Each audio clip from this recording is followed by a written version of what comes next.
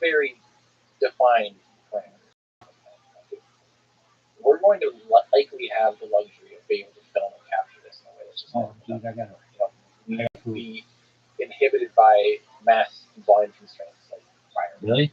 So, all that said and done, I'm hoping that we'll be able to just ourselves to the team with the absolute best cameras and equipment possible. Backups on backups, and pre-wire, like pre-rig things. Starship is going to be a transportation system, and it has being built from the ground up. There's no reason why they can't put infrastructure in for cameras that are just housed in the vehicle. These are talks that I'm excited to have. I really, ideally, one thing that I'd love to do, I'm going to be pushing really hard to actually try live streaming from inside during the launch. During the launch, live stream inside. That would be wouldn't that be? That's possible to pull off. That's really, really incredible. Now there is the magic to the live stream because that's real. That's right there. That was the world. To me, that's one of those things. A lot of people ask why they aren't doing it. Of course, NASA and other individuals have their reasons why not. There's obviously some technical hurdles, but now with Starlink and other capabilities, there's less hurdles. There's obviously some transparency reasons why, safety reasons why it might not be a great idea to live stream a risk. Challenger, I think, put a pretty bad taste in our mouth as far as publicizing. That you're riding a thing, as we've been talking about, that's a giant, explosive, powerful rocket. Have you thought about the risk of that, the danger of that? Have you contemplated your own mortality? How can I not? I've seen and felt 4 of these prototype vehicles blow up. With my own eyes. I don't know if there's anyone else. Early days, some of the Mercury and Gemini astronauts watch failures of rockets and then got on them. I don't know too many people that are dumb enough to do that this day and age. It's obviously, I will have to see a lot of successful launches and have to have a lot of confidence in the engineering, the data that they've developed a safe system. Because currently, the current iteration of Starship has no abort system, has no escape tower. So, Dragon capsule, which is currently flying people, has a launch abort system. It has Super Draco engines that, either by the push of a button or by the automatic triggering of the flight computer, can shoot the capsule off the rocket in milliseconds and pull it safely away, get it far enough away that it can pull the parachutes and safely splash down. Starship, by all iterations I've ever seen, does not have that. The space shuttle also does not have that, so it's not absurd to not have an abort system. There is, certain engineering principles that prove that can be a completely valid thing. Space shuttle flew 133 times fully successfully. It did have 2 failures, resulting in a loss of 14 lives. 98.5% success rate. There's other, I've probably done things that are a lot riskier. I race motorcycles, drag race motorcycles, ridden like an absolute jerk on the streets on a motorcycle. I'm sure I've had a higher than 98.5% survival rate, or lower than that of a sunfight. So yes, it's risky, it's scary, and I think about it a lot. It definitely is one of those things that I will have to see, and I'm in no hurry for this to happen either. Personally, I'm in no hurry because it's like I would rather see this thing be developed and iterated and see 10, or I was going to say 10,000, but I'd be happy with a dozen fully successful. Like, oh, we've got this thing totally nailed down. Before I get on it, and that likely is the reality. There will likely be a dozen or 2 or 3 launches because just even to get to the moon on Starship, they have to refuel it in orbit. So it'll arrive, get to Earth orbit basically empty and out of fuel. So I have to dock with a fuel depot, fill up, and then go to the moon. So just to even get that full, we're already talking about a handful of launches. So there will be a lot of launches before we fly. Would they do a test flight without humans on board? not sure. I'm not sure if they'll do that exact flight profile, but by then they will have already flown. Most likely, the Artemis 3 program will have flown a Starship variant to the moon that lands on the moon. So doing at that point, you're pretty much. I would like them to test the heat shield of that entry velocity because it is, it takes another. It's about 30% faster to get. Like if you go 30% faster than lower orbit to get out into a tranquil injection. And although it always sounds like 30% faster, it's the re-entry heating experienced by a vehicle goes up by velocity cubed, not squared. So it's not linear. So it's not like you go twice as fast to get. You see twice as much. 30% faster, 30% it's not squared. It's not go twice as fast to get 4 times as much. Go twice as fast, get 8 times as much heat on reentry. So 30% faster on reentry is actually a really, really big deal. So I would love to see that because there's certain things that I would love to see, milestones that I would love to see tested out and proven before I get on board. But at the end of the day, I really do believe that just like Falcon 9 and the success of that they're going to push it and get all the kinks out well before anyone's on top of it. Nowadays, Falcon 9 and Dragon is, arguably one of the safest, most reliable, and best rides you can take to space. Are you afraid of dying? Yeah. Is this one of the first times you get to, you're young? Yeah. Have you gotten a chance to think about death as one of the first times you've really contemplated it? Yeah. Like I said, I've had dumb moments on motorcycles where I kind of saw, like I'm going to smash into this thing at 120 miles an hour. So you've had moments when you realize it could end just like this, where you literally, and I have for most of my adult life had dreams of falling and hitting the ground, and it's just all you get a ringing in your ears, all this black, and my head going on. You've seen a therapist about it. I wonder what it means. So I'm sure there's a Freudian interpretation somewhere in there that I'm going to also apply to my dating life. No, the joke, the running joke. Okay, so it's fascinating in general, as I hope we'll talk about in the early days of space flight. But there is the task of reaching out to the stars is a fundamentally risky one. You have to take risks, and of course, there's really rigorous safety precautions. Well, and I think like most people, for me, the idea of dying isn't so much about myself; it's about those affected by it. My loved ones, my family, my girlfriend, my friends. Obviously, I don't want to have this be a traumatic experience for anybody. It's already gonna be hard. Like it's already. I know my mom gets my parents and family and friends are very supportive. That our parents are all about it, of course, but my mom is also very emotional too. So speaking of athletes, my brother-in-law has actually been on American Ninja Warrior 2 seasons. Phenomenal athlete, and even just when he competes, my mom gets so emotional, like she can't even hold it together seeing that. So what's it going to be like when she sees her son get on top of a skyscraper and ascend on a column of flames into the heavens? Like that's going to be very difficult, and I'm thinking about they've seen Starbase, they've seen Starship, they've seen a couple launches. I don't know if that's going to make them feel better. Okay. Have you had that conversation with them about this, like before agreeing? Join? I mean, was or is it one of those things like you don't have that conversation? I suppose it's understood that there's a love, there's a passion here. And realistically, I'm going to be convinced and statistically convinced that this is relatively safe. Like again in the 99% safe.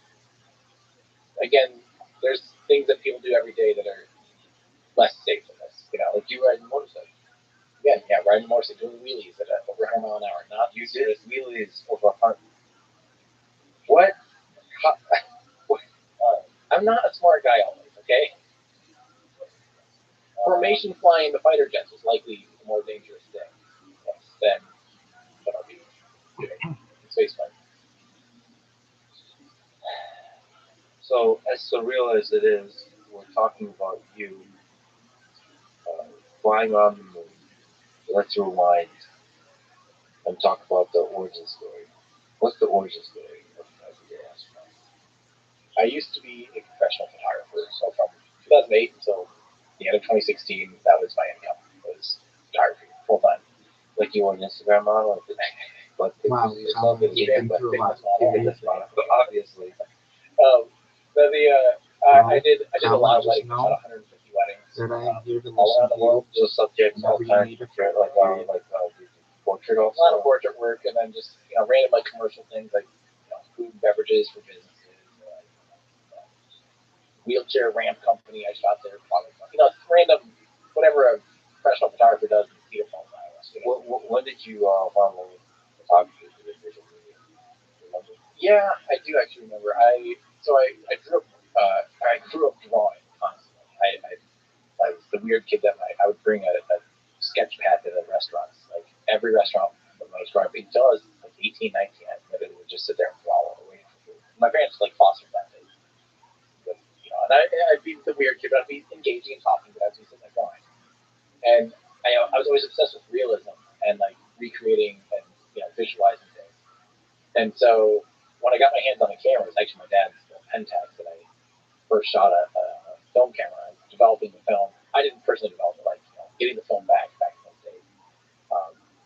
I just was like so excited about the idea that I had this visual thing that I saw with my own eyes, and now I can stop time and capture it and show it to other people.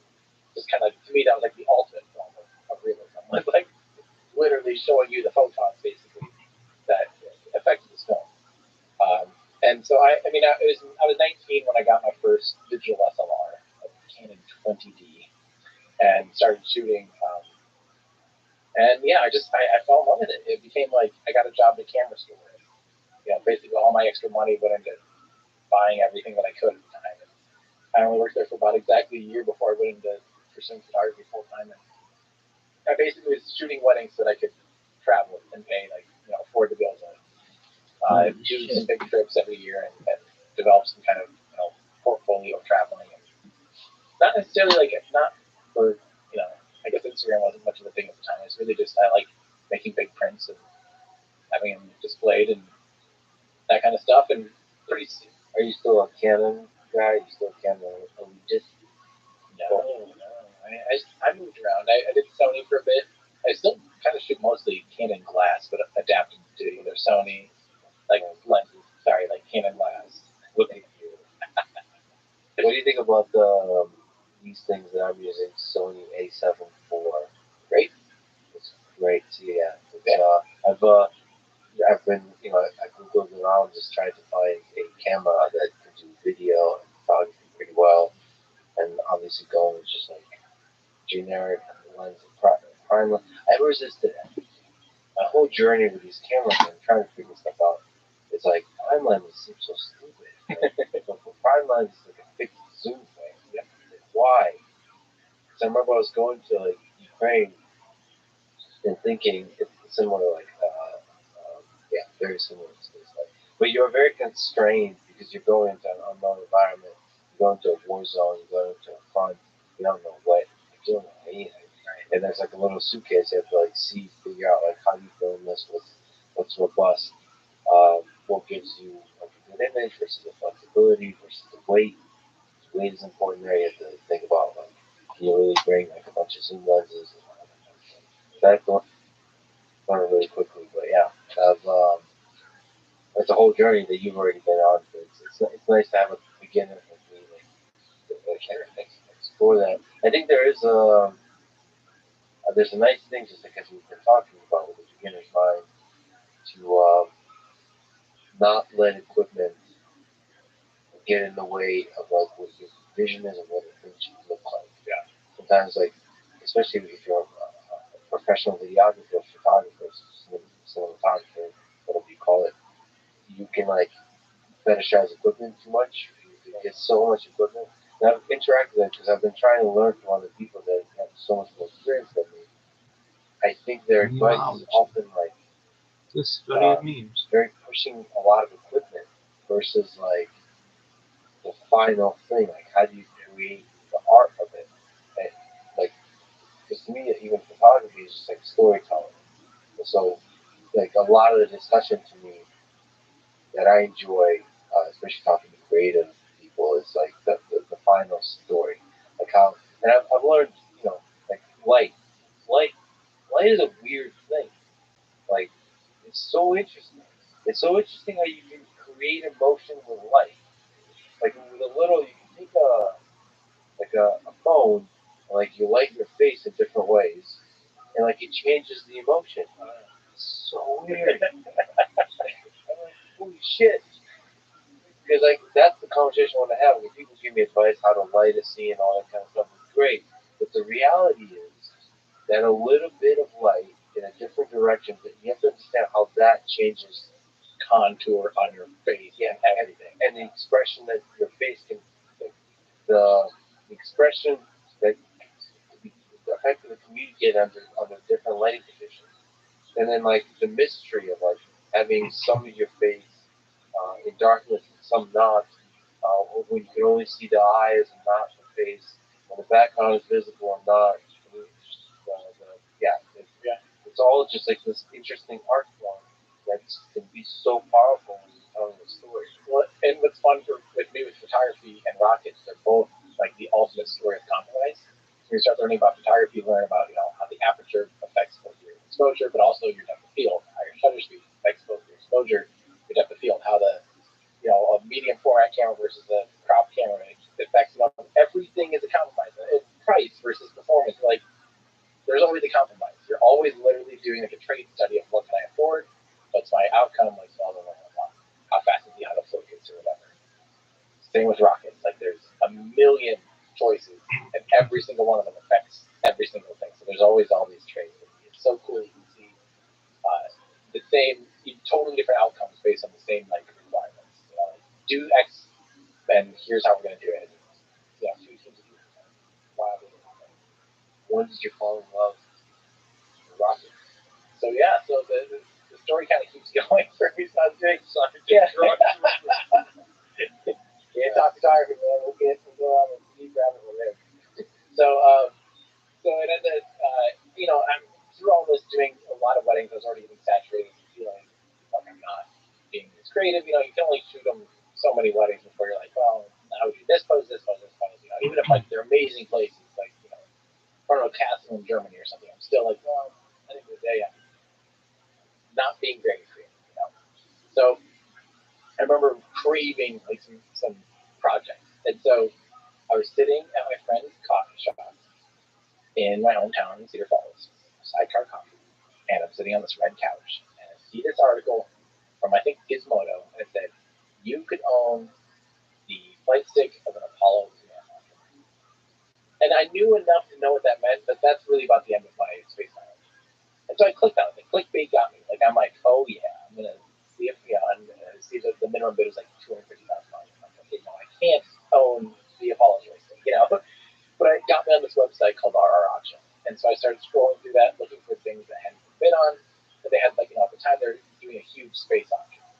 And so I'm looking for things just out of curiosity. Well, these are cool. Like, you start to really, like I said, I liked space, but I wasn't, in love with it or anything. But I'm very just seeing all this stuff, like, so cool. Look at all this stuff. And I ended up seeing there's an article for a BMSTK 44 flight suit, high altitude flight suit that came from the Soviet Union, and looks, it's like a MiG fighter pilot suit, very similar to like the SR-71, like kind of pumpkin suit, semi-pressure suit with a full helmet. It looks like a spacesuit. For all intents and purposes, it's kind of like a spacesuit. And I just bid on it. I bid I think $325, and next thing you know, it arrives in my area. And from that point on, literally, I got it out. I immediately tried to put it on, and the first thing that I do is almost die in it because I closed the helmet down on myself and locked it and didn't know how to unlock it. So I literally, and so as soon as I seal it up, I'm realizing I can't breathe. I'm going to run out of air. So luckily, there's a hose, kind of that long hose thing I would normally plug into an air supply. Had a little plug on it, so I just unplugged it and was able to temporarily breathe through the hose until I figured out the blocking mechanism. So there was that was my mortality rate thing right there. So that was probably above a 98, below a 98. You're there panicking inside. Yeah. Already reading like my premature obituary, like idiot dies alone in spacesuit. You know, like just imagine. That would be like Darwin Award for sure. For sure. So I get this spacesuit and they kind of literally. You should feel bad for that. You introduced Creed to me, so you should feel bad about that one. Arms wide open. Yeah. Okay, so I ended up like the spacesuit kind of like more or less haunted me because it kind of just sat in like my living room for a long time and I didn't know what to do with it. And I actually had a friend who was also a photographer wanted to do like a photo. He was just kind of taking pictures randomly. Like, hey, bring your spacesuit over. We'll do a picture. I'm like, all right, you know, I walked across the street, literally lived across the street, Taylor, and I put the spacesuit on and took this funny picture. And like, this is awesome. Now I got a lot of like fun out of like creating a character, you know, of everyday astronaut, or at the time I guess I didn't know, an astronaut. And then that kind of just continued. I was like thinking of more and more funny situations where I could have this astronaut on Earth doing mundane, everyday things, and came up with the name Everyday Astronaut. And originally it was just literally a photo project, like this whole art series of an astronaut doing these things, these funny, whimsical, you know, silly, mundane things. But I was researching a lot about like, you know, I was trying to hide Easter eggs. Like I was going to hide in like the, you know, the echocardiogram of Alan Shepard, you know, like his first flight in space. I'm just photoshopping that into pictures and like, you know, doing all these little like facts about spaceflight, but they're just hidden little elements in these photos. And man, doing that, I just fell in love with it. I just was going over every little detail I was learning. I just couldn't stop learning, and I was getting excited because I was like, I could be teaching people about all this exciting stuff, all the cool things people figured out, you know, 40 years ago, 50 years ago, and was trying to portray that through images on Instagram. And you know, it took me a little while, but eventually I realized, you know, on Instagram, your retention rate, you're lucky if you get like 2 seconds of someone looking at an image, you know, maybe nowadays 60 seconds of a quick little Instagram short or something. But yeah, it doesn't give you a chance to really teach you to explore a little topic that you felt the curiosity of it. There's so much to learn. So many opportunities to have a light bulb go off or something and be like, this is awesome. And so yeah, I think I started. So by the end of 2016, like throughout 2016, I realized I want to be done doing photography as a profession, and I want to pursue everyday astronaut. But I didn't know what it meant, and I just knew like I had this thing, you know. And at that time, I'd been doing it for roughly 2 years, and had, you know, seen, I don't know, like 50,000 Instagram followers or something. I thought like I could just be a full-time influencer now, you know, like just go around taking pictures of myself in a spacesuit and doing public appearances and writing children's books or something. I don't know. I don't know what this thing is. I'll figure it out, you know. Yeah. And so it basically, I gave myself a runway of 1 year, 2017, of like, I'm going to throw stuff in the wall and see what sticks. So I was doing like Twitch streams. I was playing Kerbal Space Program, which is like a video game, like a physics-based rocket building simulation game, but it's also like, it's fun and silly. You're not playing with the humans, you're playing with these little Kerbal, like little alien guys. It's fun and silly. You know, streaming that on Twitch and doing things and posting some of those things onto YouTube. But finally, like I said, it actually happened to be February 27, 2017, when SpaceX had that announcement that they're flying around the moon, that I gotta tell people about this, and stood there and made my first like produced YouTube video. And I didn't want it to be over 3 minutes. I was afraid that'd be way too long for YouTube. And I got it down to like, I don't know, 2 minutes and 40 seconds or something. And that video, I was wearing the spacesuit, yeah, and very like horrible audio. It looks like it was color graded by a 7-year-old with a tan marker or something. Like, it just looks terrible.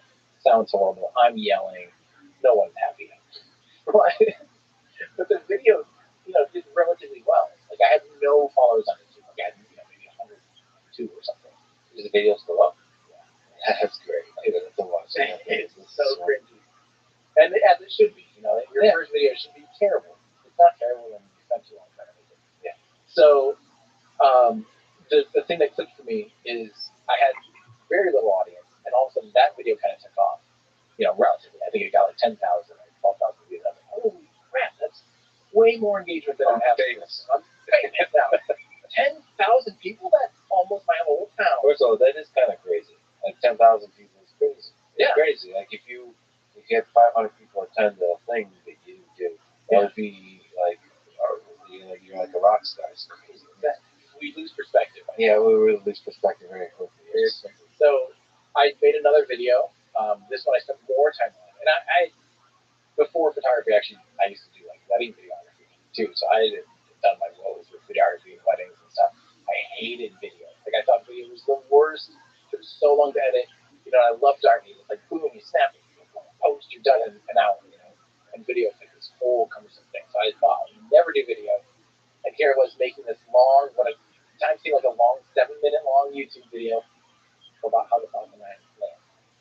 And again, like that one I posted, and I actually did really bad. I was really upset. I'm like, I spent 2 weeks on this stupid video, you know, worked really hard scripting and blah, blah, blah. And then it, you know, had like 1,000 views. So it did much worse than the first video.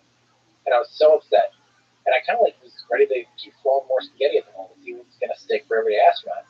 And I think it was like a month or two later, I happened to like, you know, check the analytics on YouTube, and I was like, that video like kind of took off, and it got like 40 or 50 or 60,000 views or something. I was like, wait, and it just kept, you know, that just honed in my like, okay, YouTube will bring a bigger, like, bring an audience to me. As opposed to like Instagram, I had to find and, you know, try to get the audience to come to me. And this was like, they were going to do the legwork. So if I make decent videos, and I realized like really the fun thing for me was explaining a topic that was scary and intimidating and try to make it fun and engaging. What were some of the struggles of building up a YouTube channel? So for people who don't know, you have a YouTube channel called Everyday Astronaut, and some incredible videos on it. So what was some of the challenges and struggles in the early days? Definitely, like at first you're not going to find your own voice, and I know like even Jimmy talked to you about that, like how your first video is going to suck. You're not going to be yourself. You're going to be nervous. You're not going to know the tone, the pace, the things that are interesting. And actually, originally, I had constraints. I was really worried about making a short video because I thought there's no way anyone's going to watch a 3-minute video and then a 7-minute video.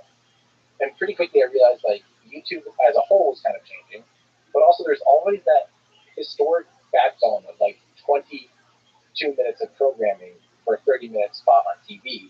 Like no one goes over 22 or 44 minutes unless it's a full hour special. Like that is the absolute limit of what a human being can watch.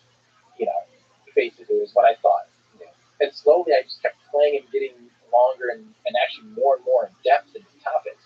And instead of being like pushback, being like, this is so boring, I realized as long as as I was walking people through the whole step, giving them all the context they need, they're happy to get as deep into the weeds as I can get them. And so that just kind of fed the snowball just kept rolling. And I'm like, all right. And, before you know it, I'm making hour-long videos. Like an hour long is more or less a normal length on my channel for a produced video, and they're really, really in depth. But I love like that process of trying to preemptively kind of guess what the questions might be, and part of that is like we do like script read-throughs with like our supporters, and do like cuts of videos, and a decent amount of people see it before it goes public, and I would get those questions out of the way. We get those people asking the questions, and then I love nothing more than trying to get all those questions answered by the end of the video. A question about being a creator on YouTube. It could be a challenging psychological aspect to it, which is like you might invest a huge amount of your effort into a thing, and it doesn't receive much attention at all. And, there's something about YouTube in general, social media, that makes you feel really crappy about that if you let it. If you really look at the numbers, it's very, very difficult not to pay attention to that. I mean, that's the reason why I turn off numbers on my interface for stuff that I've created, because I just see it having a negative effect on your mind. But even then, it still has an effect. Your epic video on the history of Soviet rockets comes to mind. And we'll talk about that in a second. But, it's called, you can check it out, the entire Soviet rocket engine family tree. So that's something you've researched for 2 years. You put your heart and soul into it. There's a lot of passion. There's a long journey. It's about like an hour and a half video. Is there like there challenges? Is there like how difficult is that to put so much of yourself into a video and it maybe not do so well? Yeah, that's the struggle for sure. Honestly, especially as we grow, I try to make better and better videos, which means hiring more and more people to do hiring animations and spend more time editing and shooting and scripting and just. But at the end of the day, it still can't be just losing money. And I have videos that definitely lose a lot of money because I hire 3D artists and stuff, and I was so certain the Soviet rocket engine video I thought was just purely going to be a passion project. I honestly was like, if it ever crosses 1 million, it's a home run. And does it cross like a couple million? I think it's a little over 2, which is insane to me. I just really thought this was more something just to put on the shelf as a resource, almost for myself, just to kind of have that knowledge bank and something I've always wanted to straighten out in my own head and kind of know the history a little bit better. But come to find out, it took a while. It was a slow churn. But I remember when you first released it, and that's when I watched it. I remember so few views. Yeah. I remember being just sad. I was sad about the state of the world because I know how much love you put into it, how much. I don't know. To me, for some reason, that somehow would directly connect to huge views. But see, you know what made me sad? It's you can use a different thumbnail or a different title that could affect the popularity. I know. And then I just could imagine the torment you're going through. What if I used a different thumbnail? It's that Jimmy, the Mr. Beast torment, just a slightly different title or slightly different. And I have videos. Ironically, the last 5 videos I've produced are horribly flopping. Some of my worst videos I've ever made, statistically. The interesting one is you summarize incredible videos. You summarizing people should go watch about all the awards videos of 2022 and all the cool stuff that happened in 2022. I remember that not being that popular. There's a few ones recently that are not that popular. Like riding a fighter jet. I thought that was going to be easy, 1 or 2 million. I don't know if I've paid the points off to go there. You know what I mean? In that video. It makes no sense. And frankly, here's at the end of the day, I realized I have lately, especially in the last year or two, kind of disconnected from that aspect of it. I'm super fortunate. I have very generous Patreon support and people that can help me sustain to produce. People go support them on Patreon.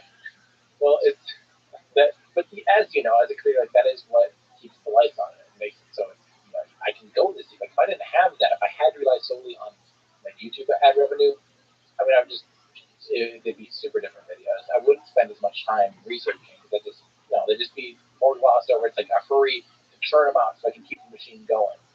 And I have this incredible freedom to really dive into a topic. A video that I've been working on now for almost 3 months is how to start a rocket engine. And let me tell you, it's not as easy as one might think, or I guess as it is as difficult as you might think. It's an insane topic. And what do you mean by starting up the ignition? Yeah, how do you physically get them running? There's all these, the valves and the turbine, that we were talking about earlier. That has to run on the pumps, but it itself is powering the pumps. So how do you get that chicken and egg? How do you get that thing started? There's tons of. It's so cool. There's so many ways. And so for me, that required reading a lot and talking to people that know a lot more than me. And just really trying to make sure I understand enough of it to explain it and try to weave a narrative around it. And so that video is 3 months in the making. We're still probably another 2 or 3 weeks out.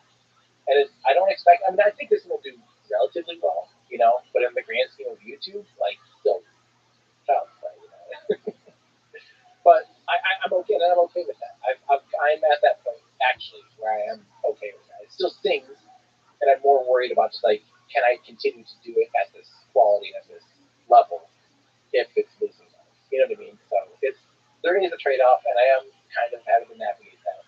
But you have the depth of the impact you have is a thing that YouTube can't give you numbers on. So it's a really important thing to remember that it's really not just about the YouTube numbers, or it's for people like you that are basically educating and revealing the brilliance in a technology that will reinforce multiplanetary species and give hope to millions of young minds that will build that future. I mean, that's immeasurable. That's not just. But it's that's really important to sort of remember as you're creating. That's something I try to think about as well. So use. And that becomes more. Don't matter. I realize that more and more like every day. The more the channel matures, the more I realize the importance of it as an overall mission, as opposed to like, in the first year or two, it's a rat race of growth and of popularity and all that kind of stuff. And you feel that. You feel that it's a driving force. These days, not so much, because that will wear you out very quickly. Back to the Soviet rocket. The epic video, probably the most epically researched video we've done. And it's like it's truly an epic video. So what? Again, called the entire Soviet rocket engine family tree. Took you 2 years to research. What are some fascinating things you've learned about the history of rocket engines in the Soviet Union and in general through the process of making that video? The coolest thing to me is how it's this weird blend, because the Soviet Union went through an insane iteration process and made so many engines. Like, I didn't even touch, any like maneuvering thrusters or missile engines. Like, I only really dealt with main propulsion engines on orbital rockets, and there's still way too many to talk about. I mean, it's still dozens and dozens of engines. And I could have gone deeper into this, which is like this. They iterated so much, made a new engine for just at the drop of a hat. Yet they still also like did super primitive things. They physically are still today lighting the main combustion chambers of the Soyuz engines, or the RD-107 or RD-108, with essentially matchsticks. You could literally stick a T-shaped thing up into the chamber and have a pyrotechnic in it that ignites the actual propellant in the combustion chamber. It's not the most elegant solution. Yeah, they're still using that. So they went from like the whole spectrum of like it's a mixture of like make it better, faster, harder, stronger, gooder, all the way around, to also if it ain't broke, don't fix it. It's like it employs all of the above. So it's like a lot of innovation, but also they use duct tape. So it's like all of it together. Yeah, that's exactly the way to put it. And they did things that are insane. They developed a full flow station combustion cycle engine. This engine had it been used, I mean, it would have put it was same relative size as the F1 engine on the Saturn V, in that same category, way up there, like 6.7 like meganewtons of thrust or something around, and then the F1's like 7 or something. It's huge, yet way more complicated, way more efficient, way just better engine in that thing as far as performance goes. Yet it never flew. It never left the stand. They never built the rocket around it. The N1, which is the most powerful rocket to have flown so far to date, um, like it never made it through its first stage burn, and all 4 attempts failed spectacularly. And yet it had so much technology on it that was still unrivaled today almost. Like finally now we're beating it. The MK-33s that they developed for that rocket. Like finally today we're to the point of like having better engines than they built in the 60s. Yeah, what stands out to you from the Well, it's interesting because the N1 was the Kuznetsov Design Bureau, and he was actually an aircraft manufacturer. So he was one of the first people outside of kind of the missile and rocket program. We had all these other big wigs kind of in the other OKBs that were developing missiles and rockets. And now all of a sudden here comes Nikolai Kuznetsov, who had never developed a rocket engine. And so his first attempt at rocket engines was the NK series, NK-15, NK-33, and they were amazing. They were brilliant. They're these wonderful closed cycle oxygen-rich engines that were awesome. They were awesome engines, and that were because I love that because his direct boss he wasn't necessarily in the aerospace or in the the rocket and missile defense world. He didn't have to. At the fall of the Soviet Union, he didn't have to give away all of his things to the same people as the other people. So he hid, like 80 of his engines in a hangar, and then we use them in the United States. We used altogether, I think it was like 8 or 10 of them, repurposed them as AJ-26.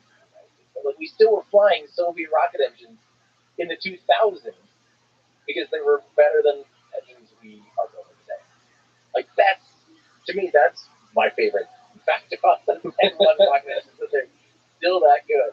That they were the best choice for at the time for missiles. Some of the culture that engineering has led to these things that still work. It's incredible. Yeah. You said that the RD-171 is one of the coolest engines ever made. How's that? Yeah. Well, so one of the fun things about the Soviet engines is it'll look like a lot of their engines look like multiple engines because you see multiple nozzles, you see multiple combustion chambers, and you think, obviously, the nozzle is the engine, right? But what they actually would do, the real heart and the real power of the rocket engine actually comes from the turbopumps, comes from the pumps themselves. And as we talked about earlier, that includes the turbine and the actual pumps that flow the propellant into the chambers. And so the Soviet Union was incredible at developing these closed cycle, high powered turbopumps. But if you start to scale the combustion chamber too big, you end up with what's called combustion instability. You have such a large surface area of crazy flames, and combustion happening.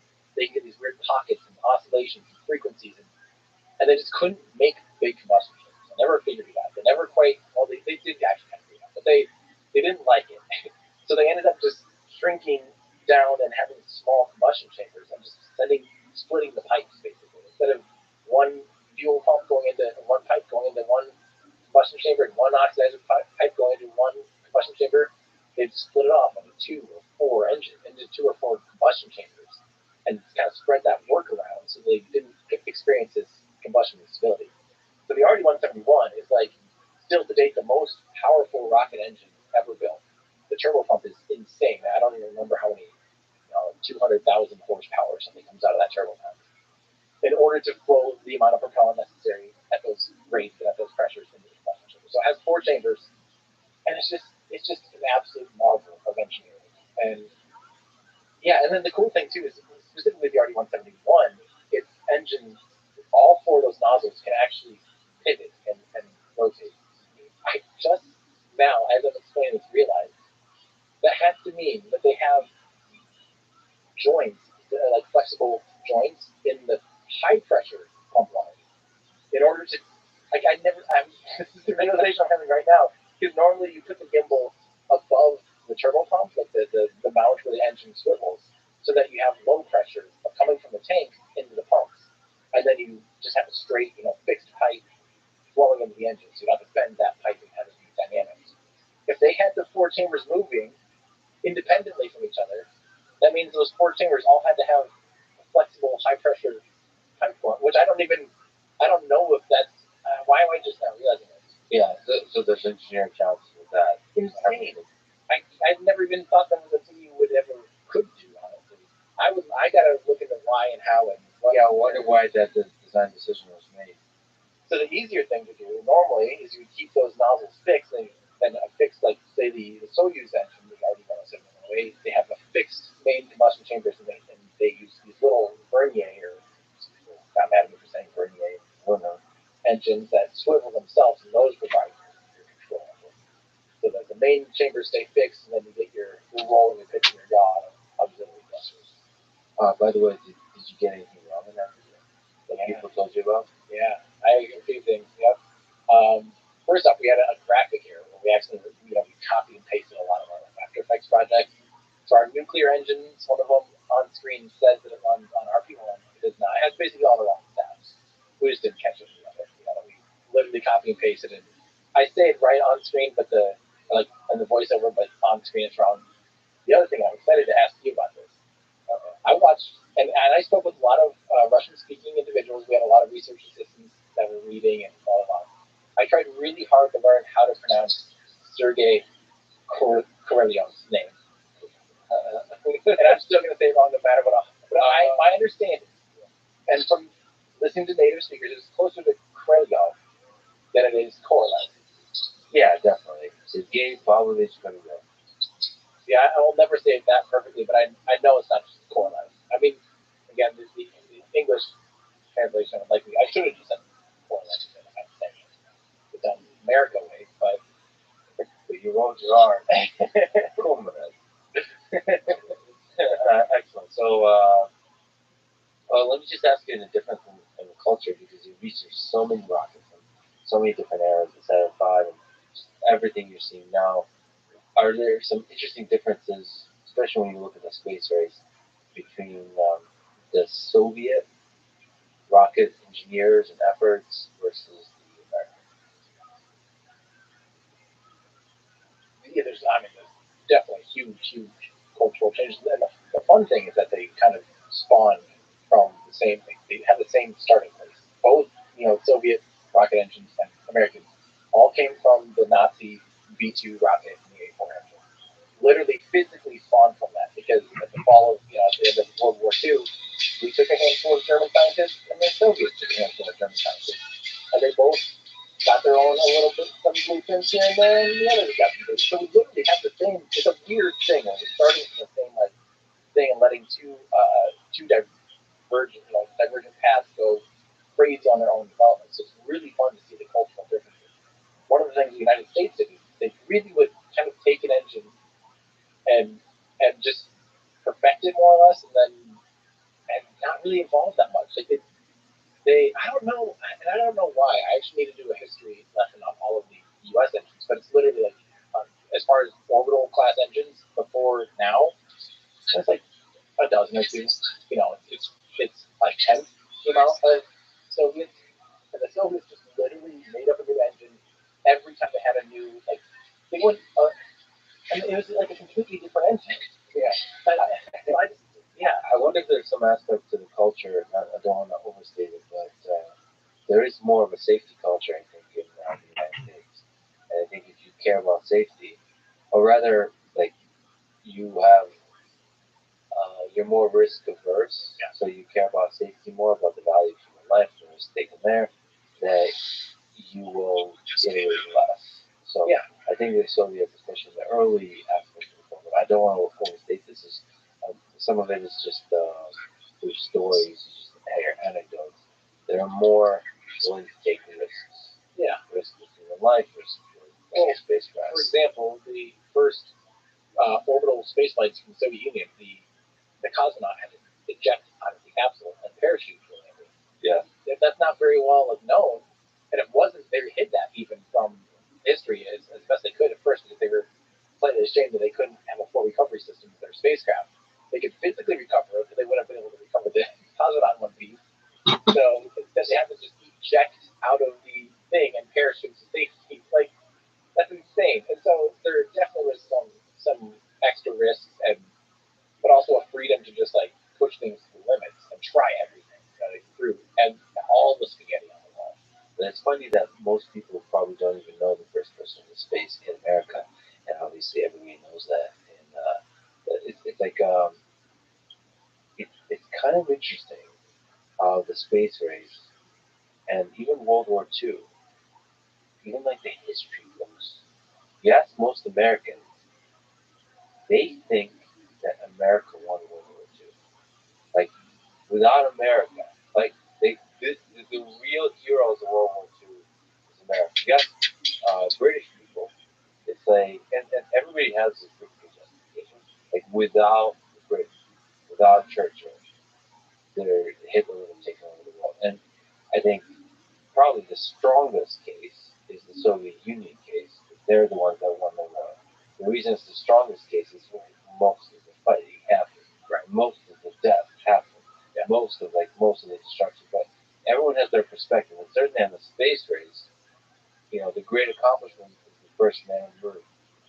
From the U.S. just right. Yeah, I was gonna say. And then Yuri Gagarin, from the Russian perspective, the first man in space. And that I think still persists. And some of that in healthy forms is probably constructive to a little bit of competition. This pushes all the great scientists on the side. But anyway, what do you think about this Yuri Gagarin mission, the first human in space, and the Vostok mission in 1961? Just in general, when you look back at that time, leading to the first man on the moon. Yeah, April 12th, 1961. Yuri's night, baby. That's yeah. It's insane. What's insane to me is the first person in space didn't just go to space. He went into orbit. Yuri Gagarin flew around the Earth in orbit and re-entered. That's a monumental task compared to suborbital. So the United States did 2 suborbital flights in that same year. I believe that's it was pretty sure. 1961. They flew for the first time orbitally in 1962. They weren't terribly far behind to hit a human into orbit. Like in the grand scheme of things, 10 months difference. But at the same time, like the fact that the Soviet Union went straight to flying someone into orbit is monumental. And I'm sure they did not do excessive, rigorous testing here. Because there is a space race, and you have the first is important. Just imagine being Yuri. What do you think when they're like launching, like "Let's go" or something? Like, I mean, you're taking. We're talking about you being on Starship. Like, you're taking a pretty big risk. Being launched out into orbit. Hopefully, a lot less risk than what Yuri went through. So Yuri, the crazy thing. Remember those matchsticks we talked about? There's 20 main combustion chambers on Soyuz, and there's 12 more Vernier engines that all need to be lit. So you're sitting on top of this booster, and they light all of those 32 combustion chambers on the ground, and then it has this insane separation process between what the Soviet Union would call the first stage and the second stages, what we would call it, like the core stage and the boosters. They all, 4 of these boosters have to peel away perfectly from the core stage simultaneously. If one of them sticks on, mission failed. If one of them doesn't eject properly or drags into the other thing, it's a goner. So the staging process of Soyuz is insane to me. That ended up working out.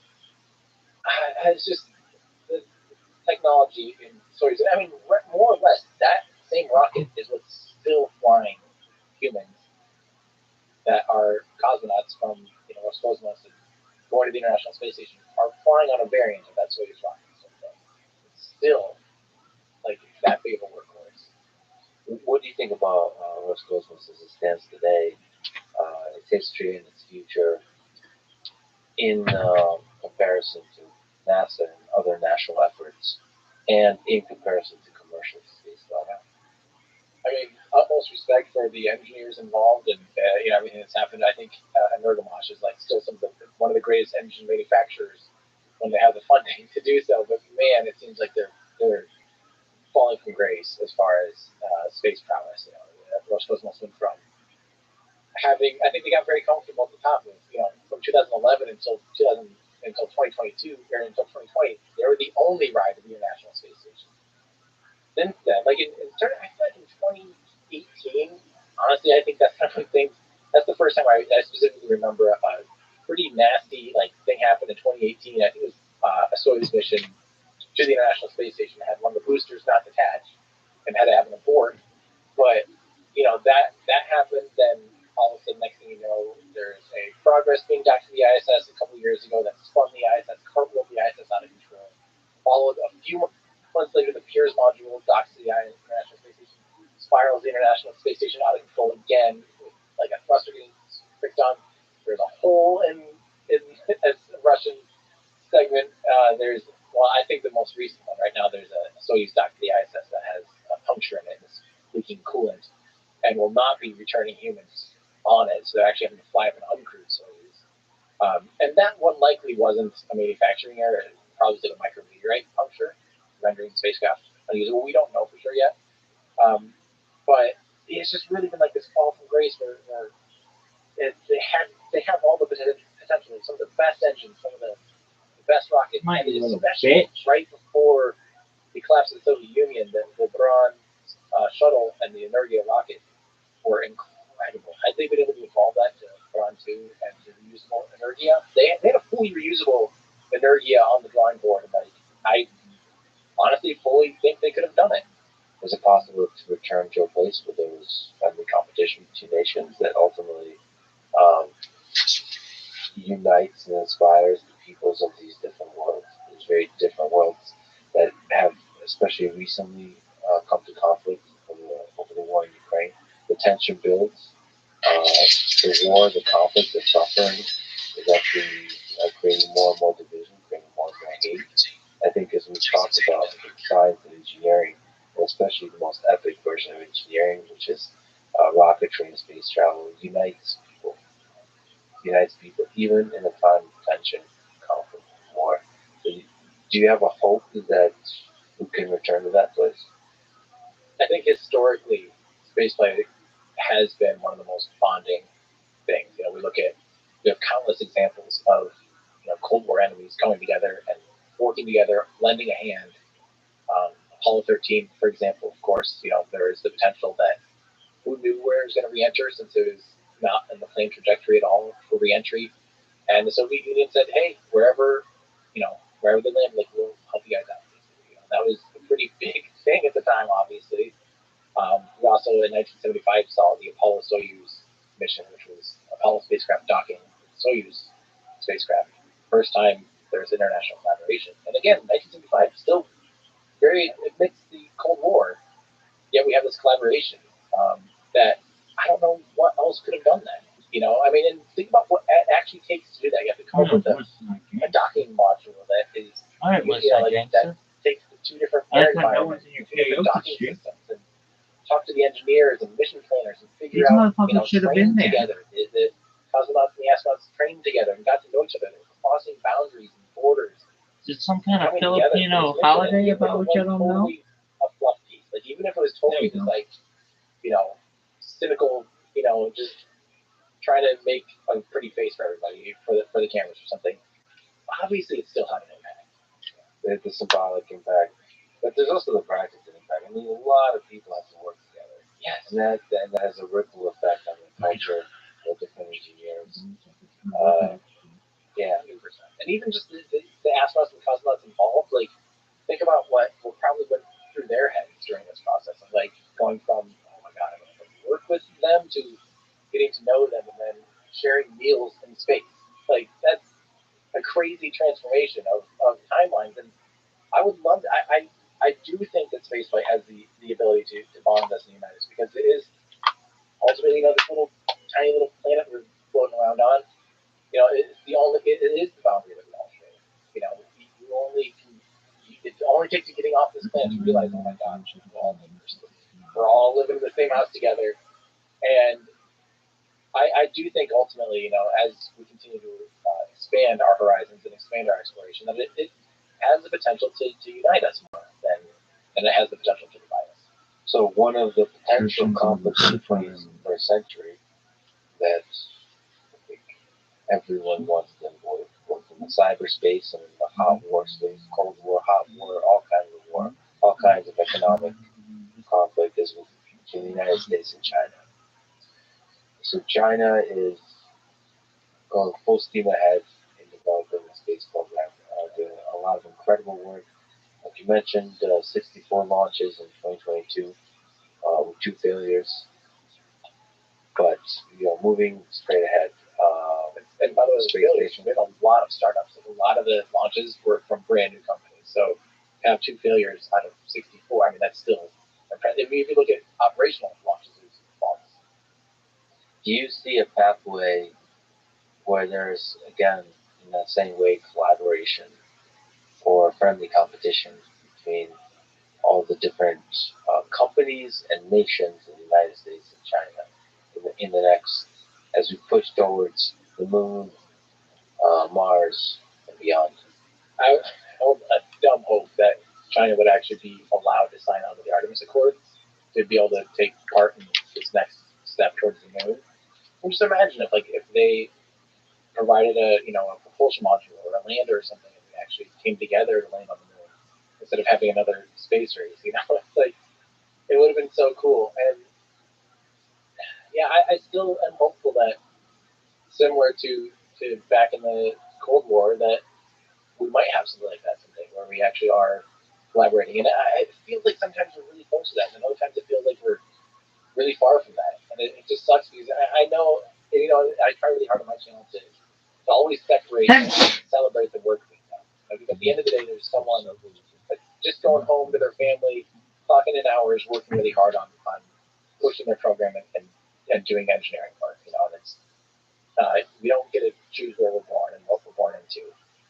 So I really like to avoid, the political aspects of things, the geopolitical aspects, and just appreciate the science and the science we're seeing and the progress that China's doing in the last 10 years is very akin to early spaceflight programs, and with the runway of just keep on going. I see no reason for them to be slowing down. So it's definitely something to watch and be interested in. And there really genuinely might be a race to the moon again, and there really genuinely might be a race to Mars. The part of me is excited about that because a race is pretty cool. Yeah, it's but hopefully it's friendly competition and some collaboration. It is true that maybe I'm being a bit cynical, but nations sometimes, governments and leaders of those governments sometimes ruin things. You don't often have, statistically speaking, it's harder to have a leader of a nation that looks beyond the particular political bickering of that nation. And you have a JFK type character that really steps up and inspires. I think statistically speaking, it's better to have somebody like Elon, who's a leader of a company for a commercial effort that is able to look beyond the borders of nations, and certainly inspiring educators like yourself to look beyond the borders of those nations and geopolitical conflicts and so on to inspire them, to inspire people. I think that's just made so much easier. You could have more reach. Tim Dodd can have more reach than NASA, right? In terms of inspiring the world, and that's fascinating. That gives power to the individuals that see past this silly short-term geopolitical conflicts. Yeah, that's the hope, at least. Yeah. Do you worry that there might be a war in space? Yeah. Let's look out into the future. So forget. So the interesting thing about these rockets, right? Let's not forget, rockets do what rockets do. That they can carry payloads that can be weapons. Do you worry about this? I worry most about space wars as leading to the Kessler syndrome of having a cascading effect of a spacecraft blowing up and then affecting another spacecraft, and that blows up, and then all of a sudden you're trapped and have this debris cloud that we can't go into space anymore. That's my biggest, because frankly at this point we can annihilate ourselves with terrestrial stuff anyway. You know what I mean? We don't need the space to end society as we know it. You know what I mean? Yeah. But we could really, and the good thing is, I think mostly everyone, seems to understand this for the most part, that we really can't be risking blowing up stuff in space, in low Earth orbit, because it could easily, we could strain ourselves from space assets for 50 years. Yeah. Can you elaborate on that? So, what is the danger of the debris there that could jeopardize space? So, for instance, it was only a couple of years ago, Russia did an anti-satellite test on an orbital. We've done this. The U.S. has done this. I'm not pinning it on them, but we kind of know nowadays, don't do anti-satellite tests on orbital things because those things stay in orbit. When you blow something up in space, it's not people think, in space, you throw something that's just going to keep going forever and ever and ever. I mean, that's in the sense that it's not going to be slowed down due to the air resistance. It's going to continue to do that, but it's staying in orbit around the Earth. You just slightly change the orbit of it around Earth when you throw a ball or something. So the scary thing is when you blow up a satellite, all those pieces of that satellite are now millions of bullets in a halo around the Earth, in a very specific halo. So some things get blown up faster, according to its orbit, faster, so they'll go a little bit higher elliptically. Some things get slowed down in that explosion and actually re-enter. Some things will go sideways and change its inclination of that orbit. So you have this debris field, but it more or less becomes a band of the big, scary, sharp, scary bullets that can destroy another spacecraft. And then all of a sudden, especially now Starlink, we're talking about thousands and thousands and thousands of satellites in space. If all of a sudden, a couple of them crash and blow up, and obviously you have all the shrapnel going everywhere, and then that hits another satellite, that creates shrapnel. You can literally blanket our entire low Earth orbit in 17,500 mile an hour bullets. We're talking that the kinetic energy in this is so hard for people to fathom, because that's over 10 times faster than most rifle bullets. Even a big 50 cal is not going to be, we're still talking about 10%. That. So you think about the kinetic energy, it's insane. So a fleck of paint can go through panes of glass at that velocity. A little piece of metal can puncture, go straight through. So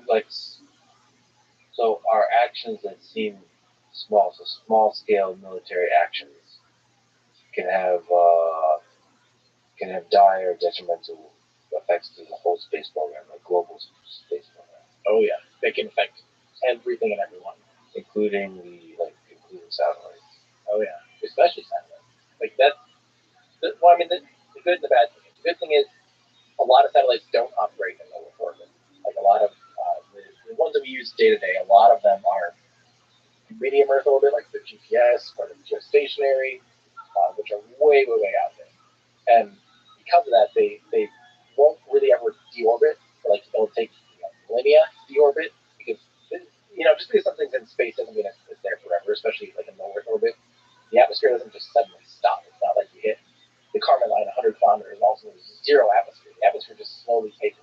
You can experience that yourself as you climb a mountain. You slowly realize there's less and less air. You just keep going.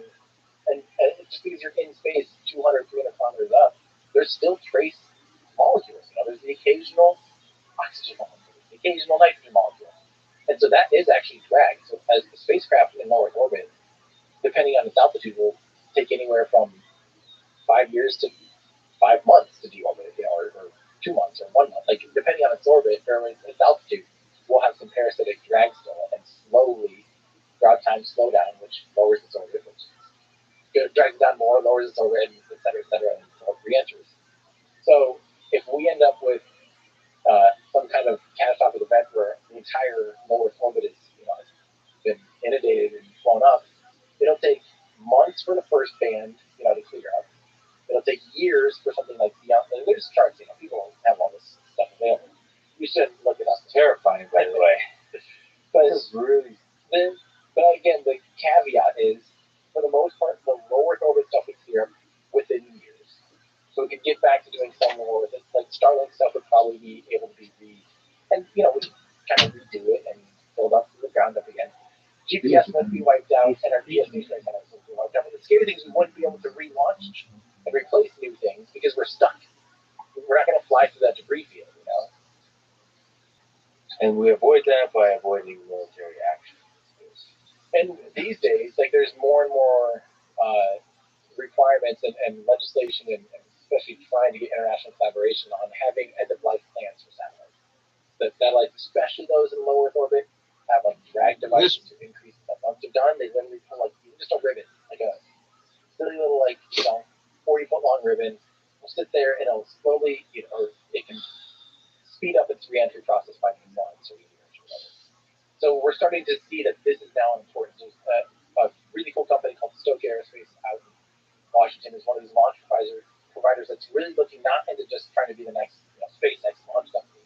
They're really seeing satellite bringing stuff down from space is actually being, especially right now, we have all of these hundreds and thousands of satellites being launched every year. Someone at some point is probably going to have to do something. And so they're looking at being one of those companies to do that. What do you think about Starlink and the efforts of Starlink to put a very large number of satellites out there and provide internet access to anyone?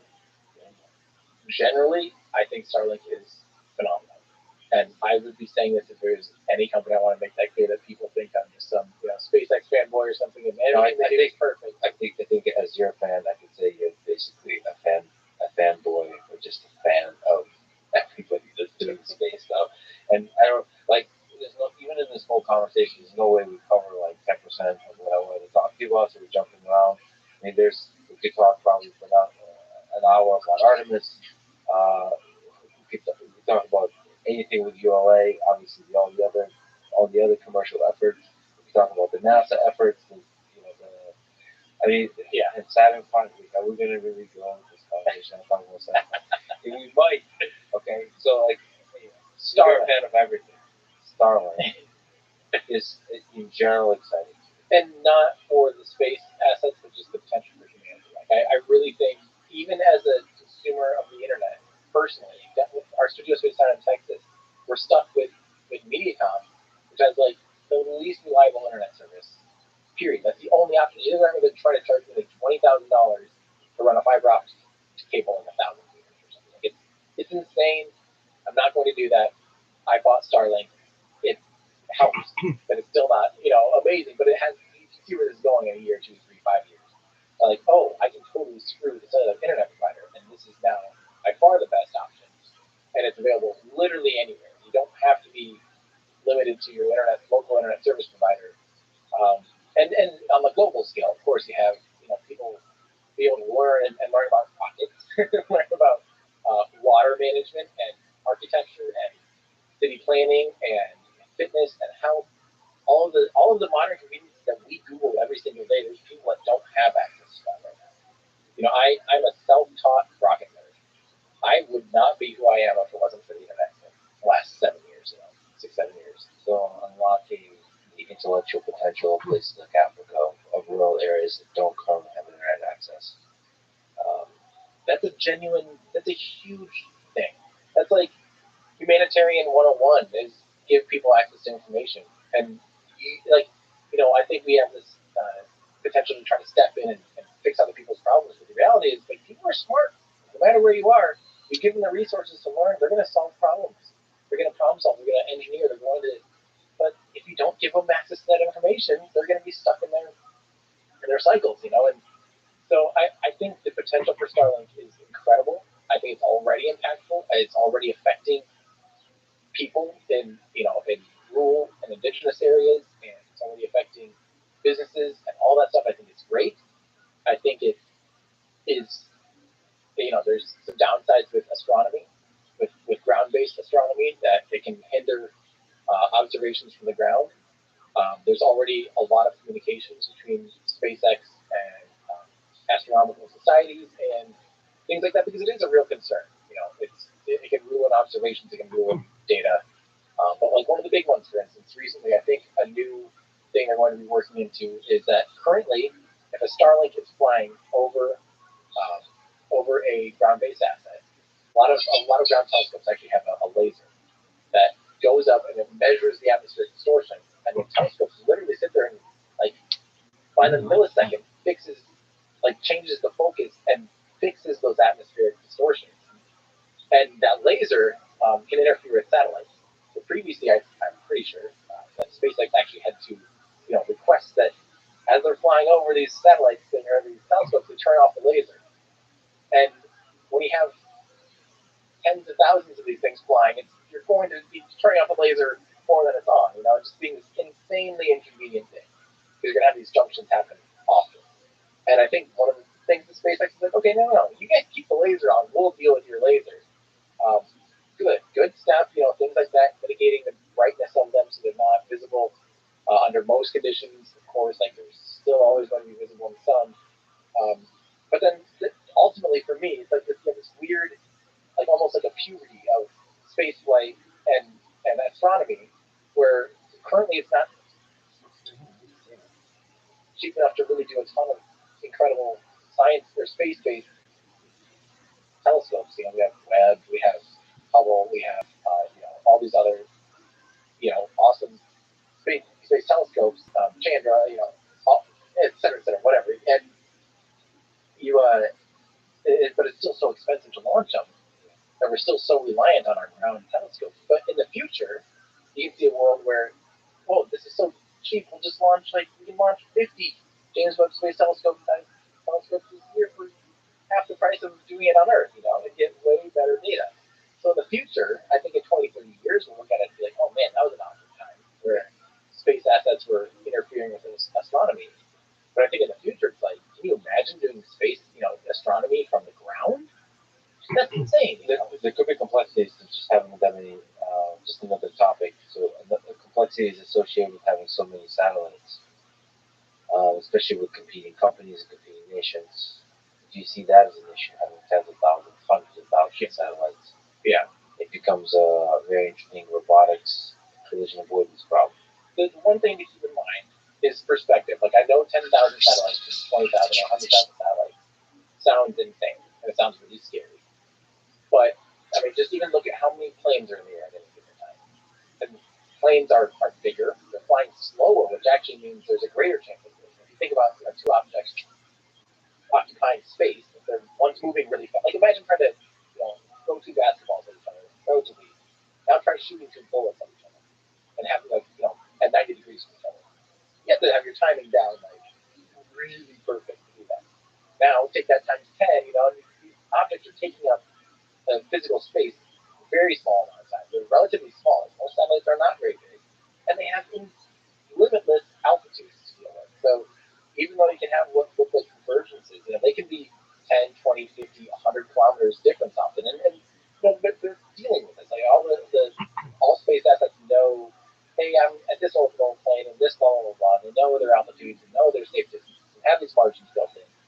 And it's space. So there's an insane amount of room, So there's a lot of margin. There's a lot of margin, but of course you can't excuse that all the way. You have to still have plans and be considering that, considering collisions, and considering all of the above.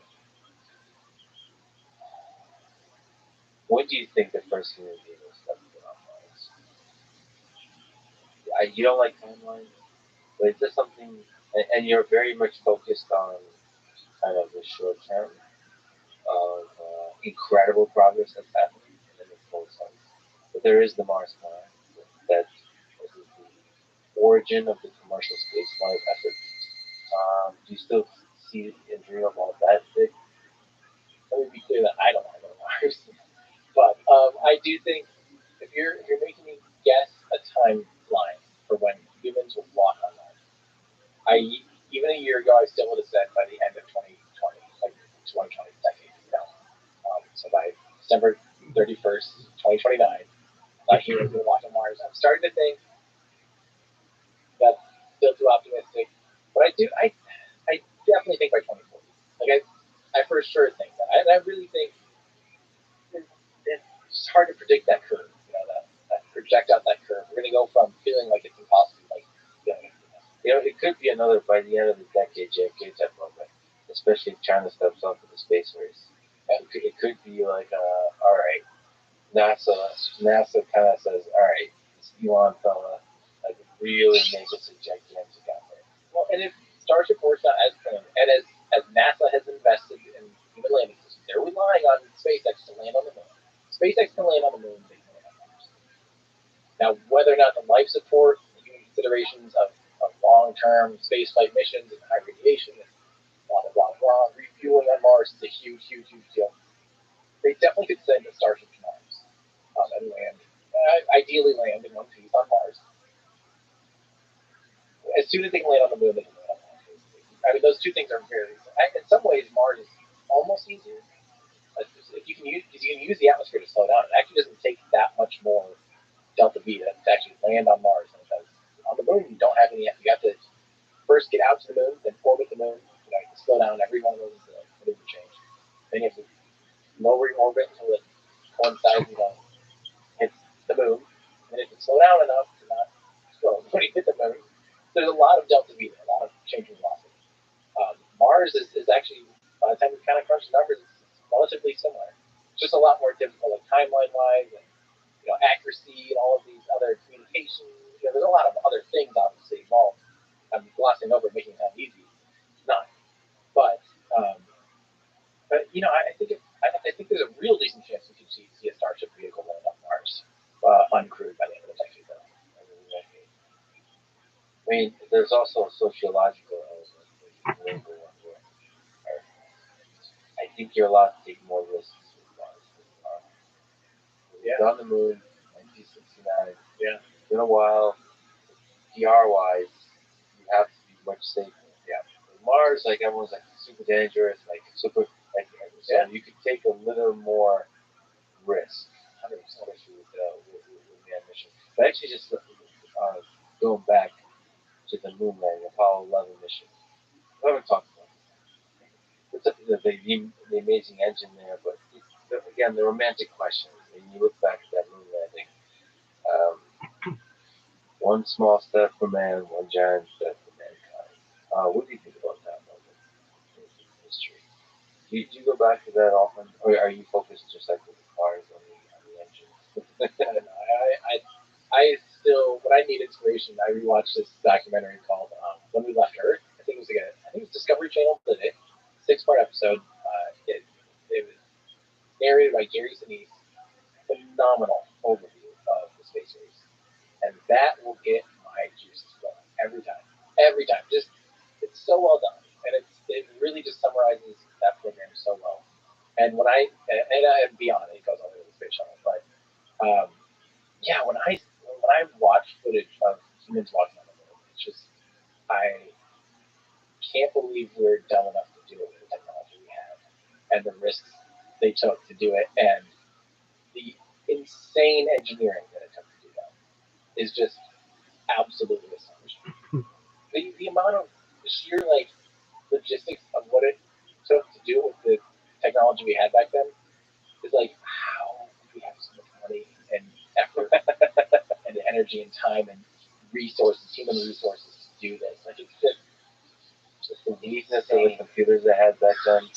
They could do so much in the ads, so much with so little. Insane. And but at the same time, I don't know if we want to talk about conspiracy theories or anything, but it is all of we have the proof and the footing of the 400,000 people on payroll, all of the paperwork, all of the. Oh, you mean the question of conspiracy theory? Yeah, I think the receipts are there, literally. But it's like a lot of things like that. We actually generally live in a pretty simple time when people distrust institutions. Part of the thing with the space program is one of the things that can help reinvigorate the trust in institutions. But institutions, even that word is a bad word now.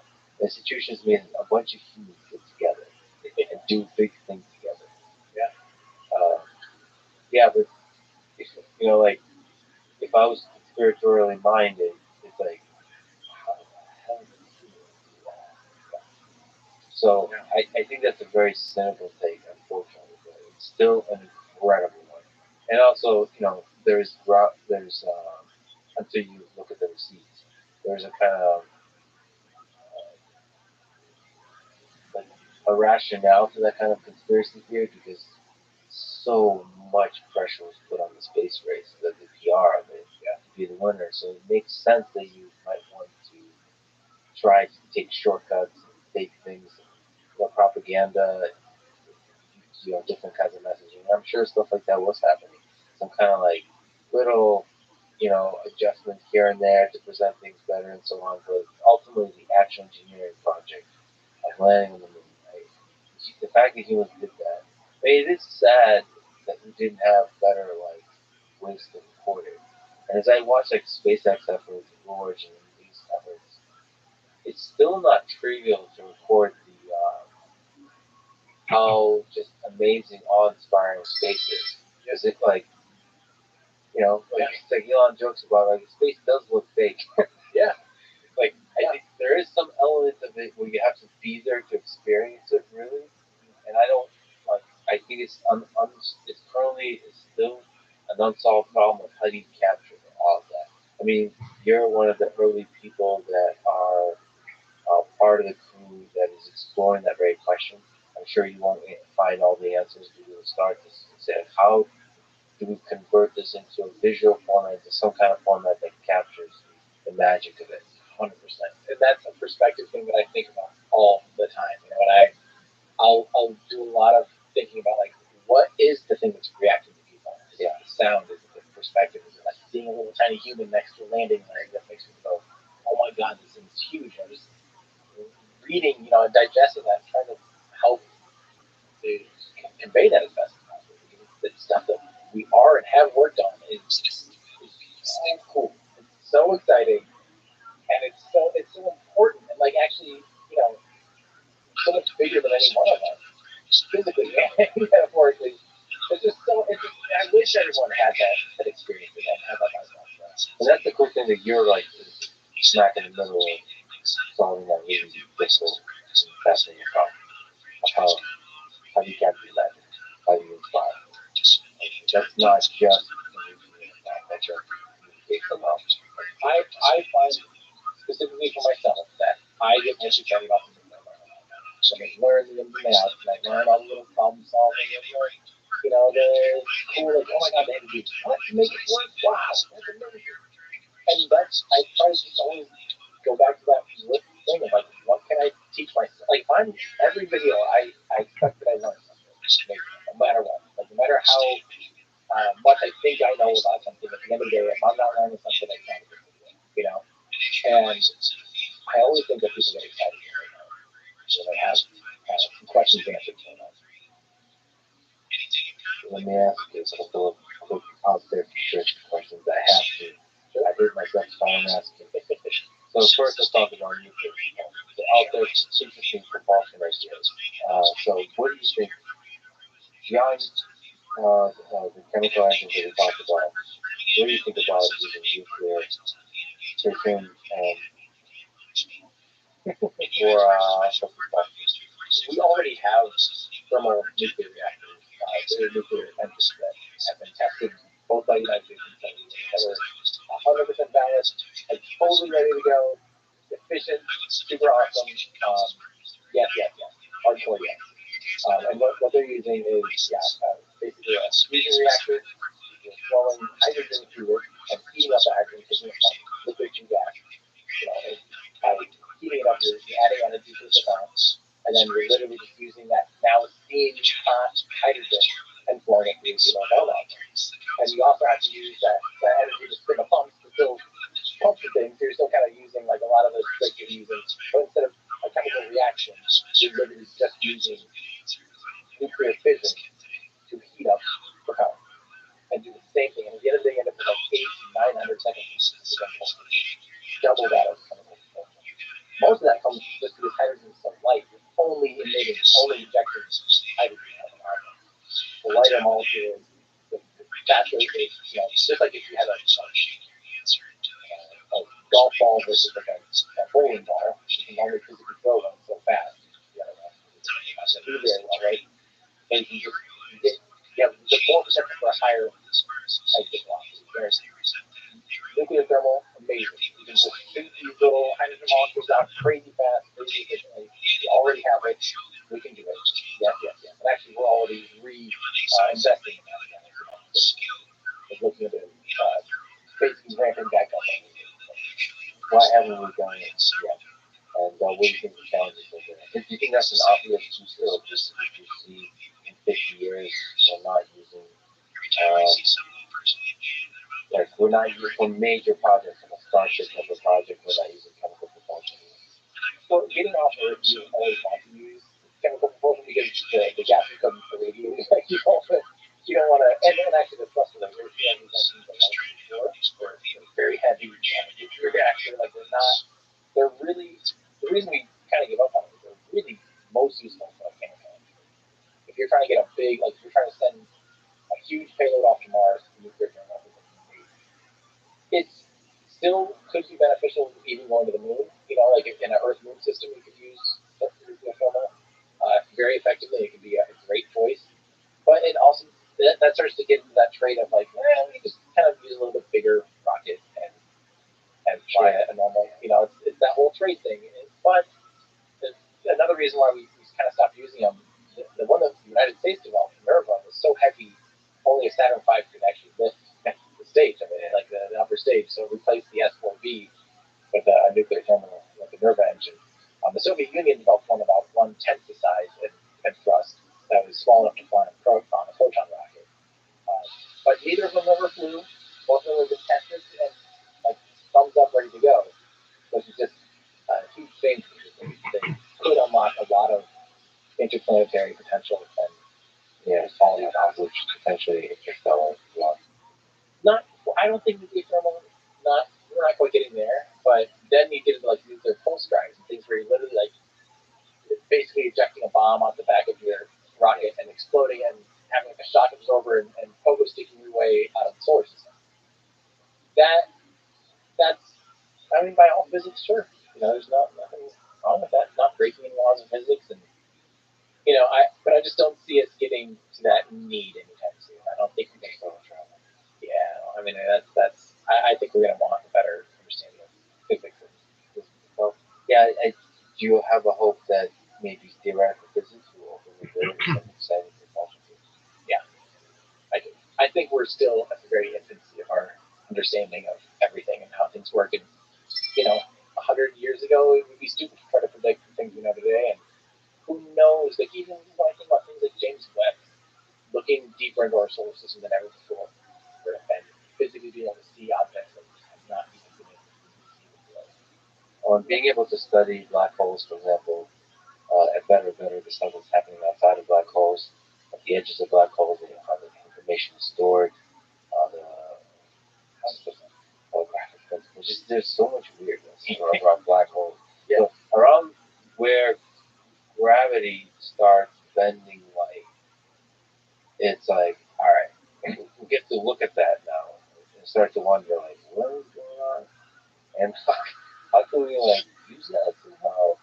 And for propulsion, I mean, it seems like awfully crazy and futuristic at this moment, but I think that's because we know almost nothing about,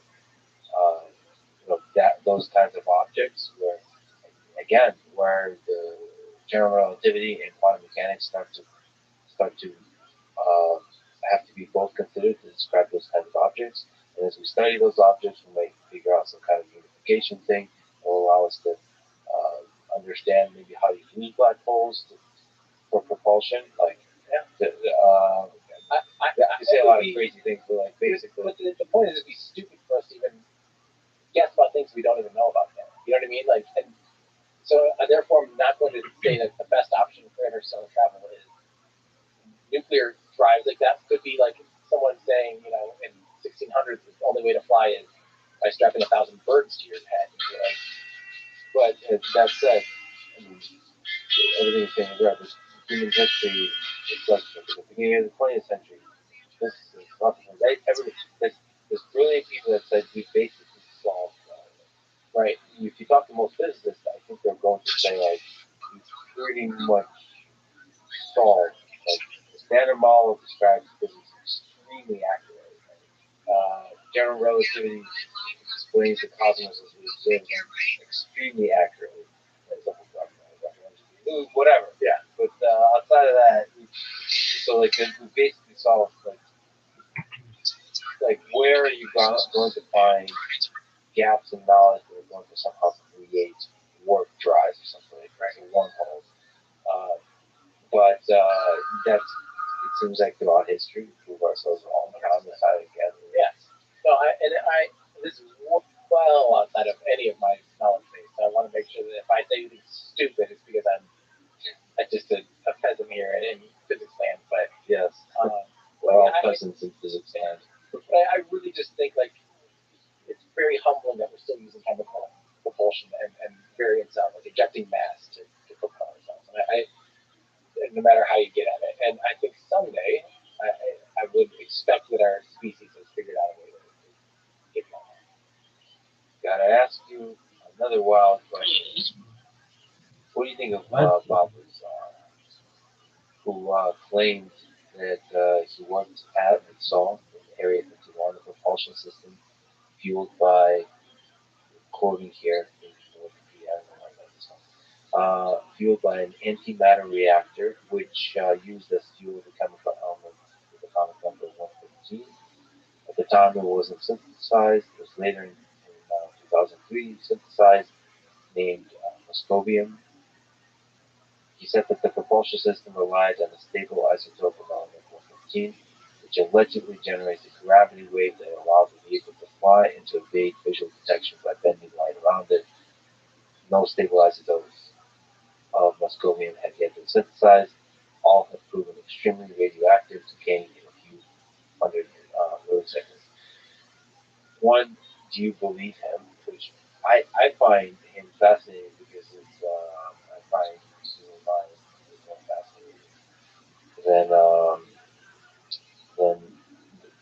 something like an antimatter drive, because I think it's a giant mystery that we haven't even begun to explore deeply. Anyway, in that sense, whether he's lying or not are both interesting things to explore from a psychology perspective. But it's basically saying that I guess it's an alien, extraterrestrial engine thing. What do you think? I mean, I'm happy to change my opinion based on new evidence at any point.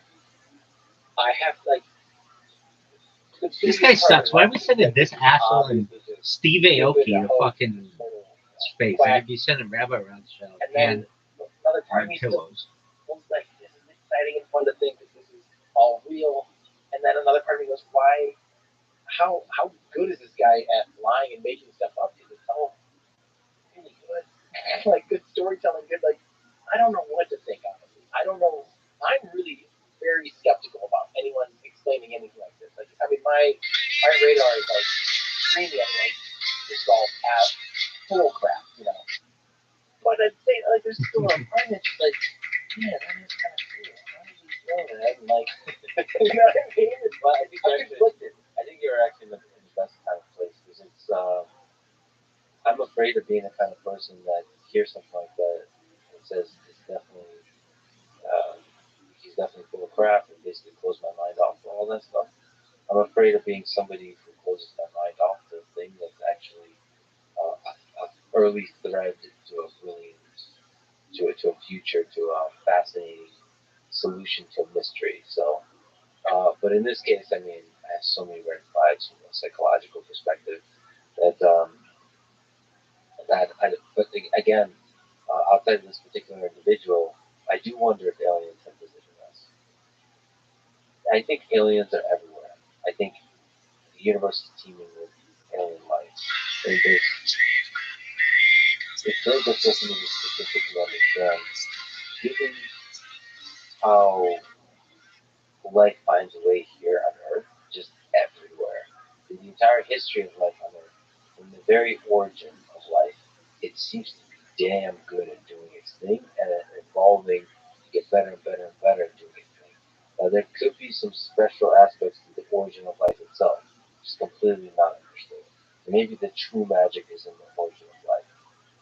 Or it could be that there is some magical leaps to eukaryotic cells, for example, that the universe, our galaxy, is teeming with alien life, but it's all bacteria. They're all boring bacteria, or exciting bacteria. No offense to bacteria. But there's no intelligent space-faring civilization. I don't know. But if I were to guess, and I had to bet all my money, there is space-faring civilization everywhere in the universe. And the fact that they have not been directly, definitively observed confuses me. And I think it's a mystery. And if I were to suggest what the solution to that mystery is they might look extremely different from us. And we might be too dumb to detect them. Yeah. And so there, I think you have to be extremely open-minded at what we would be looking for. Right? That's a very practical thing to be open-minded about. And practically speaking, if we were to be able to even detect them from a distance, get a techno signature of a distant planet, of a distant star system that has alien life, honestly, number one thing I kind of want to know is like, what's your propulsion system? Like, how do we travel faster, right? Like, there's a bunch of details probably, but first, let's get together. Teach me how to go fast. Go fast. I like motorcycles. I like rockets. Exactly. What you got? Yeah. Like how, like, I'll show you mine if you show me yours, kind of thing. at the interstellar intergalactic level. Anyway, I just wonder. Maybe it's a cheat code in this video game we call life, but I wanna use the cheat code to figure out what kind of propulsion systems are possible. It feels like other alien civilizations might help us, give us guidance on that. Of course, I think even just discovering, boy, one of the things with the space program, like everything we're doing with Mars, like The secret thing I'm really excited about. The romantic thing is humans on Mars. The secret thing is building giant stations on Mars that allow us to definitively, hopefully, find traces of life that either currently doesn't live or has once lived on Mars. Because if that's the case, it means for sure it's everywhere. 100%. And then you're like, once you know that, sorry to keep it drunk and not shining the hell up. This is supposed to get into me, god damn it. Alright, like, that, just the knowledge of that, just the knowledge that a 4-minute mile can be run, I think will open our minds completely to really, really hardcore push to interstellar travel, colonizing Mars, becoming a multi-planetary species. It'd be truly inspiring. Do you think that? Like, do you get nervous though? Like, I'm the interviewer.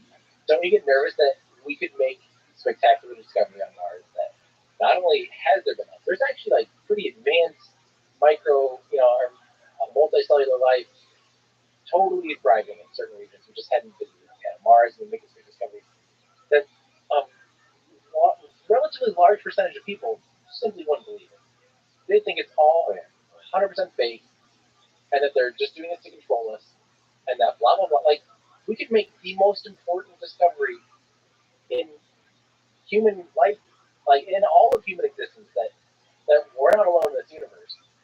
By cellularly at least, and a good percentage of people, I'm thinking 20, 30, in today's world, 40+% of people wouldn't even believe it exists.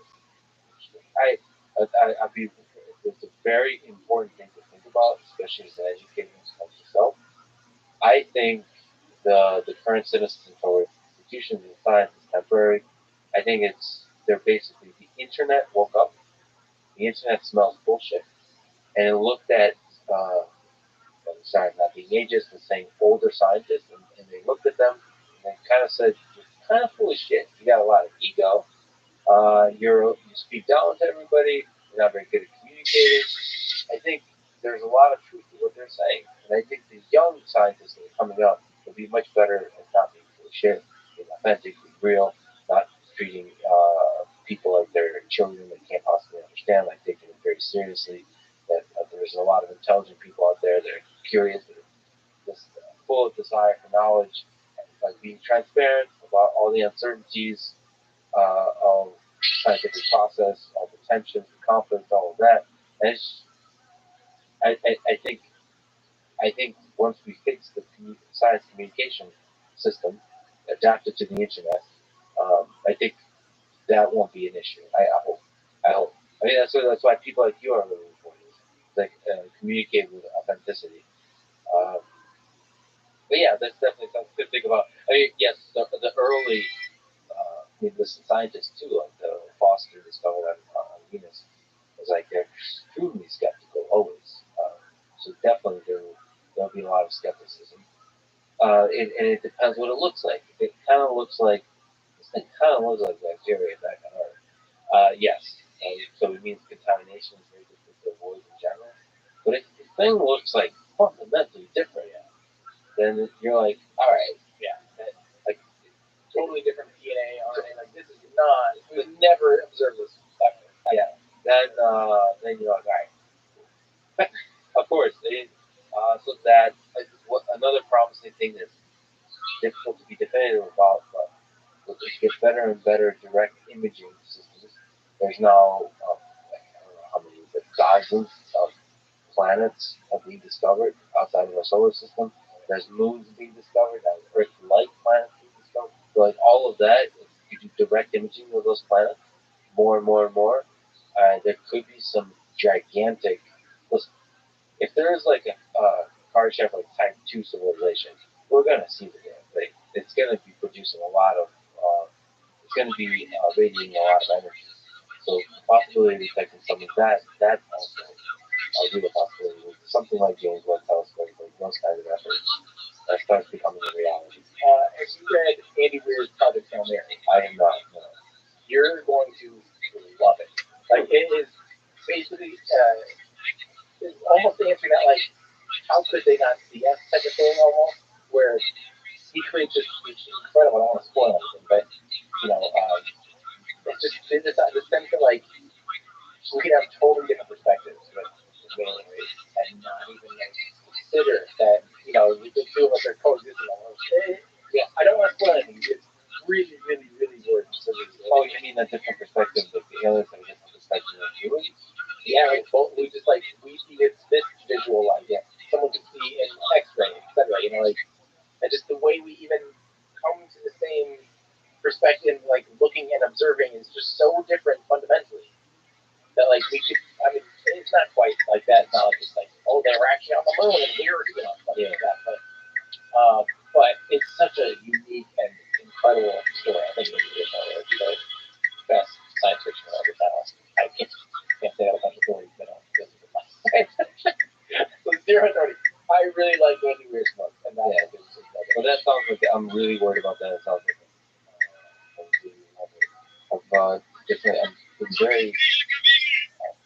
I've done a lot of reading in my life, but like the science fiction is one of the things I've been really, really weak on. I haven't really read much, and I just made more and more friends over the years recently that say that I absolutely must do some of these things. Do you physically read or do you do audiobooks for you?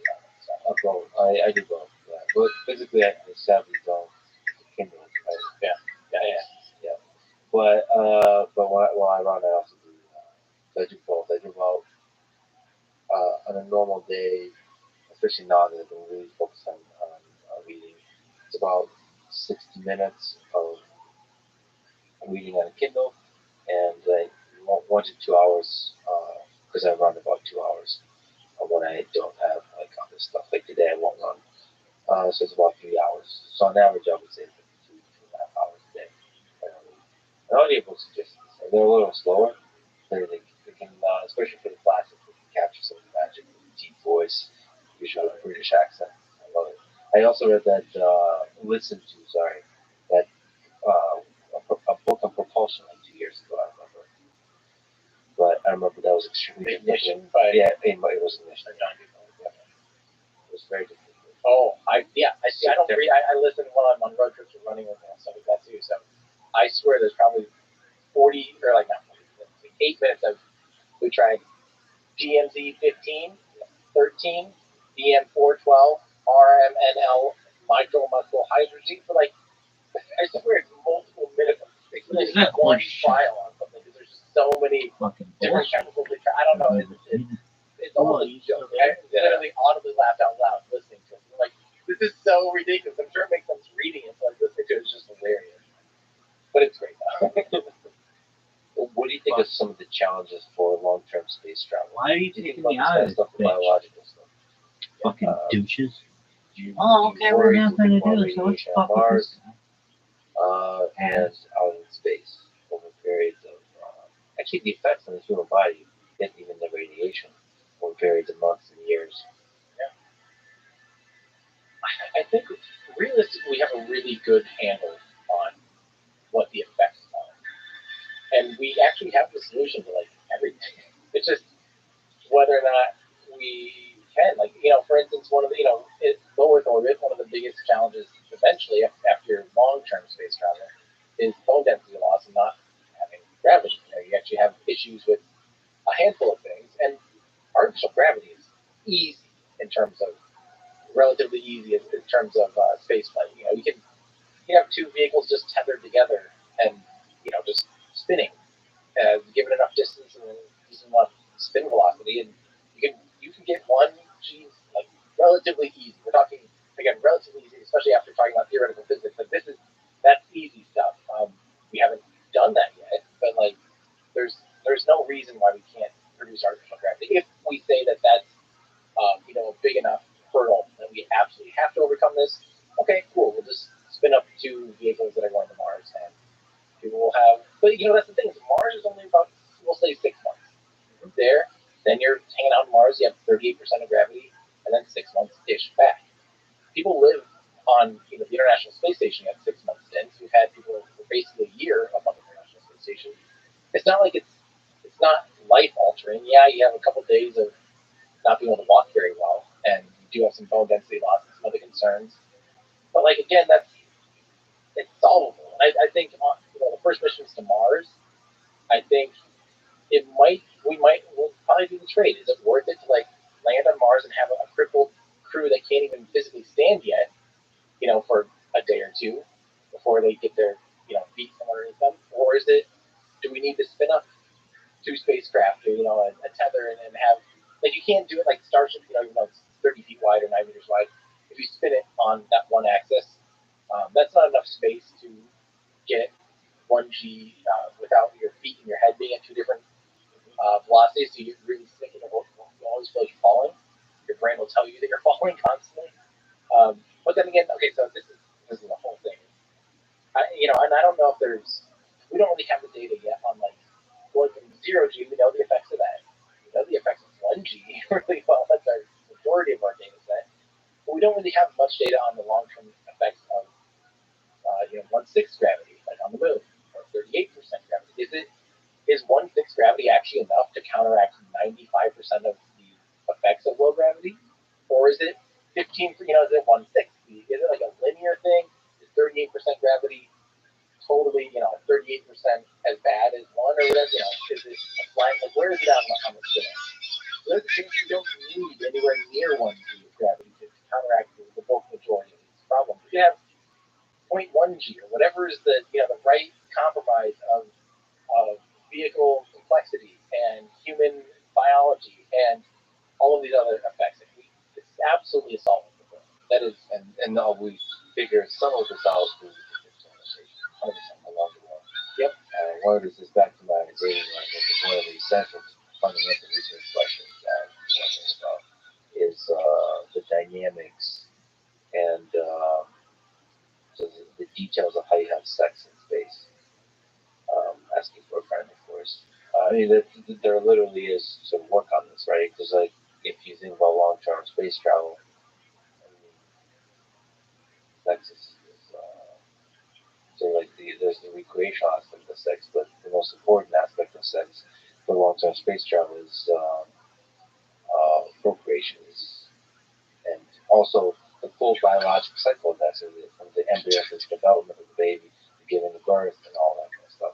So like, there's a lot of really difficult problems of biology there to understand, and perhaps some of that, again, as you said, some of that can be just solved with engineering outside the human body by creating a gravitational field like that, but maybe along the way you can figure out how to do that without doing it, balancing the costs and so on. And radiation is the other thing. We know we have a really good data set on what radiation and doses do to humans. We know. We can measure radiation. We know, approximate, and kind of give edge cases for the Mars transient, getting to Mars and being on Mars. And the simple answer to that is like, at the end of the day, if we have to, dig into Mars or find a tunnel to live in so you get some extra mass in between you and cosmic radiation, so be it. Like that's the answer then. Now, again, none of these are like insolvable problems. They're just hurdles you would have to overcome based on the risk exposure and the posture there. Imagine being the first child, the first baby born outside of Earth. That'd be pretty cool. Yeah, I would love to be alive to see that. That'll be a big one. I don't know if they'll. I don't know, because it's such a dangerous thing. It's so risky. I think that could be a You think so? Yeah. I would like to think in a perfect world, a perfect future, that in 30 to 50 years, I definitely think we could have full-time, like, permanent, major civilizations, like what Blue Origin wants to develop, where they have a huge, like, sphere, and you're doing a lot of, especially heavy industry off of Earth, so you're not polluting Earth. Like, that makes so much sense to me. I think we could live in a lifetime where, we thought this since the 50s and 60s that people are going to be living in space like crazy. And at any given point, we're lucky to have 12 people in space today. But I really think in our lifetime, that's a reality. Let me, because you mentioned Blue Origin, can we just lay out some of the competitors to SpaceX? So much of what we talked about is SpaceX, specifically because they're sort of pushing the boundaries of what's possible in commercial spaceflight. But there's a lot of, like you said, incredible work being done for large companies, small companies, startups, and so on. So who are the competitors in spaceflight? You go Lake, you can launch Alliance, Blue Origin, Virgin, Galactic Orbit, Virgin Orbit. There's the Rocket Labs, Electron Rocket that you mentioned. Right. Do you like this guy? There's I think he sucks. Firefly. Yep. And what are we missing? There's the Epic Space Launch System from NASA, I guess that is. Yeah. Technically NASA, but prime contractor Boeing and more Lockheed. Yeah, Northridge the boosters. Yeah. Right. So, like, what's listening to lay out the land? What's my man's name? Just in general, I think if you are working on a reusable, some kind of reusable vehicle, like physically working on it, pen to paper, and not beyond pen to paper, like bending metal for a reusable vehicle, you're gone. You're toast. I think we're well into that being the only provable, way forward. The only way you're going to compete and survive is the reusable rocket. We should say to ourselves, why do we have? Why did we allow the internet to have 11,000 fucking tractors? Yeah, but the list you pretty much had it right on the head. Dumb. There's Astra was another Nobody likes orbital rocket company. There's a lot of companies. I think right now the ones that I personally really believe in, Rocket Lab is awesome. I really think that they are one of the few that I believe can actually build a Falcon 9 class rocket. Like today, with their technology, with their knowledge, with their investments, with their funding, they've proven themselves. There's very few. They have actually made it look easy. I think there's a lot of startups and a lot of new rockets. There's too many launch providers out of the woodwork right now. They won't all survive, of course. I think realistically, if you look at like airplanes, how many airplane manufacturers? There's a handful of airplane manufacturers. There's thousands of airplane manufacturers. I think it's a similar thing for spaceflight. I think we'll see, and realistically, it's not so that's the passenger. Any asshole should There's an underground base situated in town. I think in the long run there'll be 2 or 3. How's your fantasy football team? I think there'll be 10 minor, like as far as launch providers, as far as the ones actually leaving Earth and getting into orbit.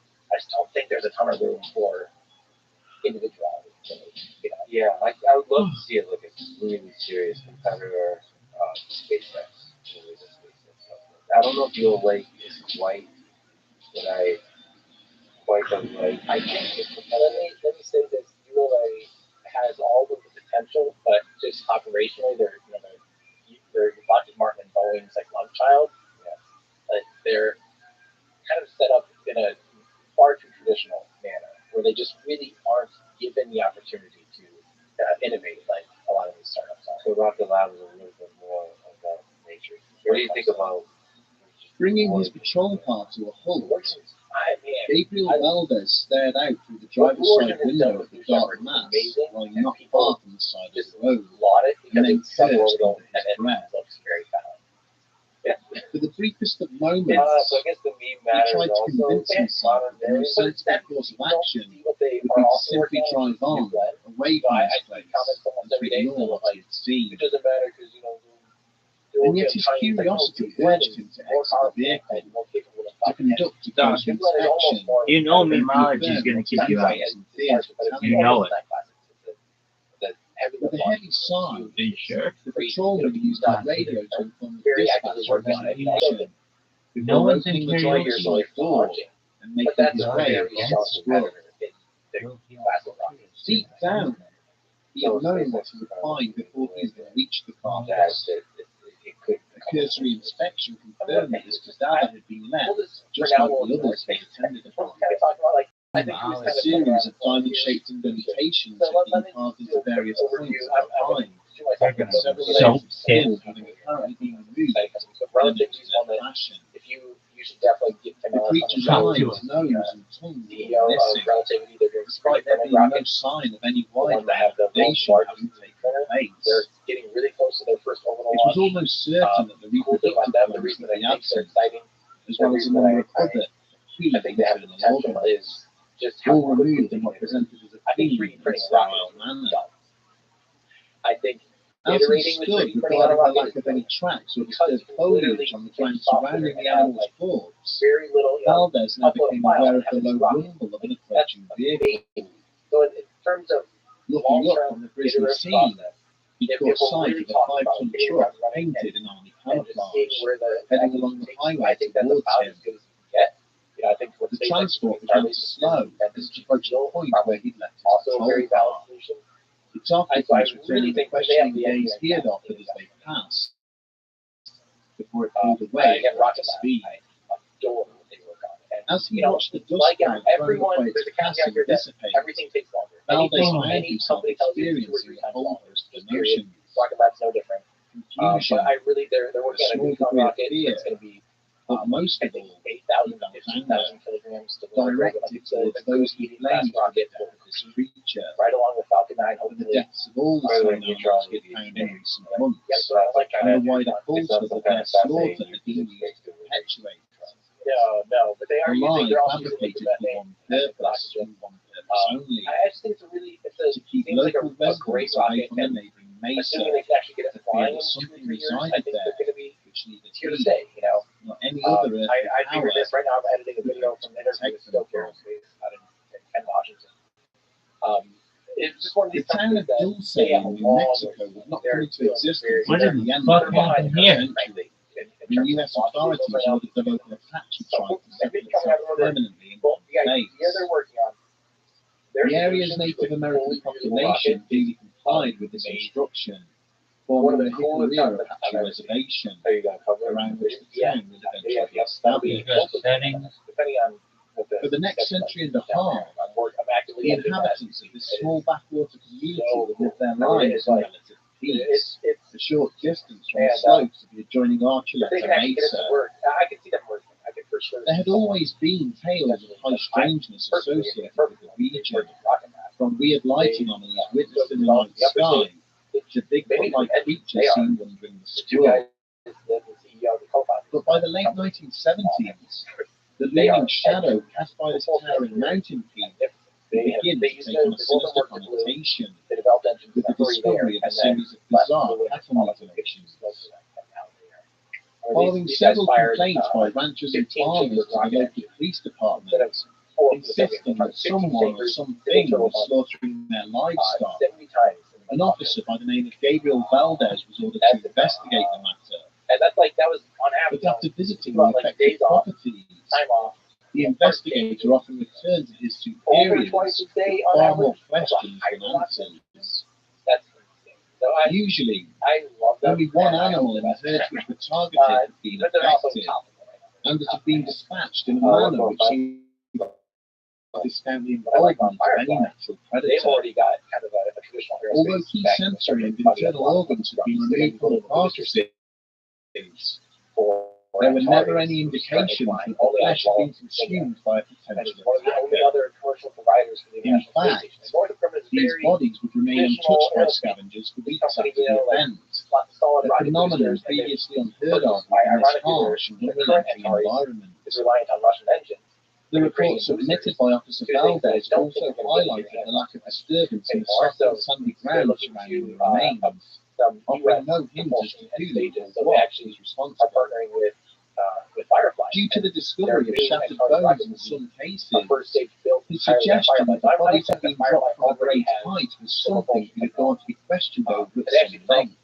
ironically, the tap It off soon became apparent to his superiors that Officer Valdez had no fixed agenda, and was not promoting any theory in particular regarding the deaths of these animals. Of these worlds. Instead, setting in Literally motion a chain of events which would quash the hopes the investigator Yeah, I mean, might that's what, have like had you in said, maintaining that's the like people calm about and these rational folks, they're assessment legit. of They're the such incidents great engineers. plaguing this community. And then there's all this stuff that we know. Like, During the about, summer of China 1986, and other a resident named Jerry Julian approached the local One of the police sad things also department is like, to you know, report that Lockheed someone had attempted to abduct her from is, her home while she was and just sleeping. military applications in general. There's Julian explained so to the much attending technology officers that's that the probably, evening prior, we probably know she and nothing her about. husband had driven a flatbed truck to the slopes of the Archuleta Mesa, to do a bit of For several stargazing. reasons. One is that the use of that After technology a short time, Julian's attention had been drawn to one star in it's not particular, that inspiring. which seemed to be moving through the night sky. To kill someone, yeah. As she and It's not her even like husband looked on in wonder, side the celestial body in Right. question And suddenly the began big one to is descend from the heavens, landing on the ground a short distance away. Gradually, the bright light before them began to diminish, revealing a metallic structure from which a small set of steps descended. Yeah, over 900 days. Two small figures Like, then slowly made yeah, their I way want to know down what the they got metallic to. I don't walkway know. That's what before they set off it's so on foot frustrating. We know in what the direction of the married people, couple. you know, amateurs track and With a know frightened cry, they even will be like, oh, Julian's change husband had grabbed her by the over. shoulders, Or bundled her into his pickup, generally and have frantically no idea what attempted to it's start the engine. doing. She I wanna continued to know. stare back in And it's terror awesome. It's a at great the two squat figures slowly Or- advancing upon the vehicle as the engine you repeatedly mentioned failed purple to turn over. So It was only when the strangers were mere meters away from the rear of the truck, reaching out as if to take hold of it, that the motor suddenly fired into life and allowed the couple I also to saw, escape. heard that a second one is coming out.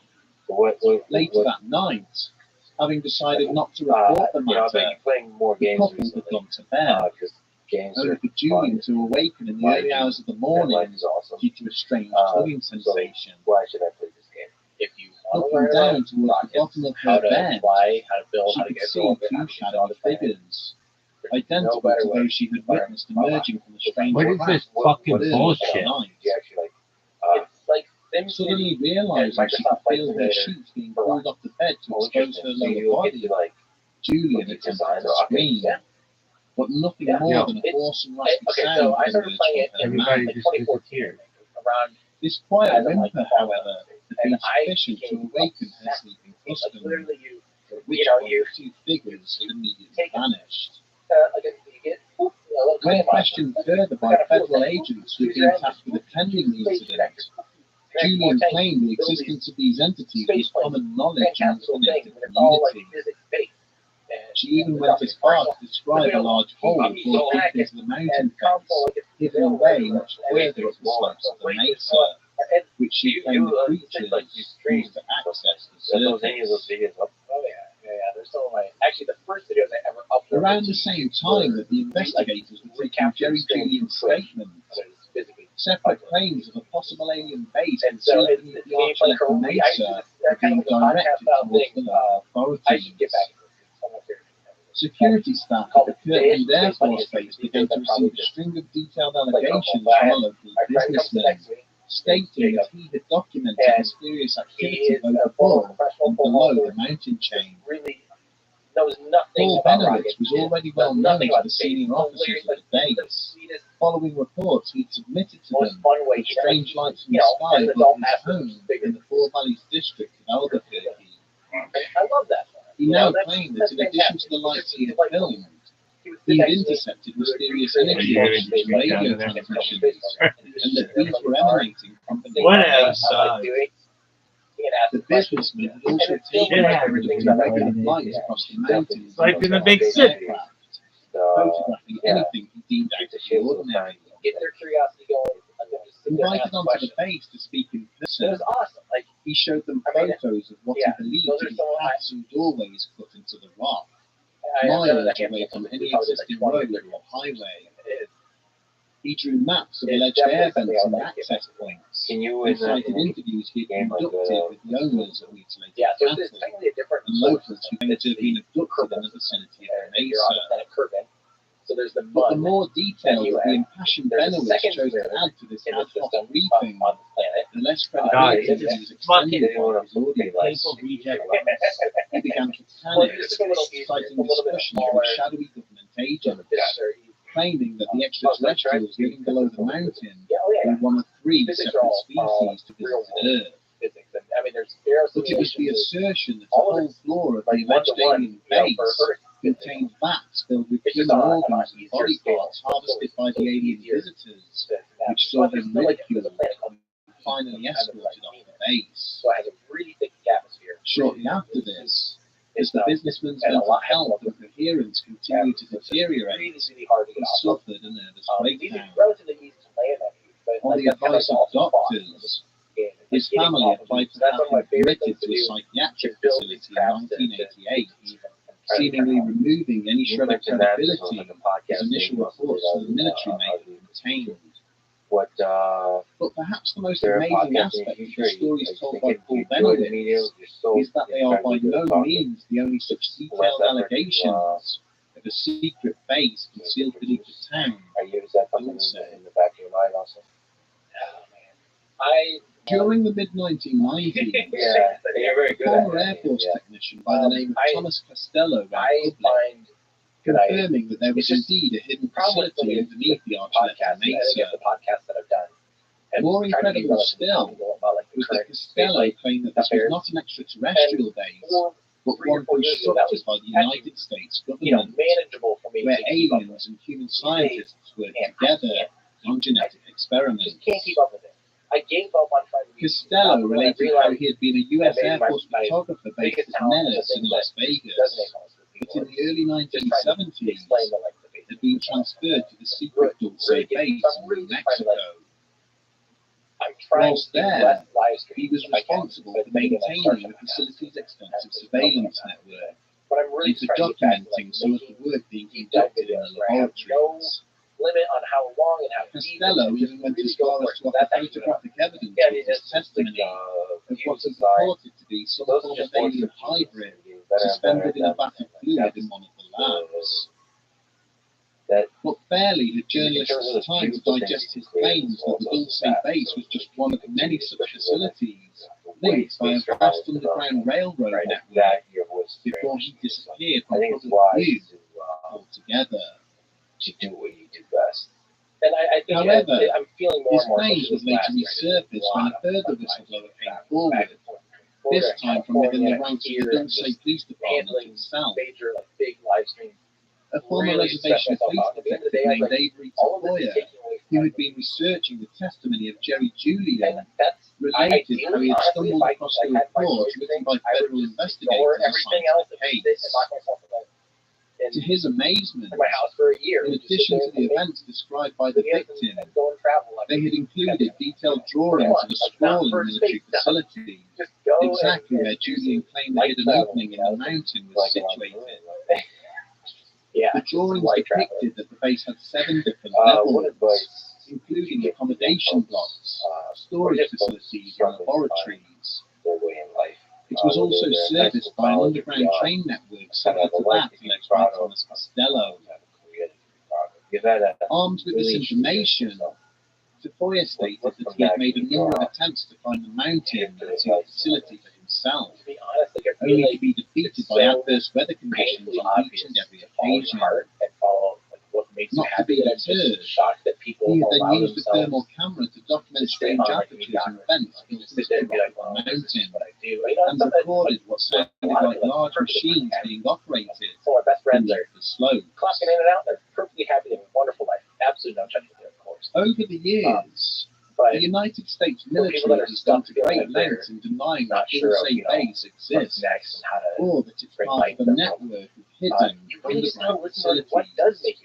And it would seem that part of their strategy to do so is involved a concerted effort to undermine the credibility of those making the claims. The background of Thomas Costello remains shrouded in uncertainty, with attempts to locate and review his military service records seeming to suggest he never existed. Photographs associated with his testimony have proven to be forgeries, and no formal interview with him has ever been unearthed.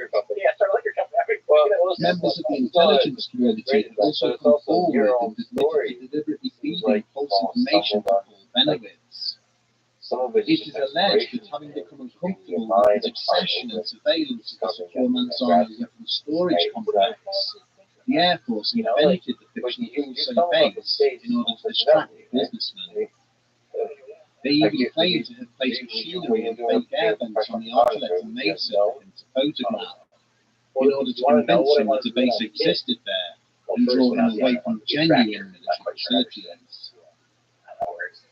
Gabriel Valdez himself has always refused to believe stories of the base at the Mesa, extraterrestrial or otherwise.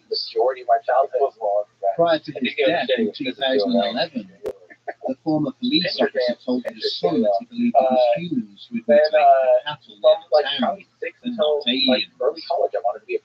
He cited secretive nuclear testing in and around New Mexico during the 1960s, claiming samples had secretly been removed from local cattle to test for radiation poisoning. I knew of the space shuttle, but there are equally detailed cases both for and against the existence of a base beneath the arch of the Mesa, and secretive work which is allegedly being conducted there. With so many stories, it is difficult to know which sources to trust. It is not beyond all possibility that the US government is in possession of secret underground military bases, constructed well away from prying eyes.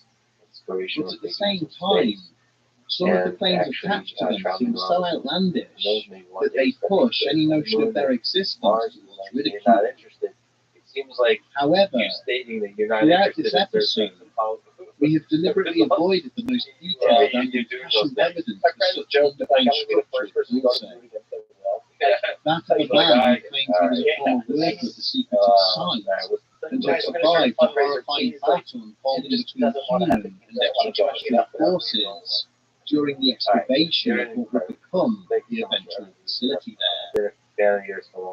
Join us next week as we examine the testimony of one Bill Schneider. Thank you for being you.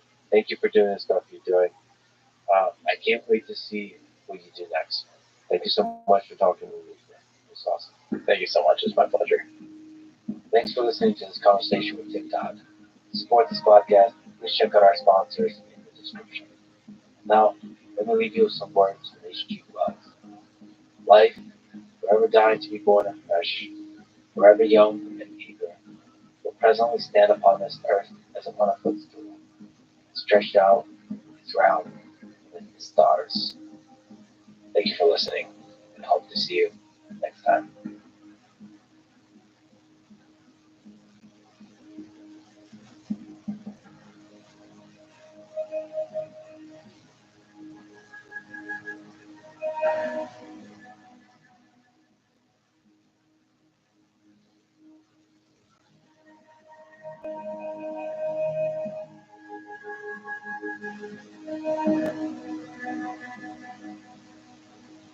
I think it's actually not that hard to imagine. We are the only civilization in the galaxy right now living.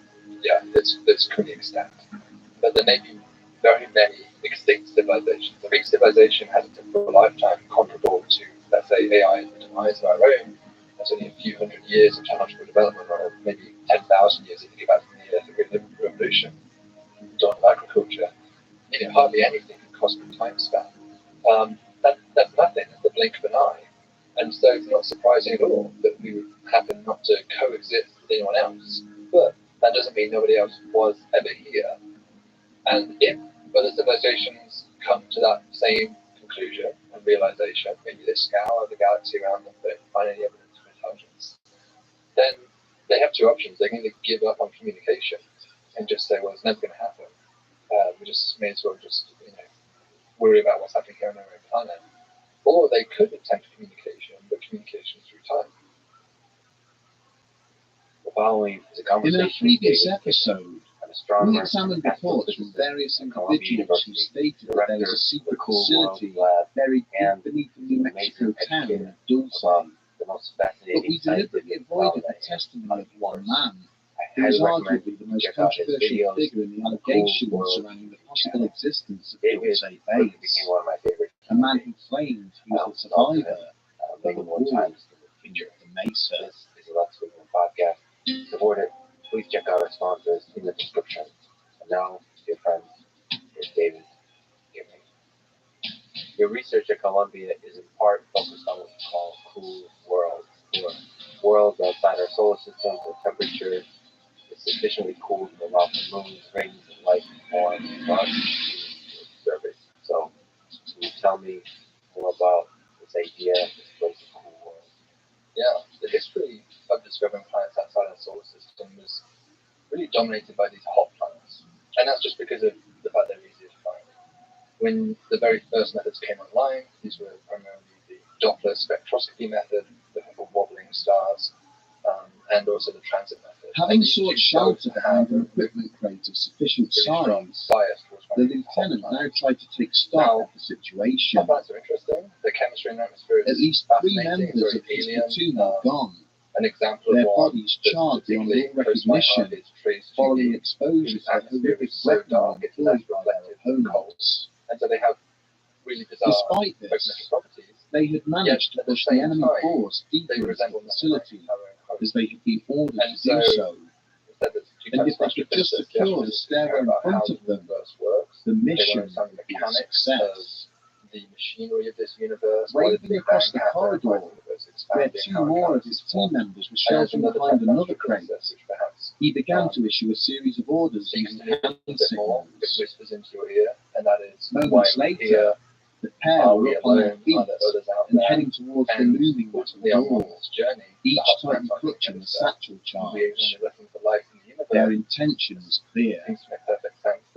But before they could reach their objective, the door suddenly sprung wide open. A skeletal figure materialized from the darkness within, followed by a terrifying bright blue energy discharge from its weapon. So they're the ones that learn. The 2 soldiers did not even have time to cry out, as their bodies were engulfed in a ball of brilliant blue flame. Almost immediately, an infantryman further down the corridor, operating the platoon's M60 heavy machine gun, opened fire, shredding the attack with a steady hail of gunfire. More soldiers then ran forward, snatching up the discarded satchel charges and priming them before hurling them in through the open doorway. There was an enormous explosion, immediately followed by a shower of dust and debris as the stairwell caved in, preventing no enemy from accessing this floor or any others which lay above them. There's no direct connection, but they're connected by an intermediate package, which is leaving 2 of his men to cover the collapsed structure. The lieutenant and the remainder of his platoon made their way back up through the facility towards the main loading area. On top of that, they also But upon his arrival, he was shocked to see that 2 further army trucks had arrived, discharging several more squads of soldiers wearing black uniforms. He hurried towards the corridors from which he and his men had just emerged. Turning to his commanding officer, he abruptly inquired as to what was taking place, who this unit were, and why they were now heading underground towards the lower levels. It discovered thousands of planets. It's still Curtly dismissed, he and his fellow Navy SEALs could only watch on as the mysterious soldiers continued to head deeper into the base, where so many US soldiers had already lost their lives, in an effort to contain the marauding extraterrestrial threat. During the summer of 1995, Phil Schneider gave a series of lectures across the United States, in which he went to great pains to highlight to his audience the dangers of what he was doing. He spoke of the murder of his close friend, which he alleged had been made to look like a suicide. Then he related various attempts on his own life and threats to harm his family in an effort to stop him from sharing confidential military secrets with the public. Just to clarify, the transit But Schneider explained that his love for his country superseded any thoughts for his personal safety, that the American people had a right to know the potential dangers which their government was hiding from them. He would open his talks by explaining how he came from a family of public servants, how his father had been a military officer who worked on the Manhattan Project. Then he would reveal to those present the fingers missing from his left hand, relating how he had lost them whilst fighting to regain control of a secret military installation from extraterrestrial attackers. Schneider would hold up bizarre-looking metals and minerals, claiming that they were products of experiments which had been kept hidden from the American people.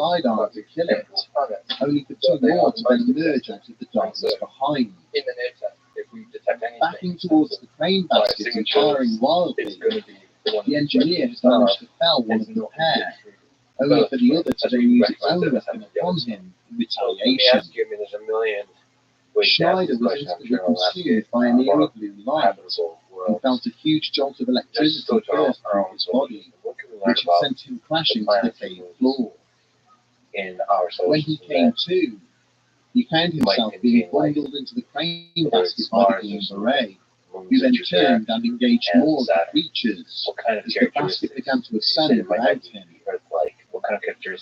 Upon his return to the surface, the doctors who treated Schneider found severe damage to both his left hand and foot, with several fingers and toes missing. After he had explained to his superiors what had taken place, he was removed from the project, but later discovered that construction had continued despite his encounter. For the next year, it was alleged that further battles beneath the mesa ensued, as US Special Forces clashed with alien interlopers, who appeared intent on frustrating the construction of the base. Schneider claims that in total, 66 soldiers and countless extraterrestrials lost their lives before an uneasy peace was finally formed between the two opposing sides. He went on to allege that the aliens who had been residing beneath the mesa had worked with humans ever since, creating numerous scientific breakthroughs which have gone on to assist mankind. And then we start to realize that it's not so simple because there might be throughout 1995, Schneider continued to tour the United States, giving talks in which he listed numerous other alleged conspiracies, alongside the revelations of deep underground military bases. Over the course of these lectures, however, it soon became apparent that the former engineer was beginning to struggle with what he had started.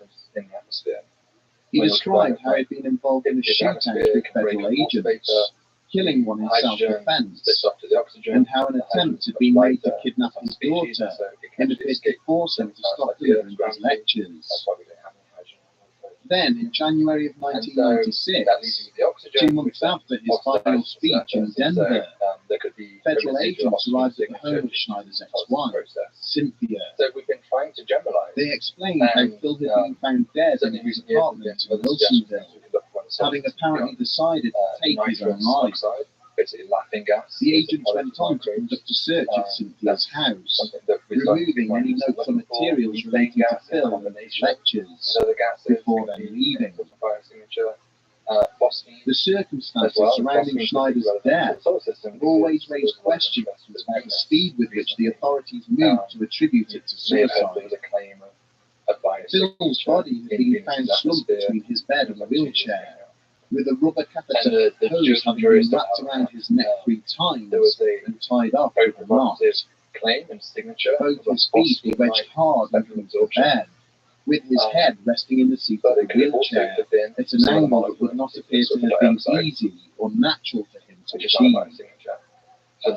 There were traces of blood on the floor nearby, but no injuries or wounds were found on the body itself to suggest where this may have come from.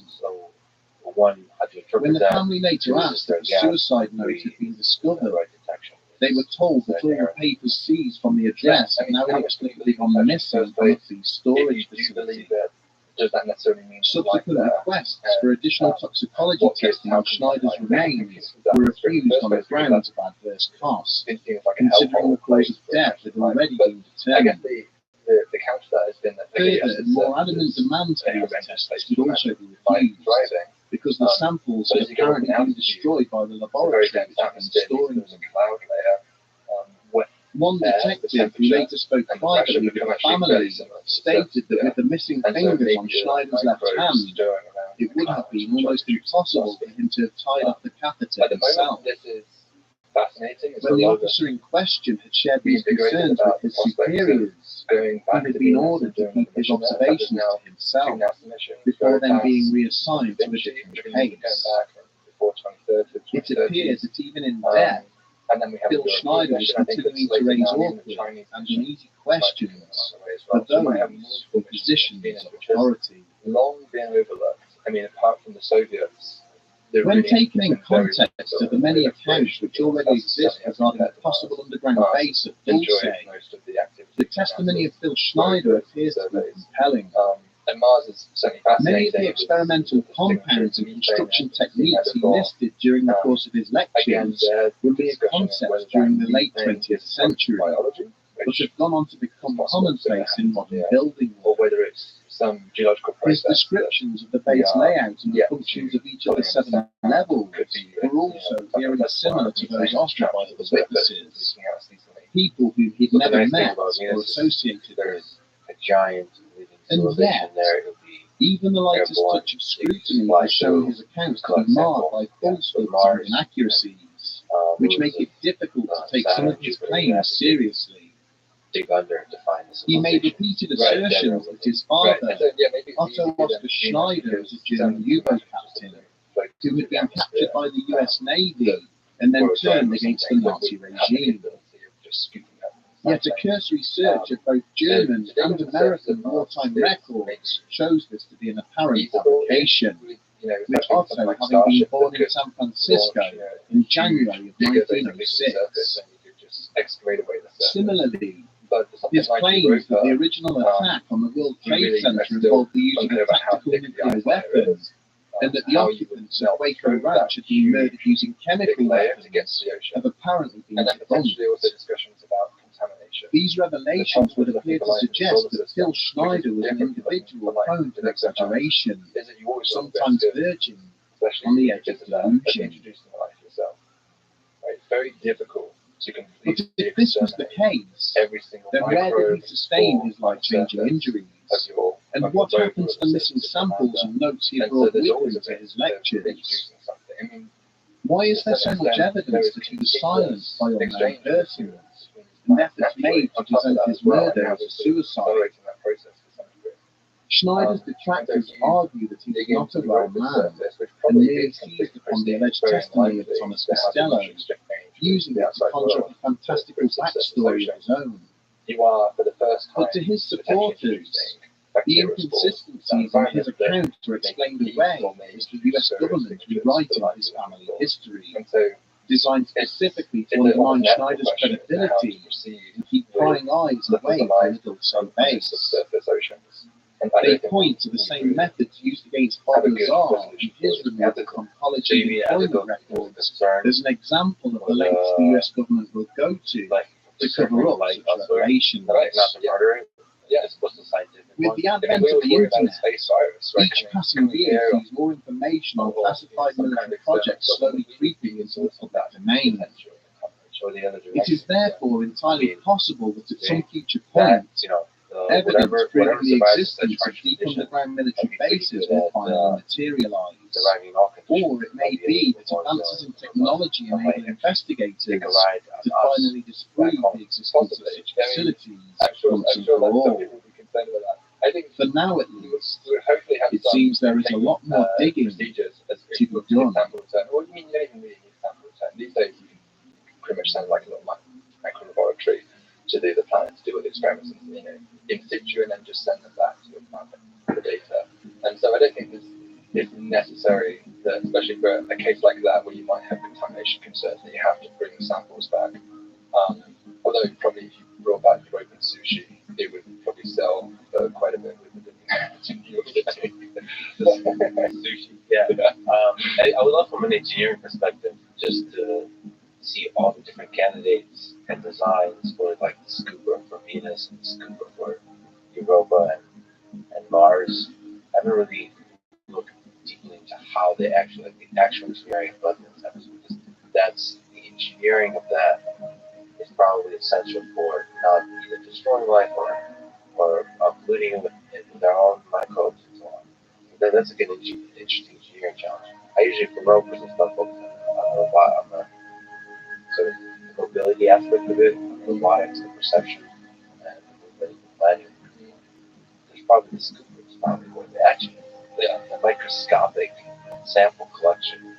So basically, you have to first clean your vehicle, make sure it doesn't have any earth-like things on it, and then you have to put it into some kind of thing that's perfectly safe from the environment, so we bring it back or we analyze it. It's not It's not going to bring anything else. Yeah, I don't know. That'll be an interesting year. Yeah, I mean, Curiosity's been leaving these little pods on the surface quite recently. There's some neat photos you can find online, and they kind of look like lightsaber hooks.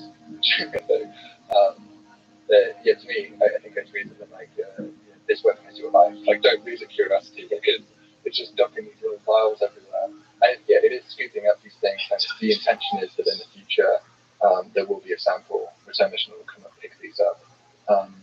But the engineering behind those things is so impressive. The thing that blows me away the most has been the landings.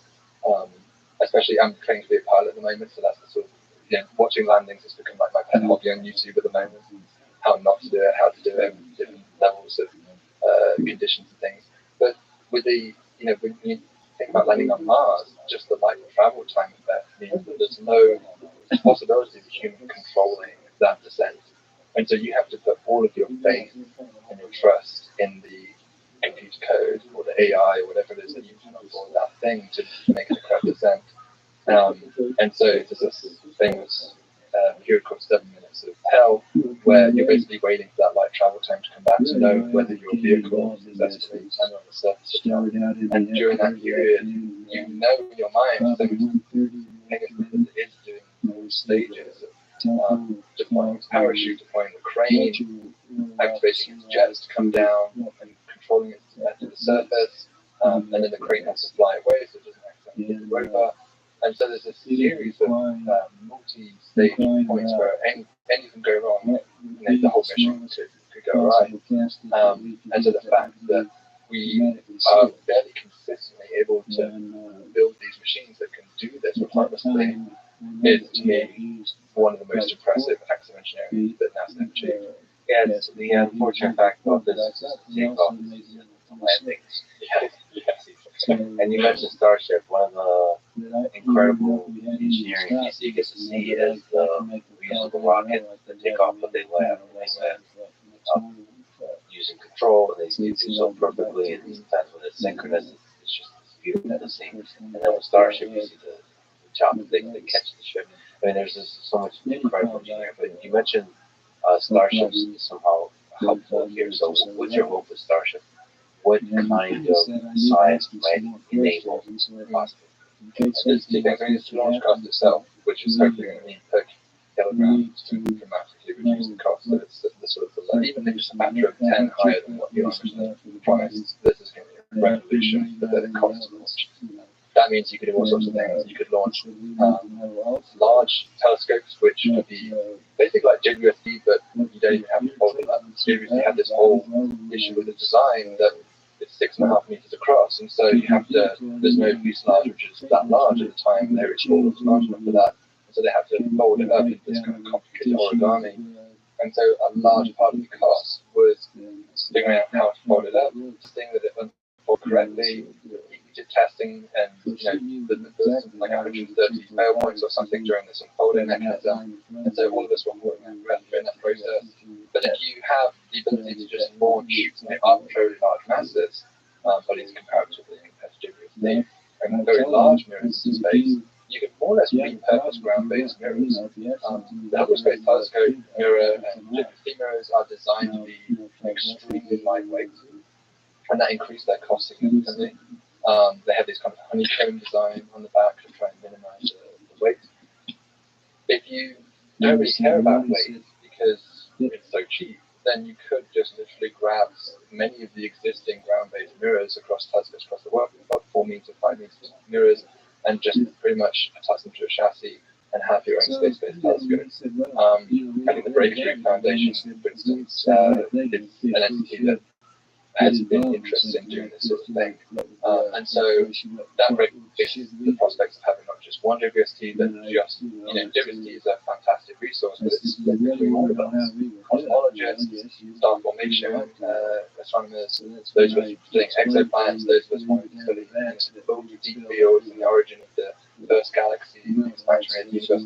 Everyone has to share this resource, but we could potentially each have one JWST that is maybe just studying a handful of the brightest exoplanet stars and measuring their atmospheres. This is important because if you, when we talked about this planet Trappist 1E earlier, that planet, if Jupiter stared at it and tried to look for biosignatures, by which I mean oxygen, nitrous oxide, methane, it would take it of order of 200 transits to get even a very marginal 2.5 sigma detection of those, which basically nobody would lose with that. And 100 transits, and this thing transits once every 6 days, you're talking about sort of 4 years of staring at the same star with one telescope. There'd be some breaks, but it'd be hard to schedule much else because you'll have to continuously catch each one of these transits to build up your signal's noise. And so JWST is never going to do that. It really supports technically JWST could technically have the capability of just about detecting a biosignature on an Earth-like planet around a non-sun-like star. But still, impressively, we have basically the technology to do that. But we simply cannot dedicate all of its time practically to that one resource. And so Starship opens up opportunities like that of mass producing these kinds of telescopes, which will allow us to survey the life in the universe, which of course is one of the grand goals of astronomy. I wonder if you can speak to the bureaucracy, the political battles, the scientific battles versus the time on the James Webb telescope. There must be a fascinating process of scheduling that. All scientists, they're trying to collaborate, figure out what the most important problems are, and there's an interesting network of interfering scientific experiments probably they have to somehow optimize it. It's a really difficult process. I don't envy the TAC that are going to have to make that decision. It's called the TAC, the Time Allocation Committee, that make this decision. And I've said this before, and it's very difficult. I mean, typically for Hubble, we were seeing that these 10, sometimes 20 times the number of proposals for telescope time versus available telescope time. But JWST, there has been one call already that has gone out. We call it Cycle 1. And that was oversubscribed by, I think, something like 6 to 1, 7 to 1. And the Cycle 2, which is just been announced fairly recently, and the deadline is actually the end of this month. So my team are totally laser focused on running out proposals right now. That is expected to be much more competitive, probably more comfortable Hubble saw. And so it's hard, more competitive than the second one, you said? More competitive than the first cycle. So I said the first cycle James Webb was about 6 to 1, and it's probably more like 20 to 1. I would expect. These are all proposals by scientists and so on. It's not like you can schedule at any time, because if you're looking for transit times, Yeah, you have a time critical element. yes, time critical element, and they're conflicting in non-obvious ways. The frequency is different, the duration is different, it's probably computational needs, they're different. The type of sensors, the direction pointing, all that. Yeah, it's hard. And there are certain programs like doing a deep field study where you just more or less point the telescope, and that's pretty open. I mean, you're just accumulating photons, point at that patch in the sky, whenever the telescope's not doing anything else, and just get to your month, let's say a month of integration time to your goal over the lifetime of JWST. So that's maybe a little bit easier to schedule. It's harder, especially for us in the cool worlds, because as I said earlier, these planets transit very infrequently. So we have to wait looking at the Earth transiting the Sun, an alien watching us. They would only get one opportunity per year to do that observation. The transit lasts for about 12 hours, and so they don't get that time. It's hard. That's a bit conflicted with another proposal that wants to use another time critical. It's much easier for planets like these hot planets with these close-in planets because they transit so frequently. There's maybe 100 opportunities. And so then the TAC can say, okay, they want 10 transits, there's 100 opportunities here, easier for us to give them time. We're on the sort of worst case scenario. We're proposing to the president to cool planets. And so we really only have one bite of the cherry for each one. And so our sales pitch has been that these are extremely precious events. And more importantly, JWST is the only telescope, the only machine humanity has ever constructed, which is capable of finding moons akin to the moons in our solar system. Kepler can't do it, even Hubble can't do it. JWST is the first one. And so there is a new window to the universe, because we know these moons exist. They're all over the place in the solar system. We have the moon, we have Io, Callisto, Europa, Ganymede, Titan, lots of things of fairly similar size, 30% the size of the Earth. And this telescope is the first one that can find them. And so we're very excited about the profound implications of ultimately solving this journey we're on in astronomy, which is to understand our uniqueness. We want to understand how complex the solar system, are we the architecture that frequently emerges naturally, or is there something special about what happened here? I think this is not the worst case. The best case is obvious. It's super rare. So you have to I love scheduling. But my background, so algorithmically to solve the scheduling problem, I would schedule the rarest things first. And obviously, this is the JWST is the first thing that can actually detect the whole world. This is a big new thing. You can show up that new thing. It happens rarely. You get to the first. Usually in the past. Yeah, I will. I'll file my application. I this part of the OCD part of the computational aspect. I love scheduling computing device because you have that kind of scheduling on supercomputers. That scheduling problem is fascinating. How do you prioritize computation? How do you prioritize science, data collection, sample collection, all that kind of stuff? It's actually kind of fascinating because data, in ways you don't expect, will unlock solutions. Fascinating mysteries. So collecting the data and doing so in a way that maximizes the possibility of discovery is really interesting. Like from a computational perspective. I agree. There's a real satisfaction in extracting the numbers from the science. Exactly. I agree. That's the TAG's job. But the TAG are not machines. They're not a piece of computer code. They will make their selections based on human judgment. And a lot of the telescopes, they're certainly within the field of exoplanets, because it's different fields of astronomy, but within the field of exoplanets, I think a good expectation is that most of the telescopes that will go towards atmospheric retrieval, which is simply really detecting molecules in atmospheres. Not biosignatures, because it's really not designed to do that. It's pushing diversity probably too far to expect it to do that. But it could detect, for example, a carbon dioxide-rich atmosphere on Travis-1. That's not a biosignature, but you can prove it's like a Venus in that case, or maybe like a Mars in that case. Like both of those have carbon dioxide-rich atmospheres. Doesn't prove or disprove the existence of life either way, but it is at first characterization of the nature of those atmospheres. Maybe we can tell the pressure level, the temperature of those atmospheres. So that's very exciting. But we are competing with that, and that I think that science is completely mind-blowing, fantastic.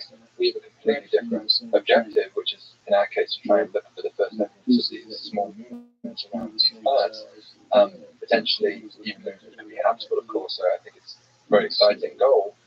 But attack has to make the human judgment essentially about which science are they most excited by, which one has the highest promise of return, the highest chance of return. And so that's hard because if you look at a planetary atmosphere, well, you know most of the time it has an atmosphere already.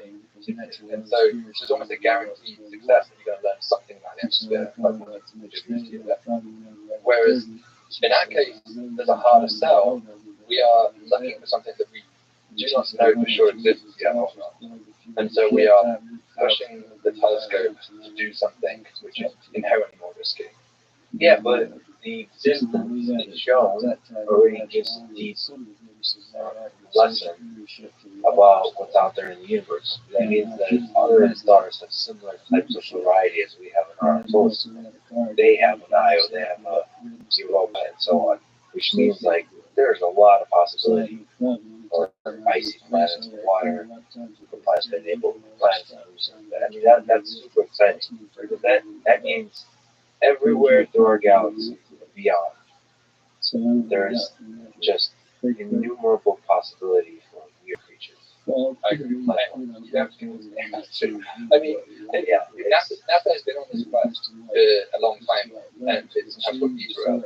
It's the frequency of Earth-like geodetic planets in the universe. How common are planets similar to our Earth in terms of Ultimately, we'd like to know everything about these planets in terms of the amount of water they have, how much atmosphere they have. But for now, it's kind of focused just on the size and the distance from the stars. Actually, how often do you get certain conditions there? That was Kepler's primary mission, and it really just kind of blurred with the answer. It didn't quite get to the definitive answer. But I would say that if that's our primary goal, to look for Earth-like, I would say, worlds, then moons has to be a part of that, because we know that Earth-like, from the Kepler data, the preliminary results, that Earth-like planets around sun-like stars, they've been inevitable outcome. It's something like a 1 to 10% outcome. So it's not particularly inevitable that happens. But we do often see about half of all sun-like stars have either a mini Neptune, or a Jupiter inhabiting those stars. That's a very, very common occurrence that we see. Yet we have no idea how often they have moons around them, which could also be habitable. And so there may very well be, if even 1 in 5 of them has an Earth-like moon, or even a Mars-like moon around them, then there would be more habitable real estate in terms of exomoons than exoplanets. Essentially, 2x, 3x, 5x, maybe 10x the number of habitable worlds out there in the universe at our current estimate, like the Drake equation. Absolutely. So this is one way to increase the confidence and increase the value of that parameter. And just know where to look. I mean, we would like to know where should we listen for technical signatures, where should we be looking for biosignatures, and not only that, but what role does the moon have in terms of its influence on the planet? We talked about these directly imaged telescopes earlier. These missions that want to take a photo, to quote Carl Sagan, the pale blue dot of our planet, the pale blue dot of an exoplanet. And that's the dream, to one day capture that. But as impressive as the resolution is that we are planning and conspiring to design these generation telescopes to achieve that, even those telescopes will not have the capability of resolving the Earth to moon within that. It will be a pale blue dot pixel, but the moon's grayness will be mixed with that pixel. And so this is a big problem, because one of the ways that we are claiming to look for life in the universe is a chemical disequilibrium.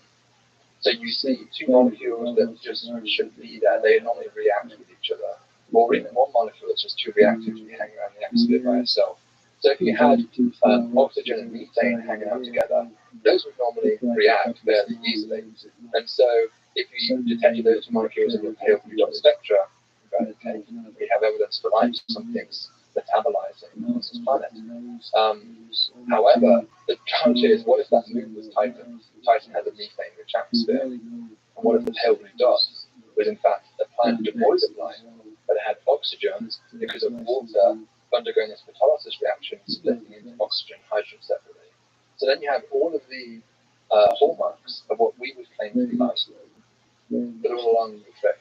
It was just a moon that was deceiving you. And so we are never going to, I would claim, really understand or complete this quest of looking for life biosignatures in the universe, unless we have a deep knowledge of the prevalence and role that moons have. They may even affect the habitability of the planets themselves, because our own moon is freakishly large. By mass ratio, it's the largest moon in the solar system. It's a 1% mass moon. Look at Jupiter's moons are 10 times more, much smaller. And so our own moon seems to stabilize the equilibrium of our planet. It gives rise to tides, especially early on when the moon is close to those tides, with the cold entire continent. And those rock pools that would have been scattered across the entire plateau may have been the origin of life on our planet. The moon-forming impact may have stripped a significant fraction of lithosphere off the Earth, which without it, plate tectonics may not have been possible. We had a stagnant lid because there's just too much lithosphere stuff on the top of the planet. And so there are speculative reasons, but intriguing reasons as to why a large moon may be not just important, but central to the question of having the conditions necessary for life. So moons can be habitable in their own right, but they can also play a significant influence on the habitability of the planets they orbit. And further, they will surely interfere with our attempts to detect life remotely from afar. So taking a tangent, you've written about binary planets. What's and that they're surprisingly common, or they might be common. What's the difference between molecular and binary planets? What are binary planets? What's interesting to say here about Jared Roth's quantum space and orbiting each other? The thing that's interesting about binary objects is that they're very common in the universe. Binary stars are everywhere, but the majority of stars seem to live in binary systems. When we look at the outer edges of the solar system, we see binary Kuiper belt objects all the time, asteroids that see down to one another. Pluto Charon is kind of an example of that. It's a 10% mass ratio system. It almost is, by many definitions, a binary planet, but now it's a dual planet, so yeah, call that now. But we know that the universe likes to make things in pairs. So you're saying our sun? So most things are dating relationships, and ours it's not a complete freak of the universe to be alone, but it's more common for sun-like stars. If you count up all the sun-like stars in the universe, about half of the sun-like star systems are binary or trinary systems, and the other half are single. But because those binaries are 2 or 3 stars, then cumulatively, maybe like a third of all sun-like stars are single. I'm trying hard not to modify the relationship. Well, yeah, I've met those folks also. So, is there something interesting to learn about the habitability, how that affects the probability of habitable worlds when they kind of couple up like that in those different ways? Well, it depends what you're talking about stars and planets. Certainly, if stars couple up, that has a big influence on the habitability. Of course, this is very famous from Star Wars. Tatooine in Star Wars, it's a binary star system. You have a new star called the kind of sun-side, which 2 stars come down. And for years, we thought that was purely a product of George Lucas's incredibly creative mind, and we didn't think that planets would exist around binary star systems. It seems like too tumultuous an environment for a quiescent planetary disk, circumstellar disk, to form planets from. And yet, one of the astounding discoveries from Kepler was that these appear to be quite common. In fact, as far as we can tell, they're just as common around binary stars as single stars. The only caveat to that is that you don't get planets close into binary stars. They have like a clearance region on the inside where planets, maybe they form there, but they don't last. They are dynamically unstable in that zone. But once you get out to about the distance that the Earth orbits the Sun, or even a little bit closer in, you start to find planets emerging. And so that's the right distance for liquid water, it's the right distance for potentially life on those planets. And so there may very well be plenty of habitable planets around binary stars. Binary planets is a little bit different. Binary planets, I don't think we have any serious connection of planet binarity to habitability. Certainly when we investigated it, that wasn't our drive, that this is somehow the solution to life in the universe or anything. It was really just like all those question, a curiosity-driven question. What's the dynamic? Are they legit orbiting each other as they orbit the star? So the formation mechanism proposed here, because it is very difficult to form 2 protoplanets close to each other like that. They were generally merged on the disk, and so that's why you get single planets. But you could have something like Jupiter and Saturn forming separate distances. They could dynamically be scattered in towards one another and basically not quite collide, but have a very close on encounter. Now, because tidal forces increase dramatically as the distance decreases between the objects, the tides can actually dissipate the kinetic energy and bring them bound into one another. So that seems, when you first get that, you think that seems fairly contrived, that you have the conditions just right to get these tides to capture. But numerical simulations have shown that about 10% of planet-planet encounters are shown to produce something like binary planets, which is a startling prediction.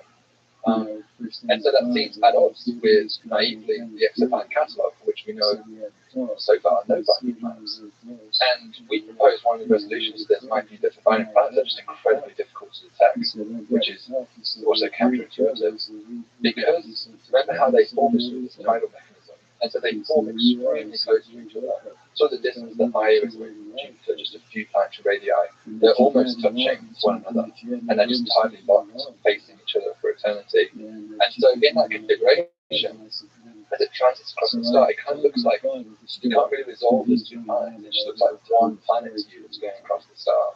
The temporal resolution of the data is rarely good enough to distinguish that. And so you see one transit, but in fact it's two planets very close together, which are transiting at once.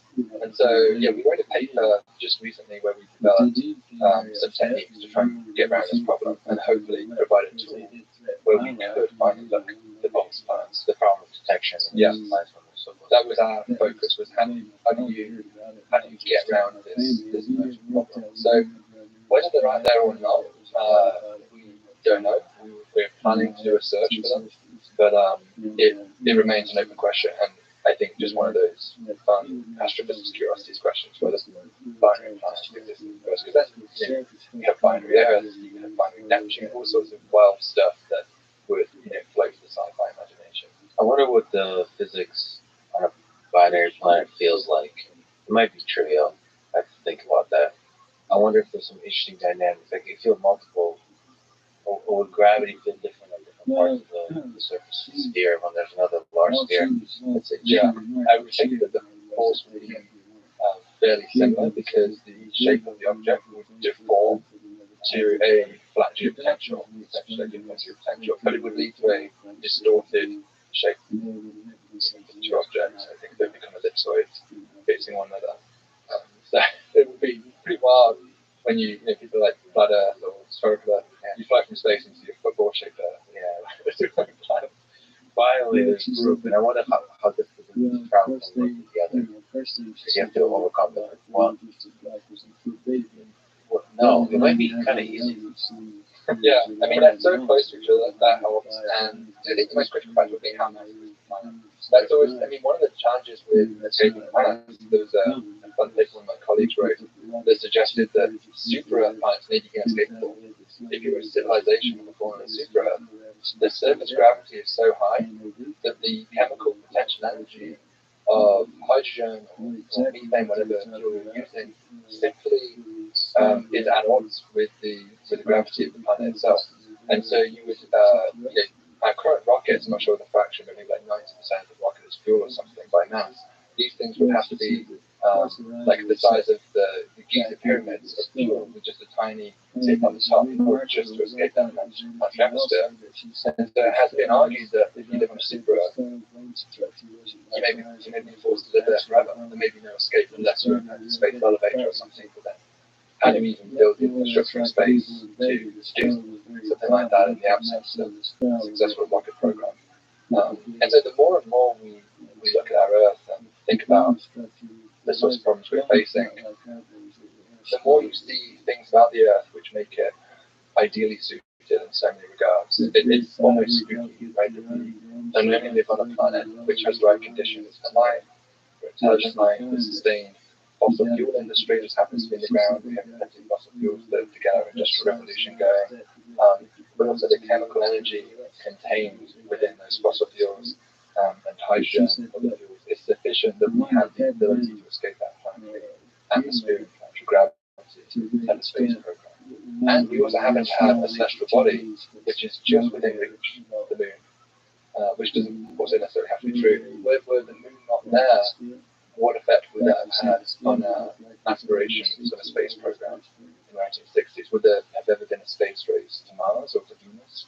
There's a much harder, certainly for a human program, that seems almost impossible with 1960s technology to imagine. That was image push. It's almost as if somebody constructed a set of challenging obstacles before us, challenging problems to solve. They're challenging, but they're doable. And there's a sequence of them. Gravity is very difficult to overcome, but we have, given the size of Earth, it's not so bad that we can still actually construct propulsion systems that can escape it. And same with climate change, perhaps. I mean, climate change is the next major problem facing our civilization, but we know it is technically surmountable. It does seem sometimes like there has been a series of challenges laid out to progress us towards a mature civilization that can one day perhaps expand to the stars. I'm a little more concerned about nuclear weapons, AI, and natural or artificial pandemics. But yes, Yeah, but there's plenty of aspects that we need to cover, and we can argue about the severity of change, but there is no doubt that we live in a world that has serious challenges that are pushing our intellects and our will to the limit of whether we're really ready to progress to the next stage. Thank you for taking the tangent. There'll be more. But can we step back to chapter 1625b? What is it? And you talked about this kind of journey, this effort to discover exo moons, so moons out there, or small, cool objects out there. Where does that effort stand, and what is cover 1625? Yeah, I've been searching for experiments for most of my professional career, and I think a lot of my colleagues think I'm kind of crazy to still be doing it. After 5 years of not finding anything, I think most people will probably try doing something else. I even had people say that to me. They said, a professor, and I remember a cocktail party to me to the side, and MIT professor said,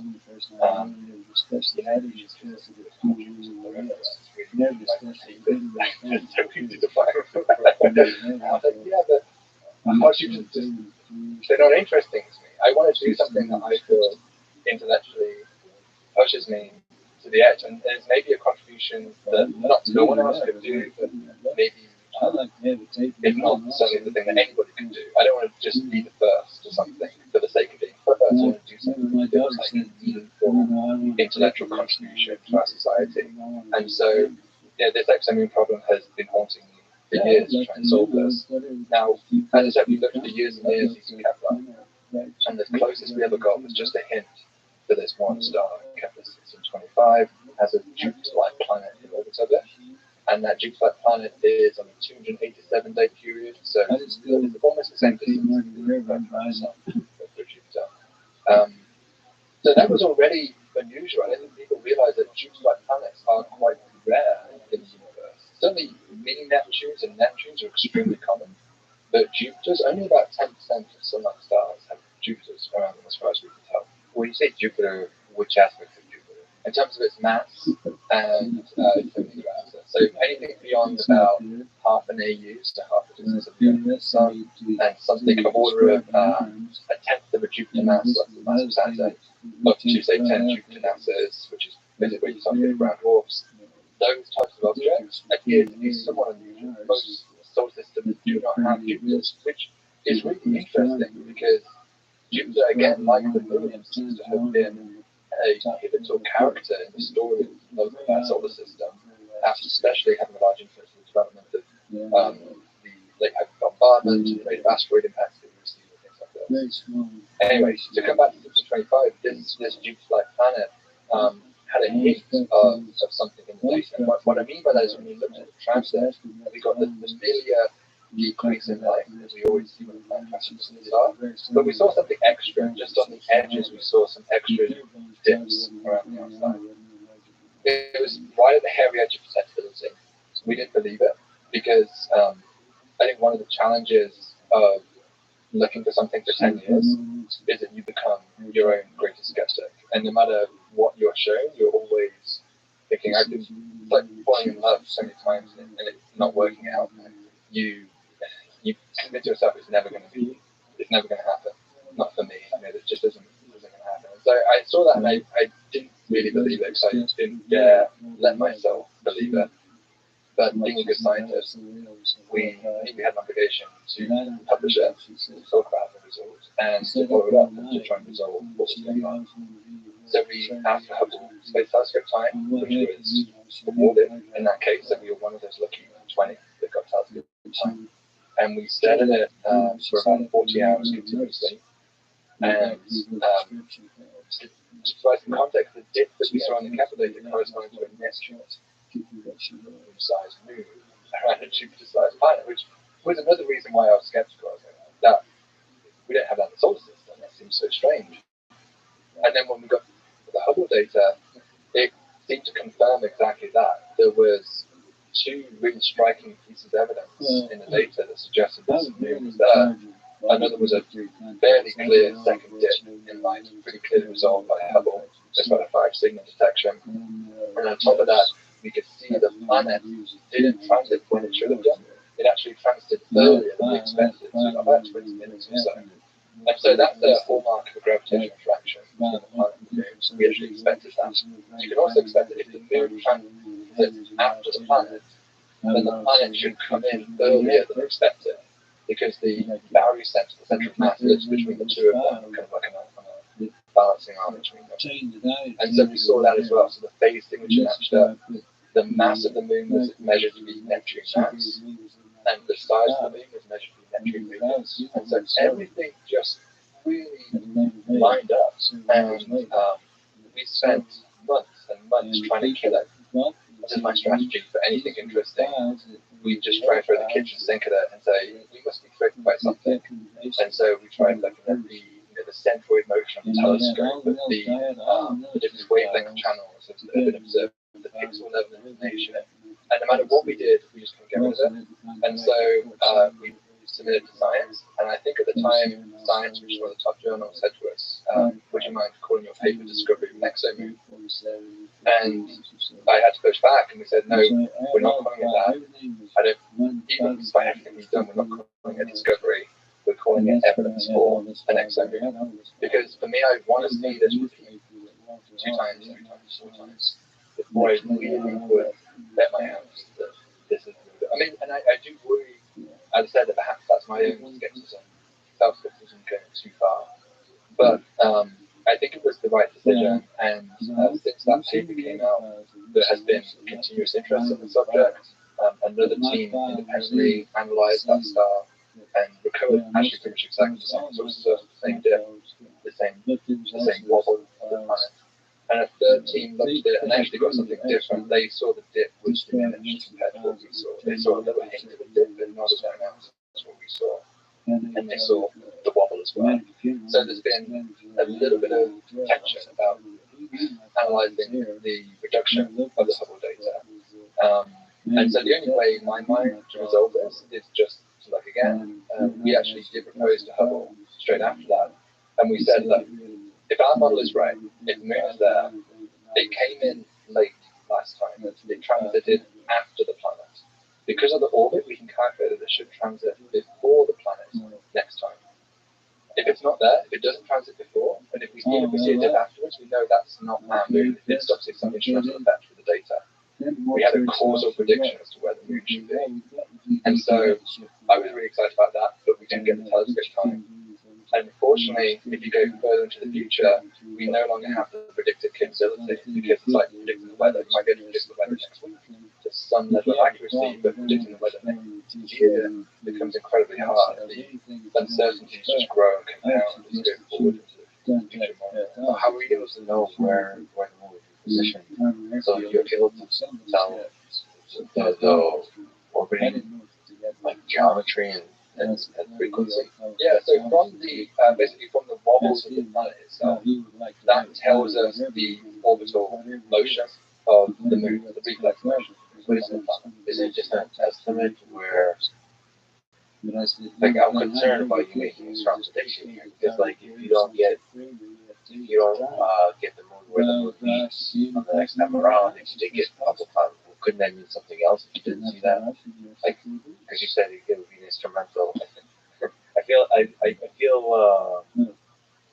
the strong version of this movie, which is a really good narrative, a good way to do science, but like, this is such a noisy signal, right? Or blurry signal, maybe. Low resolution signal. Yeah, I mean, it's a 5 signal, so that's at the slightly uncomfortable edge. I mean, it's often said that for any detection of a first new phenomenon, you really want like a 25 signal detection, then there's just no doubt that what you're seeing is real. This was at that edge. I mean, I guess it's comparable to the Higgs boson, but the Higgs boson was slightly different because there was so much theoretical impetus to expect the signal at that precise location. And Neptune-sized moon is not predicted by anyone. There's no papers you can find that expect Neptune-sized moons or Neptune-sized planets. So I think we were inherently skeptical about its reality for that reason.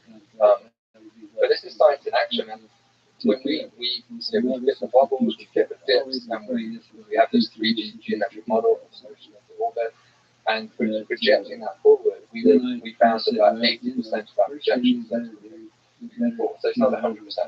There was maybe 20% of the cases that was over here.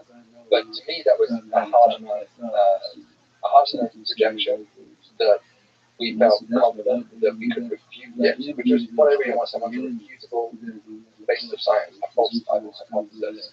How can you make progress in science if you don't have a falsifiable testable hypothesis? And that was the beauty of the case. So there's a numerical simulation with moon, that fits the data that we observed. That's so cool. Okay. It's fun. These are like little solar systems that we can simulate on the computer.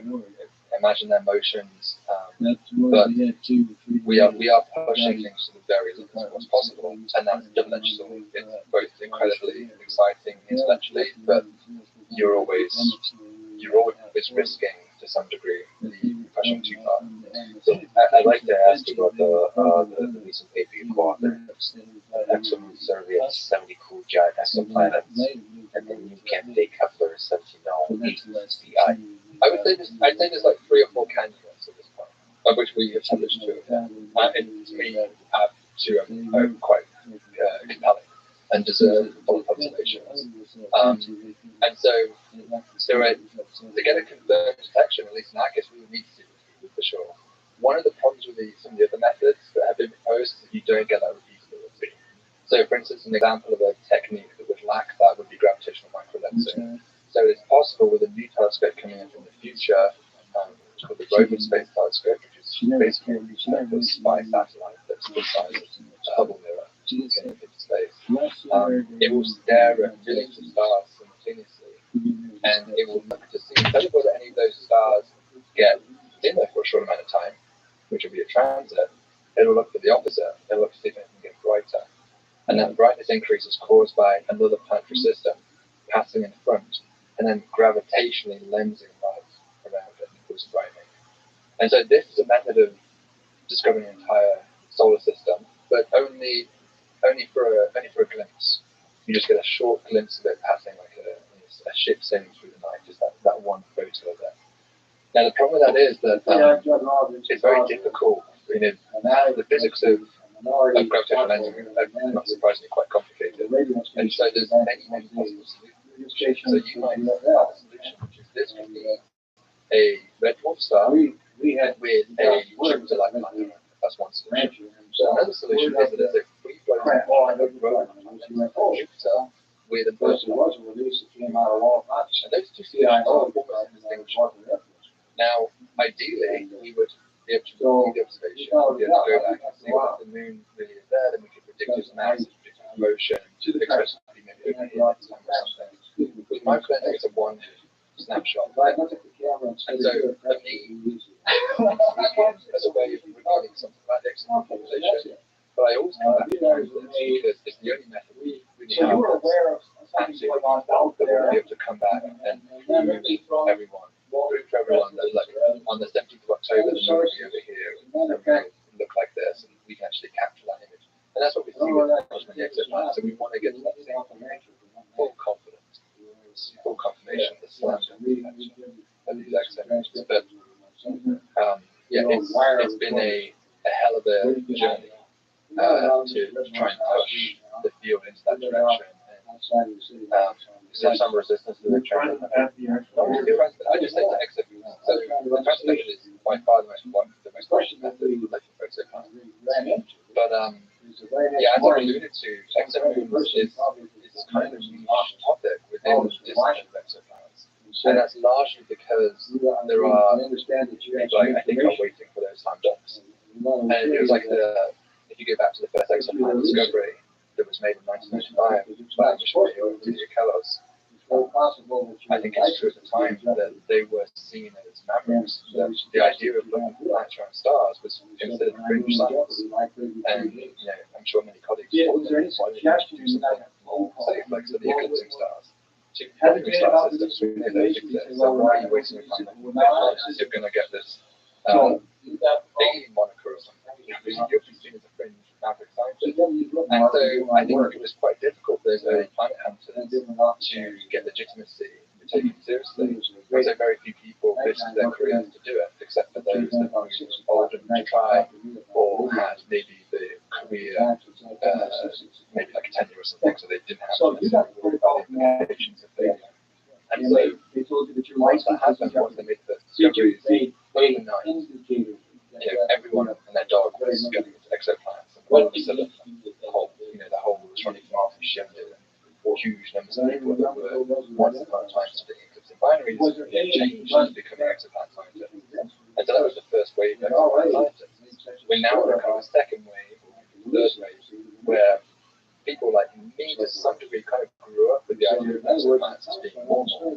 I was 11 years old, I guess, when the first exoplanet was discovered. And so to me, it was a very normal idea to grow up with. And so we've been trained in exoplanets from the very beginning. And so that brings a different perspective to those who maybe transition from a different career path.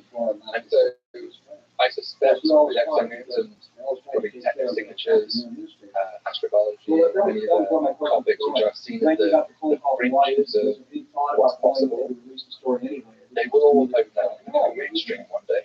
But there's a lot of people who are just waiting for that assurance that there is a secure career ahead of them before they can. Yeah, it does seem to me that if someone's open wider or open for the first time the door to aliens, more seriously academically studying pirates, that's what people like aliens. So I think it's still pretty cringe to talk about, like, even on like Mars, kind of like, it would be nice. Imagine the first time to discover a living organism. That's going to change. Then everybody will look like an idiot for not focusing everything. The possibility of the things, it's possible it might be like boring. It might be very boring bacteria. The existence of life, I mean, that changes everything. That means life doesn't have it. You're thinking now that in 5 years, 10 years, that there's life will be discovered elsewhere. You need that in advance. It would surely affect the way you approach your career.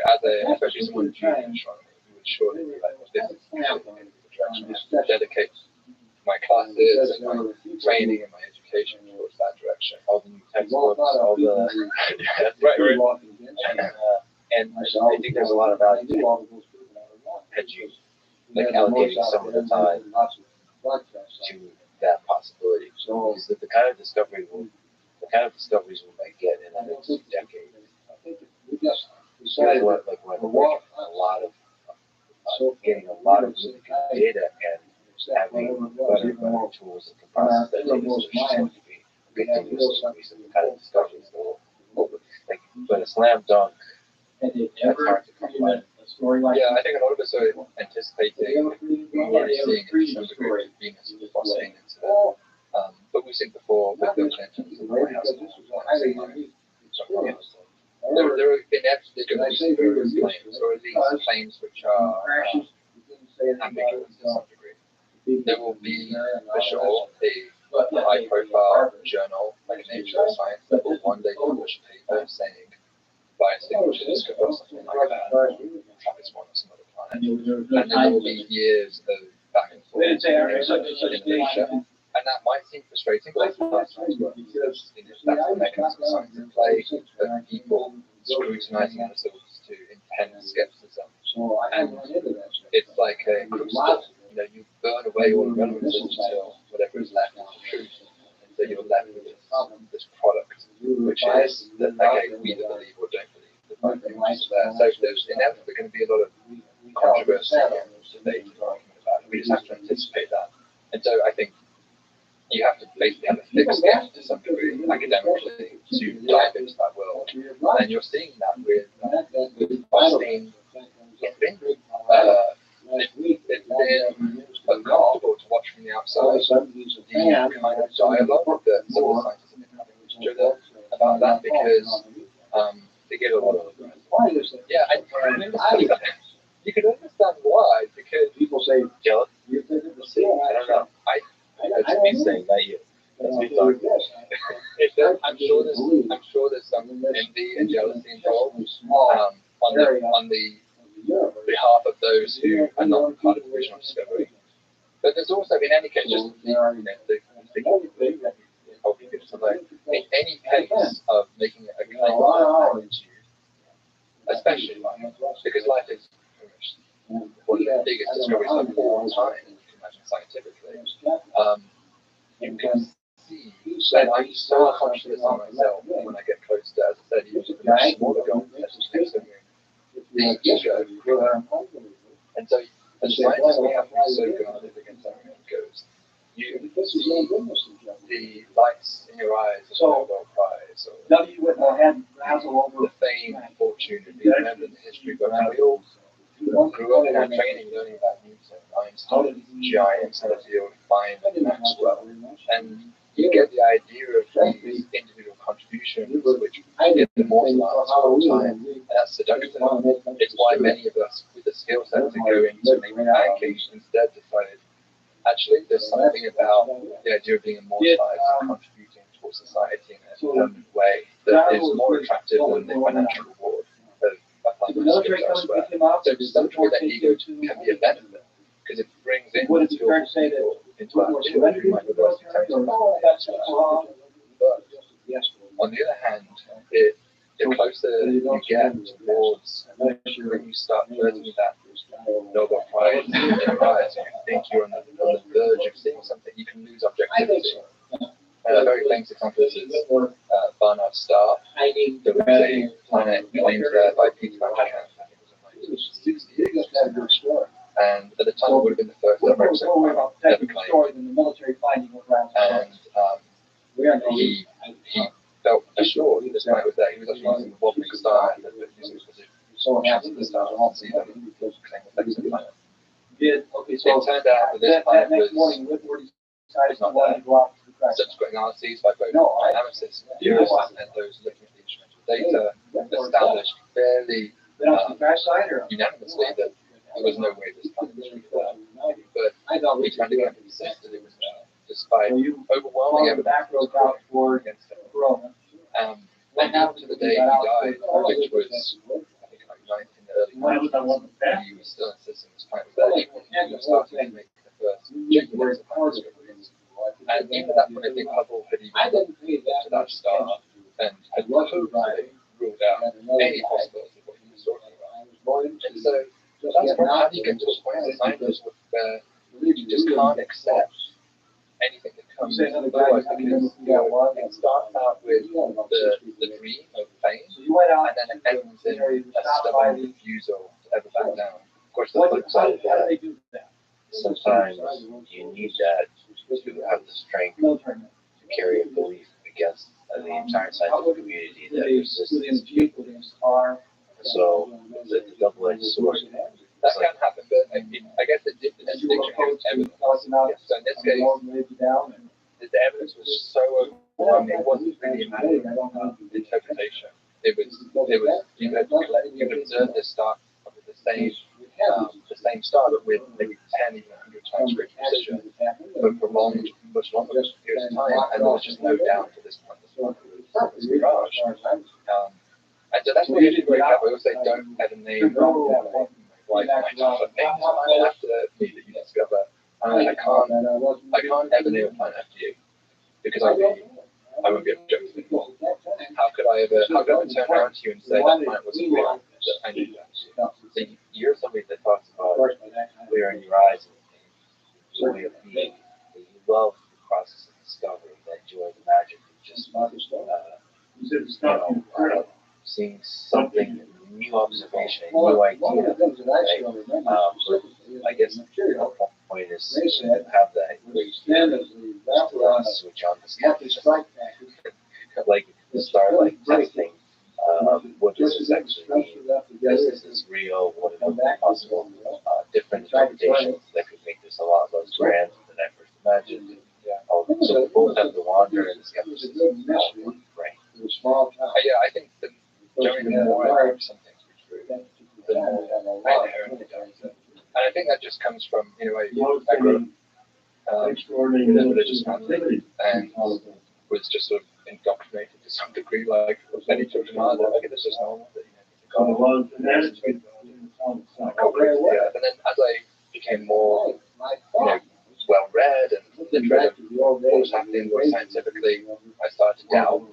And it really just struck me that the hardest thing to let go of when you do decide not to be religious anymore, and it's not really a bit like a light bulb moment that just kind of happened to me over sort of 11 to 13, I think things happened.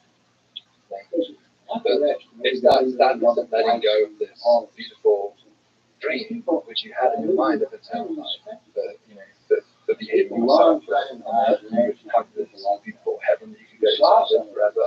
And that's very attractive. And for me personally, that was one of the things that against it was it's be true, and it's very convenient that this could be so. And I have no evidence directly in terms of scientific sense for this hypothesis, and it just became really difficult to reconcile my growth as a scientist. And I know some people find that reconciliation. I have not. Maybe I will one day. But as a general guiding principle, which I think I've obtained from that experience, was that I have to be extremely guarded about what I want to be true, because it's going to swing by to say things which are not true if I'm not careful. And that's not what we're trained to do as scientists. So you felt from a religious perspective that there was a little bit of a gravitational field in terms of your opinions, like also affecting how you can as a scientist. Like as a second thing out. Yeah, I think that's true. That whenever there's something you want to be true, it's the ultimate seduction intellectually. And I worry about this a lot with UFOs, and it's true already with things like Venus, phosphine, and searching for astrological signals. We have to guard against this all the way through, from however we're left alive, however we're left alive. The big question is, I hope there is life in the universe, but I'm somewhat been on record several times being fairly firm about trying to remain consciously agnostic about that question. I don't want to make up my mind about what the answer is before I've collected evidence to inform that decision. That's how it should work. If I don't know what the answer is, then what am I doing? And that's not a scientific experiment anymore. You've already decided, so what are you trying to learn? What's the point of doing the experiment if you already know the answer is? It's so complicated, so if I'm being honest with myself, I imagine the universe. So first thing I imagine about our world is that we humans, and me certainly, as one particular human, know very. My first assumption is I know almost nothing about how anything works. So first of all, that actually applies for things that humans do know, like quantum mechanics and all the things that there's different expertises that with that. But if we take all of knowledge in human civilization, we know almost nothing. That's kind of an assumption I have, because it seems like we keep discovering mysteries. It seems like human history is defined by moments when we say, okay, we pretty much figured it all out. We realized a century later, when you said that, you didn't figure out anything. Okay, so that's like the starting point. The second thing I have is, I feel like the entirety of the universe is just literally improvisation. Statistically, there's the important thing that enables that belief for me is that they don't have to be human like. They can be anything. And it's just the fact that life exists and just seeing the way life is on Earth. I guess I can always start off by saying most of us think ships. So many different companies finds a way.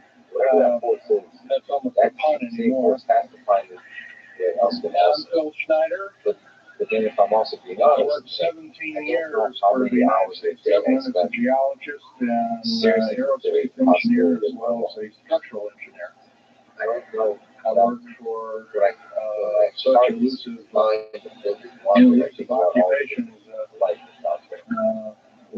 was some Knudsen back on page and page, Aerospatiale France, and a host of other, PJG and a host of other almost laboratory things, kind of things. That you have to But admit rather than bore you with all those statistics, I've got a real mixed bag here. you can have that debate about some different topics, and it might be a little bit like brain overload, something that is but you have faith in this. I'll start from the beginning. You can't demonstrate. Like I said, I worked for 17 years.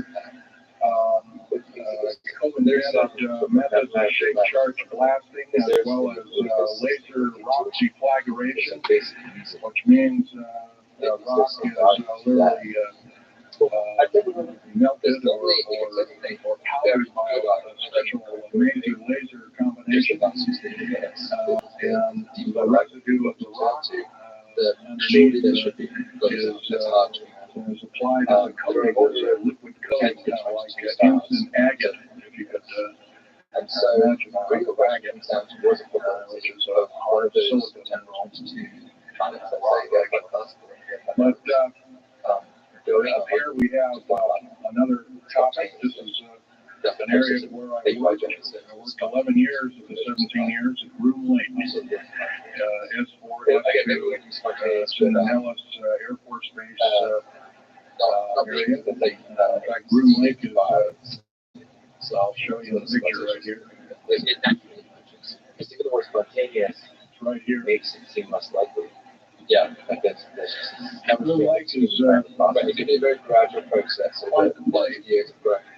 a lot of rumors and maybe there's a other force kinds of things that come out of that there. People who stood on the outside for years have wondered what's been flying there and what kinds creates of something things that been flying. lies we can't possibly Sometimes let me give you a brief overview. something that looks like you Starts in ancient history land here. Back in 1909, the U.S. cavalry was engaged in catching some banditos that crossed over the Mexican border into what's called consequences in Mexico. And they went into a cave or a hideout and killed the so-called bandits.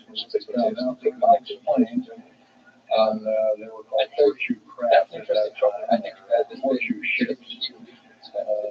Whatever UFOs, and I saw these they call demons, gray demons, gray guys all around the place.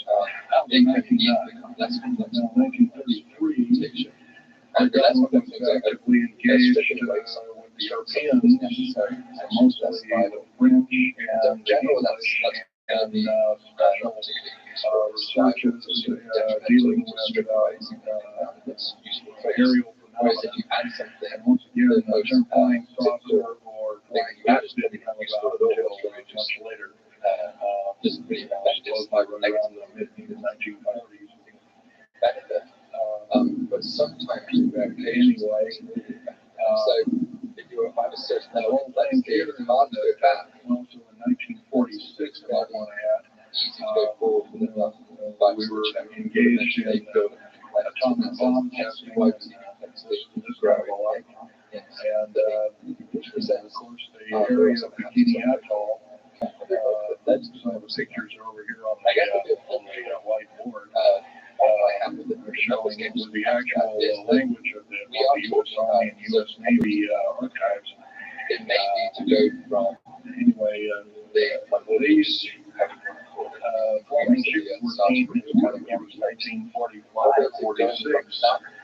Some of them called Foo Fighters and something that was particular geography they're fully known about, maybe as early as 1935 or 36 by our U.S. Navy. And there was a shallow underwater base at Bikini Island, and that was probably one reason why a number of atomic bombs were exploded in that area rather than other areas which they could have been even more remote. Operation Crossroads. Anyway, this all led up to later on, about 2 years later, in 1954, during Eisenhower administration led to a interesting treaty. 90% more Create a 1954 treaty that was the Alien Treaty. And supposedly the aliens would come in and exchange technology, and they wanted to take an occasional human being and a few head of cows, and agricultures were supposedly to be kept, and all those kind of stuff. Of course, eventually all that broke down, and aliens are notorious for being liars, even greater liars than so-called we humans are.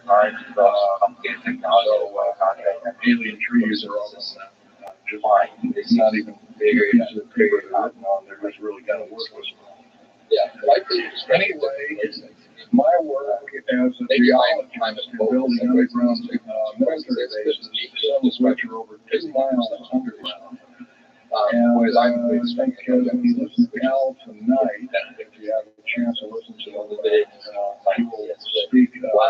Al's actually been on some of the high-speed monorail subway cars, I want to call them, link these bases together. Some of them are capable of riding on a cushion of air about 3/4 of an inch off a rail, better part of the model. And he's actually been on one of these trains. I've only been in one. I don't know why I've been on some of the tunnels. Incidentally, I helped work on 13 deep underground military bases. Actual hands-on experience. No information about the earliest stages. Notorious was the one in They'll say it was somewhere in the southeastern and southwestern sides of those in Mexico, in Los Alamos laboratory stations where we built some hermetically sealed rooms that were very deep, going down over a mile. We also built additions to Green Lake and S2 and S4 complexes.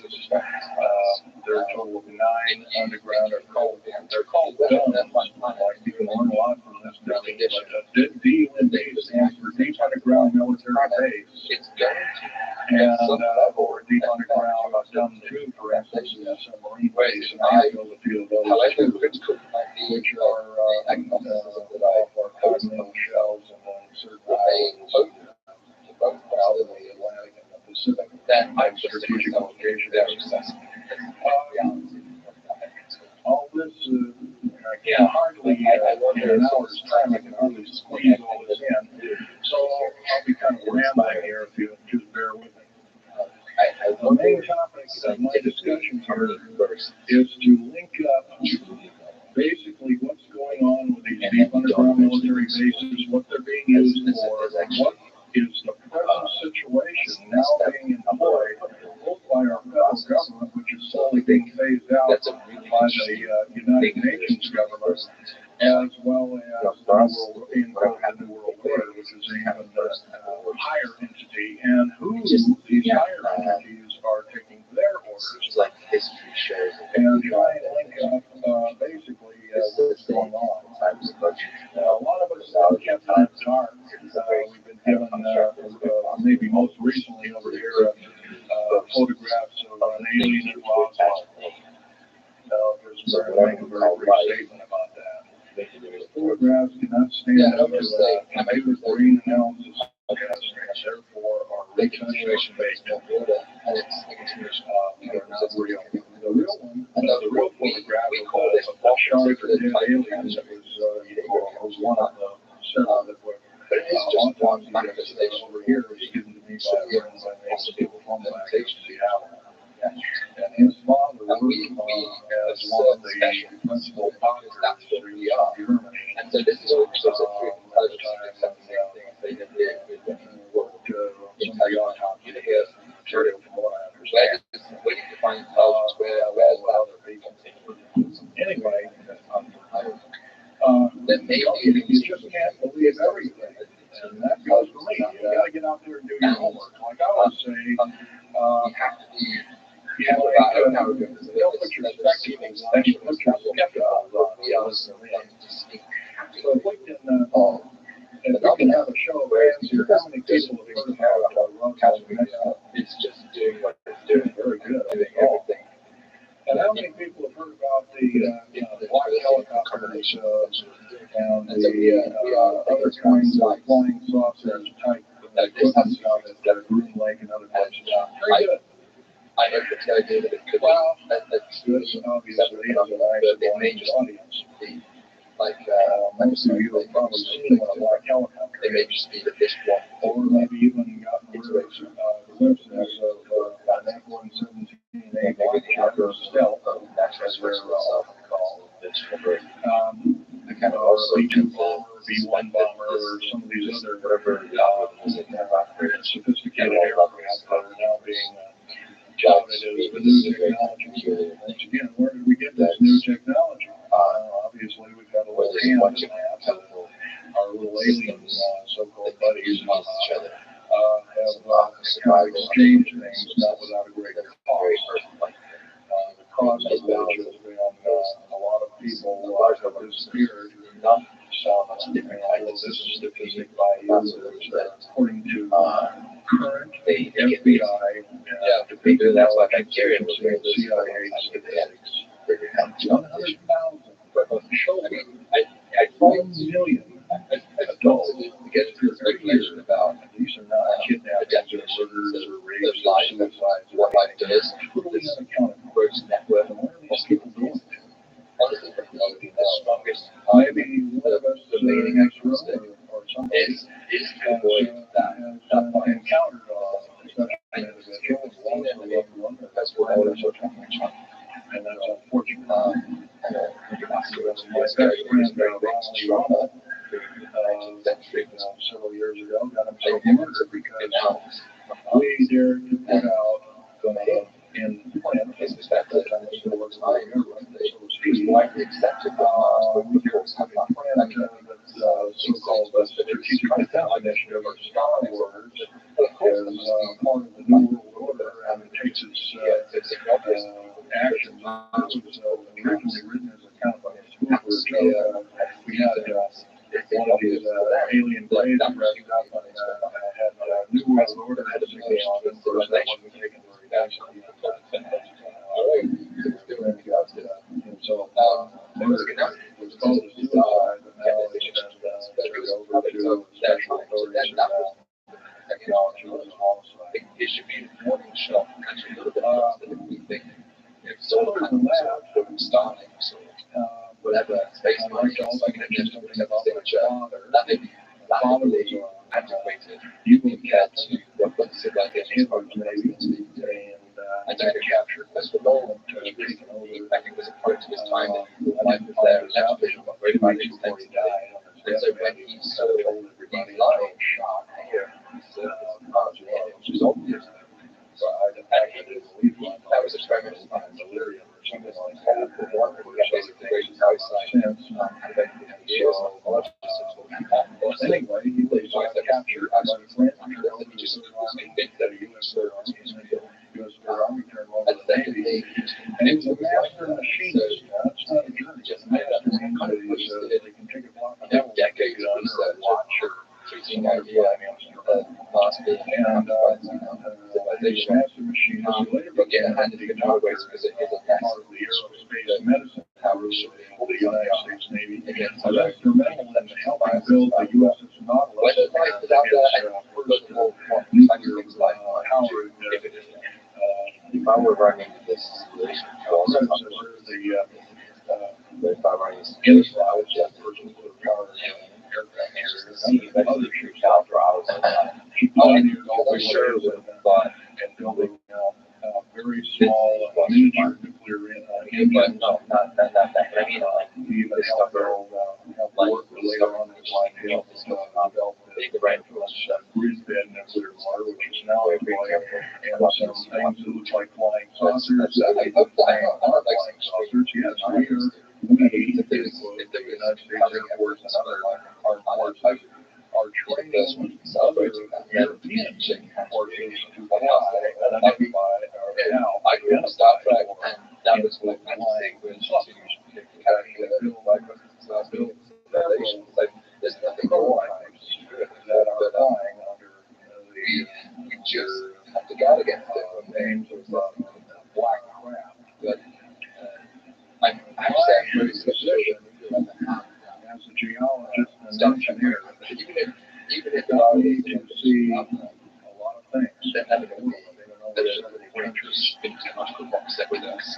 Also, what for me is I carried a level 3 security intellectual. The idea that the director have a conversation with us and giving out handling responsibilities. Maybe a couple of doctors in the military thing or quarters of abstract conversations with things.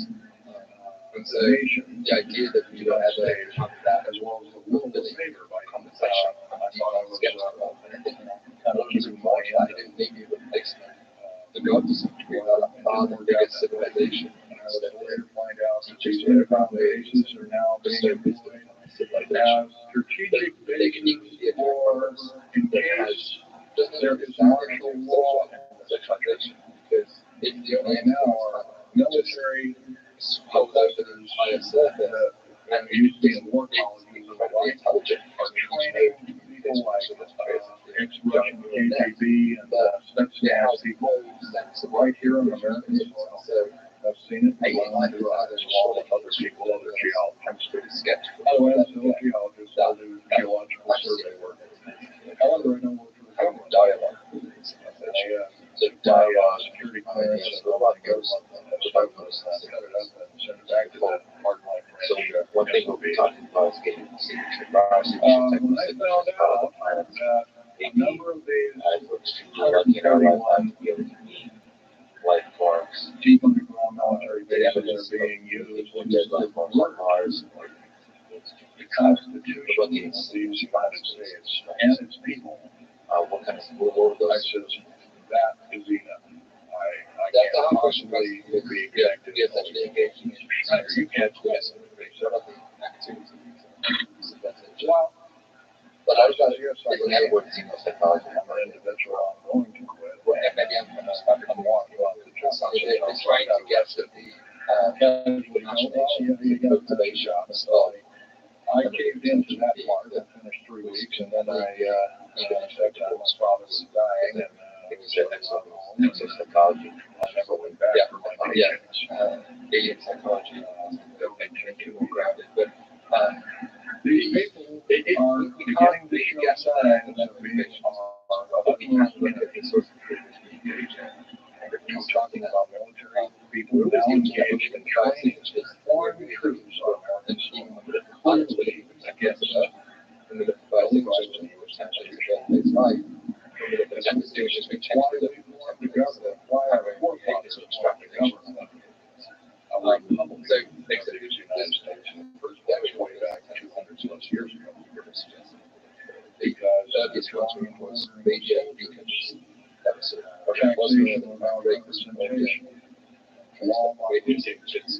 Which could either be known as today's version of executive order, high power, other behavior here, or the reason is that we became a free republic, a free society, possibly but they could also be running tension signatures. For example, you can have something like satellite system, stuff, all types of founding fathers that are now technically linked to rights across those satellites as they orbit around the planet. You can have a stationary satellite belt, which would block out satellites. I'm here today to touch upon a number of solar panels, spectrally, service for that. Heat prices that are really stay over 300 degrees. There's now, instead of 12 prison camps, 39. That's almost a large array of things they're building 2 prison camps every 7 months. They're building 2 underground military bases every year. Each one of these military bases, by the way, is underground military bases. They cost somewhere between $17 and $26 billion. You can have Dyson spheres. They employ 1,800 to 10,000 workers each. Some kind of structure. And that's where start civilization. And that would be easy textbooks. Gobble up transfer all of the physical things. The dynamically how black money is roughly 310 billion right product start. Yeah, one figure is visibly. Well, the black budget, as we know it, is there efforts to make that for that's the spirit that is significant that has been, yeah, that has been, it's been, I think they talk to one of the stars, stars, and over $500 million examples of what the Dyson Sphere star, and then Jason Wright, huge quantities of money, buys a countries of the CIA around galaxies, so the entire galaxy versus Dyson Spheres, or if they could operate in the galaxy, which is basically the kind of shared type 3, right? This is you've basically mastered the entire galactic resources. And again, out of 100,000 nearby galaxies, finding really good examples of what like a Dyson galaxy when they have that.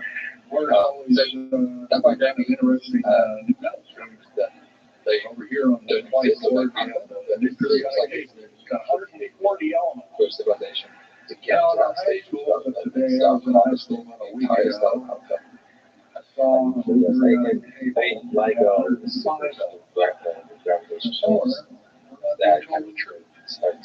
we're being lied to in every turn, in every corner. So we're considering compared to our I mean, the government has made itself an entity, an independent taxing body, an entity in itself. And it isn't accountable to anybody. Not even the so-called New World Order. They just do everything willy-nilly. Nobody check it.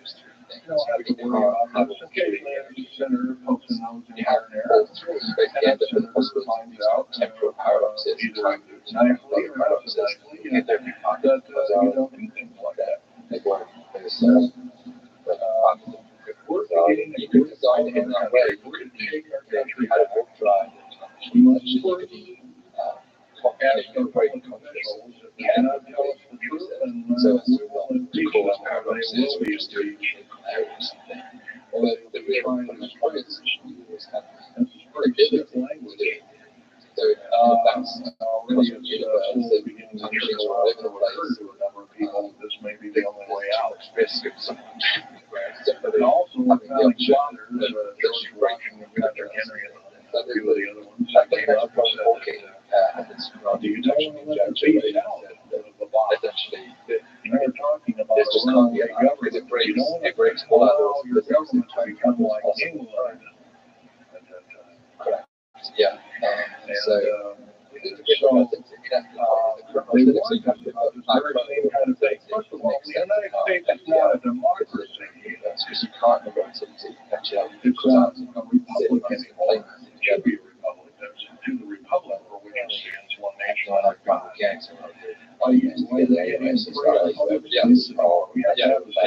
whole judge or group of them, plus Janet Reno and among other things, telling us what to do.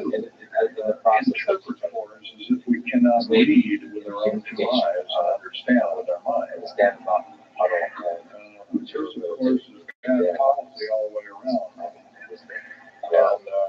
I guess I don't need to blow that out here. Okay, on another subject, I have a number of items up here at the table. Yeah, one of which here is you can show up. You know, some of the heavy rock it happens. It has a weight of about a little bit more than a pound. 2.5 times the weight of uranium. It's not radioactive. It will never be made radioactive. It's composed of rare earth clays and powdered metals, as well as helium element, helium element. Mostly from crash or retrieved flying saucers and other things. To crash in our deserts and backyards, so to speak. This is employed in every stealth aircraft, every black jet. All classes in very small quantities in the skin of black helicopter.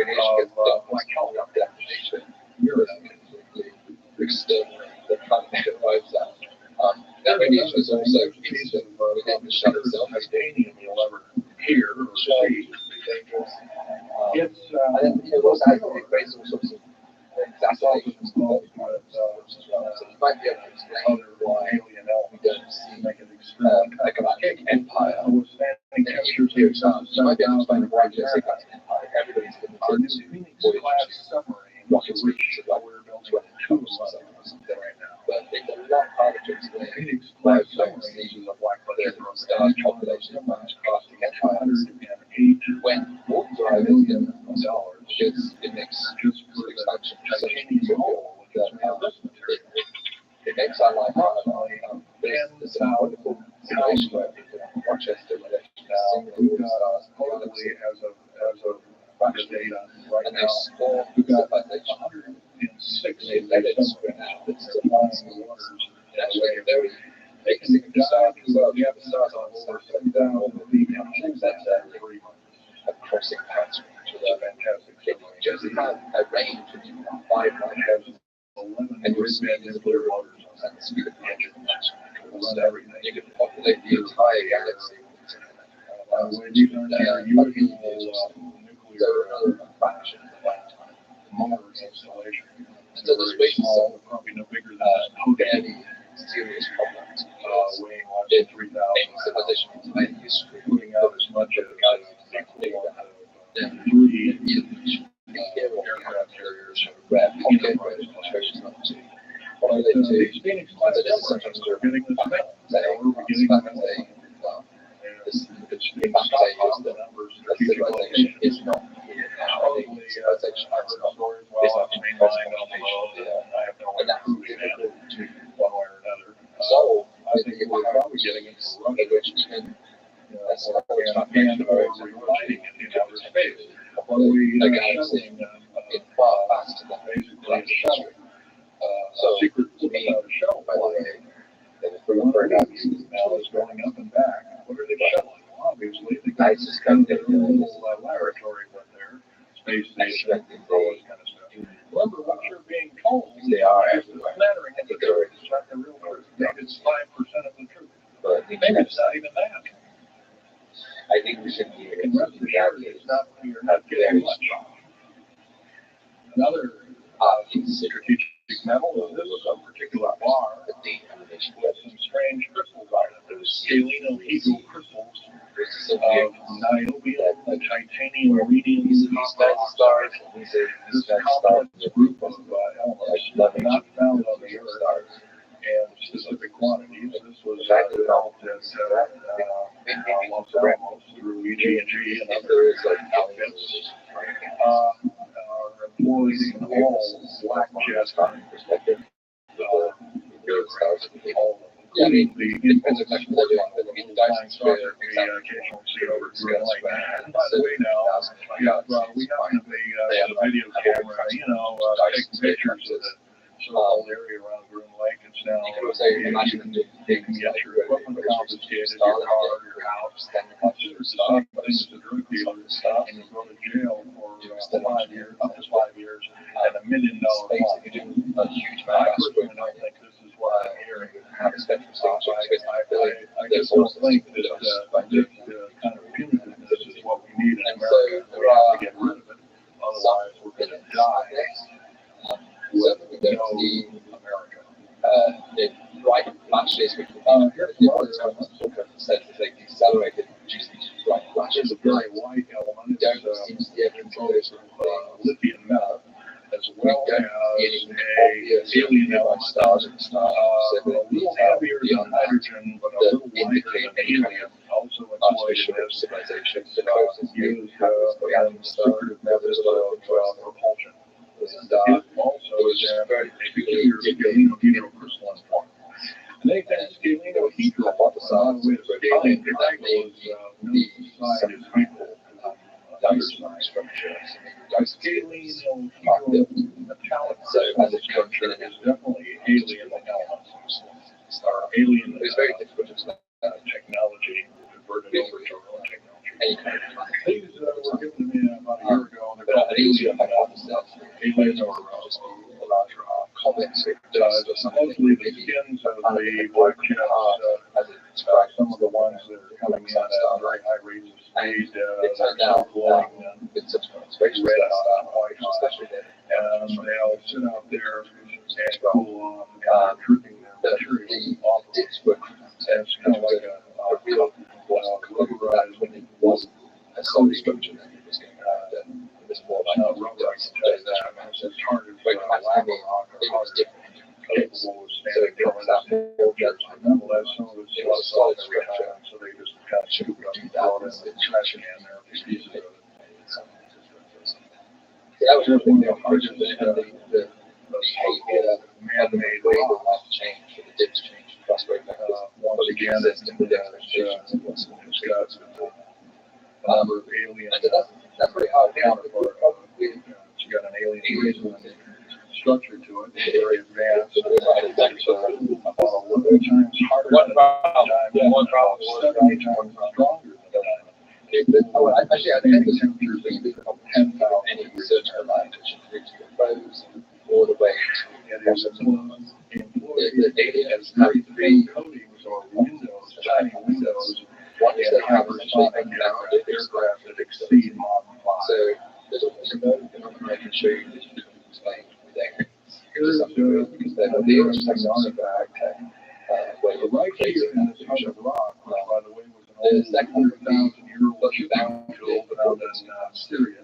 So I might enjoy a UFO tomorrow. Next day, see it. Thursday. But now I don't see it. I can always get out of it. Well, that's just they chose. They have this. They can always avoid which observations that This rock is 220 million years old. survey and exemplify Making machines 220 million years ago. and then just Right after they all. can always Here we have an actual piece of magnetized food, Hawaii similar to a wine, which had been pecked by a bird at one time, and that's still there. So it's instantly turned to agate. It is the same agate or chemical structure as material found in Hiroshima and Nagasaki after the eight bombings in World War II, where grasses and flowers, petrified flowers, and other kinds of things were instantly petrified, turned to agate. It is the same identical crystalline structure, however, Cybersecurity is about 20 million years old. And still got its original green coating. and so that's Basically, what's trying to cook it. same story. Likewise, here's a garlic plant about Somewhat that you can cheat 20 or 30 million years because it looks a lot like it. It's got the same pink agate coating. But of course, it turned out to be And here are some pieces of metal skin from the crash test in Roswell. It was given to me when I was 14 years old. My father was visiting one of his old friends back in the Navy archives as well. So he was a Royal Navy and you could always just be, gee, Johnny, no, go ahead, get anything you can. This is one piece. Johnny, do you think I can have a piece of this? No, you can't have that. I'll give it to you. He won't have it very long. I think I'm good on the wrong game with all those mistakes. Yeah, so it's like Unique things. They were able to break the skin of that crap, by the way, by dropping it into a pan of liquid nitrogen, hitting it with a mechanical or hydraulic hammer, and shattered it a little bit. And it was later analyzed and adapted for our own technology. it's as mysterious and as All the artifacts are fine. Once again, the main part of this talk is where's it all leading to. We get very little spin-off to where any of this is leading to. Maybe we'll get a new computer or maybe a quartz watch or some trinket kind of like giving the Indian deeds a couple hundred years ago while we're getting these little spin-offs. But the budget still rolls on. That's what our best up over $1 trillion every 2 years. It's somewhere between $1.023 trillion and $1.31 trillion every 2 years. And every year goes by, and the black budget is unchecked, unaccounted for. It's just subverting our country. That's number two is that these underground minerals, first of all, if there was something like a nuclear war was definitely an enemy out there where we were going to be under attack from China or something like that. I could see maybe a couple of dozen underground bases for our government. So basically, theoretically, comes the constant rise up like the phoenix out of the ashes. Well, not 131. Say that about him. If you were going to so-called round people up and put them in prison camps, or what a better prison camp than underground, or nobody knows where it is anyway. So once again, these underground bases are most likely been planned as underground prison camps and slaves and labor factories. Yeah, information is a really useful way of getting in. That would be the only person that we're talking about. The U.S. order is even against the United Nations, but so any kind of information you have, believe it or not, these more powerful space alien entities, we might call them the large rays or the small rays of information. Sinister forces indeed. The hope is that maybe you might want to say, well, gee, how come we don't see more of this kind of thing? Well, you can just imagine that you're only being told 5% or less of the truth. There's very much to go on. That's one thing. Another thing is we don't find many people coming up here and when they have hands-on experience. Even if we can't decode, I'm going to try and do this. However, I do have people that go out to here for decades to doing it. And then figure out what I'm saying. Get out there and talk to people. There's just a couple of neighbors or friends or something. Get out there and talk. Because communication is so important. It's pretty funny how the whole situations are in the know. And then from there, what again? Wow, the question wonders at work. And that's part of the budget. And what kind of programs? What kind of things? Public opinion is only going to be that. Going to do that. It's going to take minutes of us. But we have to be informed. And to do that, we have to be doing what we're doing now, gathering and talking. And of course, most of us are adults and can weed out fact from fiction. Most of us are responsible and know the difference between fact and fiction and how to use it or how to abuse it. So we therefore have to continue to keep studying.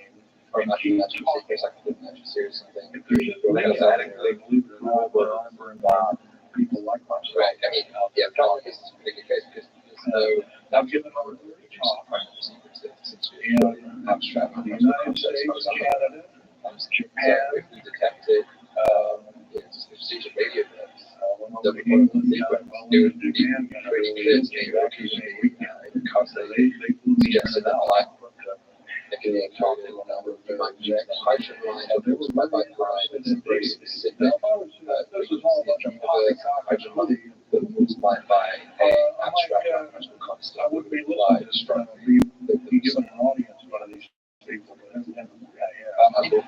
Sorry, 13 attempts on my life. So I guess there's some radio first, but the information with this. I do. There's a video I did a number of you ladies present, so I won't go over you out. But one kind of fun way, I do have some of the words in there, a few other people that have time to do that, lecture out, not just that I have been shot intelligence around us right now, but looking off the road, past and even to the future, pushing off the road, communicates in the future. And so we had this fun experiment of imagining civilization, but then again, the history of the galaxy, and being converged, yeah, that would be like that. Not desperately shaping the government, but I didn't want to find that. And so they decided to try and leave something. And just not really wrap things up here. Just basically wanted to give you an overview of because it has houses. These machine gets actually break down, so we have to maintain that. Maybe it's time to go. Have any questions? So you want something that's passive asking that doesn't require energy. So you're doing something over here. Would you please make up? Which is hard to think about some of the satisfied those criteria. But there was a proposal by my colleagues in Cairo, which inspired me to work sometimes. In And he suggested that you could build out in 1979. so you could build sheets I was involved of in transactional stuff. the Los Alamos laboratories in Dulce, New Mexico. Thin sheet passes across first, then 2, 3, 5, and What's 7. now known as the alien human war. And so to be a 66 Secret Service agents, that someone could manufacture those, but they didn't require any edge because they're just sheets of material that could then integrate. Once they're live, because the government lied, They should have life knew full well what was going to. What we've done is, lifetime event there, we back through a mechanical electronic system. You could release that and so you can imagine him extending that how they code not just happen, but making the spatial patterns of this very complex life. You could improve more organization, shapes, the way that machines and maybe you could even encode messages in transportation. There was a program set down and that came up A lower layer of information which we just so they work closer. The and when I got down there, of course, the I older was I was in a spacesuit type environment.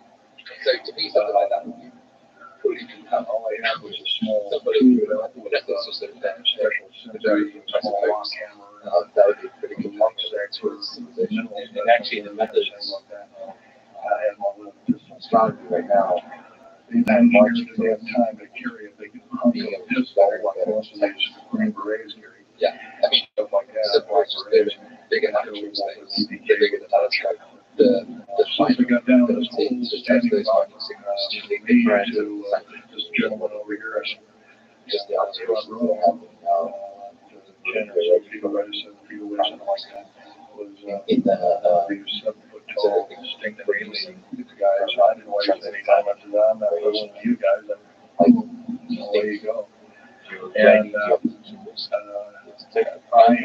was one of the rare few that may or may not have 2,000 stars that kept on out, and it marched all the time. It took a photo of it, given each training brightness, and it did that for, and we were, and so you have already other aliens in the area, so you have already in this and that was a big lie. genuinely scouting to those like automated machine learning techniques.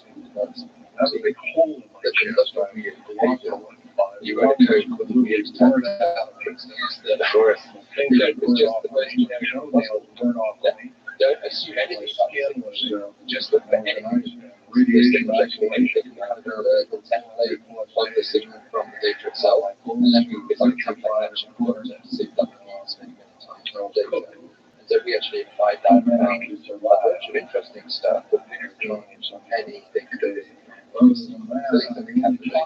That's 2,000 stars, which sounds like but compared to 2 billion stars, the United States with this fraction of this. So one is a disease which will generalize ultimately the question of similarity to their price. they're regarded as Canadian heroes. Get organic and figure out and all this ideas impressive. Speak up People loud. that discover data exists for some reason. But then, French Actually, there's in fact, as I was coming to this yeah, and to some degree, the more you, I would imagine, be here by plane, and I imagine the more you progress with the more assumptions that kind of go behind the more skilled they really have to be. Some of the practice is completely encoded information essentially. But the outer secret message, they were very careful with that pixelation of this. They usually say to try and I was here 3 months make it ago. as intelligent as possible to be So it's that even if you're not able to figure out what we're trying to should be because there's all sorts of conventions to move like all the others that we tend to receive one of our final messages. Denver And so International your Airport. messages, assuming they don't have There are 8 levels underneath the airport. I'm sure they can eventually figure it out, but you'll maybe Could be there get for a damn long time. so maybe I always think Imagine mean, it's only turned I get 30 or more million years ago. Those bags could very well be the same way. More definite nature.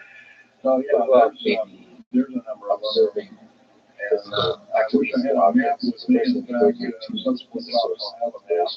Which will be put on the overhead. The next talk I have in mind just that. I claim to bring a map here and have all the latitudes and longitudes, all the bases, and I can't do that. Creating stuff. Videos and all that. I didn't bring some stuff. So, but other than that, I'll find that all research for you. Basic boring. Yes, this I don't know if this there's something interesting to say about the positive self and about positive shiny, light and big, mighty. Yeah, I mean, that's part of the beauty of as far as there being an inner word, is a hollow word, you can find like inspiration I've never read and anything like that. intellectual joy in just the small sort of thing that starts Al Feeling going upon it has and been working on about vacation tunnel train. And so in this case, I was struck by coast to coast what I mentioned a little bit earlier, the idea that stars stars are not static, the edge of the galaxy is having stars in their location in the galaxy live there, but the stars are I helped build a lot of these tunnels in the galaxy. but it's always on themselves changing, which are obsessive. And so they've always worked inspired practice, the domesticated whirl around and trace that way of the straight path. And so the stars accept they're stars which projects and toy, high speed, like anyway, they're always being against the stars. This lady over here. There are these Stand up and speak up, please. stars are coming closer, approximately a couple of ideas. And that's been happening, not just we can project that will happen in years, but that's been happening throughout the entire history of the galaxy. Most of the levels And of so military know about this, especially the higher levels.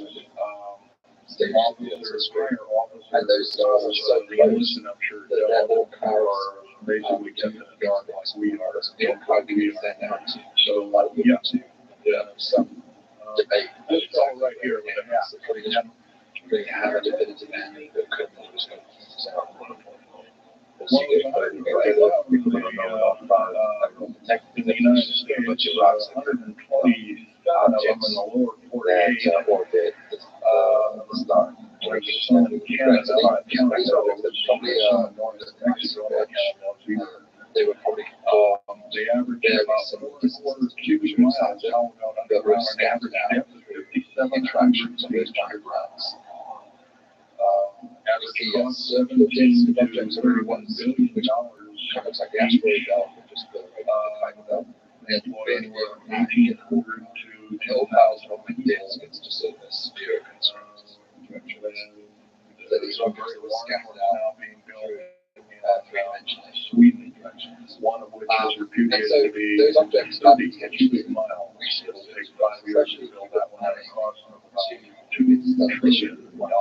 You might want to And now it's being supplied by the United Nations. use that as the oxygen to fuel your rocket. Anybody over here? And so it's quite possible. This is Young metals as well. Speak up, please. For the civilization to talk about this. Okay, you want to know exact locations of all these? Well, there might even be objects beyond your cloud, which are Army, planet Marine Corps, Navy, These are very, very and Air Force bases are there. With all the present, now we can close down, find a way to close down because they're now being used something for like 1,000 days storage and equipment storage and things like that. So they're not really the amount of light reflects from the sun camps and star camps and all this kind of stuff. So they'll prove their camps and it's extremely difficult. right now, police, for instance, are training and are being trained by the Air Force and the Army intelligence in martial law research, as they call it. How dare That they whole call cloud it? must have interconnected by the clouds in the past. Where these are, And so what fraction where of every cloud one of is these strategic bases are now in belongs to us, in around Denver versus Saturn, and the what fairly fraction of small. it Some of these could in fact bases are only be maybe 2 to distance. 3,000 And of course, feet. we got excited about the chance that they can take up all the word, which seemed to be a long time ago, the first evidence of this 40 years ago. But when you think about the incorporated mixing, it may be that a large fraction of comments that you think that would actually come in. Some of those comments may have been installed in the first place. By the way, Colorado's process. The reason that function is example code very signature that hasn't been hypothesized to have actually been this other one that was essentially sourced through this book code. Underground mountain bases in Nevada, north of Las Vegas. It was the sources is just such a it's like the bottom of the ocean. So it's conference shows us heat laid out and we know in engineering was in the outskirts sources gold yeah. That whole area, by the way, is the state of Nevada is 81% managed or owned by the federal government. The land is either restricted or run by the federal government. That's all they have. So there's there could be a lot of interesting stuff in this regulation. We're dealing with the problem. Interesting stuff. Very low temperatures. Basically, one Senators are now getting involved. So evidently, waking up is occurring. Now, has actually changed quite a Speak up, Dave. And hopefully, well, to some degree, I guess, some nutrient. Okay. Yes, they are. But maybe able to are these tunnels connected to large caverns. Yes, these large bases are basically like this Coliseum. Everything's a city underground. Astronomy now, so not just messages. Most of these bases have military bases and they have all the accoutrements of life. However, each one of these costs quite a bundle of dough, and some of it is in our tax money, but most of it is cleaned up in Very, very difficult. and There's another trick which you do find about, especially, and that's called rotation. And so sometimes those objects will just pass in front of a distant star just coincidentally. These are very, very brief. There's understanding the language. There's a very fast camera to detect them, which eventually is from the You've heard whales of birds surfing at high speed about what these aliens but now we're talking cameras which can take thousands of images per second. And yet do it at the actually closing down. There's 11 prototypes and so you can see aliens using very planet fast all the the time. fraction All of pattern which are done by the around. U.S. military. And that's I kind of know that it's almost like passive radio. They're pretty bad. You have these pinpricks of light, which are benevolent. you live in a giant black sphere, but you have the little pinpricks that have been poked, and through those pinpricks, laser light is shining through. And inside this black sphere, there are big wandering around.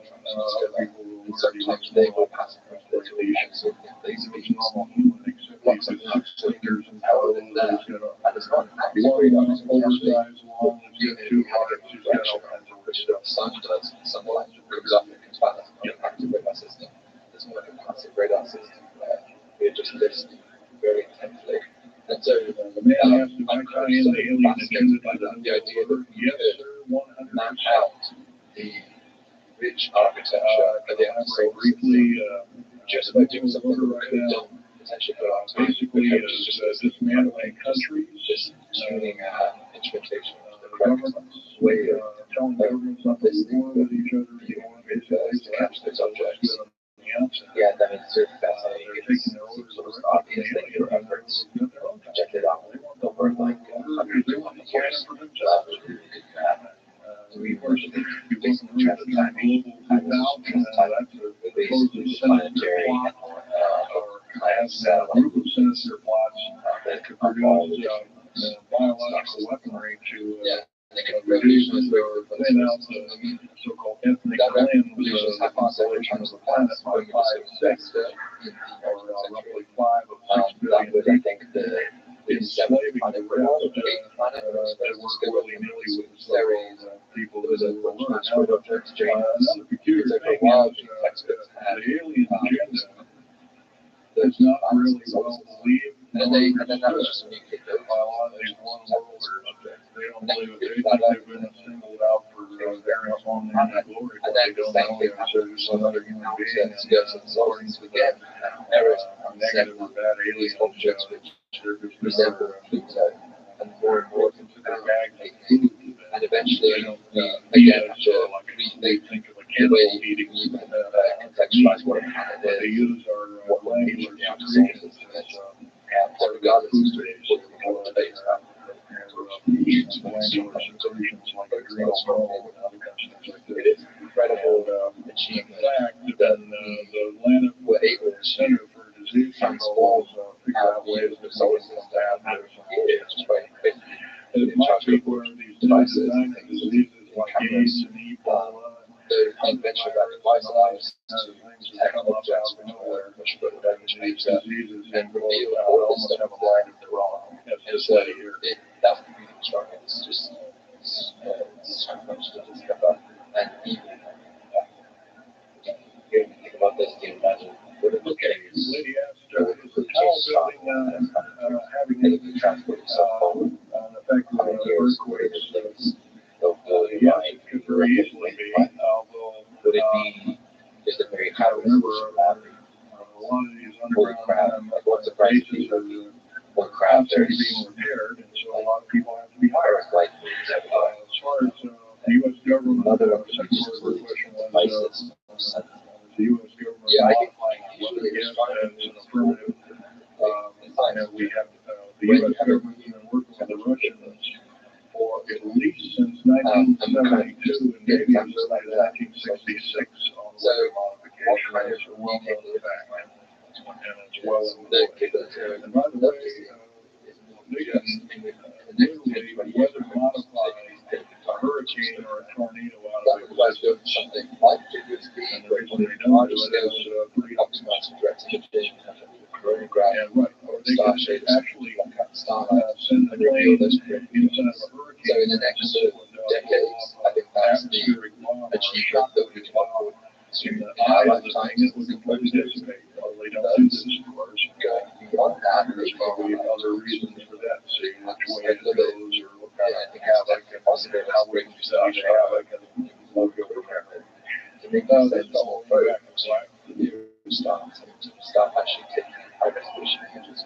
Everyone knows on the general topic. Well, there's that particular fellow, his name is Richard Schauer, PhD, wrote a book recently, Underground Bases and Tunnels, What is the Government Trying to Hide? That is one book. Then we have other, And so the idea of popular science article, fly Secret by Air Base, the government doesn't want you to know that Groom Lake, it's probably Groom Lake doesn't exist. Well, I guess if it doesn't exist, then me talking about it, I guess I can't be arrested or anything. I'm just a full topic out here. Well, the editor, one of the editors of Popular Science who put this article out is now in the federal prison. Then there's a book called Stealth Fighter Pilot. One of the These books are available. I got this one at Dalton. is driven by its size. This one actually was sent to me by the publisher. I did some test piloting, and the only thing I test piloted was would run the aircraft back and forth on the runway, the special runway to go to Groom Lake. This The was picture of me in in uniform. And I can go on.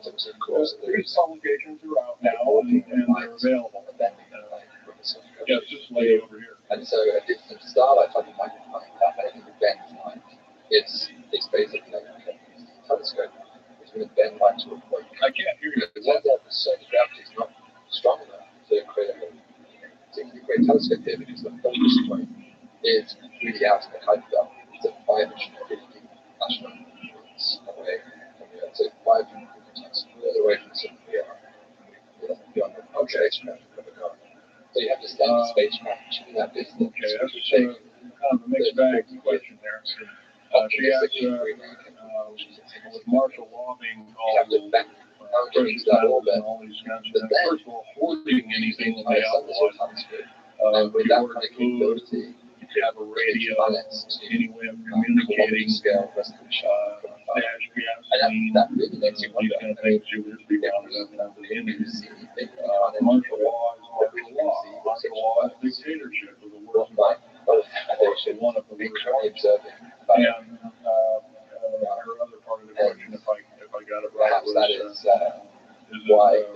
alien takeover. Well, the alien takeover right now is, and probably will be for something probably the next 20, maybe 30, 40 years. We basically, in the background, the idea is to get the one world peace-like government order in place and to thin out the population of the planet. And then, of course, then all heck will break loose from then on. And whether it is, I don't know, Bible civilization, some people very well, this is already mentioned in the Bible, well, that may be, but all I can tell you is, I've been face to face with one of these characters most people are just shocked at seeing such a thing. Very high resolution. Not being very healthy, both in the frame of mind and the physical as well. If you want this man here, proposition, I don't want to come over to scale up. Then you get with some combination of gravitational lenses. If you want to be negative, if you want to image a newspaper, well, we have lasers that can drill out basically deflagrate or melt down a tunnel 7 miles a day. And that tunnel is 28 feet wide, 28 feet high. So there is certainly you can told about drilling and boring machines at a very slow, quarter of a mile a day. Most of that went out in World War II. Most of that's World War I and World War II era material. And once again, you've been flying to fascinating years of I can hardly believe, first of all, I've worked on public engineering projects, and we do better in lining up roads and laying them down at the rate of 4 miles a day, and supposedly that doesn't exist. Well, I worked on state work a few months ago, and we built a tunnel just for ready on that like I wasn't very big, it was 6 feet across, so we're going from real right through solid rock right to the base under one of the hills in Portland for their new light rail. Did that in 2 days. Straight line. But it was a complex, it was a small complex tunnel. And so for example, I was one of the people that said that what technology? A lot of this is alien technology readapted for the telescope. The telescope.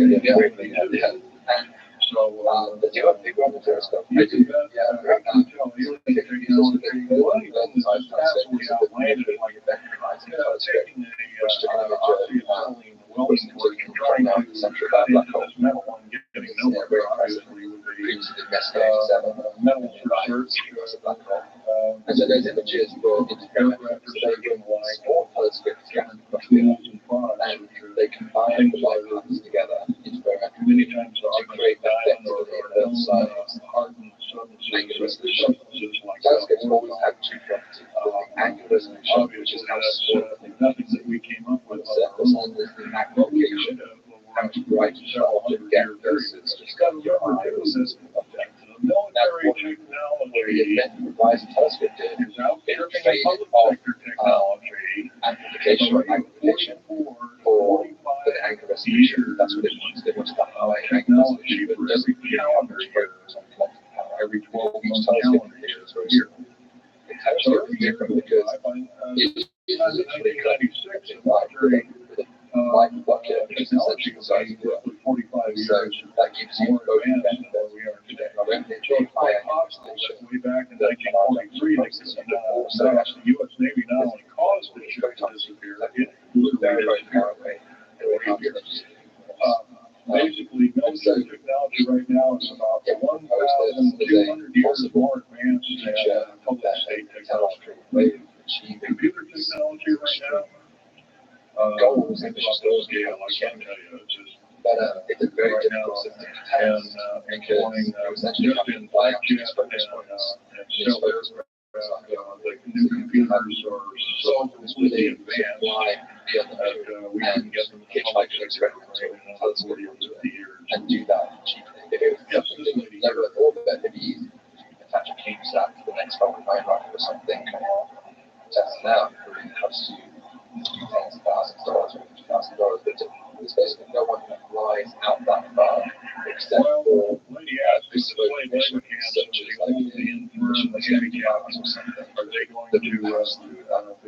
case, and they typically don't have you can bet your bottom way dollar there excess actually cable will be these they're things. able to strap on, like a good strap on. So I wish I knew that's more, been the but I market. don't. In theory, it should work beautifully, but it's a very difficult idea to expect it to keep up. elaborate way. Other than that, So yes, I would you get about imagine half so. the If you look band at from the the atmosphere, 39 rising, and you get that prison camp, times over if you're outside and also of course stars trains that they have 143 shackles the racing event train. then Scary thing indeed. You know what they're called? They're called United Nations Prisoner Transfer Cars. It's actually good. Well, we got to wrap it up here. I'll take one more question. Because that light ray car had to face the straight steps of the ground.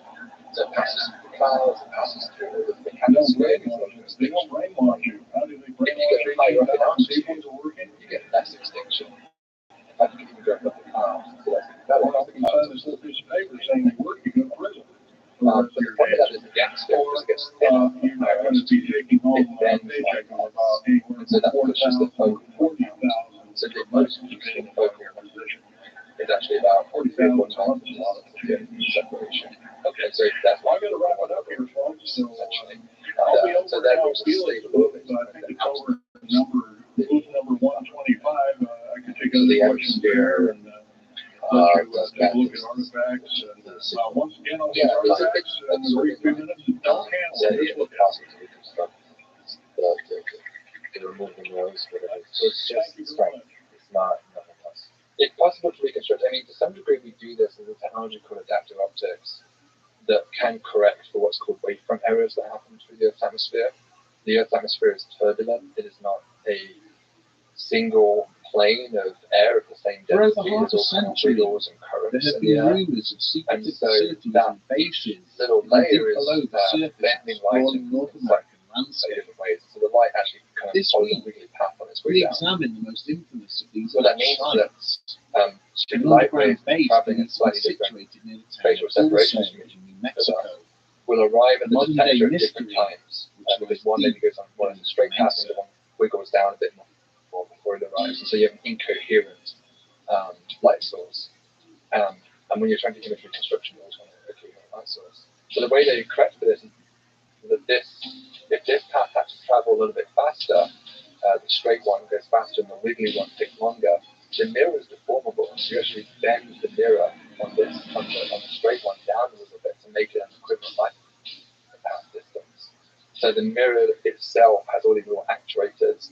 It's actually made up of like thousands of little elements, almost looks like a liquid mirror, because they can manipulate it in kind of real time. And so they scan the atmosphere with a laser beam to tell what the deformations are in the atmosphere, and then make the corrections to the mirror to account for it. So you could Bringing his patrol car to a halt, but it would be Gabriel Valdez stared out through the driver's side window at a dark mass lying I not think far so. from the side of the road, That's a very and then challenging cursed thing. under his Normally breath. when you do adaptive optics, as it's called, you're For looking the straight up. briefest of So you're moments, very close. he tried to convince If you look himself at the that the most horizon, sensible course of action would be to simply drive you're on looking through more away atmosphere. from this place So if you go straight up, ignore you're what looking he at the had thinnest seen. portion of atmosphere possible. But as you go closer and closer And to yet the his horizon, curiosity you're urged him increasing to what's called exit the air the vehicle, you have to to conduct travel a through. closer So inspection, here and it's kind of the confirm first what case his because you're going instincts and through the fears entire were telling him. atmosphere in and out With a again heavy with the sigh, telescope. So the you need patrolman used his radio to inform the very dispatcher impressive of his adaptive optics location system to correct for that. before So, opening the driver's I would side say it's probably door simpler, at and least with making his way across the scrub. just to test it with Deep down, with he having had some known what he would satellite find with before much he wider could orbit. reach the carcass. Now, speaking of traveling, A cursory inspection confirmed that his cadaver had been left, just like the others he had attended. you are in a beautiful A day. series of diamond-shaped indentations had been carved into various points of the hide, with several layers of skin having apparently been removed in an expert fashion. Human-like creatures. The creature's eyes, nose, and tongue were all missing, There's a few different ways despite there being of no doing it, sign of any wider animal predation one is having to taken how fast nature place. is. That's always going to be determining that It was almost If we certain that the reproductive glands would be devise absent, some as well as a number of other key that could travel internal back at the organs, speed of light, all then we removed could do in it what in our presented as a clean, which is, I think, sterile manner. what people normally dream of. As he stood regarding the lack of any tracks or disturbed foliage on the ground surrounding the animal's paws, Valdez now became aware of the low rumble of an approaching vehicle. Surface and come back. Looking up from the prison scene, he caught sight of a 5-ton truck painted in army camouflage, heading along the highway towards him. The transport began to slow as it approached the point where he'd left his patrol car. Its occupants returning the questioning gaze he had offered as they passed, before it pulled away at greater speed. As he watched the dust cloud thrown by its passing dissipate, Valdez found himself experiencing a whole host of emotions. Confusion, a small degree of fear, but most of all, he felt anger, directed towards those he blamed for the death of this creature, for the deaths of all the sane animals he had found in recent months, and the wider falsehood that their slaughter had been used to perpetuate a lie fabricated for one purpose, and one purpose only, to keep local residents away from the neighbouring mesa, that feared that something resided there which neither he nor any other earthly power could hope to protect them from. So we'll come to that in a moment. But if you're trying to The town of Dulce in New Mexico would not come into existence until the end of the 19th century, when U.S. authorities ordered the local Apache tribe to settle itself permanently in one place. British Infantry Society, The area's Native American population duly complied with this instruction, forming the Hickory Apache Reservation, around which the town would eventually be established. For the next century and a half, the inhabitants of this small backwater community would live their lives in relative peace, a short distance from the slopes of the adjoining Archuleta Mesa. There had always been tales of high strangeness associated with the region, from weird light anomalies witnessed in the night sky, to Bigfoot-like creatures seen wandering the scrub. But by the late 1970s, the looming shadow cast by this towering mountain peak would begin to take on a sinister connotation, with the discovery of a series of bizarre cattle mutilations. Following several complaints by ranchers and farmers to the local police department, insisting that someone or something was slaughtering their livestock, an officer by the name of Gabriel Valdez was ordered to investigate the matter. But after visiting the affected properties, the investigator often returned to his superiors with far more questions than answers. Usually, only one animal in the herds which were targeted had been affected, and it had been dispatched in a manner which seemed to discount the involvement of any natural predator. Although key sensory and internal organs had been removed from the carcasses, there were never any indications that the flesh had been consumed by a potential attacker. In fact, these bodies would remain untouched by scavengers for weeks after the event, a phenomenon previously unheard of within this harsh and unrelenting environment. The report submitted by Officer Valdez also highlighted the lack of disturbance in the soft and sandy ground surrounding the remains, offering no hint as to who or what was responsible. Due to the discovery of shattered bones in some places, the suggestion that the bodies had been dropped from a great height was something he would go on to question over at some length. It soon became apparent to his superiors that Officer Valdez had no fixed agenda and was not promoting any theory in particular regarding the deaths of these animals. The universe is like a big computer game. Instead, you're trying to find his report simply documented everything he had encountered during his investigation and demonstrated that he had discounted all of the most obvious explanations for the deaths. But situations would soon unfold, setting in motion a chain of events which would quash any hopes the investigator might have had in maintaining a calm and rational assessment of the incidents plaguing this community. And these things, as they merge together, they during the summer of 1986, a resident named Jerry Julian approached the local police department to report that someone had attempted to abduct her from her home while she was sleeping. And he suggested that you could Julian explained to the attending officers that the evening prior, she and her husband had driven out in their flatbed truck to the slopes of the Archilect Mesa to do a bit of stargazing. In this case, he suggested after a short time, Julian's attention had been drawn to one star in particular, which seemed to be moving through the night sky. As she and her husband looked on in wonder, the celestial body in question suddenly began to descend from the heavens, landing on the ground a short distance away. Gradually, the bright light before them began to diminish, revealing a metallic structure from which a small set of steps descended. Two small figures then slowly made their way down a metallic walkway before they set off on foot in the direction of the married couple. With a frightened cry, Julian's husband had grabbed her by the shoulders, bundled her into his pickup, and frantically attempted to start the engine.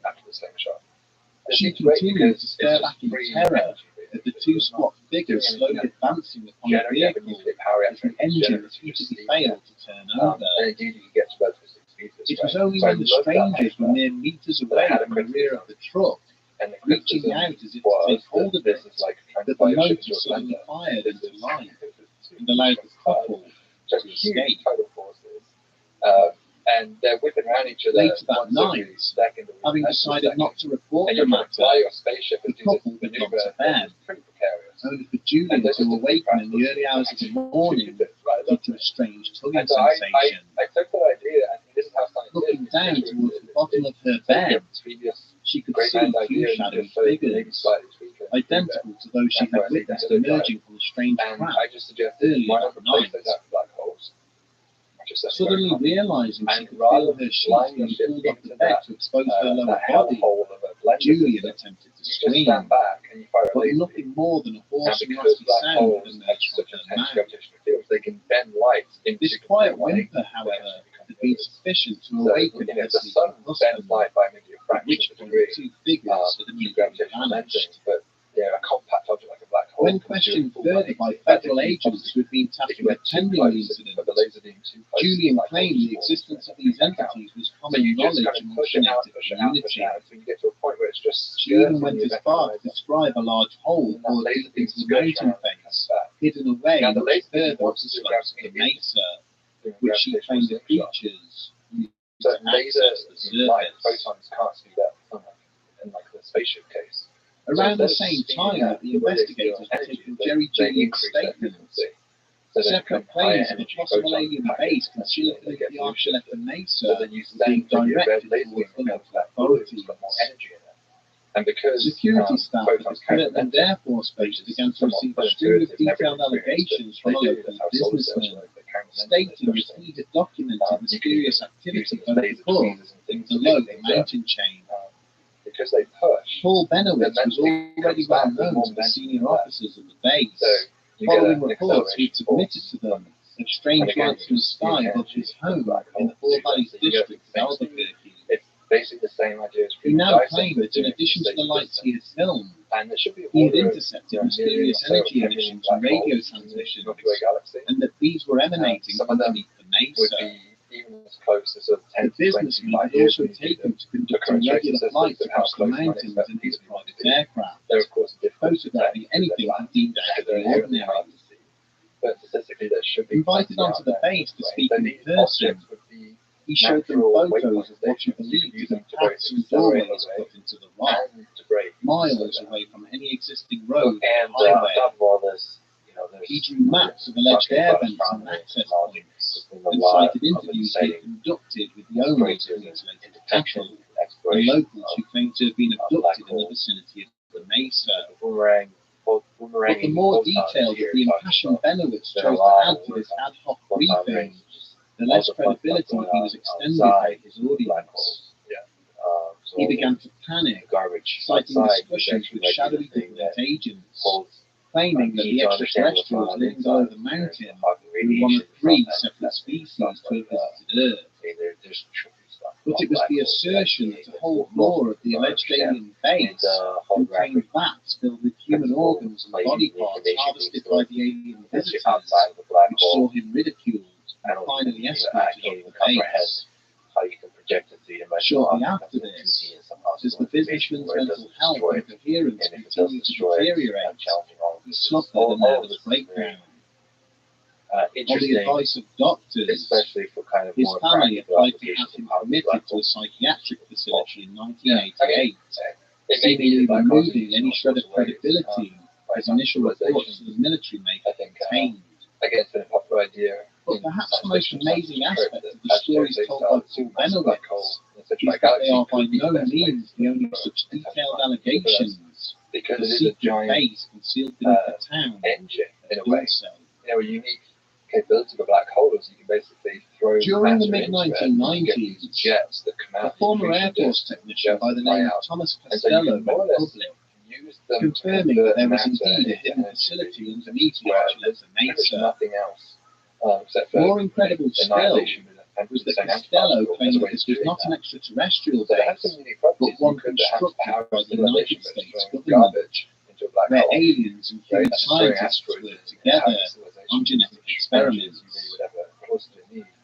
Costello related how he had been a US Air Force photographer based at Nellis in Las Vegas, but in the early 1970s, So the whole had been transferred to the secret Dulce base in New Mexico. They get smaller and smaller in size. Whilst there, he was a very responsible small for black hole maintaining the one facility's according extensive to how surveillance would network be very and for significant documenting some of the work being and so conducted in the that raises all laboratory. sorts of prospects about how Costello even went as far as to offer photographic evidence with his testimony of what he reported to be you some have a form of video alien becoming hybrid partnership type one suspended in a vat of fluid in one of the labs.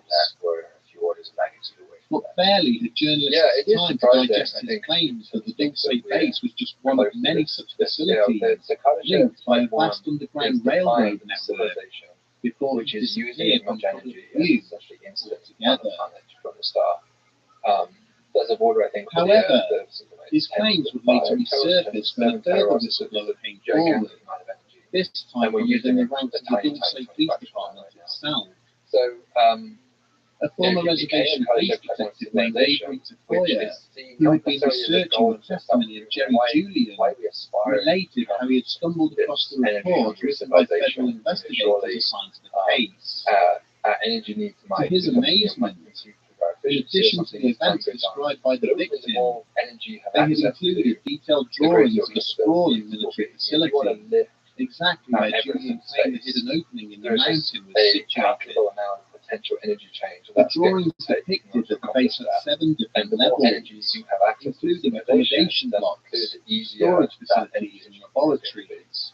So, depends what your It was aspirations also are. serviced by an underground train network similar to that alleged by Thomas Costello. We should make clear that lifting heavy things Armed with this information, Tafoya stated that he had made a number of attempts to climb the mountain more and to more the facility sophisticated itself, and larger and larger. only to be defeated by adverse weather conditions on each and every occasion.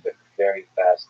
Not to be deterred, In, he had then used a thermal camera to document strange apertures and vents built into the rock of the mountain, and recorded what sounded like large machines being operated is a great example of. beneath I the mean, already I slope. think it's like 10% of US power electricity use is going towards these. Over the years, So there's a the United States military has gone to great lengths in denying that Dulce base exists, or that it's part of a network of hidden underground facilities. And it would seem that part of their strategy to do so has involved a concerted effort to undermine the credibility of those making the claims. Completely. The background of Thomas Costello remains shrouded in uncertainty, It's not with attempts to locate and review his military service records seeming to suggest he never existed. And so Photographs associated with his testimony have proven to be forgeries, where you're and no running up formal against interview with him has ever been learned. You're using Members of the intelligence community have also come forward and admitted to deliberately feeding false information to Paul Benowitz. It is alleged that having become comfortable with his obsession and surveillance of the secure Manzano weapon storage complex, the Air Force invented a fictional Dulce base in order to distract the businessmen. They even claimed to have placed machinery and fake air vents on the Archuleta Mesa to photograph in order to convince him that a base existed there. in drawing away from genuine military facilities.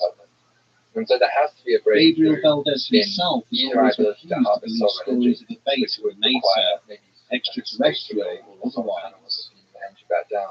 Prior to his death in 2011, the former police officer told his son that he believed it was humans who had mutilated the cattle near the town, and not aliens.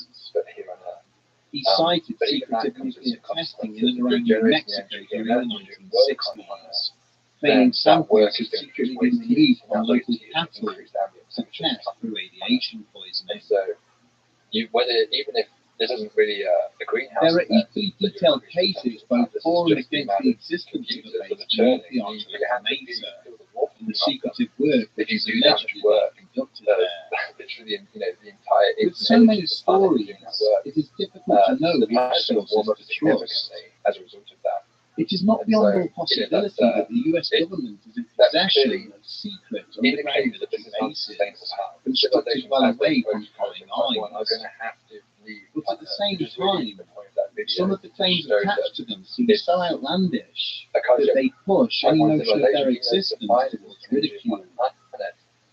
However, throughout this episode, we have deliberately avoided the most detailed and impassioned evidence of such an underground structure at Dulce. That of a man who claimed he was a former worker at the secretive site and had survived a horrifying battle unfolding between human and extraterrestrial forces during the excavation of what would become the eventual facility there. Join us next week as we examine the testimony of one Phil Schneider. As a side, on your lab page, you mentioned that you're sometimes interested in astroengineering. So what kind of space architecture do you think we can build to house humans or interesting things outside of Earth? Yeah, I mean, there's a lot of fun ideas here. One of the classic ideas is O'Neill cylinder or a standard torus. These are like two rotating structures that were devised in space. They're basically using a centrifugal force as artificial gravity. And so these are structures which tend to be many kilometers across that you're building in space, but could potentially habitat millions of people in orbit of the Earth. Of course, you could imagine pulling them if the Expanse does a pretty good job, I think, of exploring the idea of human exploration of the solar system and having many objects, many of the small near-Earth objects and asteroids inhabited by mining colonies. One of the ideas we play around with our group is this technology called a quasite. A quasite is an extension. Again, we always tend to extend previous ideas build upon ideas. An extension idea called a statite. A statite was an idea proposed, I think, by Ron Forward in the 1970s. 1970s seemed to have all sorts of wacky ideas. I don't know what was going on there. We had the standard torus, the O'Neill cylinder, statites, the gravitational lens. People were really having fun with dreaming about space in the 70s. The statite is basically a solar sail, but it's such an efficient solar sail that the outward force of radiation pressure equals the inward force of gravity from the sun. And so it doesn't need to orbit. Normally you avoid it. The sun is pulling us right now through force of gravity, but we are not getting closer towards the sun, even though we are falling towards the sun because we're in orbit, which means our translational speed is just enough to keep us at the same altitude essentially from the sun. And so you're in orbit, and that's how you maintain distance. A statite doesn't need to do that. It can be basically, completely static in inertial space, but it's just balancing. In our previous episode, radiation we examined reports from various individuals who stated that there is a secret facility buried deep beneath the New Mexico town of Dulce. But we deliberately avoided the testimony of one man, who is arguably the most controversial figure in the allegations surrounding the possible existence of Dulce base. A man who claims he was a survivor of a war in the Mesa. If you want to calculate your speed of something that's, say, half an AU, you use Kepler's third law and go through that and you say, okay, if it's half an AU, I can calculate the speed like Q squared is proportional to A cubed and go through that. But for a quasite, you can basically have any speed you want. It's just a matter of how much of the gravitational force you balance out. You effectively you're making the mass of the star be less massive than it really is. So it's as if you were orbiting a 0.1 solar mass star or a 0.2 solar mass star, whatever you want. And so that means that Mercury orbits with a pretty fast gravitation, pretty fast orbital speed around the sun because it's closer to the sun than we are.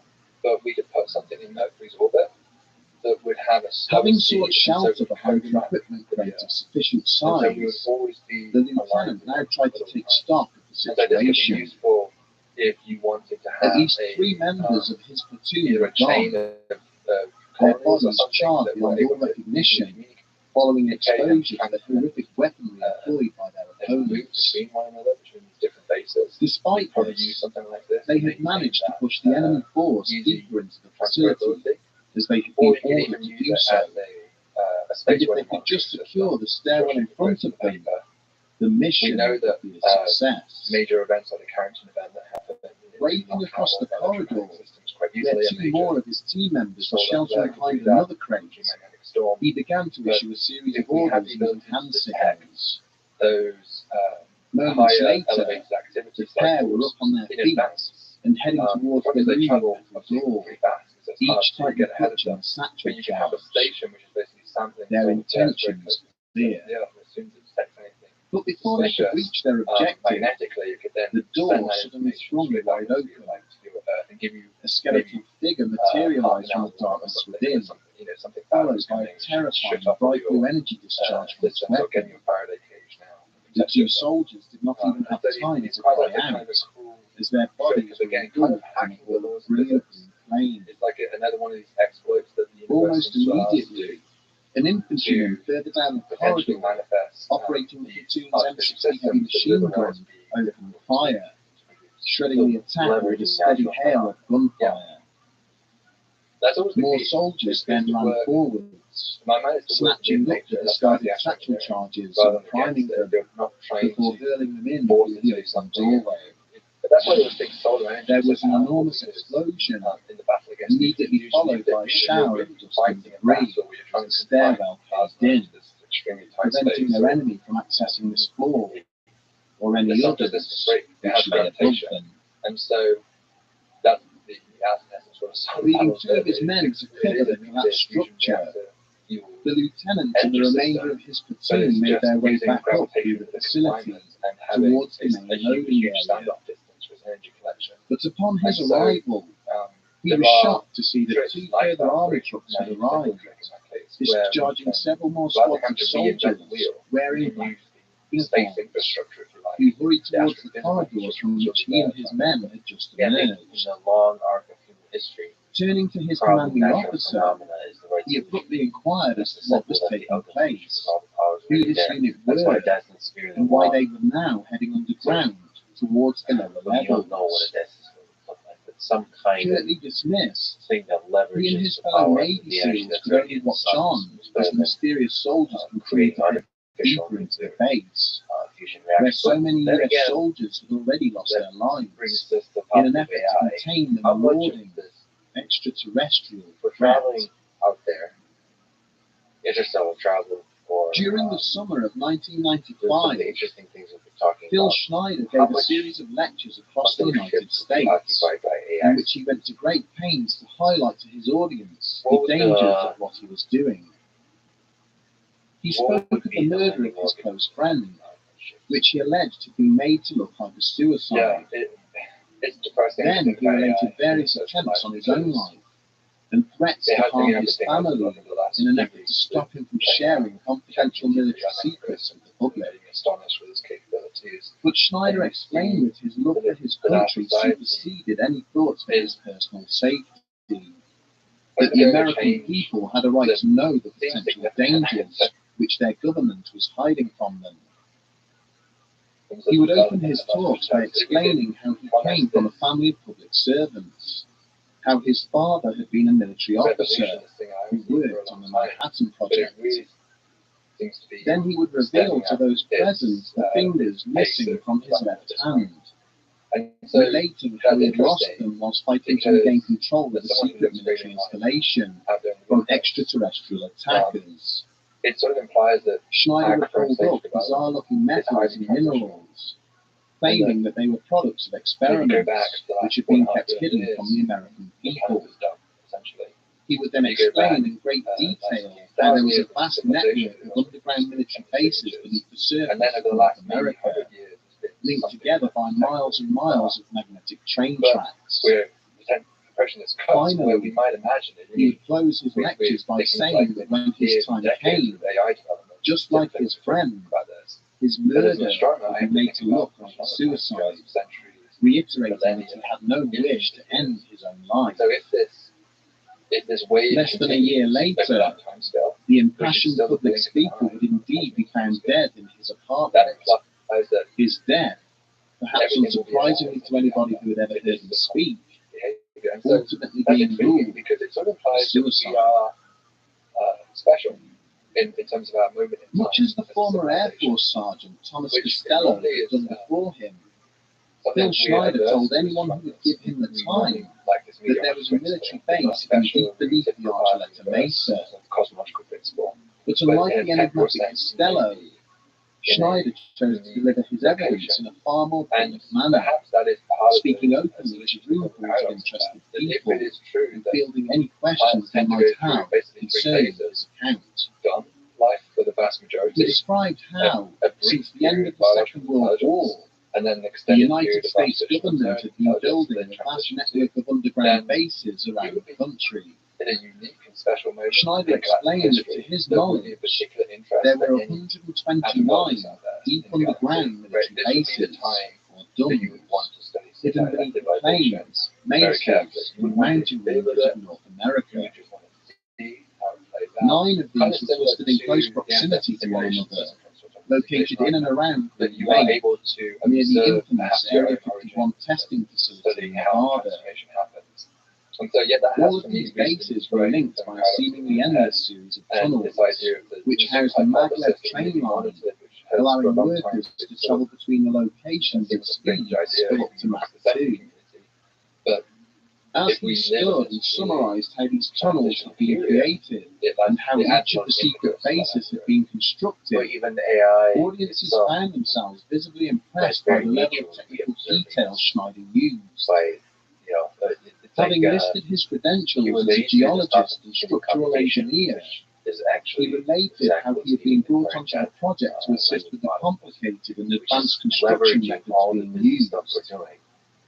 The maglev tunnels had not been drilled or blasted through the ground, but had instead been created using laser technology that vitrified and melted its way through the previously impenetrable rock. In order to create each base, 4 gaping holes were bored deep into the earth. Each separate floor was then blasted out of the rock before being linked up to these 4 gigantic corner shafts. And it was amidst the construction of one facility in New Mexico during the late 1970s that Phil Schneider became an unwitting participant in what was become known as the Dulce. Schneider maintained that in August of 1979, construction on the Dulce base had begun to fall behind schedule due to issues relating to the drilling of one of the corner columns. The facility was being tunneled out beneath the southwest corner of the Archuleta Mesa, but every time the drilling team had attempted to pass a certain depth, they found that their machinery was mysteriously failing. In an effort to discover what was frustrating the drilling operation, Schneider and a Green Beret bodyguard had been lowered into the incomplete shaft via a crane. But as soon as he stepped out of the crane basket into what appeared to be a pre-existing cave network, he had instantly realized that something was very wrong. There was a bitter and unnatural stench in the air, as the drilling operation had now allowed ancient gases to escape from the void beneath, along with a mysterious and sooty residue on the unusually smooth walls of the cave. It was at this point that the tall and slender grey figure had suddenly stepped out of the shadows in front of him, carrying what appeared to be a weapon of some description. Utterly terrified by this creature's unearthly and intimidating appearance, Schneider used his sidearm to kill it, only for two more to then emerge out of the darkness behind. Backing towards the crane basket and firing wildly, the engineer had managed to fell one of the pair, only for the other to then use its own weapon upon him in retaliation. Schneider was instantly consumed by an eerie blue light and felt a huge jolt of electricity burst through his body, which had sent him crashing to the cave floor. When he came to, he found himself being bundled into the crane basket by the Green Beret, who then turned and engaged more of the creatures as the basket began to descend without him. Upon his return to the surface, the doctors who treated Schneider found severe damage to both his left hand and foot, with several fingers and toes missing. After he had explained to his superiors what had taken place, he was removed from the project, but later discovered that construction had continued despite his encounter. For the next year, it was alleged that further battles beneath the mesa ensued as US Special Forces clashed with alien interlopers who appeared intent on frustrating the construction of the base. Schneider claims that in total, 66 soldiers and countless extraterrestrials lost their lives before an uneasy peace was finally formed between the two opposing sides. He went on to allege that the aliens who had been residing beneath the mesa had worked with humans ever since, creating numerous scientific breakthroughs which had gone on to assist mankind. Throughout 1995, Schneider continued to tour the United States, giving talks in which he listed numerous other alleged conspiracies alongside the revelations of deep underground military bases. Over the course of these lectures, however, it soon became apparent that the former engineer was beginning to struggle with what he had started. He described how he had been involved in a shootout with federal agents, killing one in self-defense, and how an attempt had been made to kidnap his daughter in a bid to force him to stop delivering his lectures. Then, in January of 1996, 2 months after his final speech in Denver, federal agents arrived at the home of Schneider's ex-wife, Cynthia. They explained how Phil had been found dead in his apartment in Wilsonville, having apparently decided to take his own life. The agents went on to conduct a search of Cynthia's house, removing any notes or materials relating to Phil and his lectures, before then leaving. The circumstances surrounding Schneider's death always raised questions about the speed with which the authorities moved to attribute it to suicide. Phil's body had been found slumped between his bed and wheelchair, with a rubber catheter hose having been wrapped around his neck 3 times and tied up with a knot. Both his feet were wedged hard underneath the bed, with his head resting in the seat of the wheelchair at an angle that would not appear to have been easy or natural for him to achieve. There were traces of blood on the floor nearby, but no injuries or wounds were found on the body itself to suggest where this may have come from. When the family later asked if a suicide note had been discovered, they were told that all the papers seized from the address had now inexplicably gone missing from a storage facility. Subsequent requests for additional toxicology testing on Schneider's remains were refused on the grounds of adverse costs, considering the cause of death had already been determined. Further and more adamant demands for these tests would also be refused, because the samples had apparently been destroyed by the laboratory which had been storing them. One detective, who later spoke privately with the family, stated that with the missing fingers on Schneider's left hand, it would have been almost impossible for him to have tied off the catheter himself. When the officer in question had shared these concerns with his superiors, he had been ordered to keep his observations to himself, before then being reassigned to a different case. what AI is. It appeared that even in death, to our society, Phil Schneider was continuing to raise awkward and uneasy questions part of this for those thinking has to in involve positions of so authority. to our more intimate machine learning and artificial intelligence world. When taken in context of the many accounts which already exist regarding a possible underground base at Dulce, the testimony of Phil Schneider appears to be compelling. Many of the experimental compounds and construction techniques he listed during the course of his lectures were mere concepts during the late 20th century, but have gone on to become commonplace in modern building work. His descriptions of the base layout and the functions of each of the 7 levels were also eerily similar to those offered by other witnesses, people whom he'd never met or associated with. The terrifying thing is, And yet, one thing is suspect, even the lightest touch of scrutiny has shown his accounts to be marked by falsehoods and inaccuracies, which make it difficult to take some of his claims seriously. but then again, He made repeated assertions that his father, Otto Oscar Schneider, was a German U-boat captain it's very surprising. who had been captured by the US Navy and then turned against the Nazi regime.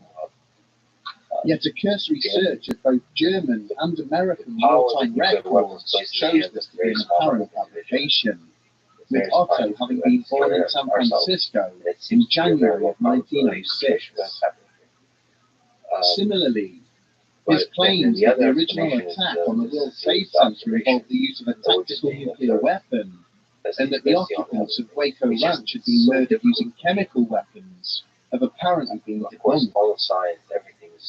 These revelations would appear to suggest that Phil Schneider was an individual prone to exaggeration, sometimes verging on the edge of delusion. Maybe I do want that to be true because you want to But if this was the case, then where did he sustain his life-changing injuries? And what happened to the missing samples and notes he brought with him to his lectures?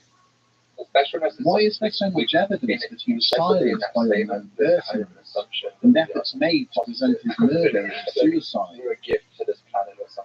Schneider's detractors argue that he was not a well man, and merely seized upon the alleged testimony of Thomas Costello, using it to conjure up a fantastical backstory of his own.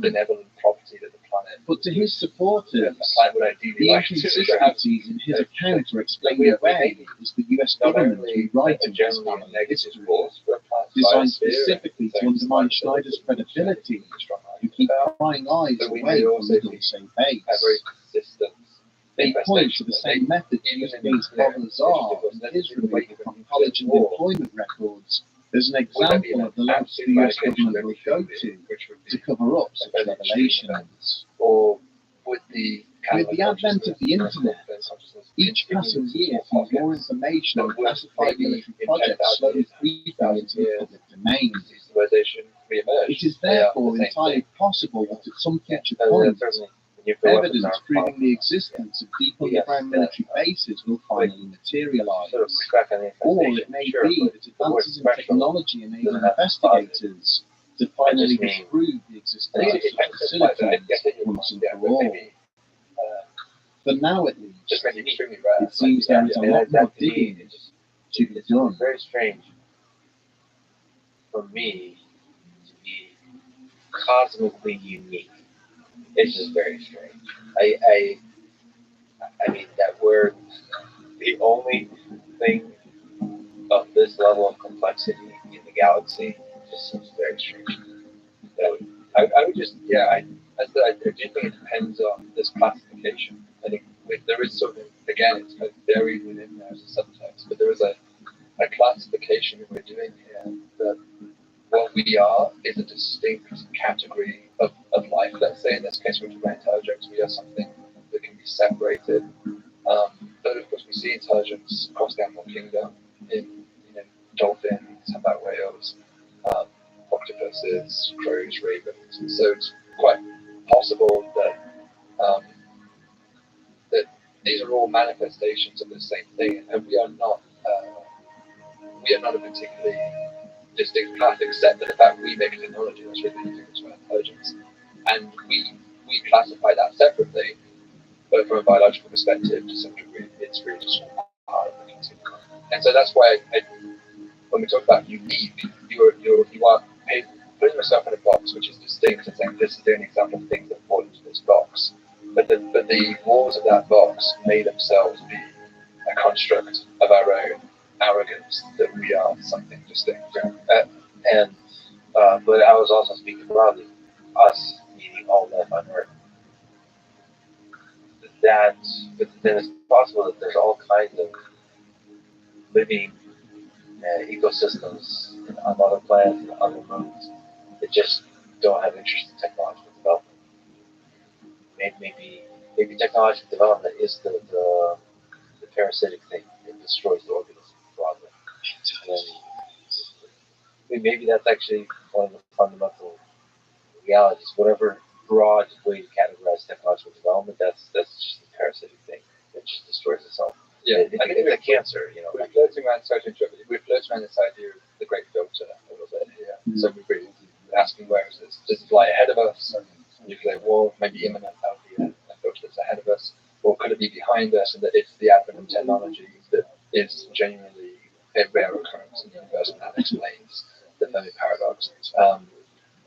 And so that's something that obviously people have debated and argued about in SETI for decades and decades, but it remains a persistent, people argue whether it should be really called a paradox or not, but it remains a consistent, apparent contradiction that you can make a very cogent argument as to why you expect life to be common in the universe, and yet everything that we know about the universe is fully compatible with just us being here. And that's a haunting thought, but I have no preference or desire for that to be true. I'm not trying to impose that view on anyone, but I do ask that we remain open-minded until evidence has been collected.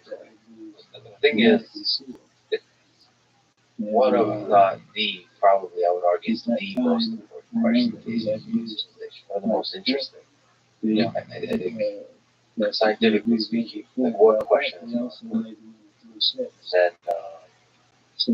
somehow, there could be other ways to sneak up to it, but gets to the essence of what we are, what these living organisms are. So somehow, seeing another kind, helps us. It speaks to the human condition, helps us understand what it is to be human to some degree. I think, I have tried to remain very agnostic about the idea of life and intelligence. One thing I try to be more optimistic about, and I've been thinking about with our searches for life in the universe, is life in the past. I think it's actually not that hard to imagine we are the only civilization in the galaxy right now. That's pretty extent. But there may be very many extinct civilizations. If each civilization has a typical lifetime comparable to, let's say, AI demise of our own, it's only a few hundred years of technological development, or maybe 10,000 years if you get back to the Neolithic Revolution, the dawn of agriculture. Hardly anything in cosmic time span. That's nothing. That's the blink of an eye. And so it's not surprising at all that we would happen not to coexist with anyone else. But that doesn't mean nobody else was ever here. And if other civilizations come to that same conclusion and realization, maybe they scour the galaxy around them but find any evidence of intelligence, then they have two options. They can either give up on communication and just say, well, it's never going to happen. Just may as well just worry about what's happening here on the planet. Or they could attempt communication, but communication through time. And that's almost the most selfless act of communication, because there's no hope of getting anything back. It's a philanthropic gift almost to that other civilization that you can maybe might just be nothing more than a monument, which the pyramids essentially are, a monument of their existence, that these are the things they achieved, this was the things they believed in, their language, their culture.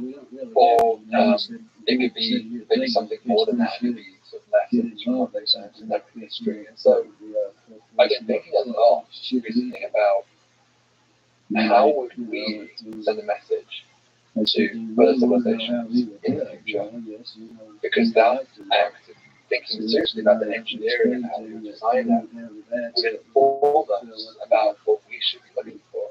and also perhaps the best chance, quite frankly, of ever making contact. It might not be the contact we dream of, but it's still contact. There would still be a record of our existence, as beautiful as it might be compared to two-way communication.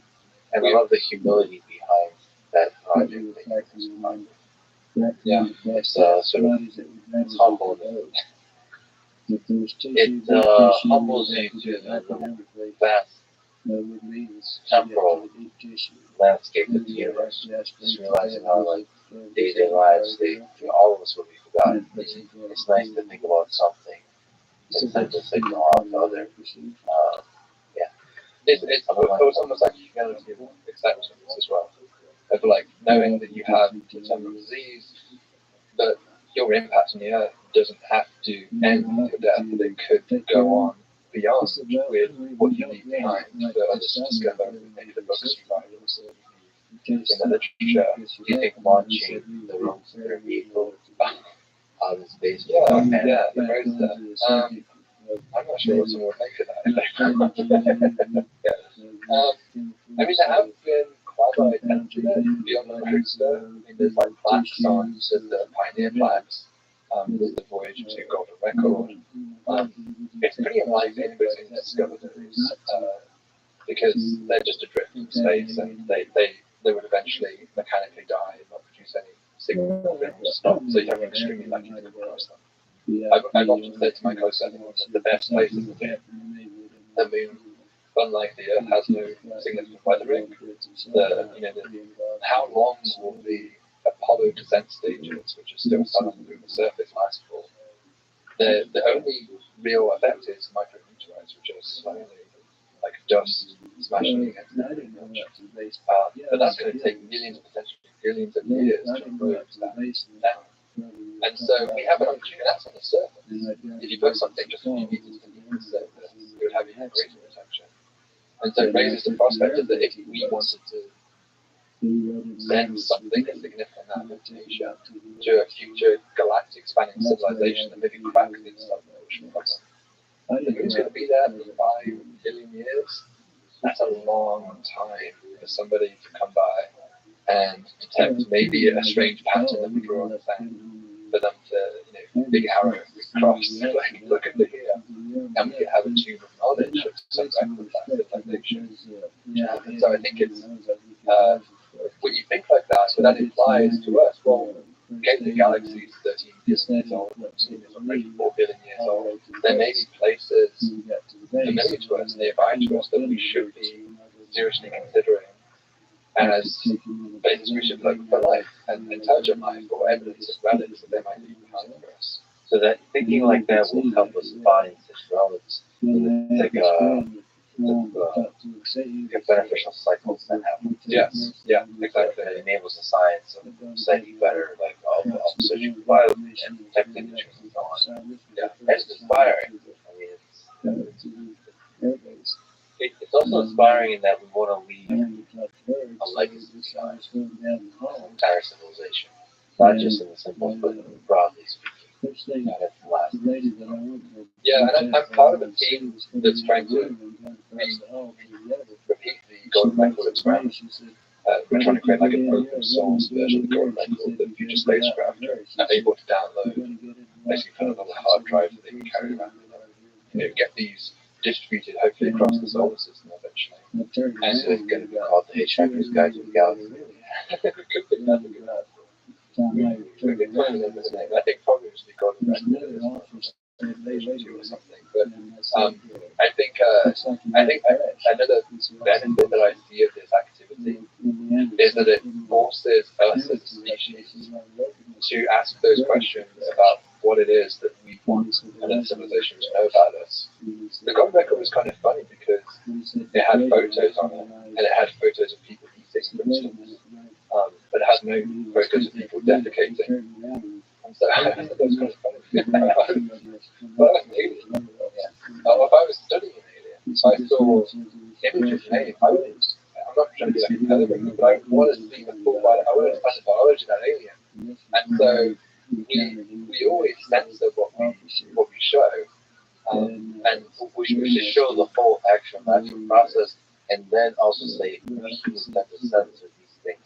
Tend to not like to walk around naked. We tend to not talk about some of the natural biological phenomena. Talk a lot about others, and actually just be very like we just therapists or something, very transparent about the way we actually operate. Yeah, I mean, I think had the golden record. I think he originally had there's a male and a female figure based on the golden record, and the woman had a genitalia originally drawn, and there was a lot of pushback from a lot of Christian groups who were not happy about the idea of showing this into space, and so eventually they had to remove that, and so. It would be confusing biologically if you were trying to study the biology of this alien that apparently has no genitalia, or the man does, but for some reason doesn't. And that's our own societal and cultural imprint happening in that information. But to be fair, Just even having two sexes, predators and prey, just the whole that would be just a very unique earth-like thing. So that might be confused about why is there bears and things like why are you why is there a man and a woman in general? Like they could be they could be confused about a lot of things in general. I don't think or the picture they might not need they might have very different devices that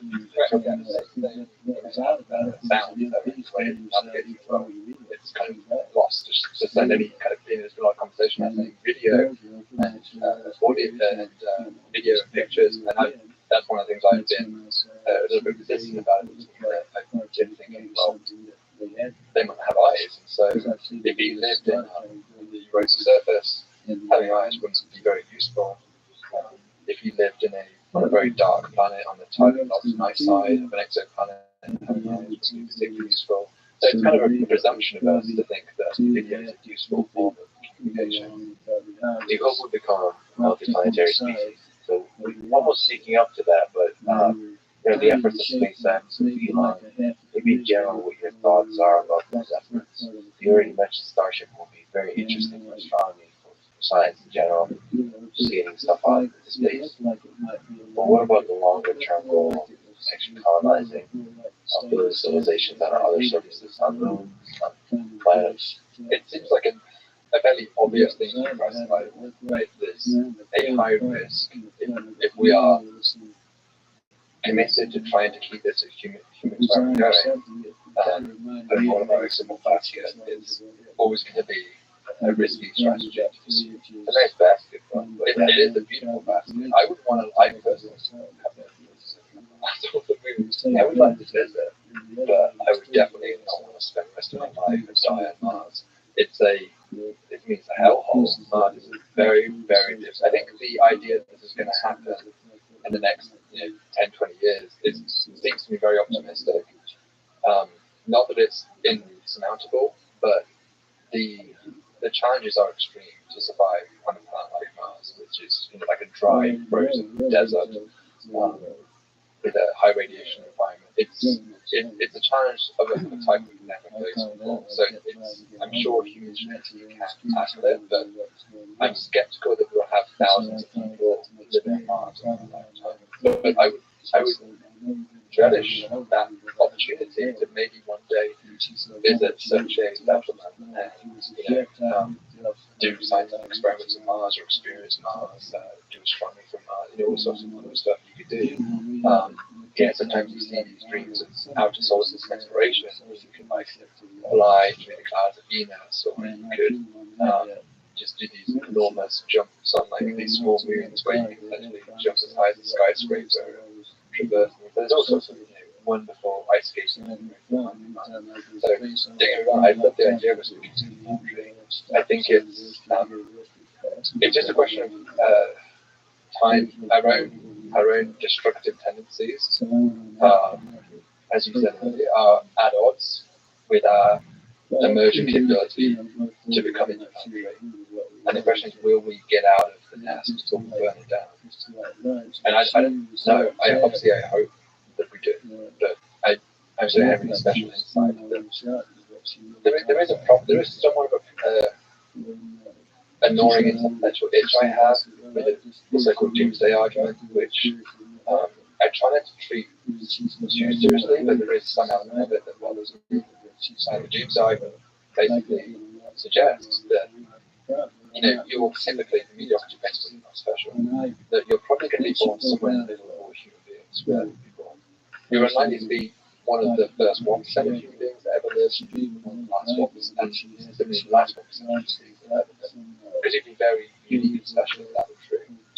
And so by this logic, you can sort of calculate how many generations of humans you might expect. So if there's been, let's say, 100 billion human beings that have ever lived on this planet, then you can say to 95% confidence, so you divide by 5%. So 100 billion divided by 2.5 would give you 2 trillion human beings that would ever live. You'd expect by this argument. And so if let's say each planet, in general, the planet has a 10 billion population. So that would be 200 generations of humans you would expect ahead of us. And if each one has an average lifetime of, say, 100 years, then that would be about 20,000 years. So there's 20,000 years left in the clock. There's like a typical doomsday argument. That's how they typically lay it out. Now, you can argue that a lot of the criticism of the doomsday argument come down to, well, what are you really counting? You're counting humans there, but maybe you should be counting years, or maybe you should be counting human hours. Because what you count makes a big difference to what you get out of it. This is called the reference class. And so that's one of the big criticisms of doomsday. But I do think it has a compelling point that it would be surprising if our future is to one day blossom and become a galactic spanning empire. Trillions upon trillions of human beings will one day live across the stars for essentially as long as the galaxy exists and the stars burn. We would live at an incredibly special point in that story. We would be right at the very, very, very beginning. And that's not impossible, but it's just somewhat improbable. And so there's part of that sort of works against me, but it also almost feels like a philosophical argument because you're sort of talking about souls being drawn from this cosmic pool. So it's not an argument that I lose sleep about for our faith of the doomsday, but it is somewhat intellectually annoying that there is a slight contradiction there, it feels like, with the idea of yeah, but of course there's so many unknowns. I for one would love to visit even space, but Mars, just imagine staying at Mars and back at Earth. Yeah, I mean, incredible sight. It'll give you such a perspective as your entire existence. yeah, and then come back to Earth and give you a heck of a perspective. Let's listen to the song that I love what William Shatner said after his flight. His words really moved me when he came down. And I think it really captured the idea that we shouldn't really be sending engineers and scientists to space. We should be sending out poets, because those are the people when they come down who can truly make a difference when they describe their experiences in space. And I found it very moving when he said, yeah, Dr. Astronauts, when they describe what they see, like they discovered a whole new thing that they can't possibly cover back into words. yeah. Just as a quick, before I forget, I have to ask you, can you summarize your argument against the hypothesis that we live in a simulation? Is it similar to our discussion about doomsday content? No, it's actually very more similar to my agnosticism about life in the universe. It's just sort of remaining agnostic about all possibilities. The simulation argument, sometimes it gets mixed. There's kind of two distinct things that we need to consider. One is the probability that we live in so-called base reality, that we're not living in a simulated reality itself. And another probability to consider is the probability that technology is viable or possible and something we will ultimately choose to one day do. And those are two distinct things. They're probably quite similar numbers to each other, but they are distinct probabilities. So in my paper, I wrote about this, I just try to work through the problem. I teach astrophysics, I should teach you this morning. And I just think like a fun case study of working through a basic calculation. Basic calculations work in conditionals. And so when you hear what kind of inspired this project, when I heard Musk say it was like a billion to 1 chance that we don't live in a simulation, he's right if you add the Bayesian conditional. And the Bayesian conditional is this conditioned upon the fact that we eventually develop that technology and choose to use it. Or it's chosen to be used by such species, by such civilizations. That's the conditionals. And you have to add that in because that conditional isn't guaranteed. And so in a Bayesian framework, you kind of make that explicit. You see mathematically explicitly that's the conditional of your equation. And the opposite side of the coin is basically in the trilemma that Bosch originally put forward is options 1 or 2. So option 1 is that you basically never develop the ability to do that. Option 2 is you never choose to execute that.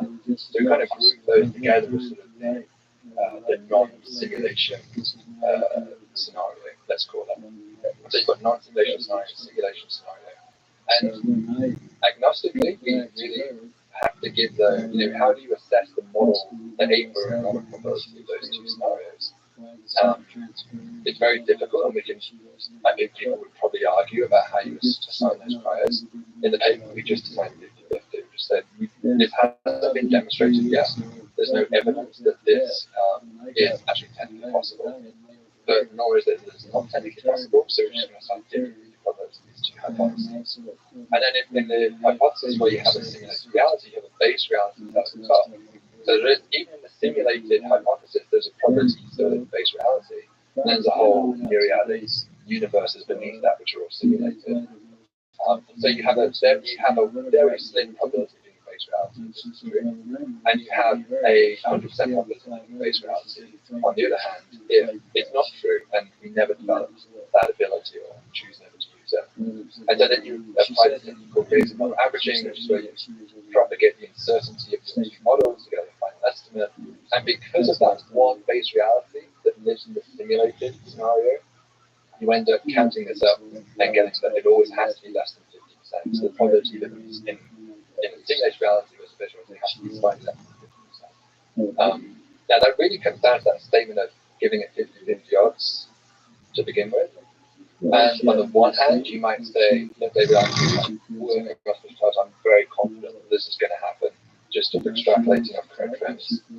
Or on the other hand, the statistician would say, you're giving way too much weight to the simulation hypothesis because it's an intrinsically highly complicated model. You have a whole hierarchy of realities within realities within realities, like the inception start thing, right? And so this requires hundreds, thousands, millions of parameterizations to describe. And by Occam's razor, we would always normally penalize inherently complicated models as being disfavored. So I think you could argue on being too generous or too kind with that, but I sort of want to develop the rigorous mathematical tools to explore it. And ultimately, it's up to you to decide what you think that 50-50 odds should be. But you can use my formula to plug in whatever you want and get the answer. And I use 50-50.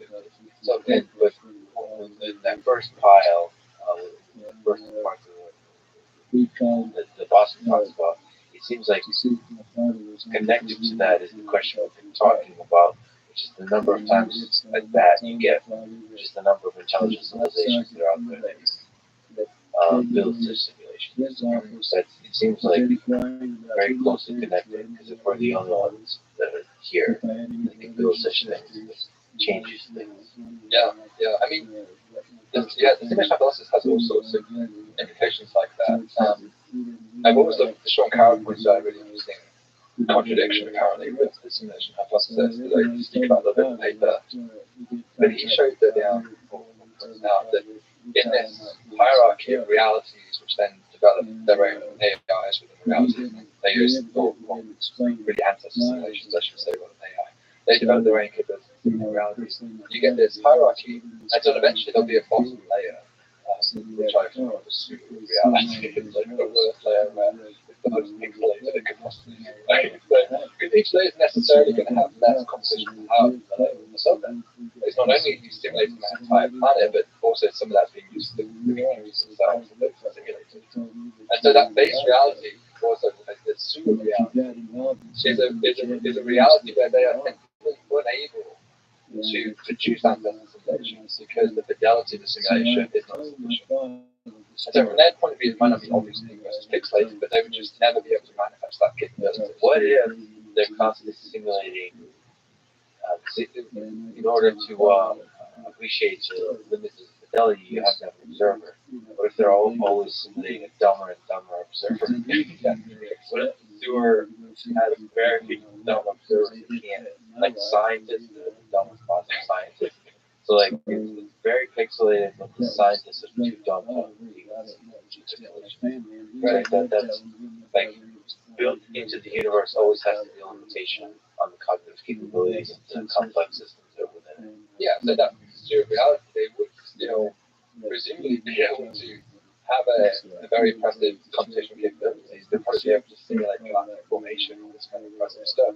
But they would be just short of the ability to, how would you define it, create a truly sentient conscious experience in a computer. That would just be beyond their capabilities. And so Carol pointed out that if you add up all the count of how many realities there should be, probabilistically, if this is true, over here the simulation hypothesis or scenario, then you're most likely to find yourself in the sewer because there's just far more of them than there are at any of the higher levels. And so that sort of sets up a contradiction because then you live in a reality which is inherently incapable of ever producing ancestor simulation.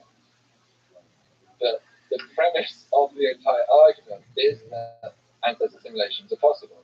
There's a contradiction. There's that old quote, we're all living in the sewer, but some of us are waking up at the stars. To me, so there's of course physics and computational fascinating questions here, but to me there's a practical psychological question, which is, how do you create a virtual reality world that is as compelling and not necessarily even as realistic, but almost as realistic, but as compelling or more compelling than physical reality.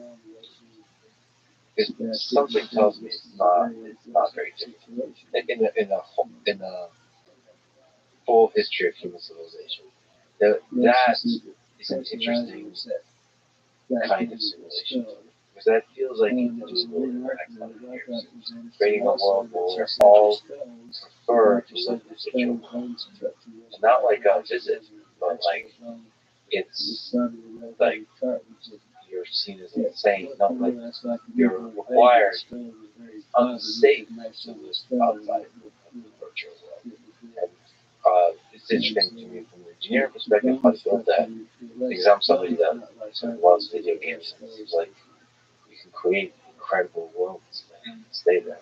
And that's a different question than creating an ultra high resolution, high fidelity simulation of physics. But if that world inside a video game is as consistent as the physics of our reality, you can have your own scientists in that world that trying to understand that physics more. It might look different. Because they'd eventually forget, give it long enough, they might forget about their origins and being one's biological and assume this was their own reality.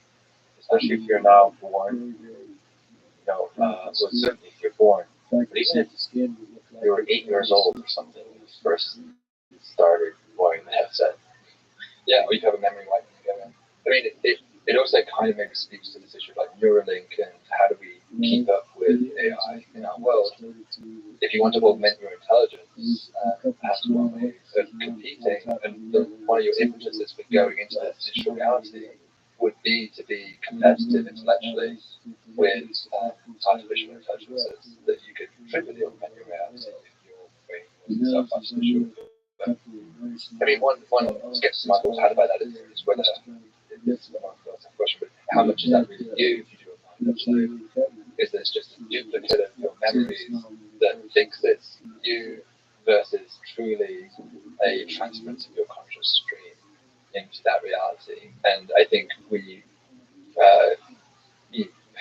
it's almost like the teleportation device in Star Trek, but with teleportation, quantum teleportation, kind of rigorously showed that as long as all of the quantum numbers are exactly duplicated and transfer over, it truly is, from the universe's perspective, in every way indistinguishable from what was there before. It really is, in principle, you, sense of you, versus creating a duplicate clone and uploading memories to that human body or a computer that would surely be a discontinuation of that conscious experience by virtue of the fact you can multiply them. And so I would be hesitant about uploading for that reason. I would see it mostly as my own killing myself and having some AI duplicate of me that persists in this world that is not truly my 20th century with an attachment to this particular singular instantiation of brain and body. How silly humans used to be. Used to have rotary phones and other things.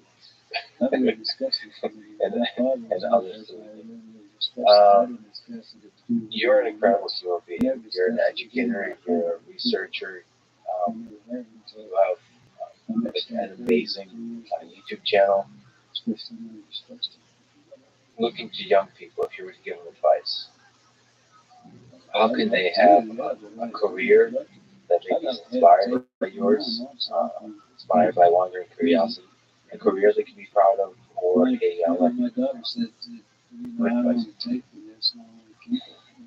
I certainly think in terms of a career in science, one thing that I maybe discovered late but has been incredibly influential on me in terms of my own happiness and my own productivity has been this synergy of doing two passions at once.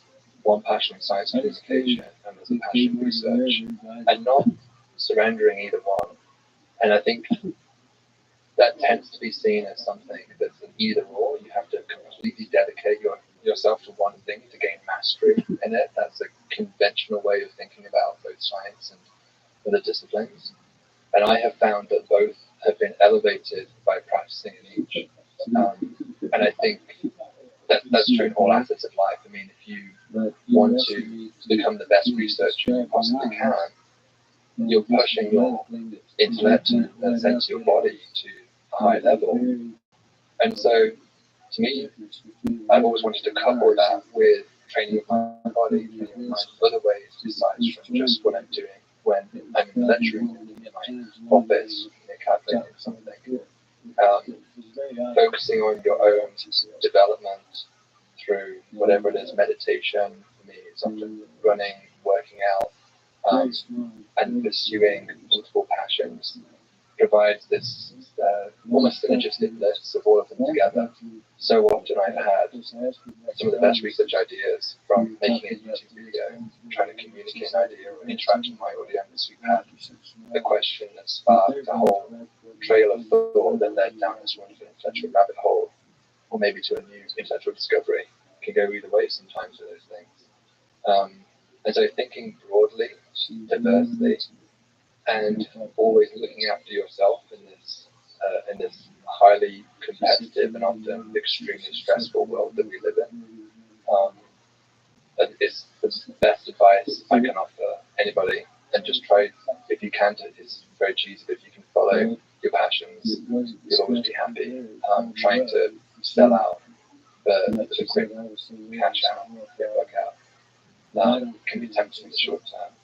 Looking for exomoons was never easy, but I made a career not out of discovering exomoons, but out of learning how to communicate a difficult problem and discovering all sorts of things along the way. You know, we shot for the sky and we discovered all this stuff along the way. We discovered dozens of new planets using all sorts of new techniques. We pushed this instrumentation to new places, and I've had an extremely productive research career in this world. I've had all sorts of ideas working on techno signatures. It's thinking innovatively pushes you into all sorts of exciting directions. So just try to, it's hard to find that passion. You can sometimes remember when you were a kid what your passions were and what fascinated you as a child.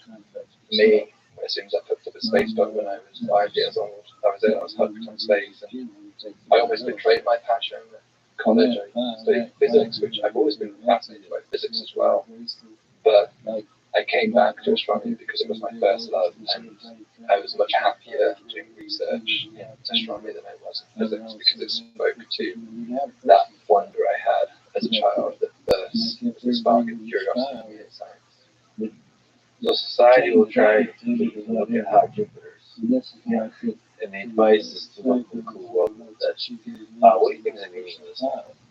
You ever ask yourself why? It's just a ride. That's all right. It's just a ride. We're on a roller coaster, and we have no purpose. It's an accident in my perspective. There's no meaning to my life. There's no objective deity who's overwatching what I'm doing. I have some fate or destiny. It's all just riding on a roller coaster and trying to have a good time and contribute to other people's enjoyment. Yeah, try to make it a happy accident. Yeah.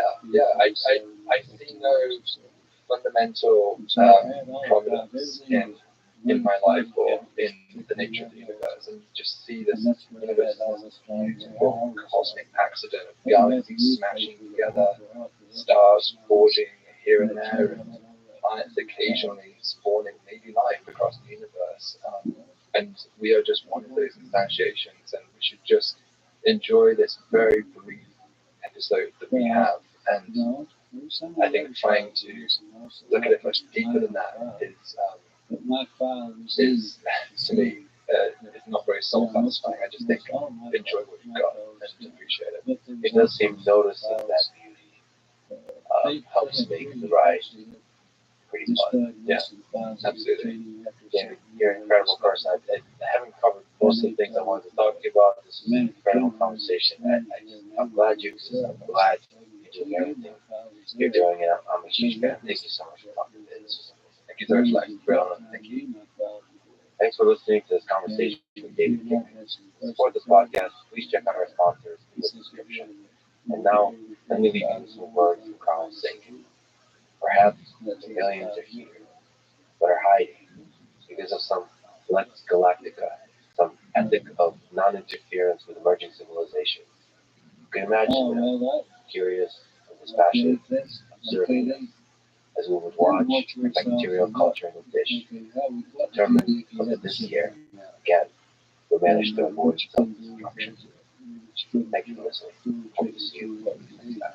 That's the only thing we could do, and what I would suggest, the first thing, if you have a problem, you don't want to destroy your tissue and blood cells, anything that you don't want to destroy, I would suggest that you contact the pathologist. And I said, I'm sure the Army Airfield is going to be somebody's got this pathologist.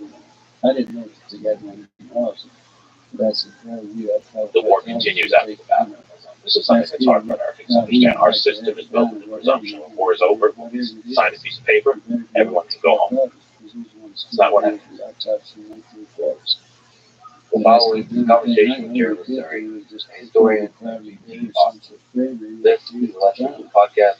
Support it. Please check out our sponsors in the description. And now, dear friends, here's Jeremy. Sorry. What is the main idea, the main case that you make in your new book, Civil War by Other Means, America's Long and Unfinished Fight for Democracy? So our democratic institutions in the United States, they're filled with many virtues and many elements in their design that improve our society and allow for innovation. But they also have many flaws, as any institution created by human beings have. And the flaws in our institutions go back to a number of judgments and perspectives that people in the 17th, 18th, and 19th centuries had. And those flaws have been built into our institutions, and they continue to hinder innovation and growth in our society. Three of the flaws that I emphasize in this book are flaws of exclusion, the ways our institutions exclude people, not just African Americans, many different ways. The ways our institutions also give power to certain people who have position rather than skill or intelligence or quality. And third, and most of all, the ways our institutions invent certain myths in our society. Myths that prevent us from gaining the knowledge we need to grow. In all of these ways, our democracy is hindered by the false reverence for institutions that actually need to be reformed, just as we need to highlight some good elements of them. That's really what my book is about. And then the myth, the false reverence, what are we talking about? So there's a way in which we believe that if we love our country, it's somehow wrong to criticize our institutions. I believe if you love your country, you want to encourage your institutions to get better and better. I love my university where I work, but I want it to be better. We have many flaws. I love my family. I'm constantly telling family members how they can be better. That's what true knowledge leadership is about, not just cheerleading. What's the counterpoint to that? Because the other extreme is a deep, all-encompassing cynicism towards institutions. So for me, I like the idea of loving America, which seems to be sometimes a politicized statement these days. That you believe in the ideals in this country. That seems to be either a naive or a political statement the way it's interpreted. So the flip side of that, having a healthy skepticism of institutions is good, but having a complete paralyzing cynicism seems to be bad. Absolutely, both are ahistorical positions. What I try to do as a historian is work in between those spaces. The virtue is in the middle ground, for better or worse. And what we have to recognize is that our institutions are necessary. There's a reason government exists. There's a reason our union was created. That's what Abraham Lincoln was heroically fighting for. So we have to believe in our union. We have to believe in our government. And we, as business people, as intellectuals, we have to be part of the solution, not the problem. But that doesn't mean just ignoring the flaws in our institutions, even if we find personally ways to get around them. What really worries me is that there are a lot of very intelligent, well-intentioned people in our society who have figured out how to live with the flaws in our institutions, rather than how to use their skills to correct the flaws in our institutions. There's folks like somebody who lives next door to me, like a Malice, is an anarchist. Philosophically, maybe more than practically, just sort of argues for that position. It's an interesting thought experiment, I would say. And so if you have these flaws in institutions, one thing to do, as the communists did at the beginning of the 20th century, is to burn the thing down and start again. And the other is to fix from within, one slow step at a time. What's the case from a history perspective? Sure. So historically, there has always been an urge to burn down these institutions and start again, start with the historical record is that that works. Because what happens when you destroy the institutions, you give the example of the Bolshevik Revolution. When you destroy institutions, all you do is in the jungle that's left behind, you give advantages to those. Institutions always place certain limits upon the most powerful individual. You go back to the jungle, the most powerful are actually going to have the most influence and most control. So the revolutionaries are usually vulnerable, turn out to then be the victims of the revolution. This is exactly what you saw with the French Revolution, the Russian Revolution. So the record for that, there still might be times to do that, but I think we should be very cautious about that. The record for working through institutions is a much better record. Now, what we have to be careful about is as we're working through institutions, not to become bought into them, not to become of those institutions. So what I've written about in this book and in other books, like Kissinger, for example, is how it's important when in an institution to still bring an outsider perspective. I believe in the inside-outside. And I think most of your listeners are inside-outsiders. They're people who care about what's going on inside. They're bringing some new ideas to that. I think the correct statement to say for most of the listeners, most people aspire to be outsiders. But we, human nature is such that we easily become insiders. So like, we like that idea, but the reality is I've been very fortunate in this podcast to talk to certain folks that live in certain bubbles. And it's very hard to know when you're in a bubble that you should get out of the bubble thought. That's a really tricky thing because, like, yeah, when you're, whether it's politics, whether it's science, whether it's any pursuits in life. Hesitate about releasing information. You say, well, we're not going to release it wrong. So, you have like a little rap where you should be competing with each other. So you got to look more emotionally work. Excited, and you can see how you can get more power. It's not like the dark cycle the process of life, and then you forget that you just collectively have created a set of rules for the game that you're playing. You forget that this game doesn't have to have these rules. Did you break them? This happens in Wall Street. Financial system. Everybody starts to like collectively agree on a set of rules that they play. They don't realize that you don't have to be playing this game. It's tough. It's really tough. I take this question on a human being. As far as being anti-establishment on everything, which also gets a lot of attention. But being just enough anti-establishment to figure out ideas how to improve the establishment. That's just such a tricky topic. I agree. I like the word iconoclast. I think it's important to be an iconoclast, which is to say, you love ideas, you're serious about ideas, but you're never comfortable with consensus. And I write about that in this book. I've written about that actually a lot of different times too. I think consensus is overstated. As someone who's half Jewish and half Hindu, I don't want to live in a society where everyone agrees. I guess it's very commanding. I want to live in a society that's pluralistic. This is what Abraham Lincoln my book's about, which is that we need a society where institutions encourage, as you say, different modes of thought and respect different modes of thought and work through disagreement. So a society should not be a society where everyone agrees. A democratic society should be a society where people disagree but can still work together. That's the Lincoln vision.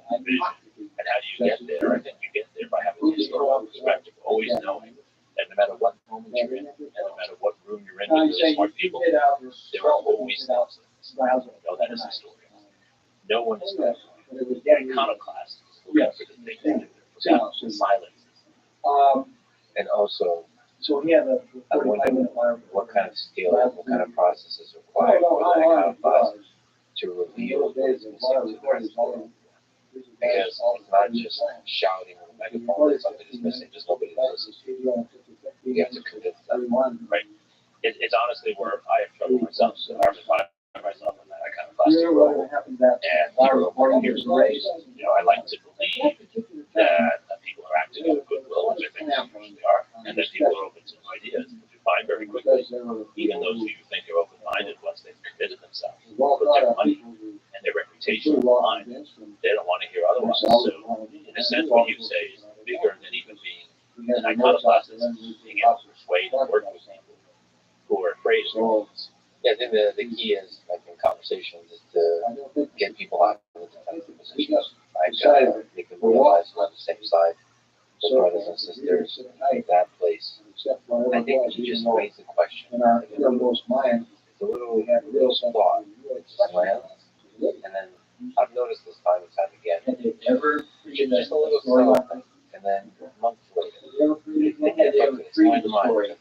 That little doubt. Because I also realized these battles, especially political battles, people often don't have folks on their side that they can really trust as opposed to being challenged. That's a very difficult role to be in. Because in these battles, you kind of have a tribe, you have set of ideas, and there's another tribe, and there's another ideas, and when somebody says something contrary, you can fully work with them in the other tribe, just to have them truly listen to the other person. That takes skill, but ultimately I think that's the way to bridge these divides, have that conversation. That's why I'm actually, again, optimistically believe in the power of social media to do that if you design it well. But currently, The battle rages on Twitter. Well, I think what you're getting at, which is so important, is storytelling. And all the great leaders I've studied, some of them are supposed to or not, right? Whether they're politicians, social activists, technologists, it's the story that gets people. People don't respond to an argument. We're trained, at least in the United States, we're often trained to argue. You're told in a class, okay, this part of the room take this position, this part of the room take this position. And that's helpful because it forces you to see different sides of the argument. But in fact, those on one side never convince those on the other side to argue. Let's do a story that people can identify with. It's when you bring your argument to life in terms And someone again like Abraham Lincoln was a master at that. He told stories. He found ways to disarm people and to move them without their realizing it. Yeah, not make it a debate, make it tell a story. That's fascinating, because yes, some of the most convincing politicians, I don't feel like they're arguing a point. They're just telling a story, and it gets in there, right? That's right. People would look at what Zelensky has done in Ukraine in response to the Russian invasion, and I know you're there on the front lines yourself.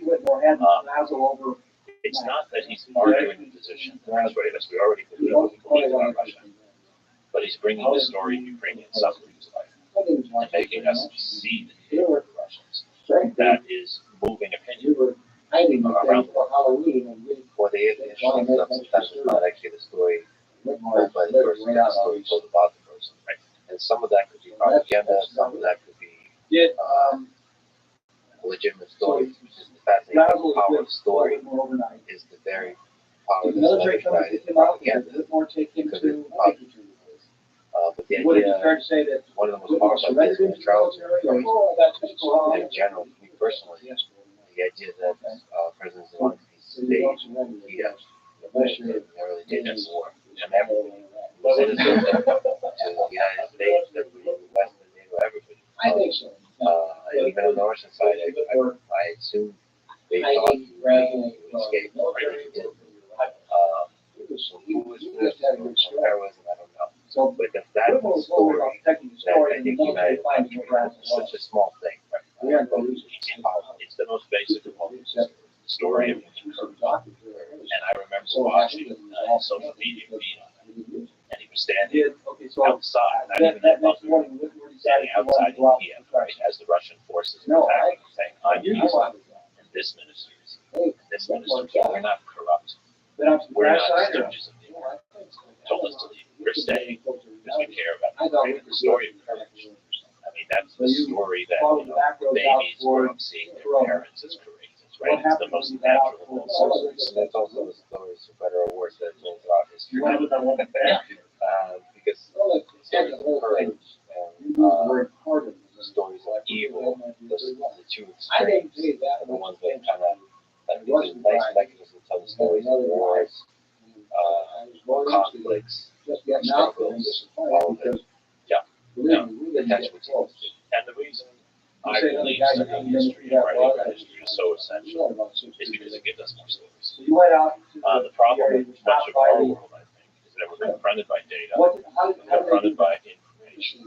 Of course, it's valuable, but it's easy to manipulate or misuse information. It's the stories that give us a structure. It's the stories where we find morality. It's the stories where we find political value. And what do you get from studying history? You learn more stories. Yeah, I'm a sucker for courage, for stories of courage. Like, I've been in too many rooms, often seen too many people, some way sacrificing integrity, and people that step up when the opinion is unpopular, and they do something where they really put themselves on the line, whether it's their money, whether they're well-being, I don't know. That gives me hope about humanity. And of course, during war like Ukraine, you see that more and more. Now, other people have a very similar perspective of it, but those are just narratives that are constructed for propaganda purposes. So, but I can't realize there's heroes out there, both small and big, but just regular citizens and leaders. One set of heroes I learned about writing this book that I didn't know about that I should have are more than 100,000 former slaves who become Union soldiers during the Civil War. It's an extraordinary story. Think of it as North versus South, white Northern troops versus white Southern troops. There are, as I said, more than 100,000 slaves, no education, never anything other than slaves, who flee their plantations, join the Union Army. And what I found in the research, and other historians have written about this too, is they become some of the most courageous soldiers because they know what they're fighting for. But there's something more to it than that. It seems in their stories that there is a humanity, a human desire for freedom, and a human desire to improve oneself, even for those who have been their basic rights and all of their lives. And I think that story should be inspiring to all of us as a story of courage, because we all live in different ways. But none of us are starting from slavery. That's really powerful. That flame, the longing for freedom can't be extinguished in the generations. So that's something to talk about. There's some deep sense in which, while the war was about, part about slavery, it's not, the slaves themselves fought for their freedom, and they won their freedom. I don't think it's more about slavery. I think it's more about freedom. Because if you say it's more about slavery, then it sounds like it's an argument between the slave masters and the other white guys who didn't want slavery to exist. And of course, that argument did exist, but it wasn't. It was an argument. It was a war over freedom, especially after 1863 into the second year of the war. When Lincoln, because of war pressures, signs the Emancipation Proclamation, which therefore says that the contraband, the property of settlers, i.e. their slaves, will now be freed and brought into the Union Army. That makes it about freedom. Already the slaves were leaving the plantations. They knew what was going on. They were going to get out of slavery as soon as they could. But now it's because over opening that opportunity for them. And that's how the war ends. That's really important. And that's where we are in our politics today. The same debate is why I wrote this book. The challenge of our time is to understand how do we make our society open to more freedom. So let's go to the beginning. How did the American Civil War start? Why? So the American Civil War starts because of our law institutions. The founders had mixed views of slavery, but they wanted a system that would eventually work its way toward opening more people's minds, not necessarily equality, but they wanted a more open democratic system. But our institutions were designed in ways that gave disproportionate power to slave holders in particular states, through the Senate, through the Electoral College, through many of the institutions we talk about in our politics today. Therefore, that part of the country was, in the words of Abraham Lincoln, holding the rest of the country hostage. For a poor white man like Abraham Lincoln, born in Kentucky, who makes his way in Illinois, slavery was an evil, not just for moral reasons. It was evil because it denied him democratic opportunity. Why would anyone hire poor aid to do something if they could get a slave to do it? And as the economy of opportunity for him had to be an economy that was open and that did not have slavery, particularly in the new states coming into the Union. Lincoln was the 4 years of the Republican Party, which was a party dedicated to making sure all new territory was open to anyone who was willing to work. And a male figure who would be paid for their work, free labor, free soil, free men, basic capitalism. Southern plantation owners were an aristocracy that did not want that. They wanted to use slavery, expand slavery into new territories, what caused the Civil War to clash.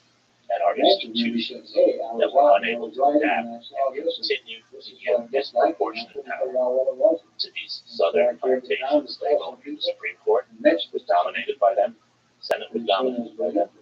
And so the Republican Party came into power as a critique of that. And Southerners unwilling to accept, Southern Confederates unwilling to accept that change, went to war with them. So who was on each side? The Union Confederates. What are we talking about? What are the states? How many people? What's like the demographics and the dynamics of each side? The Union side is much larger. In terms of population, it's 22 million people, and it is what we would today recognize as all the states, basically north of Virginia. The south is the states in the south of the Mason-Dixon line, so Virginia, and then on the south, west of Tennessee. So Texas, for example, is a Confederacy, Tennessee is a Confederacy, but other states like Missouri are border states. And the Confederacy is a much smaller entity. It's made up of about 9 million people plus about 4 million slaves. And it is an agricultural economy, whereas the northern economy is a more industrialized economy. Interestingly enough, the Confederate States are in some ways more international than the northern states because they are exporters of cotton, exporters of tobacco. So they actually have very strong international economic ties. The United States was the largest source of cotton to the world before the Civil War. Egypt replaces that a little bit during the Civil War. But all the English textiles were American cotton from the South. To make sure you want to And so it is the southern half of what we call the eastern part of the United States today with Barking people. It's made up, the Confederacy is of land and families. Wealth in the Confederacy is land and slaves. The northern United States is made up predominantly of small business owners and then larger financial interests, such as the banks. What about the military? I'm worried people that pick up guns. What are the numbers there? So the also number. By far, but it's a really interesting question because there's no conscription in the Constitution. Unlike most other countries, our democracy is formed on the presumption that human beings should not be forced to go into the military if they don't want to. Most democracies in the world today actually still require military service. The United States is very rarely instituted. None that is not in our Constitution. So during the Civil War, in the first months and years of the Civil War, Abraham Lincoln has to go to the different states, to the governors, and ask the governors for volunteers. So the men who take up arms, especially in the first months of the war, are volunteers. Or in the South, they're actually disciplined. And then as the war goes on, the unions will pass conscription acts of 1862 and 1863, which for the first time is really important to raise presidential power. For the first time, Lincoln will have presidential power to force men into the army, which is what leads to all kinds of draft riots in New York and elsewhere. But suffice it to say, the Union Army throughout the war is often 3 times the size of the Confederate Army. What's the relationship between this no conscription and people standing up to fight for ideas and the Second Amendment? A well-regulated militia being necessary for the security of a free state, the right of the people to bear arms shall not be infringed. Or Texas. So what's the role of that in this story? The American population is already armed. And so even though the Union and the Confederate armies will manufacture and purchase arms, it is already an armed population. So the American presumption going into the war is that citizens will not be forced to serve, but they will serve in militias to protect their own property. And so the Second Amendment, the key part of the Second Amendment for me as a historian is a well-regulated militia. The presumption that citizens, as part of their civic duty, do not have a duty to join a national army, Prussian style, but are supposed to be involved in defending their communities. And that's the reality. It's also a myth. And so Americans have throughout their history been gun owners. So not AK-47, but gun owners. And gun ownership has been for the purpose of community self-defense. The question coming out of that is, what does that mean in terms of you have access to everything? Actually, Scalia himself asked this question on the Supreme Court. He said that in one of the gun cases, you have the right to defend yourself, but you don't have the right to own and use it. Yeah, you don't have the right to have a tank. I don't think they let you park a tank. Like in your parking spot, right? I think there's a gray area around tanks. I agree. I think you're legit allowed to own a tank. Oh, you really? I think that somebody told me, but I can see like that because it's very difficult for that to get out of hand. Right? And maybe one guy in a tank, like you could be breaking laws in terms of the width of the vehicle that you're using to operate. Anyway, that's a hilarious discussion. But so to make the case, speaking of AK-47s and rifles, back to Ukraine, one of the fascinating social experiments that happened in Ukraine at the beginning of the war is they handed out guns to everybody, right? Yes. The crime came down. I think it's really interesting. I hope somebody does a kind of psychological data collection analysis out here to try to understand why. Because it's not obvious that in a time of war, if you give guns to the entire population of Washington, it's not going to, especially in a country who has historically some corruption, not result in robberies and assaults and all that kind of stuff. There's a deep lesson there. I don't know if you can extend that lesson beyond war. And that's the question, what happens after the war? My inclination would be to say that can work during war, but you have to take the guns back after the war. But they might be very upset when you That's the problem. So that's precisely the problem. That's actually part of the story here. I mean, what happens after the Civil War, after Appomattox in 1865, is that many Southern soldiers go home with their guns, and they misuse their weapons to, quite frankly, shoot and intimidate former slaves or now citizens. This is a big problem. I talk about this in the book. It happened in 1866. It is former Confederate soldiers and police officers and judges who are responsible for hundreds of rapes within a 2-day period and destroying an entire community of African Americans. They're able to do that because they brought their guns home. But underneath the issue of guns there is just the fundamental issue of hatred, inability to see other humans in this world as having equal value as another human being. What was the election of 1860 like that brought Lincoln to power?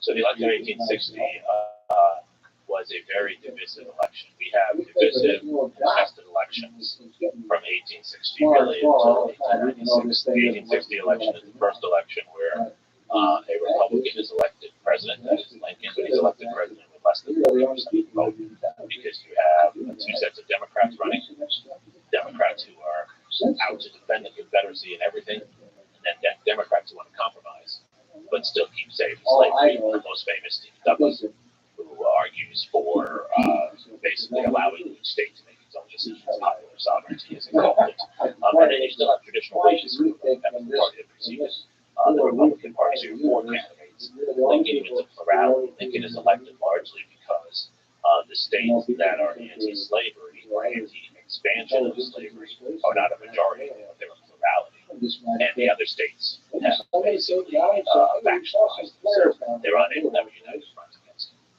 Was the main topic at hand slavery? I think the main topic at hand at that time was the expansion of slavery. Right. It was not whether to abolish slavery or not. Lincoln is very careful. His correspondence is clear.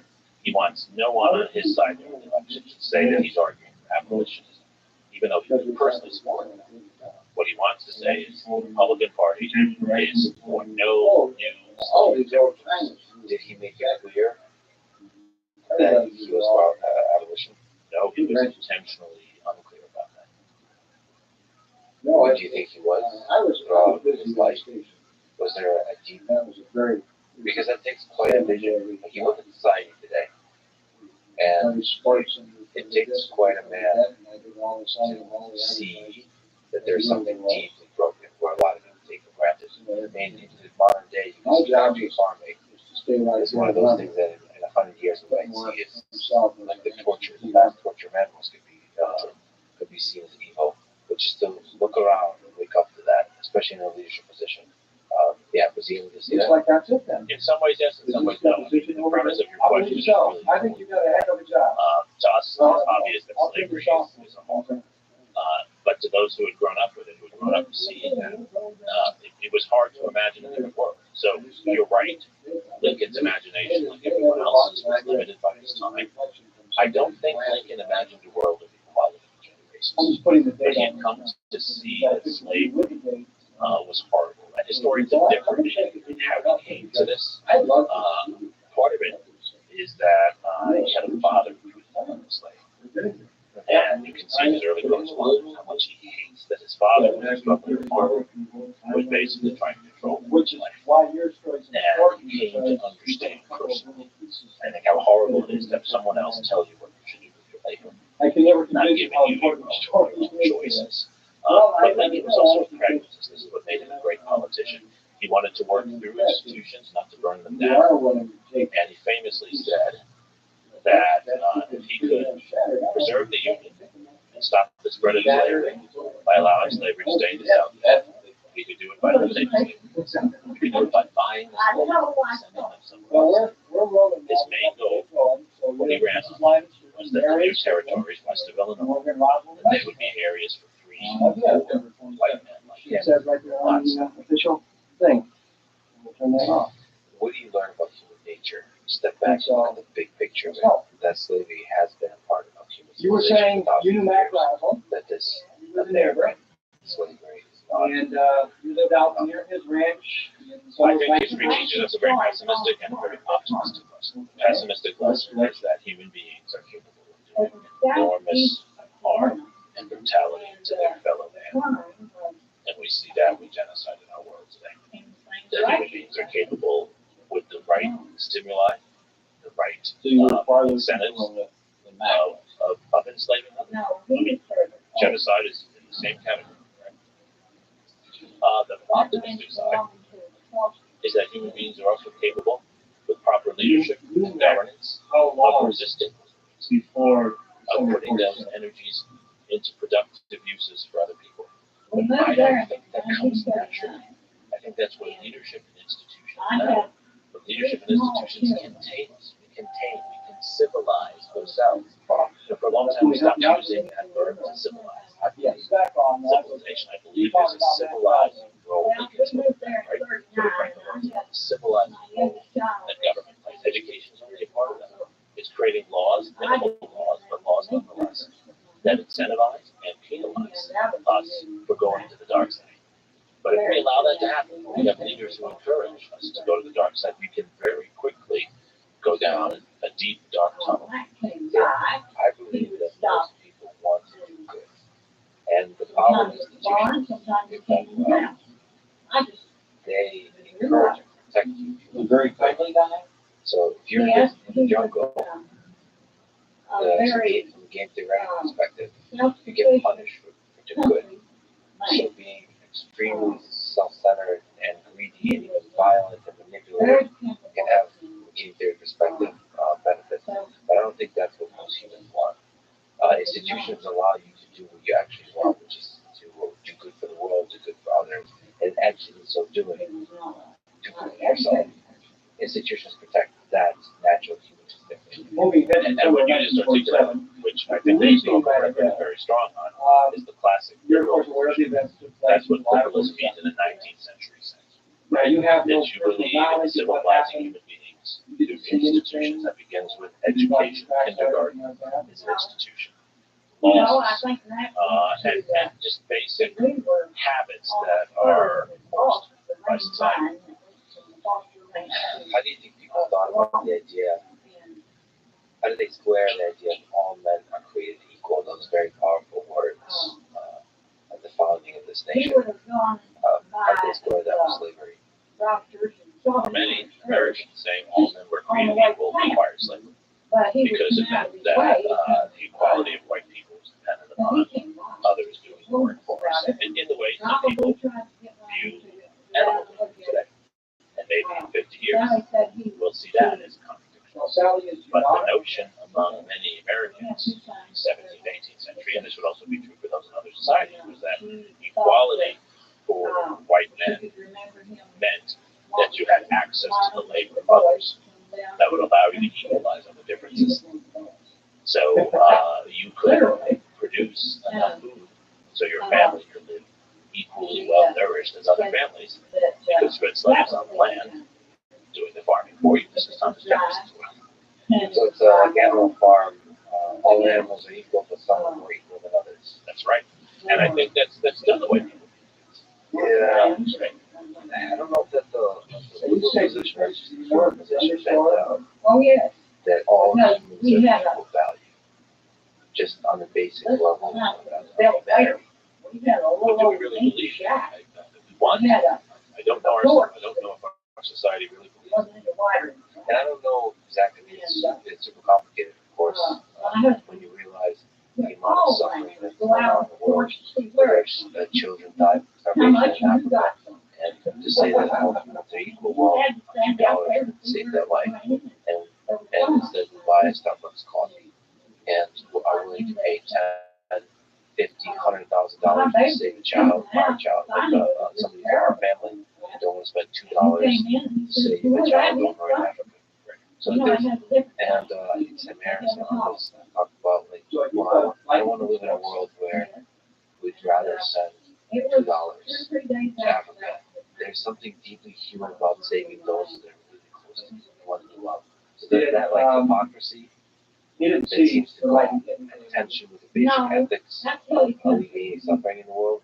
That's also part part of this ideal of all men are created equal. It's a complicated mess of world. It is, but I mean, I think, at least the way I think about it is, so what are the things even within our own society where we choose to do something with our resources that actually doesn't help our lives?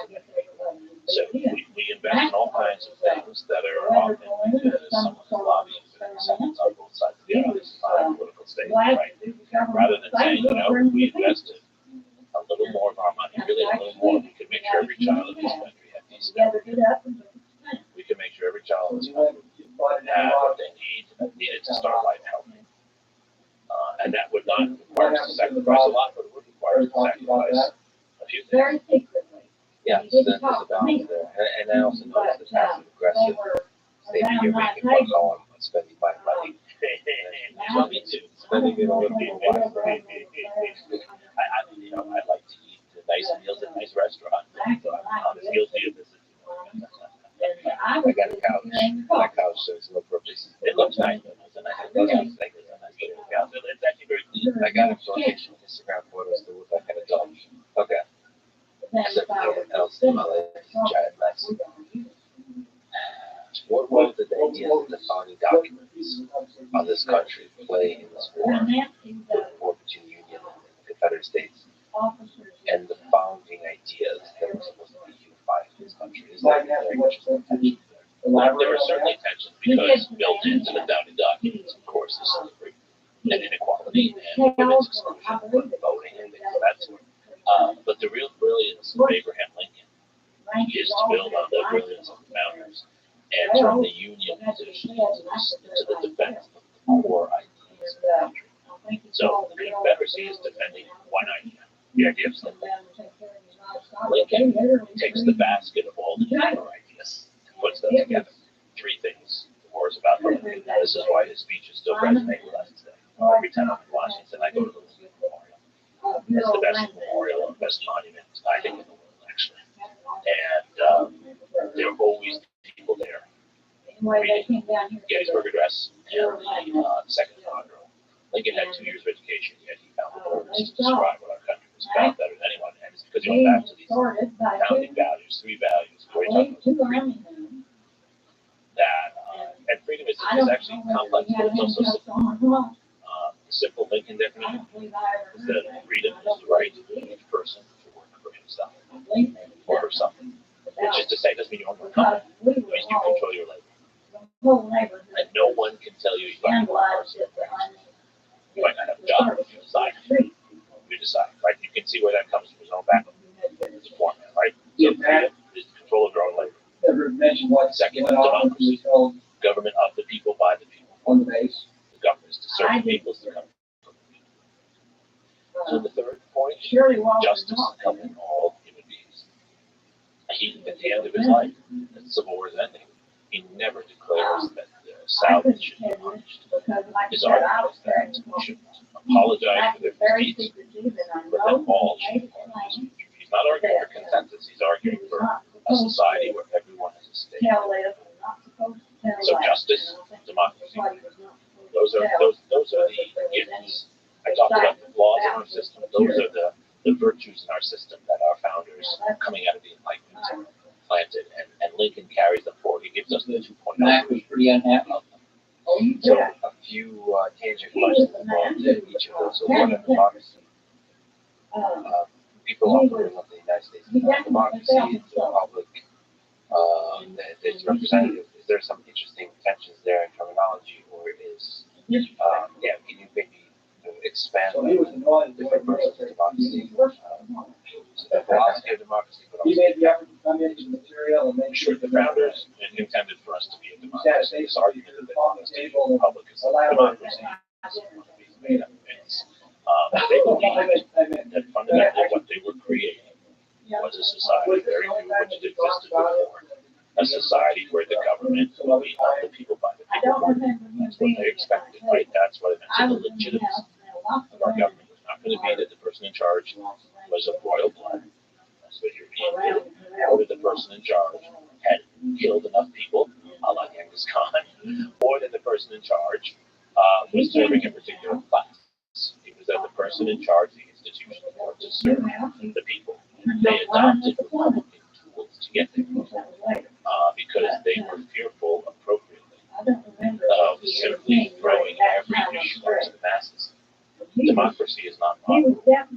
Democracy is where you create procedures to assess the public will and to act in ways that serve the public without harming other elements of the public that are not in the majority. That's why we have a constitution and a Bill of Rights. And for their time, the founders did not believe that women should be part of this discussion. They were not capable.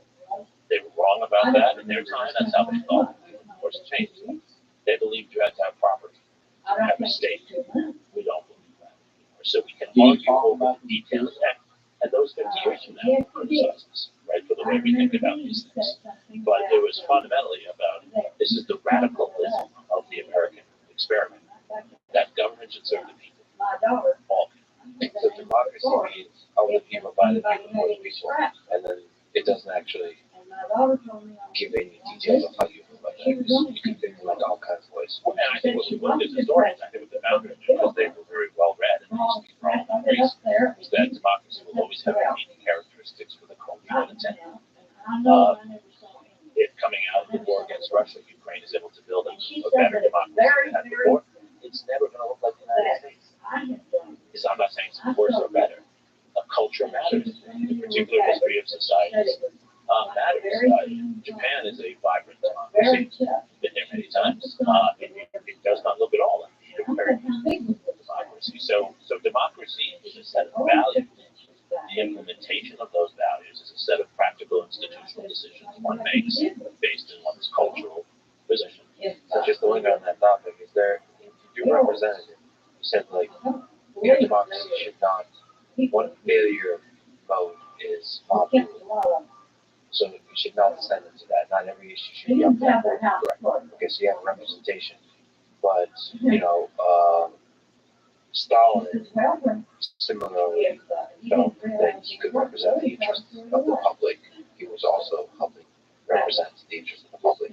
So that's a failure mode too. That if the people representing the public become more and more powerful, it's becoming detached from actually being able to represent or having just basic human sense of what the public wants. I think being of the people, by the people, means you are in some way accountable. And the problem with the Communist Party, this was already evident before Stalin came into power, is the same problem the Communist Party in China has today, which is that you have leadership that's not accountable.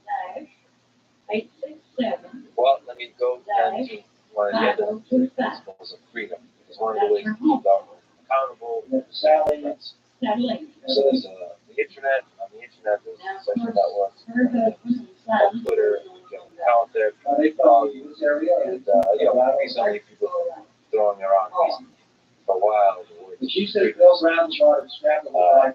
just out of curiosity, changing up on think of freedom as it is today, and as it was at that time during the Civil War, after the Civil War, So freedom of speech has always been one of the core tenets of American democracy, and I'm near absolutist. Because I think that people should have the right to speak. What makes our democracy function is that there is always room for, quite frankly, people like you and me who like to disagree and have reason to disagree. So I am against almost all forms of censorship. The only time I believe in censorship is if somehow an individual or a newspaper has stolen Ukrainian plans for their next military defense in the next week. You should not be able to publish that right now, maybe after they act. But criticism, opinion, interpretation should be wide open. Now, that doesn't mean, though, that you have the right to come to my classroom and start shouting and saying whatever you want. You have the right on the street corner. But my classroom is a classroom for students with a particular purpose. And sorry about that last week. I'll never do it again. It's okay. I get drunk and I get, so the people who don't know you're Professor ETR, it's just like it's nearby, so sometimes I get a little drunk and wander in there. We're not the only one. Like you, I didn't even know. Okay. The point is that free speech is not licensed to invade someone else's space. And I also believe in private enterprise. So I think that, if I owned a social media network, I don't. It would be up to me to decide who gets to speak on that network and who doesn't. And then people could decide not to use it. They don't want to use it. Right, so yes, that's one of the founding principles. So oftentimes we talk about censorship, that's government censorship. So social media, if you run a social media company, you should be able to decide from a technical perspective what freedom of speech means. There's some deeper ethical, philosophical sense of how do you create a world where every voice is heard by the people. That's a complicated technical problem. When you have a public square, how do you have a productive conversation? Or creating silence, but at the same time, whoever has the bigger megaphone is not going to crowd out everybody else. So I think it's very important to create rules of the game that give everyone a chance to get started, and that allow for guideposts to be created from the will of the community, which is to say that we as a community can say, well, we can't stop people from speaking, but we as a community can say that in certain forms, we're going to create certain rules for who gets to speak and who doesn't, under what terms, but they can still have somewhere else to go. So I believe in opening space for everyone, but creating certain spaces within those spaces that are designed for certain purposes. That's what a school does.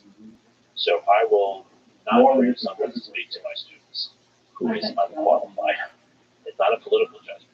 The rules at a university are, we're an educational institution. You need to have the educational credentials to come speak about artificial intelligence. I'm not going to Could they have done anything else off the street to do that, right? We have certain rules, but that bum on the street can still ride in his own space or her own space and can still say what he or she wants to say about artificial intelligence. There's some newspapers. When I write for the New York Times, they have an editorial team. The editorial team makes certain decisions that check facts. And there's certain points of view they don't allow anti-Semitic comments. Right? You're not going to be able to publish an anti-Semitic screed, whether you think it's true or not true, in the New York Times, but that doesn't prevent you from finding someone else. So we allow entities to create certain rules of the game. We make transparent what those rules are, and then we as citizens know where to get our information. What's been a problem in the last few decades, I think, is it hasn't been clear what the rules are in different places, and what are the legitimate places to get information.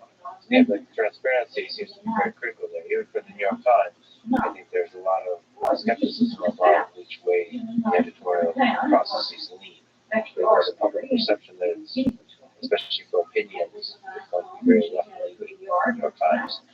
And without transparency about what the process is like, what the people involved, all you get to is like conspiracy theories, and the general public opinion about that is going to go wild. And I think that's okay for the New York Times. People can in a collective way figure stuff out. Like they could say for the New York Times, 73% of the times they'll lean left. They have like a loose estimation or whatever. But the platform like Twitter seems like it's more complicated. Of course, there should be rules of the game, but I think there's maybe I would say responsibility to also create incentives for people to do high effort, empathetic debate versus learn from each other. Yeah, I think those are two slightly different things, or I agree. I think that my view is that the failure of Facebook and Twitter and others in recent years has been that they have been completely untransparent about the rules. So what I would think would advance us is if they had a set of rules that were clear, that were consistently followed, and we understood what they were. That would also tell us as consumers what the biases are, how to understand what's going on. It seems that I might say that since Elon Musk taken over Twitter has been arbitrary, and it was thrown off, it was not thrown on. And that's a real problem. Arbitrariness is in some ways the opposite of democracy. But there's also a hidden arbitrariness in the interpretation of the rules. So, for example, what comment incites violence? That's really, really hard to figure out. Like, there's a gray area. Obviously, there's a very clear version of that. But if I know anything about people that try to incite violence, they're usually not coming out and clearly saying it. They're usually kind dog whistling. The same with racism, anti-Semitism, all of that. It's usually dog whistles. So like, and they usually have fun playing with the rules, playing around the rules instead of in that gray area. Same with COVID, misinformation. What's misinformation, right? I agree, and some of these are age-old problems. Our legal system, common law, has been struggling with what is incitement to violence since the first Supreme Court decision in the 18th century, right? So you're absolutely right. But I will say this: there are certain things that are clear. I'll give you very clear examples. I'll just make it personal. My wife is an elected official here in Austin. There are the people who put things up on Twitter calling for her to be hanged, calling for her to be attacked. But that's incitement to violence. When you specifically call for violence against someone, I agree there's a lot of other stuff where it's clear. We could start if we're applying these rules by getting back to zero off of these things. So some of that is from scale. The gray area is a forever problem that we made to be able to solve. The tension within the gray area is the very process of democracy. But saying like we need to take our country back. Is that about? I think we need to take our country back. Just that, no. But then, Because I might say we need to take our. I say that all the time. I just, again, a lot of drunks screaming at everybody. I really want to take you back. My messaging. But let's go to the January 6th example, right? To say, hey, Mike Pence, that's incitement to violence. Yeah. To say, to go get Nancy, that's incitement to violence. Yeah, it's very clear. Again, I don't think that's the big problem. The big problem is the gray area. But yeah. And the other problem is just how to technically find a large scale comments, posts, and so on that are doing this kind of clear something. I understand. You don't ask me those questions. Well, I have to say, some of that is motivation, some of that is vision, and some of that is execution. So, for example, just to go out briefly on a dark topic, something I recently became aware of was Facebook and Twitter and so on. People post violence on there, like videos of violence, child porn, some of the darkest things in this world.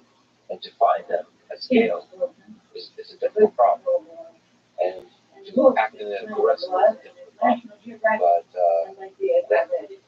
But I think part of this motivation, like saying this is a big problem, we need to take this on, we need to find all the darkest aspects of human nature that rise as pure on our platform and remove them so that we can create a place like for humanity to flourish through the process of conversation. But it's just hard. It's just really hard. Look at like billions of minutes, trillions of interactions. It's wild. The amount of data. But where we are now with social media seemed wild and impossible 5 years ago, right?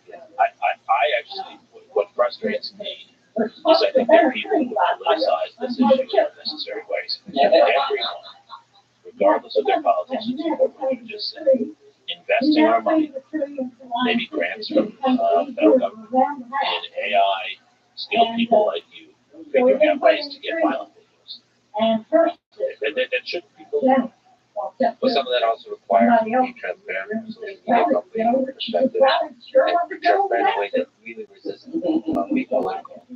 To be able to be transparent while we're fighting against evil while still not succumbing to the political narratives of it. That's tricky. But you have to do that kind of and walk calm through the fire. So that's what Twitter feels like when you're being political. As a kid, it's a fire squad from inside you. As a leader, you have to kind of walk calm.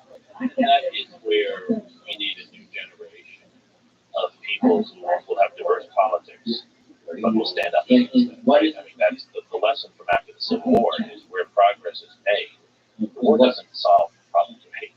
Where progress is made is where you have local leaders and others who stand up and say, we can do it, but we're not going. We're going to stop calling people from certain backgrounds monkeys. There's a common thing to do. At that time, Jews still call them monkeys. Right?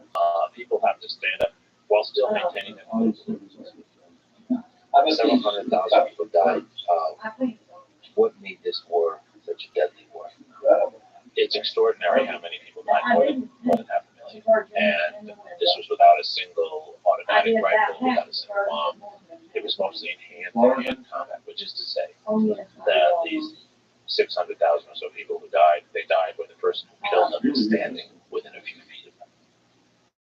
and that's really hard. Most of the killing that happens in wars today is actually in the distance. It's by a drone, it's by a bomb, it's by a rocket, or by a automatic weapon.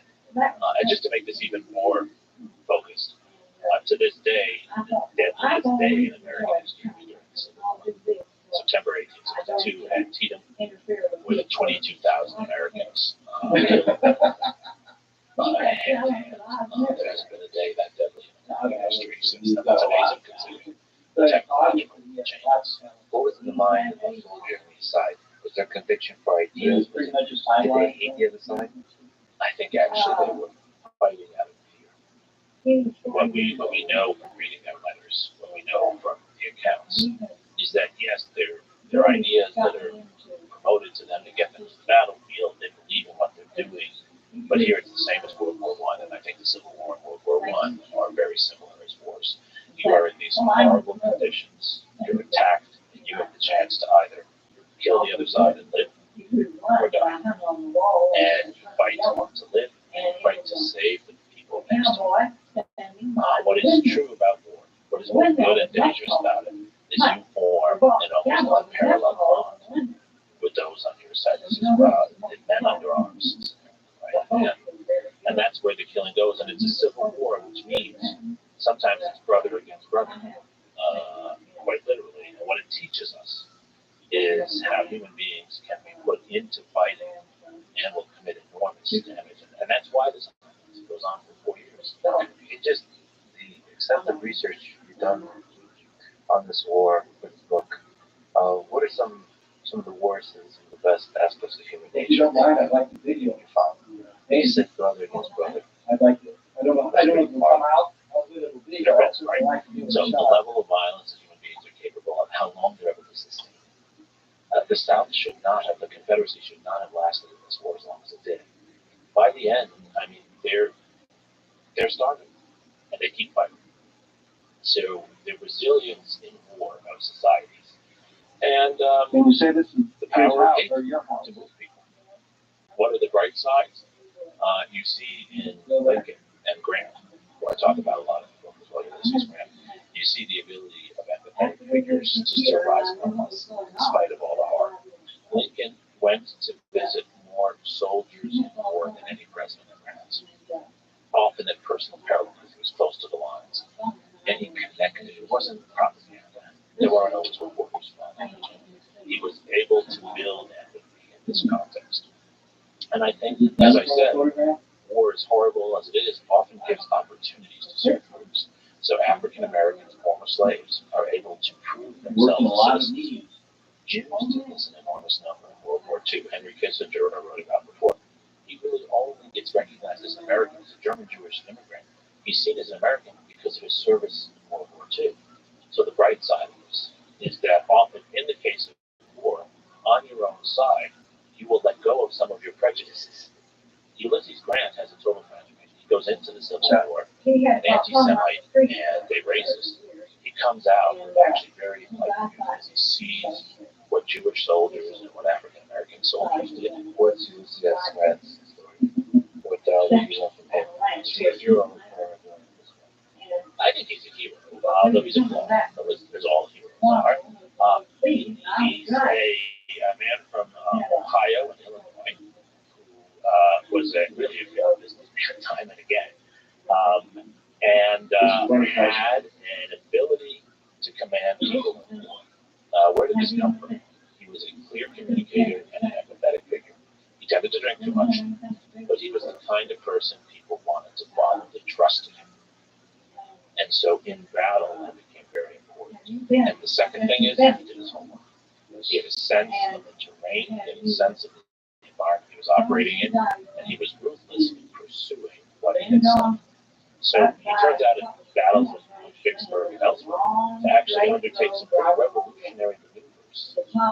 And then he figures out that the advantage now is on his side of the universe, and he just pounds it. That's similar to what the United States does at the end of World War II with Germany and Japan. He comes out of the war, Grant does. He's a believer in union. He wants to protect former slaves and other groups, and he tries to use the military for that purpose. He's limited. And then as president, he tries to protect them. we still use many of the laws that were passed during Grant's presidency to prosecute insurrectionists. So the 900 or so people who have been prosecuted for breaking into the Capitol and attacking police on January 6th, those insurrectionists, they've been prosecuted under the 1871 Anti-Ku Klux Klan law. So that's a big accomplishment, and we still benefit from it. The problem is Grant was not a great politician, unlike Lincoln. He didn't give good speeches. He wasn't a persuasive figure at political space. And so he had trouble building support for what he was doing, even though he was trying to do what in the end I think were the right things. What was the move? So the Ku Klux Klan is formed at the end of the Civil War by Confederate governors, first in Tennessee, in Pulaski, Tennessee, and it spreads elsewhere. There are other groups that are similar, red shirts and various others. These are veterans of the Confederate Army who come home and are committed to continuing the war. They are going to use their power at home and their weapons to intimidate and, if necessary, kill people who challenge their authority. Not just Africans, Jews, Catholics, various others. They are going to basically protect the continued rule of the same families who owned the slaves before in post-slavery Tennessee, post-slavery South Carolina. And when we get to voting, they're often the groups that are preventing voting.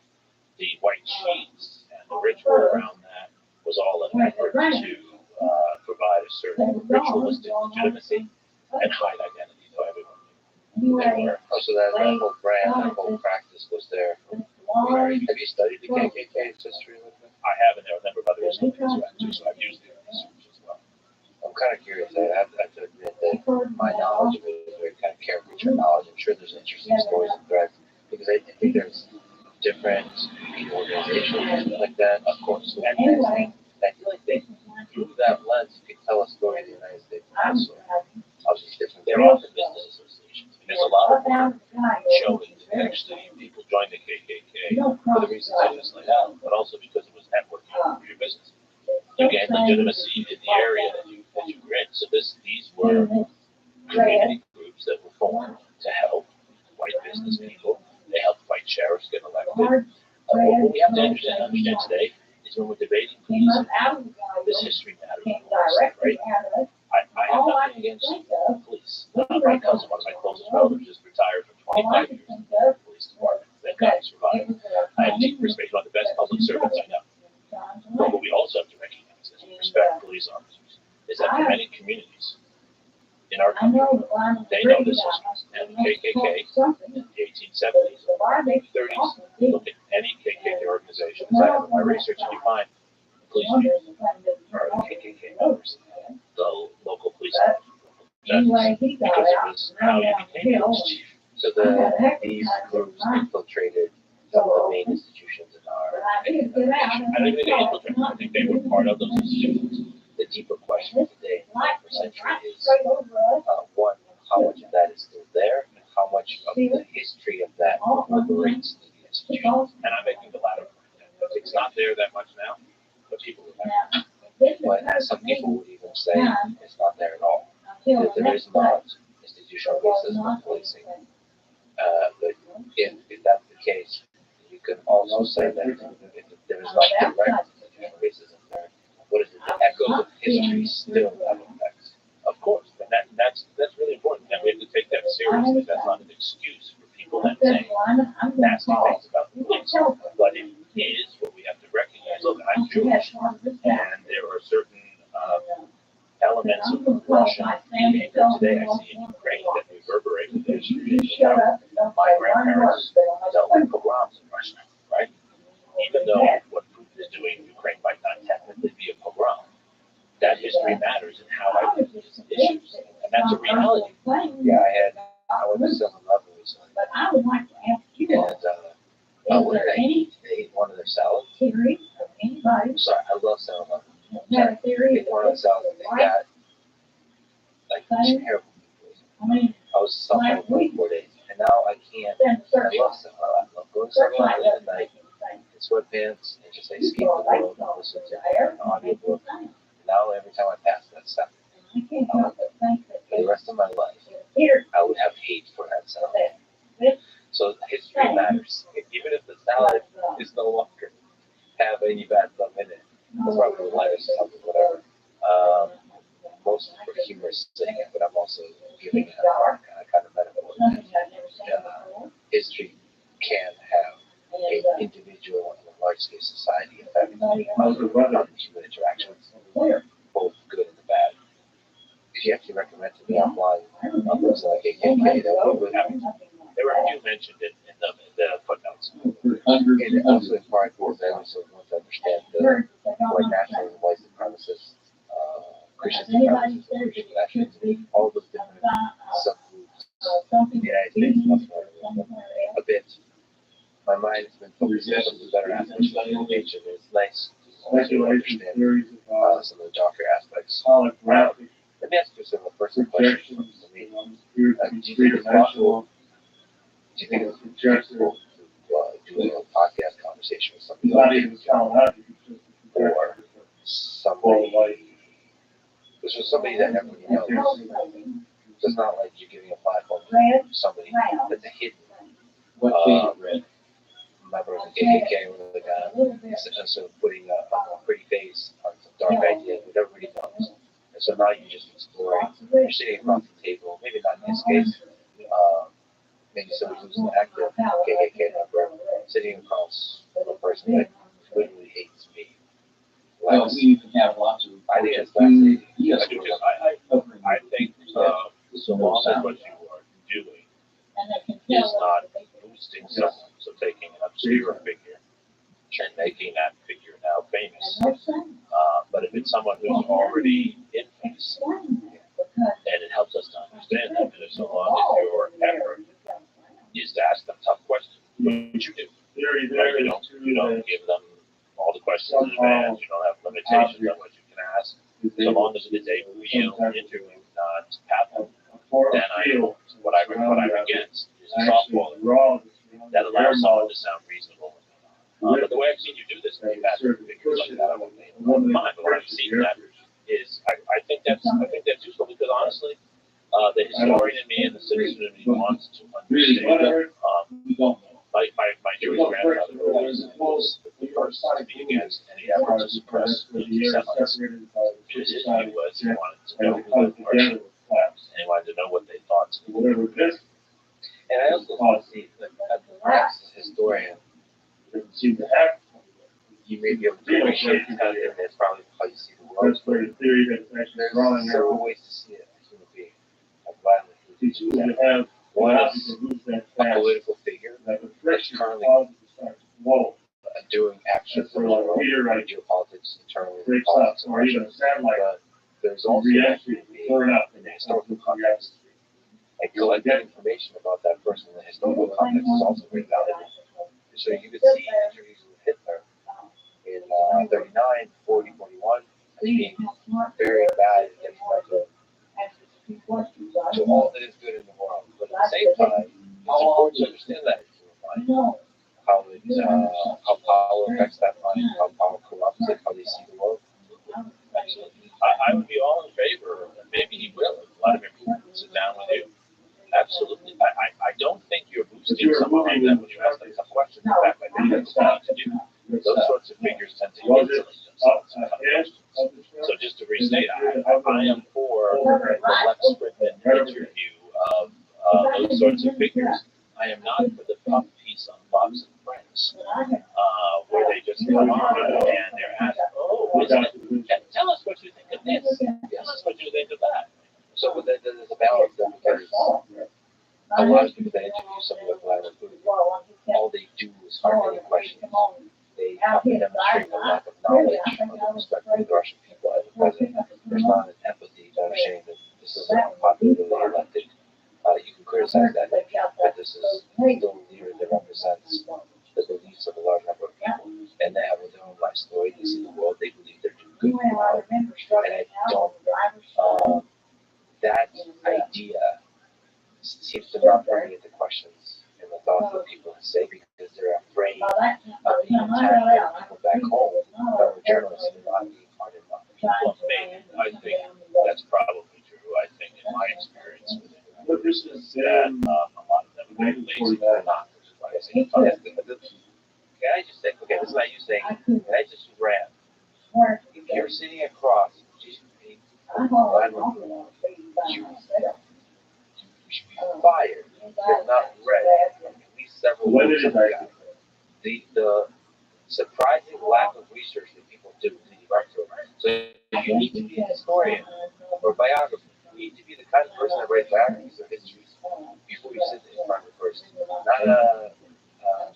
Not a low effort journalist. It's so surprising to me that I think they're probably really busy and it's probably not part of the culture of the people that do interviews to do deep fucking investigative. You need to be the kind of person that lives that idea. Like, see it as a documentary and then work on for 3 years kind of thing. And that, of course, some journalists do that masterfully. That's what journalism. But I think a lot of the times when the questions are, as you said, out of touch with the society that person is leading, it's because the interviewer hasn't taken the time. And I understand you can't be an expert on every subject, but you can do what you can. Read my book to prepare for this. Things that you have had a sense of the person you're talking to, and you put the time in to do that. This is what I've always done with students, right? The secret to success in it is outworking them. Be more prepared, right? What you show is like an iceberg. It's the tip of the iceberg, right? Is what people see. It's all the work that goes on below the surface. If you work hard enough, which I aspire to, at the end of the day, just like an animal farm, you'll be like the horse boxer. And slaughters aren't just like by those that are much more powerful than you. But you'll be happy when you're slaughtered. You have lived with the right ideal, and history will remember you fondly. Okay. What about Robert E. Lee? So he's the Confederate general that you mentioned. Yeah.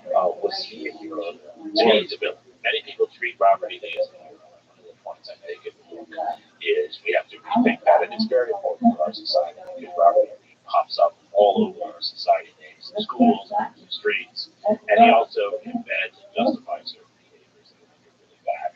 Lee was a tremendous general. He had the weaker side, and he managed to use maneuver, secrecy, and circumstance to give himself so many advantages when some of the battles he should have lost. So in terms of the technical generalship, he's a great general. But Lee, at the end of the war, never wants to really accomplish. What he acknowledges in mathematics is that his soldiers will have to leave the battlefield because they have not won on the battlefield. But he refuses to do what Grant asks, which is to help sell his side on the fact that we're going into a war where they don't have to see themselves as losers, but they have to get on board with change. Real leadership is convincing people who follow you that they have to change, but they don't want to change. Lee refuses. He says to Grant, he says to Grant in mathematics, if you want to change the South, you have to run your army over the South 3 or 4 times. He's not going to do anything. He's not going to help. And he becomes a figure that people rally around in the rest of his life and even after he dies. So it is as if at the end of World War II, Hitler had been allowed to just retire, and he didn't go back into politics, but yet he was there and he continued to have meetings with former Nazis, and people would rally around the idea of going back to Hitler's ideas. Think of how harmful that would be. Lee played that kind of role after the war, and I think it's one of the problems we have now. I don't think we should continue to revere him because it justifies too much of what the Confederates did. And that's the different thing you highlight between World War II and the Civil War. That in the case of Hitler, there was an end to that war. There was a very distinctive, clear end to that war. And you also make the case that World War II is not a good example, not a good model of war to help us analyze history. It's given Americans the wrong idea of what war is because World War II ends as most wars end. World War II ends with the complete defeat of the German army and German society and the near complete defeat of Japan. And we're both sides in different ways, accepting it. And what I'm pointing out in the book is that most wars don't don't end with one side accepting defeat. And generally the war continues after the battle. This is something that's hard for Americans to understand. Our system is built with the presumption of war is over, sign a piece of paper, everyone can go home. It's not what happens.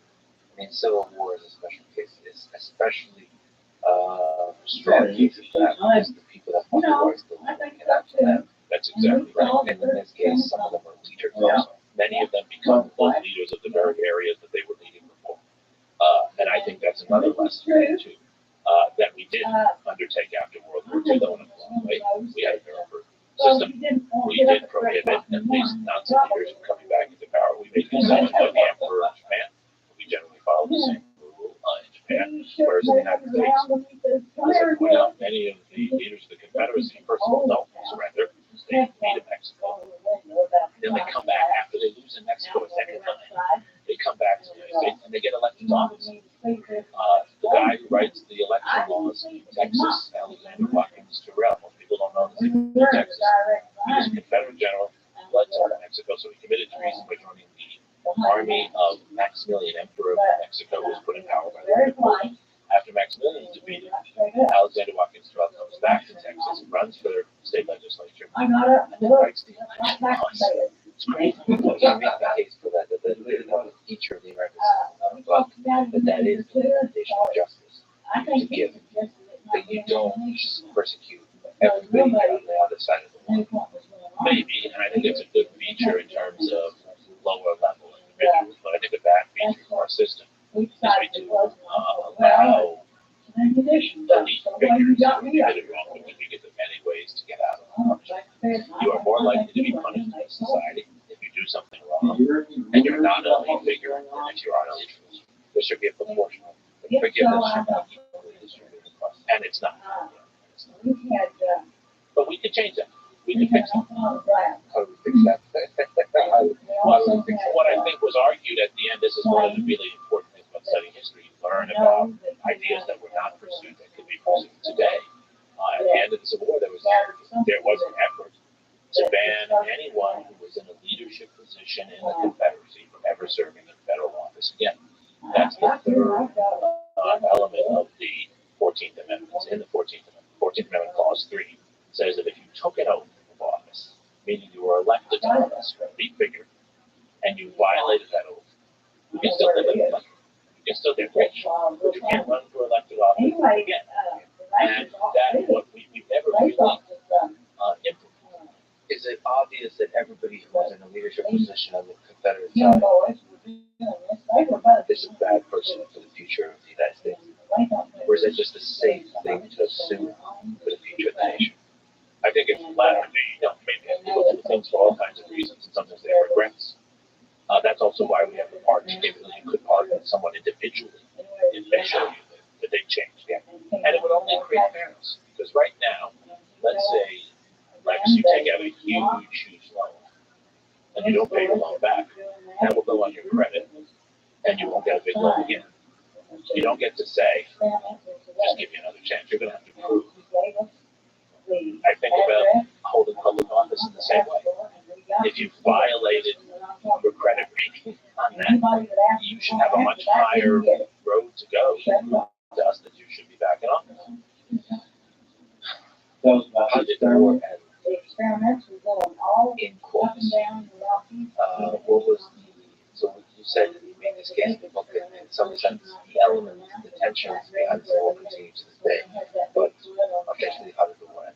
So officially, the war ends at Appomattox in the early spring of 1865, when Grant has pretty much smashed Robert E. Lee's army. Appomattox Courthouse is a small town in Virginia, and the two men meet, and their portraits of this is a painting of it we have in the book. And Grant and Lee sign a paper which basically allows these soldiers to leave the battlefield and leave with their sidearms to go back home. That's pretty much the end. Jefferson Davis, who was the president of the Confederacy, goes into hiding. He's later captured and then not convicted. But there's no formal settlement in the way there is at the end of World War II, where they meet in Yokohama Bay, the U.S. and Japanese leaders. So what stands out to you as brilliant ideas during this time and actions to of Lincoln, Abraham Lincoln? So I mentioned that his values. I think a number of the things that he does that are quite extraordinary. First, in emancipating the slaves were freeing themselves. But Lincoln recognizes that he needs more labor in the army. And he recognizes that there's still a lot of resistance. he does is he makes the case for freeing slaves based on the argument not just of the moral value of that, but based on how that will benefit them. He's able to convince non-abolitionists to pursue abolitionist policies by serving them. So he's basically saying by 1864, I can ask for more white soldiers, or I can bring in former slaves. Would you like me to take your son, or would you like me to put it? The same thing Franklin Roosevelt does during World War II. He says we need to build more planes and more tanks, and I'm sending all soldiers off to Europe. I've got the American population in the South. Would you like me to move them up to Chicago so we can witness more and build things in the factories? So Lincoln uses the war to move the country forward, even if at times he's convincing people by using other reasons. I think that's great. I guess that's one of the components of great leadership is do the right thing with wrong reasons. Or publicly sounding wrong. Find ways to, what we talked about before, different stories move different people. So you can tell different stories. He tells one set of stories to the religious leaders or abolitionists, and a different set of stories to the New York bankers. And that's leadership. You tell different kinds of stories to a new position. The other thing Lincoln is really brilliant at is managing the international side of this. So one of the real dangers for the Union is that the British will come in on the side of the Confederates. The Confederates expected the British because, again, the Confederates were selling all their cotton to Britain. And they knew that the British leadership, first of all, was very happy to read the slaveholding societies and living their slaves. And number two, that they believed the Union was getting too strong and threatening the British in Canada. So there were many reasons the British might have gone into the Confederates. Lincoln mixes sticks and carrots with British. He threatens them. And when the British actually try to send diplomats to negotiate with Southerners, he interdicts that. He basically initiates a quarantine in the South. On the other hand, he reaches out to them and tries to show that he wants better relations and makes the argument that they will actually benefit more from having the industrial capabilities of the Union on their side. So he's a very good diplomat. He's considered to be one of the greatest presidents in the history of the United States. Yes. Are there ways that he failed? Is there things he could have done better? So he failed in the ways that most great leaders fail, which is that he had a terrible succession honest. His vice president, who spent a lot of time on it, was Andrew Johnson, who was probably our worst president ever. Andrew Johnson had no business being anywhere near the presidency. Andrew Johnson was the only Southern senator who did not secede. And so even though he was a Democrat, Lincoln wanted to show that he was gaining a unity ticket when he ran for re-election in 1864. This happens today, right? So he put someone on as vice president who he didn't like and he thought was politically useful. The problem is, when Lincoln was assassinated, this guy took over. Andrew Johnson was drunk at his own operation. The guy was a true drunker. He was not prepared to in any sense, intellectually, politically, and he was against most of the principles of the founding. And the irony is that when Lincoln is assassinated in April of 1865, Andrew Johnson takes over. He has all the war power. That was not good for anybody. And we can look back on it now and say, even though Lincoln was the first president who was assassinated, he should have known that there were people coming. Right? It wasn't inevitable that he'd be assassinated, but he should have had a backup plan for who would take over. Hopefully, someone who was capable of doing the job. Thank you very much for your time. So for me, for a person, I put myself in Lincoln shoes or any leadership position. It is difficult to think about what happens after my death, after I'm gone, to plan. But at the same time, if you care about your actions to have a long-term impact, it seems like you should have a succession plan that continues on the path. It continues to carry the ideals that you live. So I'm unsure why people don't do that more often. I wonder how much Vladimir Putin spends percentage of time per day thinking what happens after he's gone, to help flourish the nation and the region that he deeply cares for. I wonder, and I'm saying this to other presidents, why? They might think politically, like, how do I guarantee this as a Democrat or Republican? But do they think like visionaries for the country? I don't know. I wonder. I think that's very rare, and I think what I understand from literature on business people talk about this a lot. Right. Is what ends up happening is you become so powerful, you assume you're always power. You convince yourself of that. You convince yourself that the end is far away. And of course, the Lincoln man couldn't do it. He was healthy. He was only in his 50s. He could have lived a lot longer. But it also ended fast as it took. And my understanding is that most Americans don't prepare their estates. It doesn't matter whether they're rich or poor. They assume things are just going to go on because it's not fun to think about this. Yeah. Yeah, I feel like it's free. Like, you know what I did? It's interesting. Well, before I went to Ukraine, I recorded a video. I set up a whole thing where I recorded a video. What happens if I die? I recorded a video to release. I gave my brother access to my passwords so that they give instructions. You're not allowed to look at this, but they publish this after if I die. And you know, that made me, it's all silly, but it made me feel free to do the best thing I want to do. It's like, it's a liberating feeling.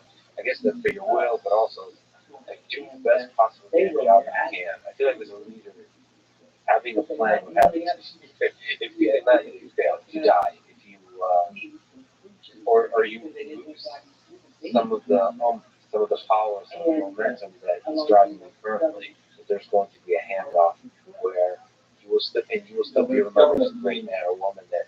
But you identify one of the other problems, right? Which is one of the other reasons why someone like Lincoln was and because Kissinger doesn't create a successor. Because you're afraid they're going to steal your password. You're afraid they're going to steal the power from you. You had to find someone, your brother, that you could trust. And then, like, let's just be clear. I love my brother, but he's a troll. So there's a feature, whatever password manager may not use. And there's a bunch of services like this. It's interesting. I don't know if you know, but I've learned about all this. Is you can have them request access, and it's going to wait 30 days before it gives them access. So it kind of has this built-in trust, trust padding. But it's interesting. I mean, to me, on that aspect, it's just to have a plan. Private life. Like what happens to not just your will, your wealth, or whatever, but what happens to other stuff like social media and all that. Right. In this digital world. And anything you care about if you want it to live on. And that's the problem. Unless you can devise a technical solution like that, you have to give someone power now. And that's the tricky thing. Democracy is a kind of technology. You're going to have to figure out how to do it correctly, how to have that power propagated, and especially do war. How you get everybody together into one model work, and then how do you like calm down and just relax. So in some sense, that's where John found the problems. Did he ever describe the centralization of power? It was the over-centralization of power. It was also that Lincoln had a designated successor who was going to try to do everything that went against what Lincoln was doing. And it set the country back. We went forward in the Civil War, and then we went back. More so than we would have if there had been a new election. Because if there had been a new election, there would be reason for that person running, even if they were on the other side, to try to find some compromise positions. Andrew Johnson inherited power with very few limitations on how he used it. Our Congress wasn't even your memories then are just. And so this became very directly a problem because Andrew Johnson started pardoning senators, allowing them to come back into power. So he had like a few months, which is a little wild. Yeah. It's giving the car keys to someone who's not prepared to drive, but decided that they're going to do what they want with the car. All right. Is there any level to which power corrupts? You recall now a war president? Yes, I choose feelings on there. I think that even though he was a great president, not our greatest president, maybe one of the greatest figures of our history, he was one. One is the problem with succession, but also based on what I think Lincoln over-invested in the power of the presidency. He came to believe too much in the role of one power and not in creating a more balanced approach to governance. And that's a function of war. War has an inherent centralizing power in a democracy. And that is dangerous, because even when you have the best of people running a war, that gives them a lot of power to make decisions. Yeah, how do you break down from that? I see that was the landscape currently. Yep. The war, how do you come down? Because Did it ever come up more than Ukraine one and time? everybody, the war, kind of, especially if you're fighting for the ideal of democracy. It seems like war is an anti-democratic. So how do you come down from that? What's the interesting mechanism? I mean, some of it is leadership. You have to be like a George Washington type figure. You have to walk away from power. I think you gave the answer right there. So You need to walk away from power, and you need to be forced to walk away from power. Historically, one of the things that democracies have tended to do when they have a chance is to vote out of office the victor. Think about what's Roosevelt is elected to his fourth term when he's still in the war. It's not clear that he would have been elected again, let's say he lives on, because there is a sensibility that the person has become too powerful in this role, and that someone else should now step in, someone else who's also not a war president but has other interests. So let's hope Ukraine wins this war. Zelensky should then step down, or someone else should be voted in. It would be dangerous if he remains president. Let's say he wins somehow, and the true victory, just as hypothetical, he should not be praised. He should be praised, maybe given a nice villa, but someone else should take over. Because the problem is that he's going to have too much power, and honestly, he's going to be too out of touch with The government. What do you think would have happened if it's the sort of counterfactual view of history? It's an interesting question that probably you think about a lot. What would have happened? It's a reasonable question because it was not an emergency. Could have had more protection that night. He had invited Ulysses Grant to go to the zoo, and then Grant and his wife didn't go, and they had been there. There was more protection for Grant, so you would have had at least double the security there. So there are many ways in which he might not have died. I think it still would have been a difficult transition, but I think there were a few things that would have been better. First of all, Lincoln would not have pardoned all of these Confederate leaders and allowed them to come back into power. Lincoln also would have been a better politician, holding the Republican coalition together. And I think Lincoln was more committed to empowering the former slaves. So we still would have had a lot of conflicts, but I think what would have been a degree of difficulty would have doubled because Lincoln was moved in the opposite came into power with Andrew Johnson. So you don't think that's basically that Andrew Johnson turned out to be a bad decision, but the spirit of the decision was correct? No, I think it was a terrible decision because you should never put someone one step away from his power. Oh, yeah. So, but the other spirit of the decision would put somebody who's in represents a very opposing viewpoint than you. Why for that? So long as that person is on board with some of the basic values that you're pursuing, and that person is capable of doing the job. Well, do you think that was obvious then, that Andrew Johnson was not capable of doing the job? Yes. It's in the I mean, everyone. Yeah, but it made sense. I mean, what Lincoln has to be praised for is in the midst of a war. But at that point, he was not doing well. The war was not going well. He ran for re-election. He didn't try to postpone the election. He didn't try to do anything. Yeah. And so he needed all the help he could get in running. And so he wanted to have someone on there who looked like a leading candidate who could appeal to some. So it made sense from a political point, but it created a really big problem. And there were people who said he should have removed Johnson as soon as he was elected. In retrospect, he probably Gangsters that to a journal was still on the election. it's extraordinary. Lincoln believed in democratic values. He also believed he would win, but he knew it was not guaranteed. Yeah. And it's interesting for people who don't know this. The reason we have mail-in balloting in the U.S. is that. So, I think almost a million union voters are away from their homes. And so how do they vote? As soldiers, as nurses, they vote by mail. The post office delivers their ballots. That's why we have mail-in balloting. What about the other counterfactual question of what would have happened to the Confederate States? The Confederate States had won the war. You would have seen, I think, a separate country in the South. You would have seen two countries, and that Confederate country would have been a smaller country, but it probably would have been able to defend itself because it would have actually gotten much richer than it was. It was poor at the time, but through its cotton trade and other things, it would have been recognized by Great Britain, by France, by other societies, and you would have seen a Southern Republic. I don't think you would have seen that Southern Republic dominate the continent. The Union had the men and people and had the resources. But you would have seen a rival republic to the United States. Do you think they had interest in dominating context? They had a foreign policy plan. Many Britain members, they had planned, many subjects did, of expanding into the Caribbean, which was actually more feasible. They did not have the personnel to occupy so much territory going west. Think about the amount of land that had to be covered. But they had nautical capabilities and naval power and the money to dominate islands in the Caribbean. And those islands were important for trade. So there were many settlers who wanted to take control of Cuba, wanted to take control of Haiti and the Dominican Republic.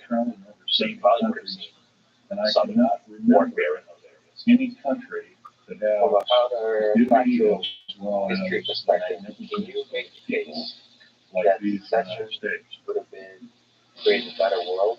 Like if we're sitting today, looking back to the future of secession in this context, if we put aside the suffering and the loss of life in the war, that would be a better world today. Just looking at that political climate, can you also make the case that actually this outcome of the Union war is the better one? I think the Union victory is by far the better outcome. Because I think what you would have done otherwise is you would have had a slave republic in the South that would have encouraged slavery in other parts of the world, would have exported stuff, and would have necessarily been hostile to many of the politicians that occurred in the Union. Movement toward progressive reforms, creating cities with health codes, public education, and those things. Public education is also important as a way of training workers who are being paid to be better workers in the factory. There's a reason to educate slaves and rebel. Yeah, so don't you think there would be a huge pressure from the North to abolish slavery anywhere? It would have, but I think the South could have survived without another war. And I think the way that slavery would have ended in the South, it did end with the Civil War. I guess the key question is it better to work through your problems together, or is it better to get a divorce? I think in this case it was better to work through the problems, not even working through them together, it's better to work through the problems where one side has the resources to incentivize you to work through the problem, rather than leaving you on your own to go your own direction. I think the argument against the Union would be the argument that would be made by those who believe they suffered Union power more. So you could argue, if you're a historian of Native Americans, if you're a historian of the Philippines, you could argue some of the areas where this newly united nation coming out of the Civil War was able to use its power to spread its influence. It would have been harder for the Union to do that if the Union had to deal with a rival in the South. So, as a historian, Union one, which degree are the people from the Union that are from the United States to write down the history? Or that color the perspective of who's the good guy from the bad guy? So this is such an interesting question because I like how you take every question I ask and you can reflect that in question. But I deeply appreciate it. Every time I ask them, I take those questions and you go, that's really interesting. really good question. They're thoughtful questions. You know, actually the best questions are not the right. So the axiom is that whenever writers, and that's usually the case, right? Most of the history I learned about Ukraine when I was growing up was written by Russians. Most of the history of Europe is written by Germans and French and British. Right? I mean, so usually that, for the most part, our history is written from a sort of northeastern point of view. But it's very interesting. The history of the years after the Civil War that I focus on in this book is largely in these United States. because the Union and its legacies. I grew up in Chile, growing up as a legacy in that, right? Those were individuals who wanted to write about what happened long after the Civil War, when the North got rich. All those beautiful buildings in New York, all that wealth in New York, it's 1880s, 90s, late 19th century, the Gilded Age. And that's what Northerners want to write about. 20 years or so after the Civil War, the years that really count, 1865 to 1880 or so, those years were ugly. It's messy. And so who wrote about them? And they wrote a story that was about northern carpetbaggers and corrupt African Americans. And this is the story that Americans learned in school a few years ago. I've gone around the country talking about this book, and many people told me they never learned this because they grew up in Chicago, not because they grew up in Texas, they grew up in Chicago. And the story they were about the Civil War ended. Oh, now let's talk about the Chicago World's Fair in 1893. And Chicago is coming of age in this great city. We don't like to write history in our country. It's not about glory. I'm all for the greatness of our country. You become great by studying your failures and failures. And that's a real problem. And I would love to see it kind of humility from a history perspective. One thing that always surprised me just coming from the Soviet Union to the United States, as you spoke about, is the perspective on the World War II. I think it was a critical component of it. Obviously, in the Soviet Union, they tried more, the Soviet Union suffered, and often they emphasized the suffering, they emphasized the glory, that they reported as huge evil. They looked at the United States perspective on this, and it's almost like there's several ways of phrasing it. Basically, the United States won the war without demanding it was impossible to win the war. There was a turning point. There was the last my last my everything was that song. My first, my last everything. So that, I'm sure, I wonder what was growing up in maybe after the war in Britain. I wonder if there's people there that they say it could also be a pretty strong case that Britain essentially the turning point. You can make a strong case that Churchill and Britain were the turning point of the war. That they were responsible for some of the first failures, major failures. But that's interesting to look at that very historical perspective. And it's the same problem with the Civil War. We want to tell the story of the Union winning the war, and then everything was good. Yeah. And it's not the way it works. What I'm really trying to get at is when you love your country, you have to study the failures. Because by studying the failures, that's how you improve yourself, and that's where you see where real courage is. It's actually that when you fail for so long, it makes it a great time. Lost more battles.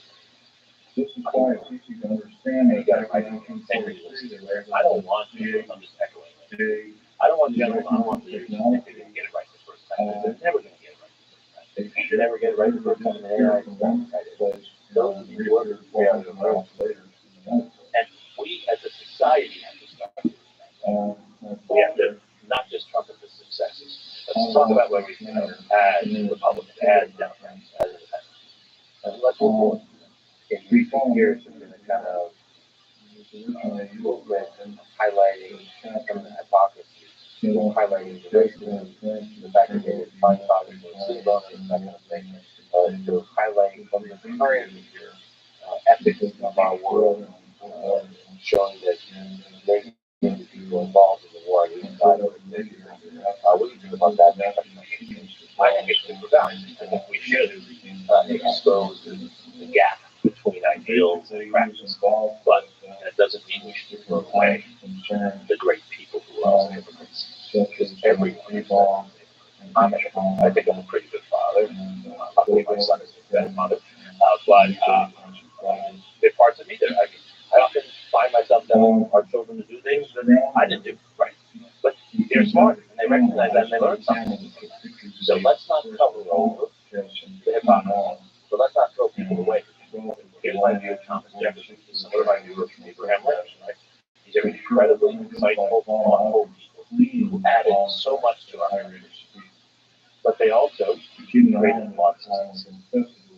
And one of Jefferson's flaws was even though he saw all the slavery, he was terribly poverty and other things, living the lifestyle he lived without slaves.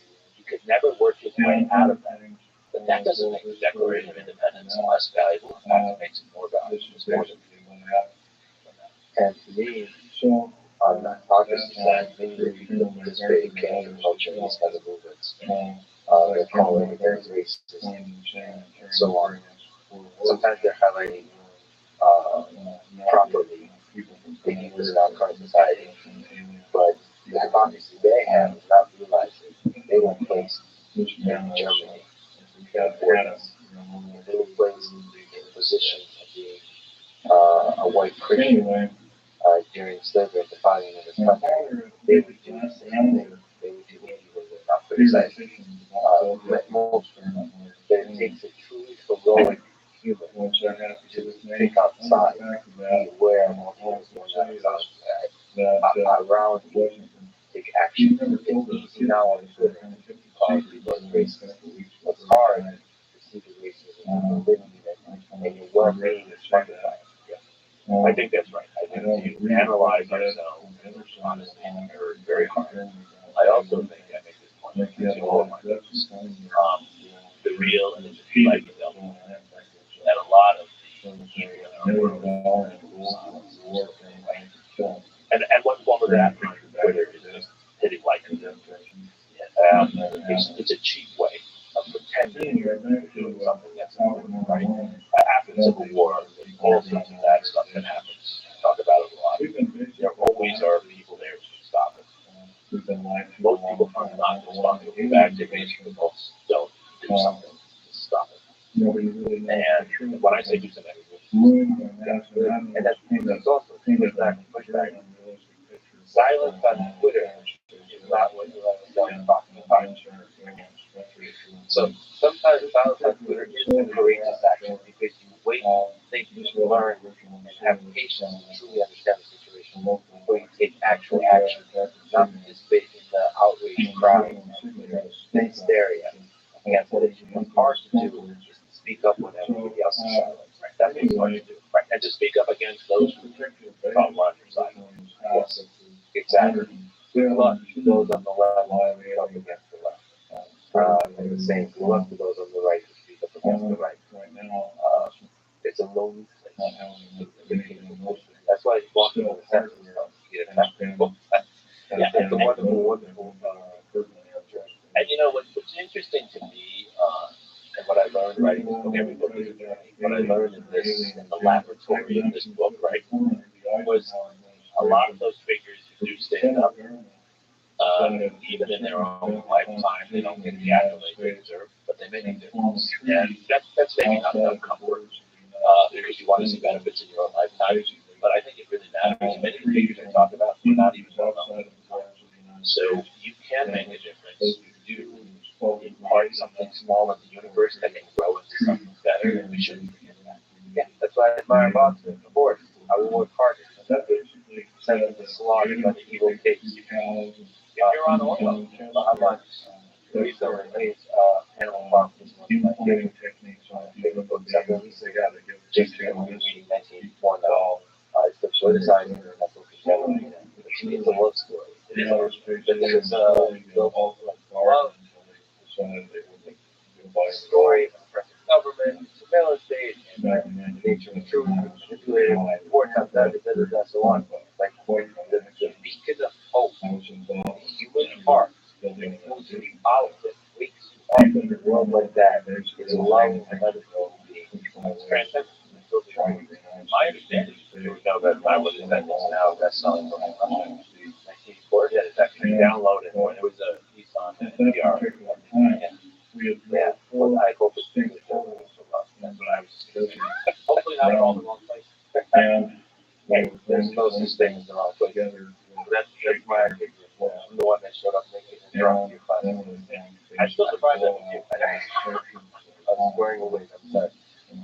Quick thought. I think my and we're back. John Woods was assassinated. In his diary, he wrote about Lincoln. Our country owed all of her troubles to him, and God made me the instrument of his punishment. The country is not what it was. What was the idea of the country that John Woods believed that he talked about this country that just constantly being repeated in his writing? For John Wilkes Booth and many other people close to the southern part of the country, the Confederacy, they believe the country should be a democracy, a white nation, a bounding democracy. And He was horrified. We have to empathize, not sympathize, but recognize how strange it seemed to him that all of a sudden those who were slaves were now soldiers with guns. And he was particularly offended when he saw in Washington, D.C., a group of African American Union soldiers pulled into Southern prisoners of war. And the world was turned upside down. Democracy for him, he believed in democracy for white people, and that justified mistreating black people. Several other groups of people. So country, white, Yeah, and I don't think it's that different from white Christians. white Christians. Yes, yeah, he was not arguing for Jewish emancipation. I don't think that's really different from what we've seen in the 20th century for people who justify ethnic cleansing or genocide. Let's go to the extreme example of Hitler again that we talked about before. His view was actually, he claimed he wanted a democracy for Germany. He wanted a democracy of the right Germans. And he wanted those we saw infecting and mongrelizing the society. Yeah, that's in essence what John Wilkes did. The scary thing is those kinds of ideas you can put in pretty basic. But you don't have to use maybe Hitler had this when the war started, or even part of the war. Make it so clear that you just want the certain kind of Germans that have made Germany a great nation to be the people that are running that nation, and other people who are not truly interested in it, don't hold the interest of the country at heart. They should go elsewhere where they can flourish also. But like the good Germans, if they're doing things, give them the power, and the others, you can put a bunch of flowery language around that. Precisely. It's the argument that's made all the time today against immigration. That the wrong people are coming into our society. It's ironic. But it's often made by those who themselves are immigrants. History teaches us that those who have arrived as immigrants are no more likely like those who come back. They might be against the next group. For just this reason, they think they're the right. Can you describe to me if it's useful at all to know the difference, if there's a difference between white nationalism, white supremacists, and Christian nationalism? Is there intersection between them? Have you heard these terms used? Oh, separatism too, right? Is there interesting distinction that permeates that history that still applies today? I think there's a long history in the United States of belief in white supremacy. It's not unique to the United States. We actually inherit this. And white supremacy is the belief that, for whatever reason, those with lighter colored skin, usually of Northern European extraction, are superior, have more rights, that make decisions, all sorts of things. That's an aesthetic judgment as much as it is a political judgment that gets embedded in our society. Right? We inherit that. Christian nationalism is the presumption that it's not just your race, but now it's also your Christian belief. And that is actually relatively new. There are little pieces of that in our history. But many of those who are white supremacists, even those in the Confederacy, are not Christian nationalists because they don't agree on which kind of Christianity, and they don't view those who are from a different denomination of Christianity as being good Christians. There isn't this big tent Christianity in the 19th century. This notion that there is one Christian nation and that we're all part of it, that's actually really a 20th century creation. It precedes the evangelical movement, but it's been made even more popular. But it would not make sense to a Confederate to say we're a white Christian nation. It would make sense to say we're a white Protestant nation, because they didn't consider Catholics to be Christian, or a white Presbyterian nation. And so that's something new, and I think what's particularly dangerous about this notion of Christian nationalism is it creates this false history, saying we've always been together as Christians. That's always how we've defined ourselves, and that's not accurate. Well, for one interesting thing, so I recently talked to left-leaning, or maybe a far-left political streamer named Destin, Stephen Manel. I don't know if you're familiar. He does live streaming debates. It's very passionate. I've heard of this. I'm not familiar. My students are always up on this sort of thing. Yeah, that is. No, the funny thing about him, he's already considered like a boomer. He's already the old streamer. He's been doing it for 10 ended up he goes into some difficult political territory, and he actually had a many conversation with Cortez. And he says some of it is humor, but some of it is pretty dark, hard-hitting, some criticism. He says that anyone who claims to be a Christian nationalist asks them if they would rather have a million people who are atheists from Sweden or white, or if you would rather have a million people from Africa who are Christian. And then the truth comes out that this is a very surface level, this kind of idea of Christian nationalism. It's still underneath it is deep racism.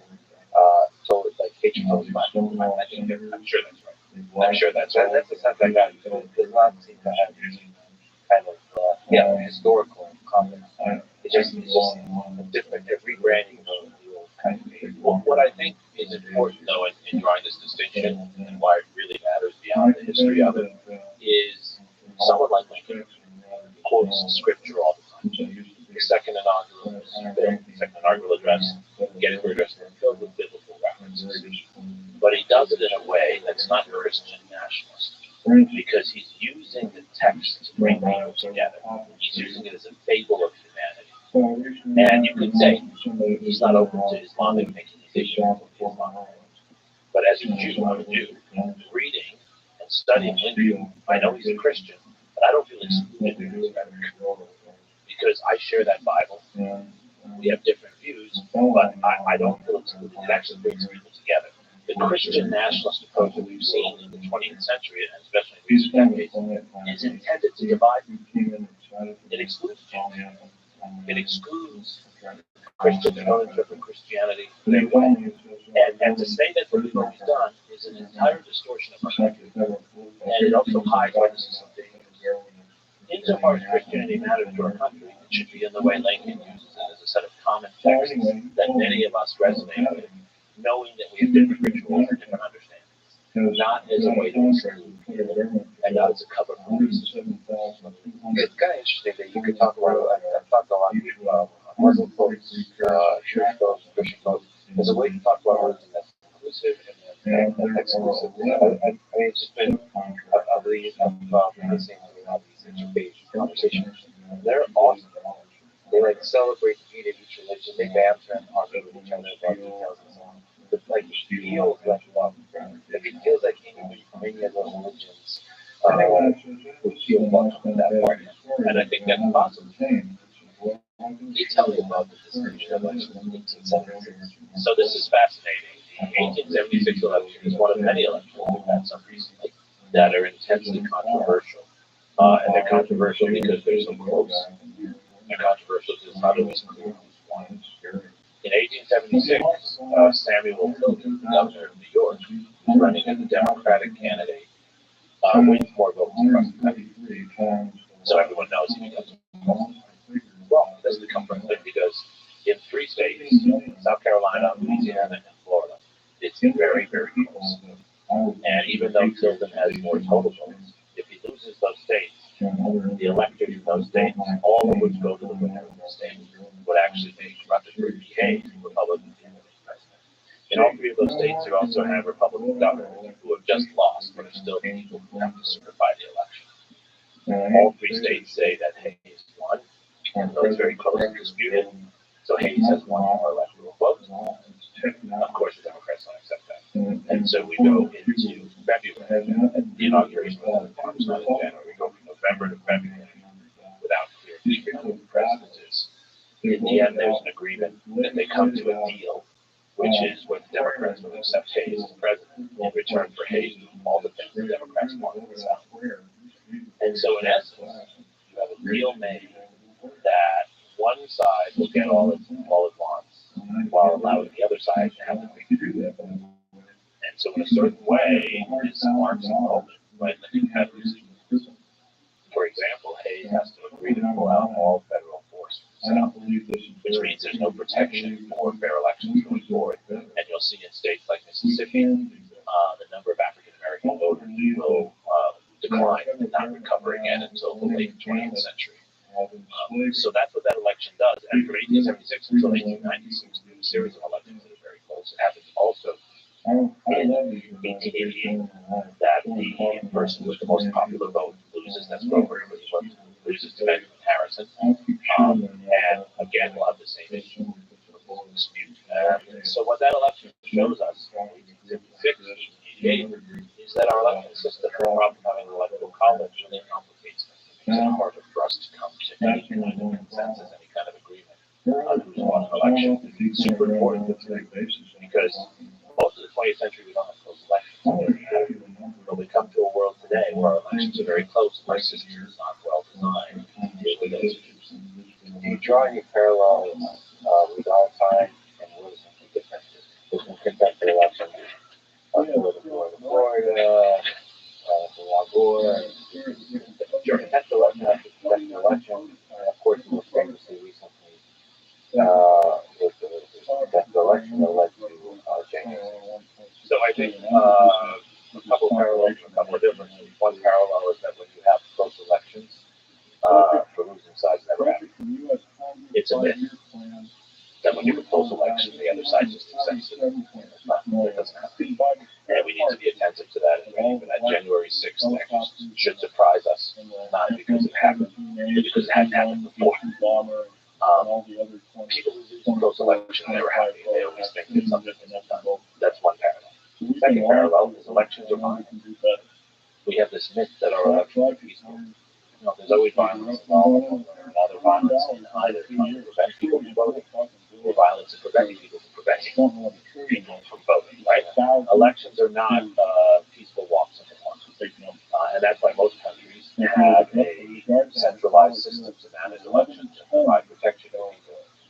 We need to think about that. A lot of people don't vote because they're afraid. They don't want to take the time, but they're also afraid that they'll anger someone, that they're going to be seen as politicizing the issue. Differences. In 1876, there was fraud. There were people who voted 2 times. One of the things that Ku Klux Klan did is it prevented black people from voting, and then it helped white people go to multiple voting booths. And this was quite common. In the 1880s, you went to vote. Here's how it happened in a place like Chicago, New York.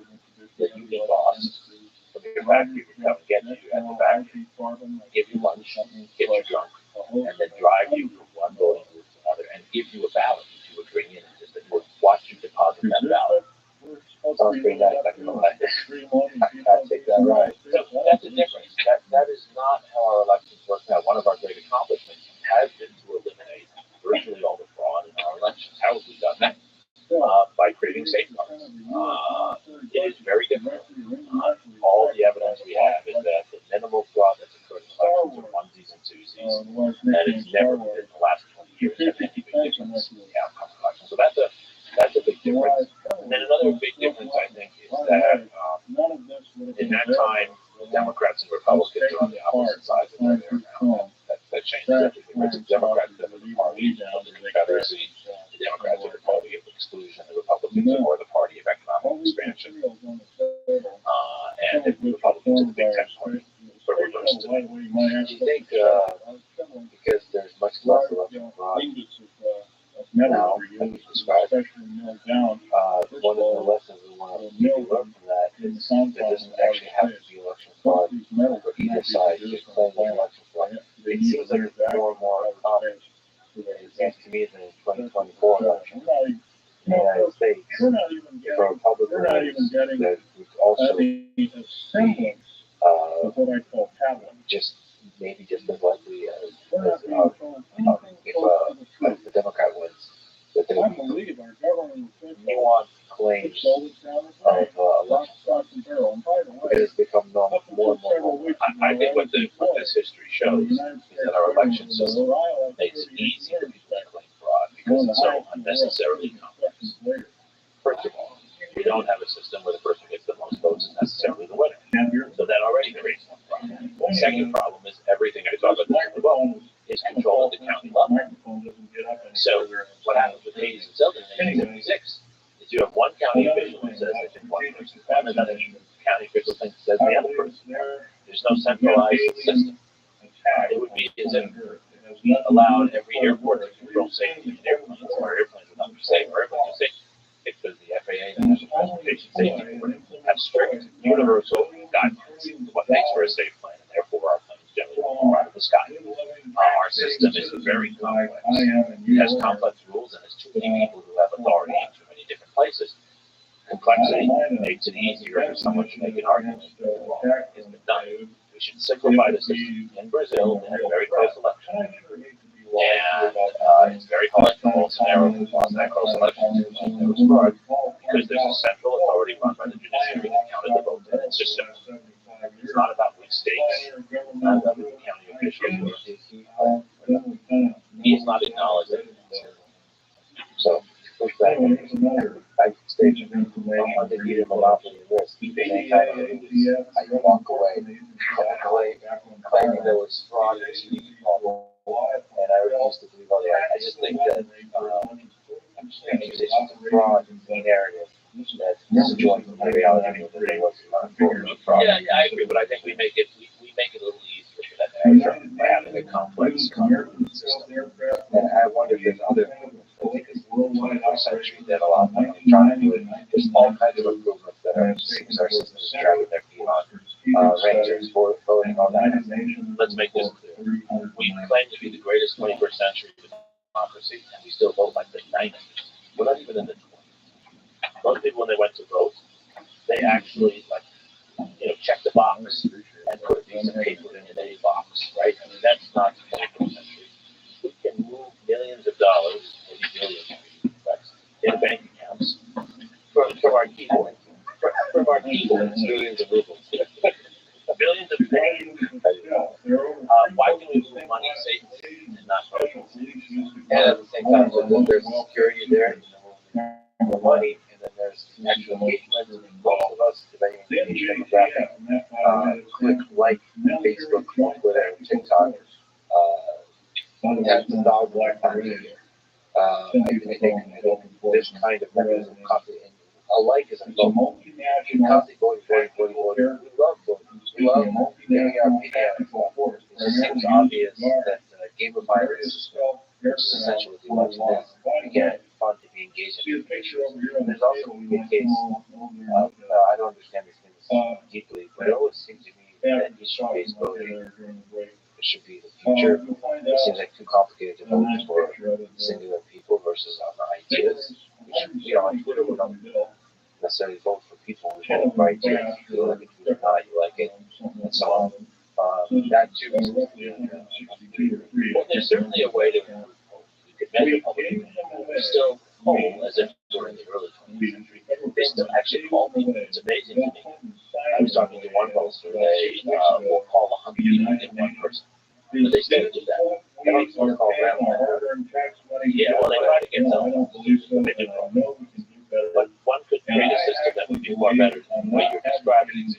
So you actually assess what people like and don't like. So your work in general, your perspective on history is, I would say, at least from my perspective, not partisan. Thank you.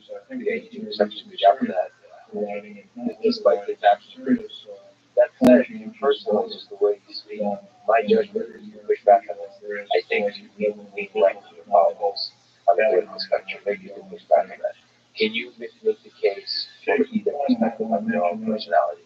As a fan of yours, you do lean left or you don't? I think it depends on the kinds of issues we're talking about. I do tend to lean left on the social and cultural issues. So I'm a believer, a firm believer. I did believe this when I was younger. I've come to believe that people should choose their own lifestyle and that we should get out of the way. I'm a believer, deep believer as a father of a 20-year-old woman that my 20-year-old daughter should have the right to make any choice she wants with her body.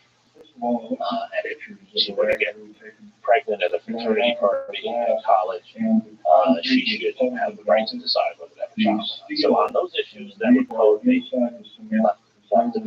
I'm actually reasonably conservative on fiscal issues. I don't think we should spend money we don't have. I'm skeptical. I've long been skeptical of cryptocurrency and things like that. And some people disagree with me. It's part of the but I'm conservative, lowercase c, in the way I think about fiscal issues. I worry about that. I'm a believer that there are certain areas where the federal government should play more of a role. And there are other areas where things should be allowed for localities. And so sometimes that can go one way or another. But I think I sound sometimes a little more left center because of the social issues that we have. Well, that, because there's other explanation, not to be really. No, that's fair. Because you're also an exceptionally respected and successful professor in the university system, where sometimes there is a need for life. And the other aspect is, I think you pointed out Trump, where you are a strong critic. Yes, Donald Trump is. And I guess the question I want to ask is, you as a historian, does that color your perspective of history? Do you ever catch yourself where maybe your criticism of Donald Trump might affect how you see Civil War? Like as you're completely diving in, looking at the Civil War, are you able to put aside your sort of the current day living? No, I'm not. I think we have to be honest with us. Our objective, we strive to be nonpartisan. I really like that you said that because I think it's an aspiration. And no one is objective. We all have our biases. You know, some people like Trump and some like and that's just the reality, right? And as far as I know, it's very hard even to buy a lot of streets like that. And so my view is that when you're a historian, what is scholar, I don't care what it is you're self-conscious of your biases. And you try to recognize them as you're doing your research. And you make doubly certain that where your research seems to reinforce your biases, that you actually have the evidence to make that argument. But I still believe that someone with a slightly different perspective might read the same evidence in different ways. That's what makes history vibrant. So I wrote this book in part, as I say, in the introduction, because I was self-critical watching Trump and the things I, quite frankly, find deeply dangerous about Donald Trump and about what happened on January 6th. And I found I had not thought deeply enough about the roots of that in our society. Because I don't believe Trump or anyone who creates these kinds of movies that come out of it is just a small side thing. I believe your work is nonpartisan. But it's also funny that if there are a lot of people on the right that will read your work and say that you are partisan. And I think the reason that can happen sometimes, not strong enough, I think you're doing a good job, is that certain words also. I try to be cognizant of that. I try not to use words that trigger people's tribalism. It's kind of interesting, so you have to be also aware of that in writing in general. If you're interested in maybe you can put on different hats. You can be carefree and just state your opinion, criticizing Donald Trump or Joe Biden. Or you can be nonpartisan deliberately. That takes skill. And to me, it's about choosing battles. So I try to write because I want everyone to read them. I actually think people on the left and right have a lot to learn from this history. So many people have said to me around the country, this is history I wish I had known before. But there are moments when I use words that are more controversial because I'm trying to show there's a fact base behind it. So white supremacy doesn't exist. I've had people say I don't think that's, I think that's a politically correct term or it's a woke term. It can be used in the wrong ways. One should not go around calling everything one doesn't like that. But the Confederates were white supremacists. And I use that word because I think it's an accurate descriptor. We need to recognize that that is a part of our history. But that does trigger something. Because that language is used to mean other things currently.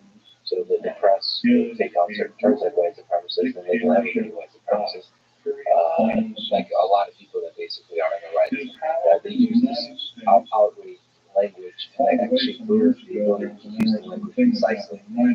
Exactly. So historical context. That's exactly. But you do have to, unfortunately, you have to. No, actually, people disagree. You might disagree. But I tend to try to avoid, take on responsibility for that language. If the press is using certain kind of language, I try to avoid it. Yeah, what I try to do is sometimes avoid it, but where it's to be precise, but also to contextualize. So I don't call all Confederates white supremacists, but I point out where white supremacist ideas have influenced them, right? And I point out where certain individuals are doing things that I'm against these kind of blanket labels and categories. And you also have to speak about white supremacism. In that context, being nuanced, right? So people use white supremacy a lot because that means just use it as a square word. They people person. But white supremacy is also just an ideology that a lot of people have believed around supremacy, white, black supremacy, whatever supremacy. Making that some people better than some people don't. And there have been nations built around this kind of ideas. And a lot of the history built around those ideas. It's not just evil people. We in the United States of America believe this kind of ideology is not productive, it's unethical.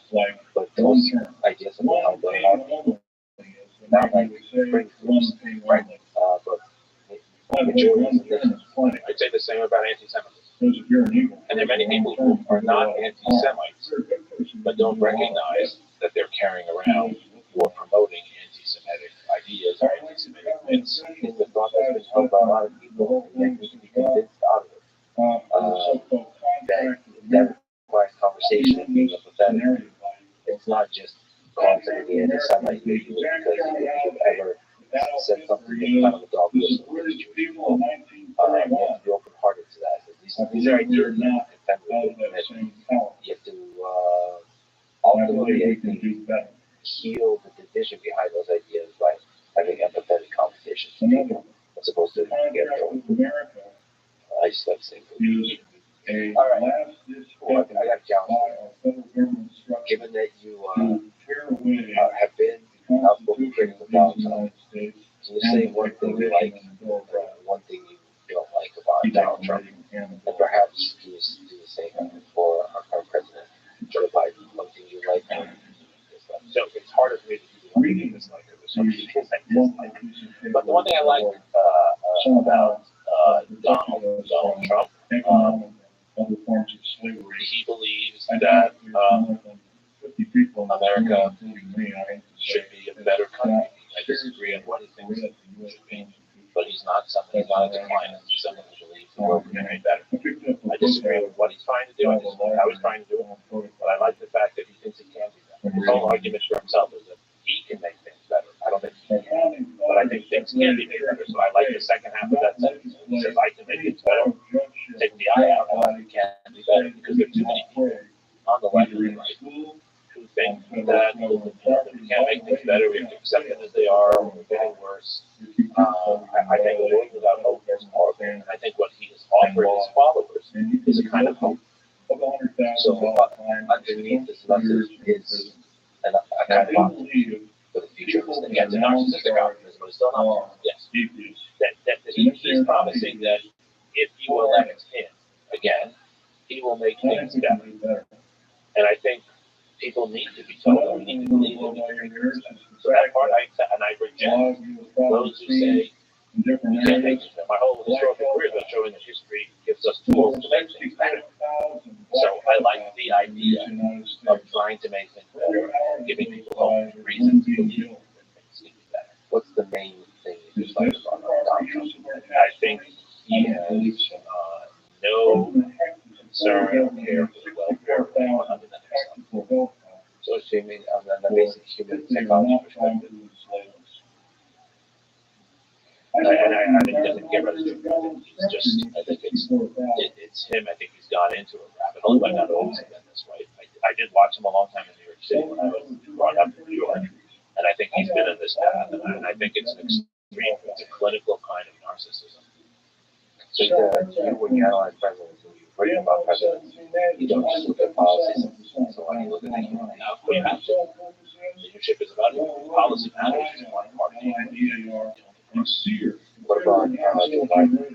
What do you like or you dislike? So what I like about Joe Biden is, in contrast to Trump, I think Joe Biden, at least right now in his career, sees his role as the shepherd of democracy. He really believes that it's his role as president to make our democracy more stable and more vibrant. I think he really believes it. That's why he's doing it. And he comes from that system, the political system, that basically the process of democracy. He's worked there for many decades. It's all he's done.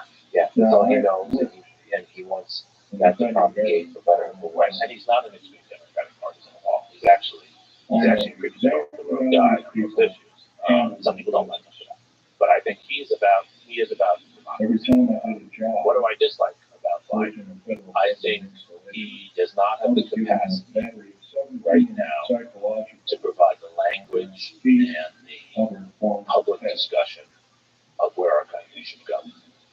He doesn't have a language to inspire, to build enthusiasm. That'll probably be one of my, because I'm a sucker for great speeches, and so for me, that's definitely a thing that stands out for several reasons. One, in a time, because this was a big challenge, like the pandemic, it just seems like to me, it seems like an easy, layup. There's so many troubles we're going through that just require a great mindset, just if I were to speak candidly about the speaking ability of Obama, for example. Obama was just destroyed both on the war in Ukraine, the pandemic, all of it. The unified, there's a hunger for unification. I believe that maybe people disagree with that. I think people are cynical that the divisions that we're experiencing are really baked in. They're really planning to do so. I don't think so. I think there's a huge hunger, maybe a little bit of a quiet hunger for a unifier.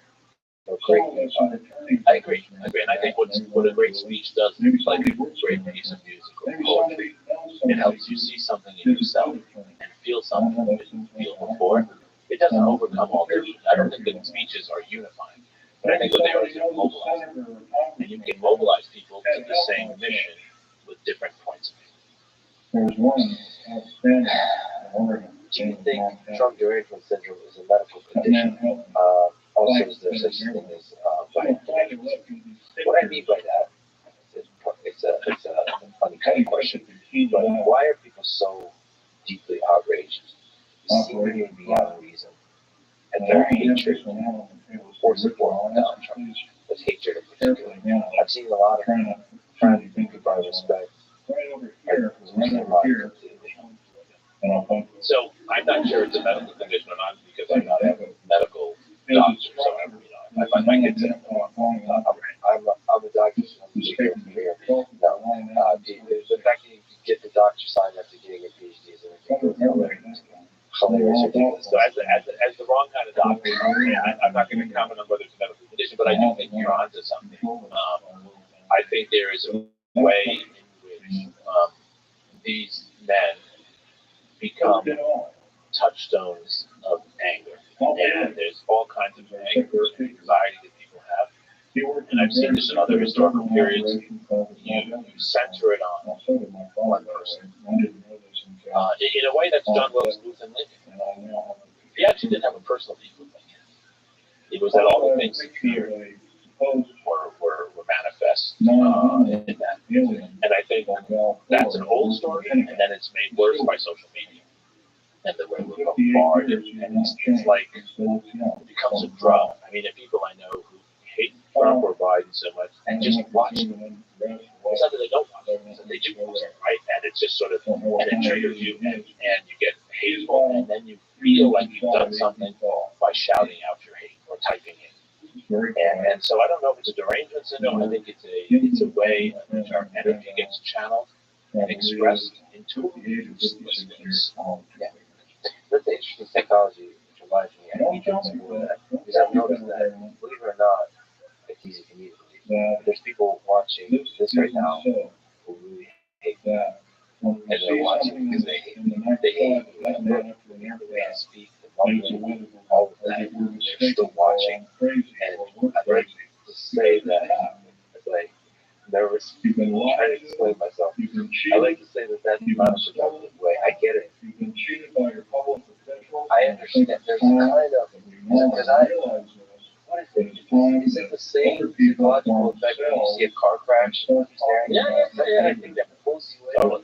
But I feel like that feeling, it's probably slightly different, but you kind of want to feel something, and there's maybe already frustrations from day-to-day life, like it's hard. You just want to channel that into something. But the internet really makes that easier. And it makes sense of your life. That's the problem. For people whose lives are chaos, hating you and blaming you, gives order to their lives. Well, it doesn't bother, it seems to bother you. Yeah, not towards me, just people. Because I think about that, and I tend to think that most people are amazing human beings and have a capacity to create things in this world. So I just think that's not a productive way of being. Like, psychologically, or anything whatsoever. Everybody has quirks and hate. But you just focus on the really positive stuff. You saw it with that, and that feels good. That has a momentum. I guess the hate has a momentum too. And that's what I'm trying to highlight. If you follow the momentum of hate, that's going to make you feel good in the short term, but it's going to fuck you over more and more in your life. And then you have to be confident of that as you interact with your I agree with everything you said, but I think people who do things that are influential and serious, there always are some people who hate them. I suppose that, but I wanted to show the difference between philosophical disagreement that borders on hate and like what's called like hate watching, or which is what I would say TTS, which is you're almost enjoying how much you hate this person. You're sitting there hating, you forgot, you lose all reason, you lose everything. Your capacity to think as an individual, to empathize with others, you lose all of that. You're in this much country, and somehow it also makes sense for this particular difficult moment in your life. But otherwise, it seems like a shitty way to live. But disagreement, definitely, I'll let you think. But I guess what I'm saying is, and I think this is your message too, right, is that don't let the fact that people don't like you, or even that some people hate you, stop you from doing the right thing. Think about how you can perhaps trigger them less, but don't stop doing it. I see too many, this is why I bring this up, too many of my students, too many young, very talented people who are afraid to take risks because they're afraid that someone will hate you. And that can't get anywhere. The reality is, most people, there are always money that will have you back, and that will support you. Just focus on that. As long as you're doing the right thing, focus on that, put the strength. But in general, I'm exaggerating here because most of the time, 99% of people are supporting us. It's just that something about the human psychology really stands out to me when we criticize. This is historically different from where we were before as a society. It's very easy now to say hurtful things to people and not have to even deal with them looking at you in the face. One of the things that encourages politeness is the fact that we're looking at you. And we're naturally programmed not to want the other person to react to us in certain ways. But when we don't see their face, it's very easy to say all kinds of things. Let me actually comment on that point. There's a lot of people on the internet that say they don't to push back on points and criticize people and ask the hard questions enough. First of all, oftentimes it's successful, but also how do you guys realize how hard that is to do if you're sitting with a person?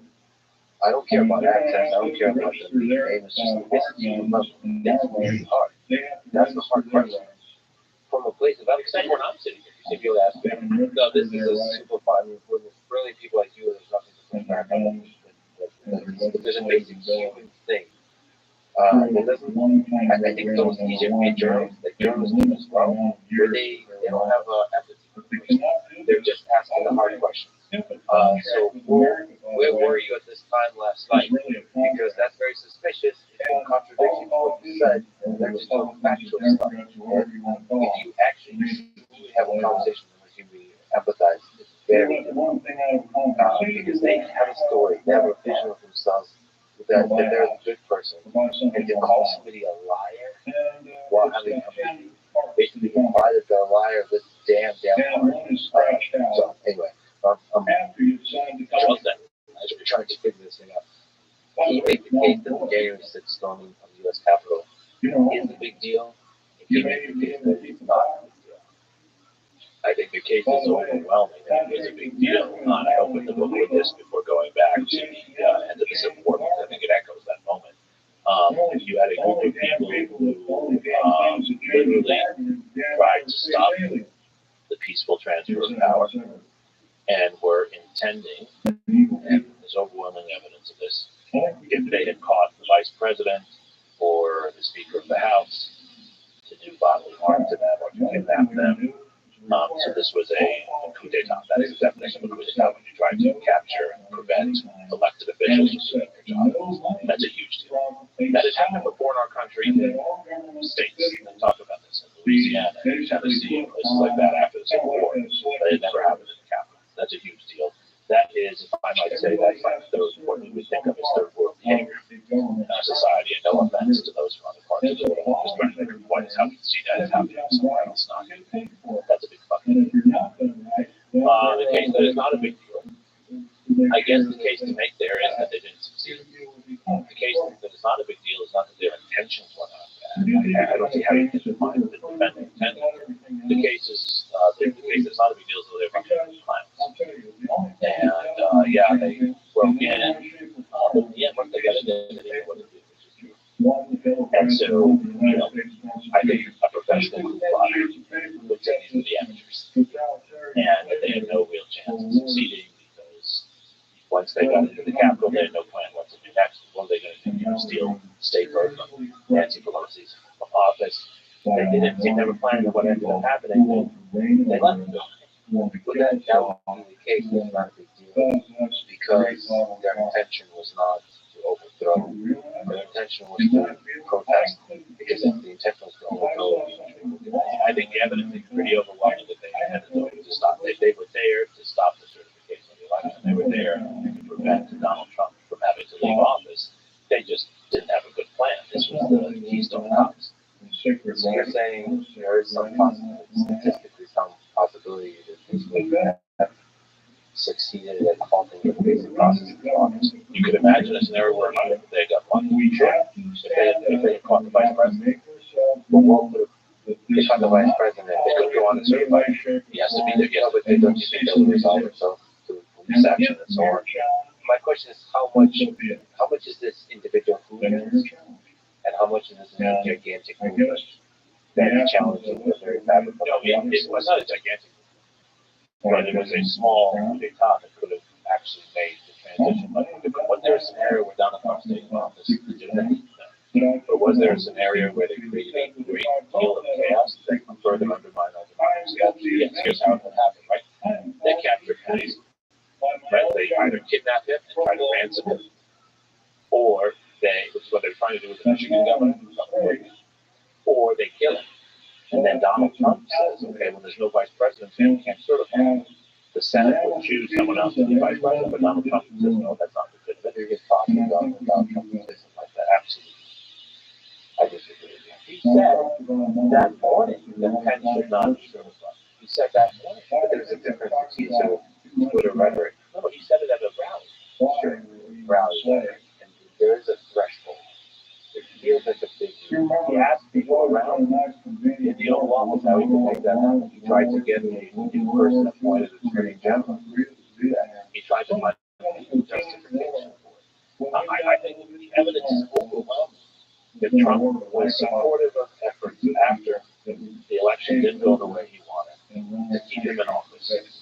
And whether that's legally actionable and whether one thinks that Nancy's a bad president or not is a matter of opinion. The facts are facts. Yeah, I just thought this was possible. Depends on the state president. It's kind of context. It seems like just like you said, elections can be violent. They're heated. People are very upset. When Donald Trump won the presidency in 2016, I was in Cambridge, Massachusetts. The amount of anger, I was just getting the energy I was getting that. If there was any way to channel that anger, you could control. But let's yeah, I agree with that. That is right. And elections are a violence. But this is different. This is the person in the office of the presidency using the power of the presidency to try to stay in office, to imperil people's lives, to distort our government on a scale we have not seen before. And these are not opinions of mine. We have the documentary evidence, testimony about this. We can differ over what you think of this presidency as a whole. We can differ over whether you think he should be held legally responsible as a matter of opinion. But the facts are he sat on January 6th, watched it on TV, did not send ever send any protection for content. That is his job. And throughout Acts, continued to ask how the certification could be prevented. Absolutely. If I watch my children getting harmed and I don't do something about it, I'm watching it. And in fact, I take action that tries to help those who are doing the harm. You would not just have an incompetent parent who's saying it's a negligent parent and call parental support to take it away. I was troubled by the way the press covered it, that they politicized the crap out of that. And not just the press, but also Congress itself. It's just like impeachment and all of this. It just seemed to be kind of a circus that wasn't interested in democracy or nonpartisanship.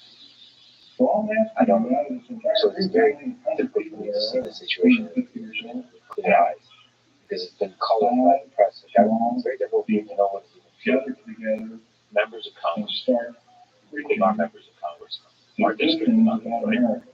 Their lives they were traumatized. I have a lot of students, at least a dozen more staff members, more than half of them. Part of what traumatized them was that the president did not do his job. Yes, as a child would be traumatized, not only if harmed by someone, but if mom and dad don't do everything they can, or that makes people feel safe. If they know their parents, they know their person in authority, can't always be safe when they want another person to be fine. I agree with you that listen, I'm somebody that uses this kind of idea of family, especially if I work with that use a high idea to protect. But that's a little bit different. It's a little bit different than protecting democracy. Those are two different things. Protecting your employees, protecting democracy is an ideal. You could say you didn't protect either, but I think the criticism that he didn't protect the employees is one thing. But the employees in this case are the ones carrying out democracy. So it's like saying the general who doesn't protect his soldiers is maybe not protecting the employees, also not protecting the war effort, right? It is his, the people who are talking about the people who are actually doing the work of democracy, and that most basic function of democracy, which is certifying votes. And their lives were, I'm telling you, I had students, one who works for Senator Rabbi, for example, who spent hours in a closet hearing people outside, looking on her phone, when is the president sending people to protect us so we can do our job? And she was not happy with the way the election turned out, but she was there to do her job because she believes in democracy, to serve at the Senate and the Senate's role. What should have Donald Trump done without turning into a different thing? He should have immediately, just as we were watching, things get reached. The moment they had the members of the House and the Senate had to evacuate their respective chambers, he should have immediately gone on TV and Twitter and every space he could and tell his supporters to leave and say what he never said. This is un-American. This is unacceptable. Never use those words. Un-American. This is unacceptable. Completely against anyone storming the Capitol. This, go home now, please. Or you can use this on record for example. Yeah, and immediately, so we know he was watching for hours, and we have testimony from his own daughter, Ivanka, saying she tried time and again to get him to say something. He didn't. He watched. He can still criticize all the politicians, he can criticize everyone. All he's doing in that moment is basic protecting democracy, protecting the Capitol. Leave. Tell them to leave and do everything he can to find any kind of force he can give to go protect them.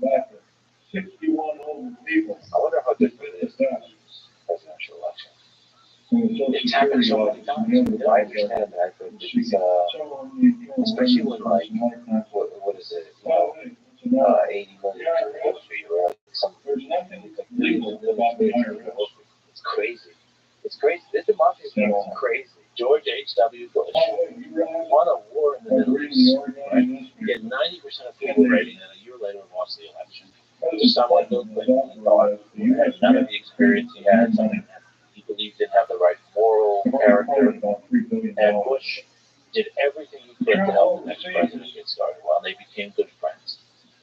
George W. Bush, of Obama, that's considered one of the smoothest transitions. George W. Bush ordered every single person in his administration to do everything they could to help. That's what a leader does. Yeah, humility is one of the things that I don't believe in having the mark in my hand. well, that's not like Speaking of which, can you just linger on how do you think you feel the divide in this country is possible? There needs to be a strong division. I think we can feel the divide. I think, as you said, there's so many opportunities with technology to bring people together. This is using it to tear them apart. I have the best job in the world because I get to teach so many students, 300 in my class in the spring and U.S. history class. And what I found with my students is they're mostly not Democrats or Republicans. They mostly care about the same things. Every one of my students seems to care about climate change. Take 60 seconds of that. And I think they offer a new future for us. And here's what I'll say as a historian. We go through cycles of division and cycles of less division, less partisanship. One moment when it seems people agree too much on the mainstream encourages people to go to the extremes. When people see the extremes, they want to come back to the middle. And that is where my students are. Most of my students want lower inflation. They agree with Republicans on that, but they want more to be done about climate change. They're in the middle on these issues. And I think giving them more opportunity. So what's the best way to heal our division? Get the old men out and the young women and men in. Because they ultimately don't have that. And not only that, they find it disgusting the way you and I do. Yeah. What's the right way to have a conversation? Just stay on that. People on the left and the right. I don't know how often you practice this. Politics, how to talk to people who voted for Trump or Republicans. I try to talk to them. All right, 75% of people I talk to. I have seen the documentation people who are Trump supporters. that the Office of Strategic Services, which by the way is still in operation. No, I don't mind. Are they no longer? They're no longer in my family. Succession. So I have taken them out of the photos. I do, but I don't. I have friends. That, but it's still a minority of my friends. I'm not as good as they should. But I think we do have to reach out. But I also, I'm less interested, honestly, in fighting old battles with old dogs.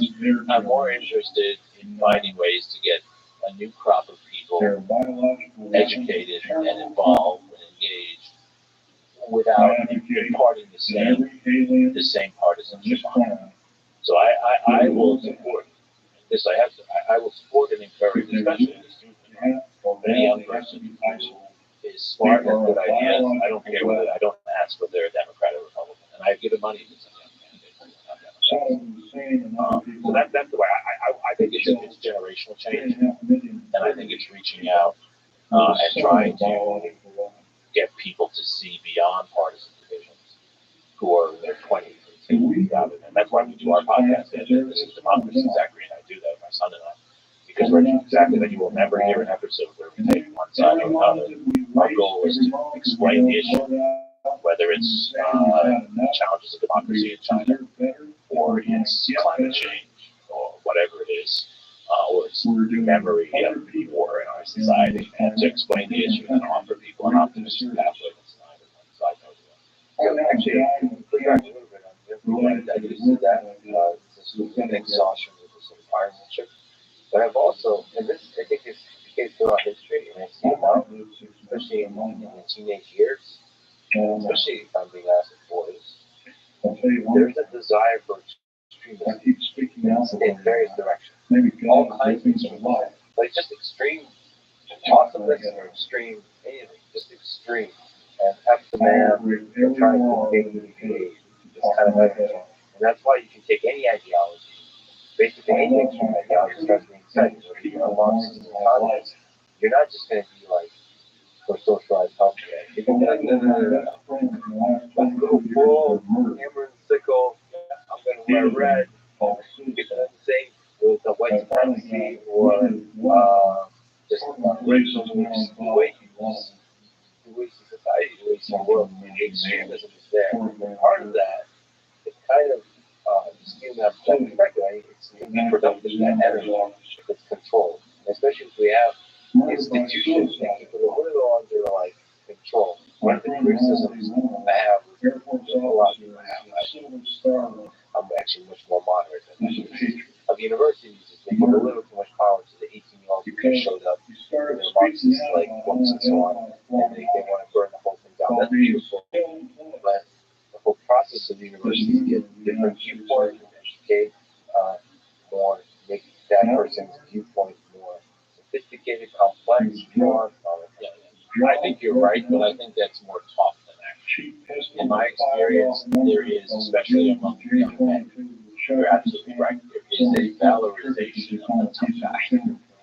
Because most men 18 and 19 are still not fully comfortable in their masculinity, however they're going to define it. And so a way of performing that is being extreme in one way or another. And I've definitely seen that, but I think it's more often than not rhetoric. And actually, there's a very strong power of peer pressure and conformity that works on young people. And the positive side of that now is the peer pressure among them is not to join one party or the other. It's to say this is terrible. Look at how our parents are screwing things up. And they're right. And I think we can get to that and get a lot of positive, creative action out of that. On universities, you brought this up a few times. And I think we have to be careful. I think you and I agree on it's not the universities are free of bias. The universities, especially large universities, whether it's UT, MIT, Yale, whatever we're talking about, right? They're large, complex environments. And most universities, people in the arts, tend to be a little left of center in self-selection. Those in engineering tend to be pretty much in the middle. And those at business schools tend to be right in the center. And so I think you need to be careful not to generalize. At the University of Texas, there's as much influence from the business school and the athletic department as there is from the humanities. So it's not a left-leaning campus. And that's also true at Yale. The School of Management, a huge medical school, right? People who are very professional and less political on a lot of these issues. So I think we have to be careful. I think there's certain pockets of things. But some of that you're never going to avoid, right? Engineers are always going to be around. Hey, now, I'm sure you're going to people who want to generally find some objective measure and avoid political interpretation. They want to find their objective measure. I'm surprised of most people like robotics, they're afraid of precisely. And they are, people are always going to be more touchy-feely, and the business people are always going to like markets. And my own personal opinion is it's just me talking. And I don't know if it's grounded in data, but in my own experience, it seems a lot of things that could be criticized by universities comes from administration, from the bureaucracy. The faculty students are, even with bias, are really interested in all of their different, I wouldn't call it bias, different perspectives add to the conversation. The administration too much, of course you need just like institutions, you need some, but too much becomes too heavy-handed. And somehow that has been getting a little bit out of hand at most universities, just too much administration. And I don't know what the mechanism is to let maybe more efficient than the lowest struggles. Maybe the public criticism is the very mechanism that makes universities, the administration small. Absolutely, we have those issues, and often you can also say athletics. Like you said, co-host the podcast, Zachary, This is Democracy. What's been, I guess a million questions I can ask, but just that pops to memory, what's been a challenging and eye-opening conversation you've had? Oh, we've had a lot of eye-opening conversations. Our most recent episode is an episode on German rights. As I'm sure many of your listeners know, there was a group called the Reichsbürger. I think they still exist in Germany. They were actually led by a German prince.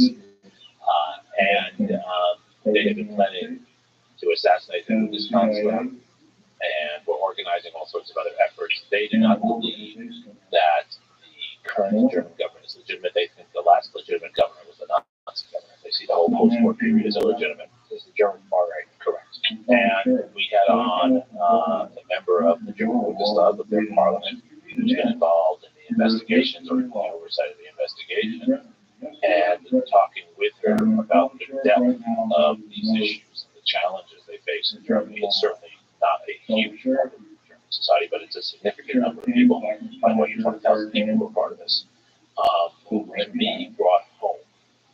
How much of what we thought was the past is still in the present. And I think that's a recurring theme in our show. And our show is optimistic. It's not about woes to the world. It's actually about taking issues. We take a topic each week that's in the news. We go back to understand the history. And we then use that history to make better policy, to talk about how to make better policy today. And in this case, it's clear that even in Germany, there's a lot of unfinished work in explaining to people and helping those, for instance, in the former East, where a lot of this group has the support, why this government is legitimate, why it operates the way it does, and addressing their concerns. It was striking us similar to some of the problems we have in our own. Yes, there's a lot of that thing in Germany. So you look at all the different parts of the world. We do. We did an episode recently on China, on the effects of zero COVID and the protests in China. We've done a number of episodes on the war in Ukraine. Our goal each week is to have on either a policymaker, a scholar, or an activist who can help us understand an issue and get beyond it. So what's been eye-opening are some of the details, but what's also been eye-opening, honestly, is how easy it is to have a nonpartisan conversation. It's not hard.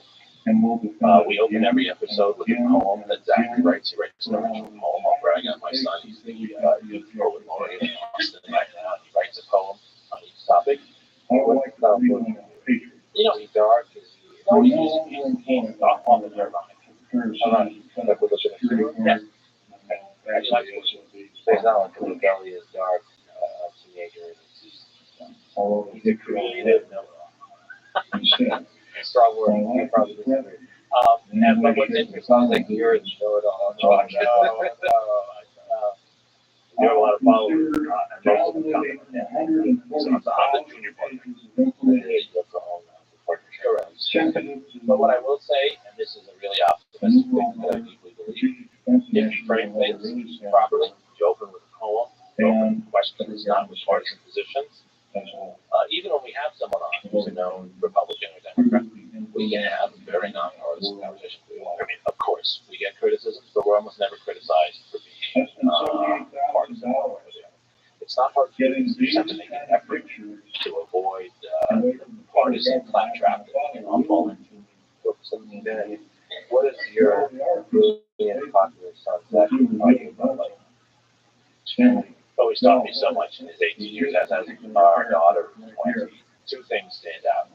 He's taught me that a new generation has so much to offer. And I don't just mean because he's smart and engaged, as our daughters do. I also mean that you realize when you're a child that even though you're doing the same things with them, they see the world differently and legitimate. And it reminds us that the world can be seen legitimately.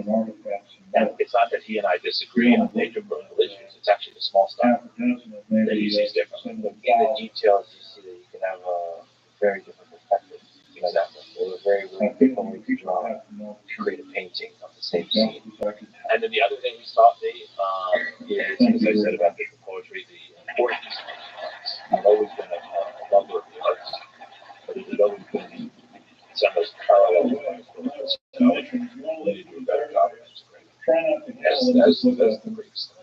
Right? And the artistry, all the things we do, we separate them as disciplines. They're all deeply connected. That's what I like about your contract, that you integrate all these things. So you want with AI, arm wrestling, all these things together, right? And it's that these worlds come together, and there's a lot to gain by bringing the arts and the sciences all together. It's obviously the same with you. Yeah, and somehow becomes bigger than the individual parts. What gives you hope about the future? You look at, especially the next book, it's just such a divisive part of our history. And the claim, the idea that you can use that division still permeates our society. So what gives you hope? I try to end the book on a very hopeful note because I am hopeful. I'm hopeful that these divisions were made by people who wanted to be unequal. I do not believe that what I describe in this book, the division, the hate that we see today as well. I don't think it's inevitable. I think it can be actually corrected quite easily. And corrected easily by addressing the challenges in our institutions, the ways in which this history is embodied in our institutions, even though we're different. And through our own recognition of the last few years, I don't care whether you're a Democrat or Republican, the last few years, is that we've been able to see the horror around us. Once you see the horror, you do something about it. What's dangerous is when the horror is there. It's been like that. I don't care where you stand. I've probably spoken in about 25, 30 cities about this book. Every audience I've asked, how many of you have been shaken by the last 45 years? Every journal, everywhere is raised their hand. That's that's consciousness raising. I grew up in a time in the 1980s when we were concerned everyone was apathetic. That was being said. We had lower voter turnout. People didn't seem to care. My students, when I was a young professor, I was a very young professor in the early 2000s, my students all wanted to work for banks. They just wanted to make money. The best students wanted to work for them. We're not in that way anymore. It's been a consciousness raising. Knowing there's a problem, naming the problem, gives us a chance to fix the problem. And I think that's where we are as a society. As young people are decided to change, to solve the problem. Do you think the individual, like if the young person is listening to this, do you think the individual has power like this? Absolutely. I think individuals have a huge amount of power. There's a demographic reason. We've got all these old people who held out too long. President, look at any institution. And we're reaching a demographic cliff. Unlike China, we have a large population that's coming up. So those who are watching now, who are in their 20s, they're going to get to move into leadership positions much faster than their parents. Let's go. So that's one. And then the second thing is just what we're doing here. I mean, social media, when used properly, gives a platform to young people. They don't have to go through it. This is why I do the podcast with myself. Find other ways. You reach millions of people. And this can be done. You don't need to wait for the old guys to give you your check mark. It's okay. Put on a suit, get a haircut, maybe not have the microphone, and also, I mean, have very That's why I love you. All right, Jim, you're an incredible human being. Thank you for talking once more time. Thank you for writing this important book. I hope you keep writing, and I hope you keep talking to you, because you're this shining beacon of political hope. I have here in Austin that we get to enjoy. I want to thank you for having me on, and thank you for your show. I think what you're doing is so important, and I really deeply respect you. Thanks for listening to this conversation with Jared. Support this podcast. Please check out our sponsors in the description. And now, we'll leave you with some words nearly all men stand after us. He wants to have character, give him power. Thanks for listening. United States, like I am. Question over here. Yes, I'll give you my address.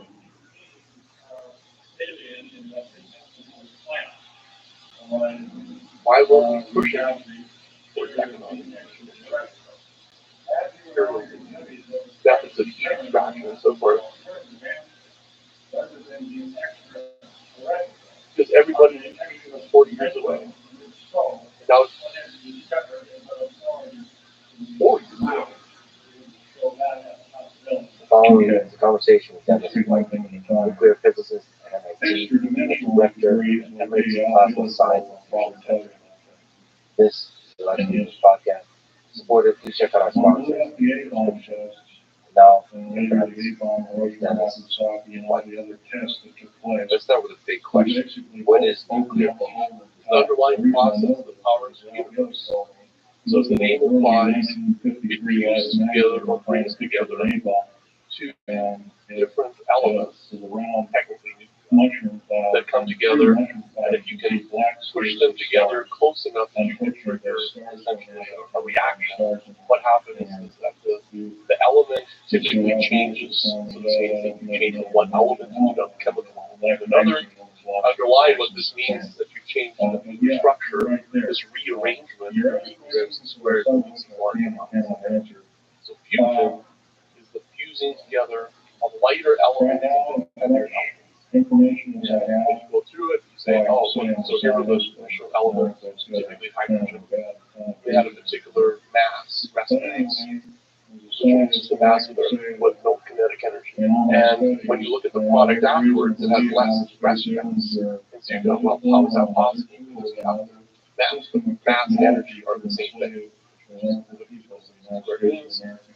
the conversion of this kinetic energy into scenario occurred in Nazi Germany. and that's what happens in the center of life. So fusion is literally the reason life is viable. So fusion is happening in our sun.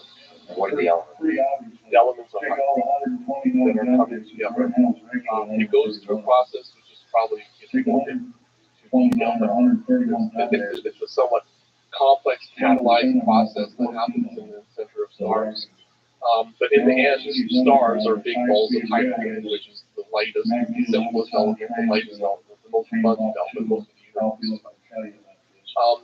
And it's essentially a sequence through which these processes occur that you end up with helium.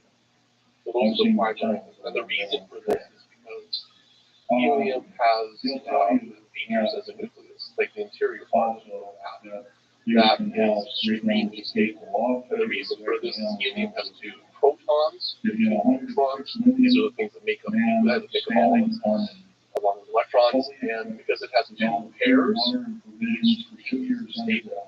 And for this reason, when you convert the hydrogen into helium, it just wants to stay helium, and it wants to release kinetic energy. So stars are basically conversions of hydrogen into helium. And this also tells you why we love fusion. I mean, because our sun will last 10 billion years approximately. That's how long it will last. When you do that kind of converting, it is one of the questions, but it's the easiest one to understand. Because effectively what this requires is that hydrogen ions work, which is really the bare numbers. So they have a positive charge. Everything has a positive charge. If you're carrying more than 1,000, is that to get them to trigger this reaction, they must approach within distances which are like the size of the nucleus itself. Because the nature, in fact, what it's really using is something called the strong nuclear force. There's four fundamental forces versus the strongest one. And it has a strange property. While it's the strongest force by far, it only has impact over distances which are the size of the nucleus. So if you get that, what does that mean? It's a millionth of a billionth of a meter. Incredibly small distance. But because the distances are small, the particles have charge, they want to push strongly apart, namely they have a repulsion apart. So when you go through the math of this, the average velocity or energy of the particles must be very high to have any significant probability of reactions happening. And so the center of our sun is at about 20 million degrees Celsius. And on Earth, this means it's one of the first things we entering graduate students into a quick basically power balance. You can determine that on Earth it requires a minimum temperature of about 50 million Celsius. To get enough fusion that you would be able to make get energy out of it. So you can trigger fusion reactions at lower energy, but they become almost vanishingly small at lower temperatures. First of all, let me just look at the crazy. One, the strong force stepping out and all of this. Is it weird to you that there's these forces in there in particular, like it operates at a very small distance, the gravity operates at a very large distance, and they are very specific, and the Standard Model describes those forces extremely well, and this is just one of them, all kind of worked out. A big part of your, an engineer used to step back and look at the velocity. So it's interesting because as a scientist, I see the universe through that lens. Essentially, the interesting things that we do are through the forces. And everything works through that. Richard Feynman. I don't remember Richard Feynman. It's a little bit much of a tangent. He's never been on the podcast. He's never been on the podcast. But one of like a hero to all the ball. And then part of it was because of what you said. He kind of looked through a different lens at these. What typically look like very dry, like equations and relations. I think he brought out the wonder of it in some sense, right? For those, he posited what would be if you could write down a single, not even really a sentence, but a single concept that was the most important thing scientifically that we knew about. That you had only one thing that you could translate to like the future or past generation. It was very interesting. So but it's not what you think. It wasn't like, oh, small nuclear force or a fusion or something. It's very profound, which was the reason that matter operates the way that it does is because all matter is made up of individual particles that interact with forces. But just that atomic theory. Yeah. Which is like, wow, that's like so simple. But it's not so simple. It's because things about atoms that they're made of. This is a good question I give to my students. How many atoms are in your body? Like how much goes into an atom? So to me that's like a fundamental thing. By the way, it's what 10 to the 28. So that's trillion or something like that. The one thing is to think about the number, and the other is to start really under the fact that it all holds together. It all holds together, and you're actually that. You're more that than you are anything else. Yeah. No, I mean there are people who do study such things of the fact that if you look at for example, the ratio between people have figured out, oh, if this ratio is 2 to 5, some factor. I was like, oh, this would all like not work. And you look at the sun, right? It's like, so it turns out that there are reactions that if they had slightly more probability, no star would ever ignite. And then life would be possible. It does seem like the universe set things up for us that it's possible to do some cool things, but it's challenging. So they keep it fun for us. Yeah, that's the way I look at it. I mean, the multiverse model is an interesting one because they're, quantum scientists. I was like, the quantum science perhaps tells us that there are almost an infinite, variety of other universes. But the way that it works probably is it's almost like a form of natural selection. It's like, well, the universes that didn't have the correct or interesting relationships between these forces, nothing happens. So almost by definition, the fact that we're having this conversation means that we're in one of the interesting ones, like yeah, one of the somewhat interesting. It's probably super interesting one, where I tend to think of humans as incredible creatures. Our brain is an incredible computing device, but I think we're also extremely cognitive and limited. I can imagine alien civilizations that are much more intelligent in ways we can't even comprehend in terms of their ability to construct models and physics stuff. I would see it in a slightly different way. It's actually because we have creatures that live with us on the earth that have cognition, like that understand and move through their environment.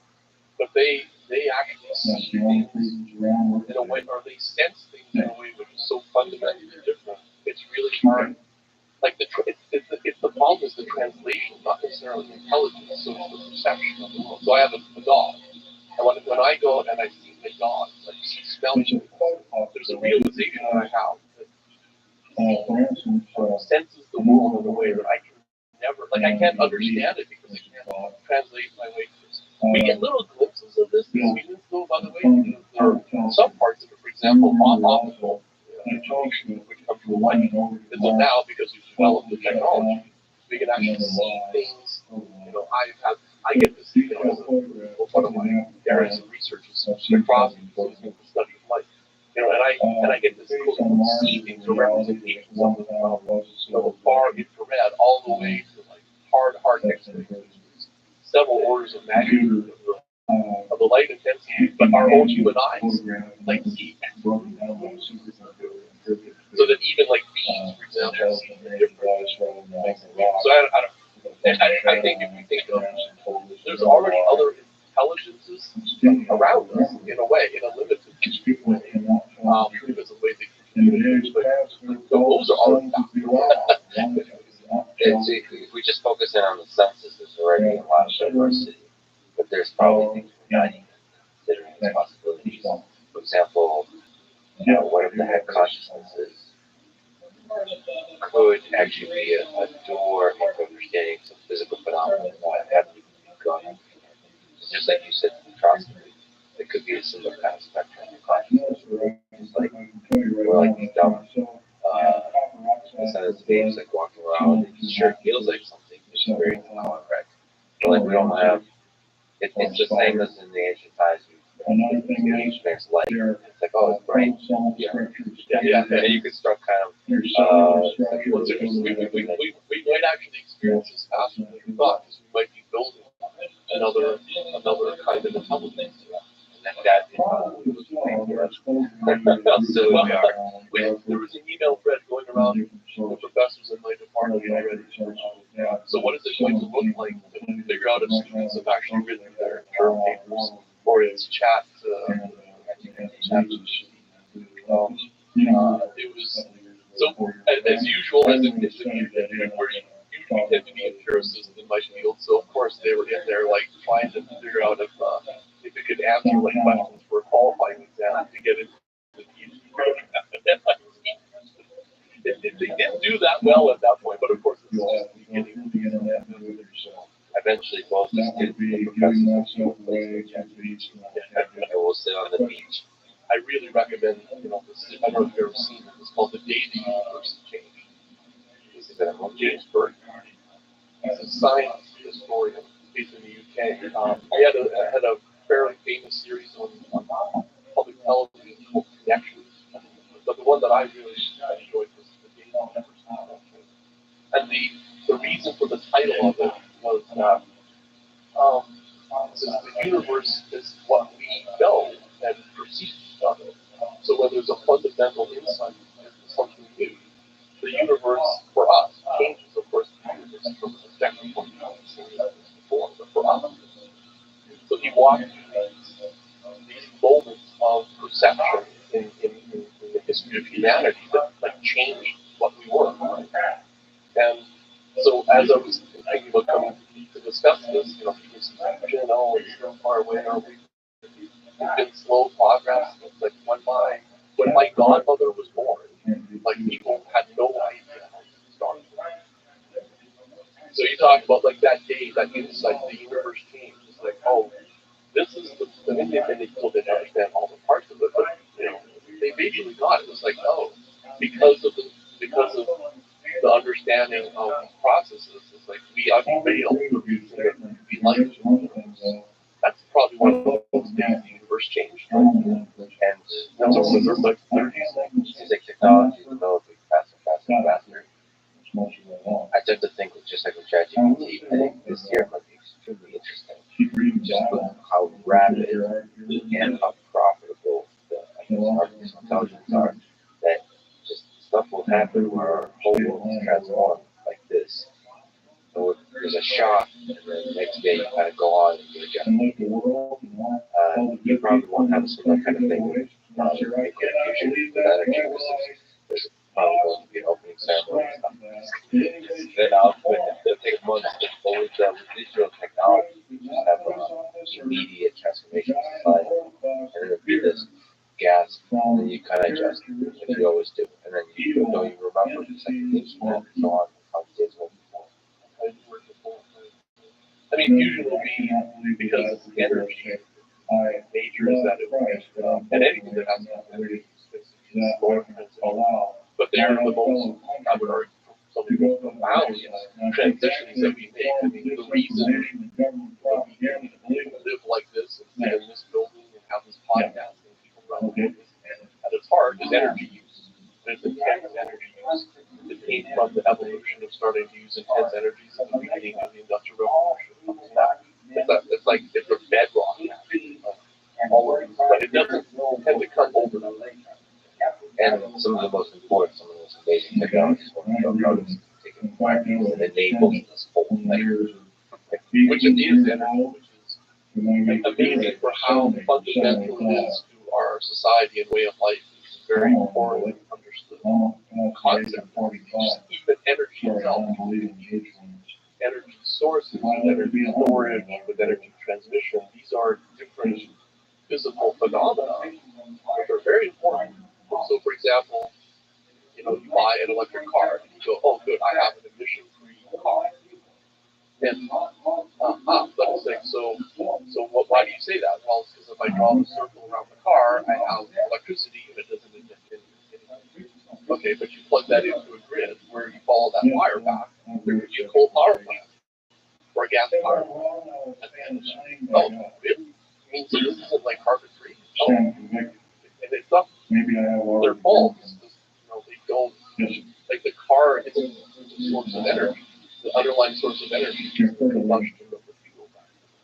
Plus, there's also a story of how raw materials are mined in which parts of the world with basic respect or disrespect to the right to have a global supply chain.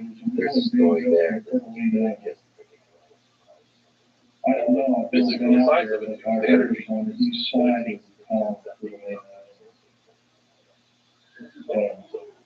Yeah. We wandered away from but it's very important actually. So those of us who work in fusion and these other kinds of sort of disruptive energy technologies, it's interesting that I do think about like what is it going to mean to society to have an energy source that is like this, that would be like fusion, which has such completely different characteristics. For example, free unlimited access to fuel, but it has technology implications. What does this mean geopolitically? What does it mean for how we distribute wealth within our society? It's very difficult to know, but probably profound. Yeah, we're going to have to find another reason to start wars. We've done a pretty good job of that over the course of our history.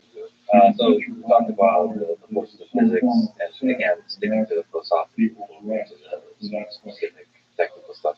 E equals after square dimension. How amazing is that? That energy and mass is the same.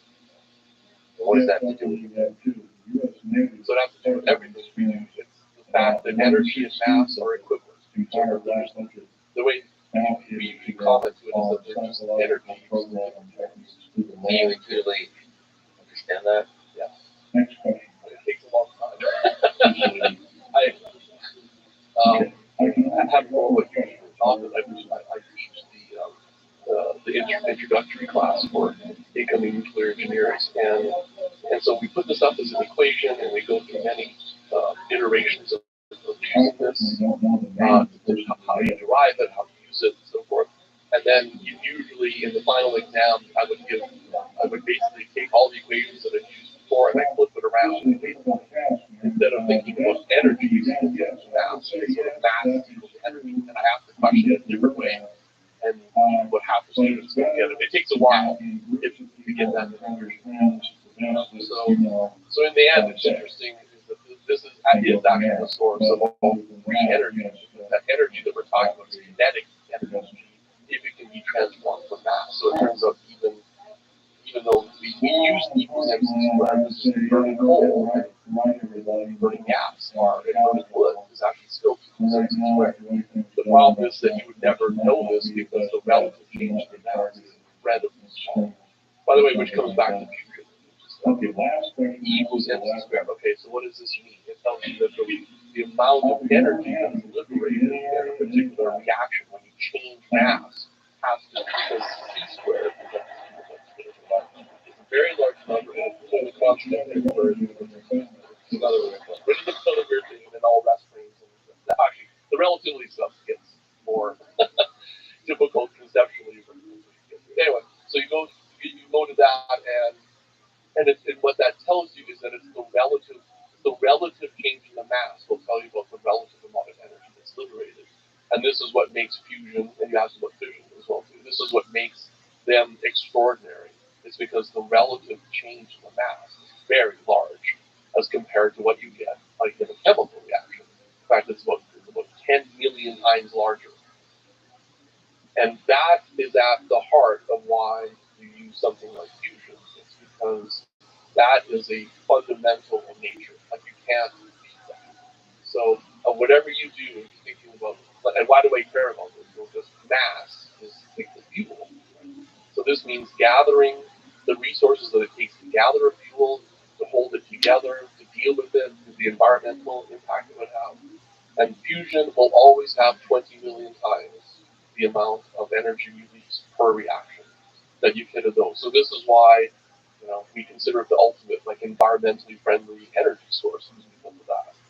So is it correct to think of mass broadly as a kind of storage of energy? Yes. You mentioned in our previous episode, so nuclear fusion is a source of energy. we examined Cheap, reports clean, safe, with easy access to fuel and virtually unlimited supply, no production of greenhouse gases, little radioactive waste reduced, allegedly. for over half a century. There have been rumors of secretive facilities or bases It is not deep below the surface because it hasn't been made on a commercial landscape. scale. This week, we examined the most infamous of these alleged sites. But actually, we'll come back to that because it's in New Mexico. cheap or Modern day more mystery, technically correct term, that it's economic interest is really the primary challenge. But I think we get back to that. So what were the other ones you said? So cheap, when we're talking about cheap, we're thinking like asymptotically. So take it forward several hundred years.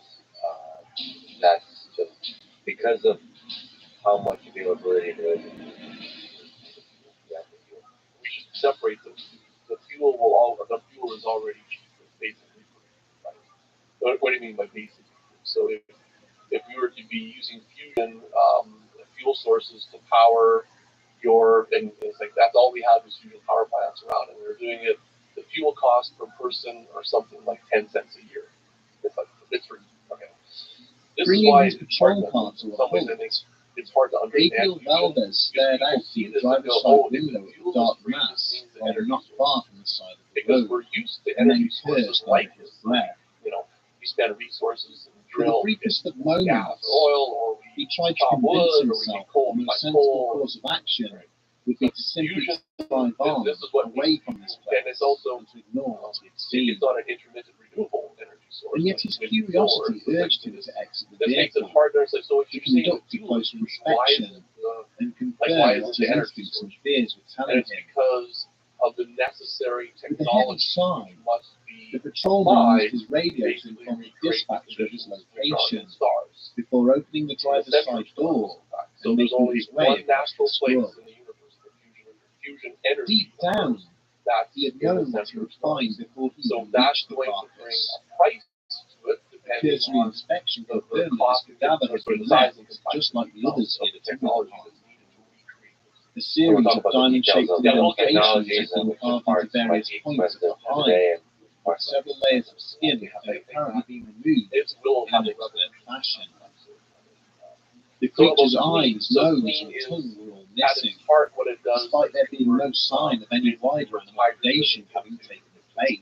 It's heavier forms of hydrogen. It was almost certain that the reproductive predominant forms one would that be we absent, use as well as a number of other key helium internal and some other organs, products would primarily all be removed the in what product presented that's as a clean so and helium, sterile manner. safe, inert, gas, As he In fact, stood, that's regarding the actually lack what of our any sun is tracks doing, is of eventually disturbed going to foliage on the extinguish ground itself because surrounding it'll the take so animal's much helium corpse. that doesn't. Valdez now became So, aware of the low in that rumble sense, of an approaching because vehicle. there's no emissions Looking up from the of carbon grisly or scene, pollutants that come he caught sight directly of a from the 5-ton combustion truck of the painted in army camouflage, and safe. heading along the highway towards him. Talk about very high temperature. Yeah. The transport began to This is slow also the as it approached the point so where he'd I left his told you patrol about car.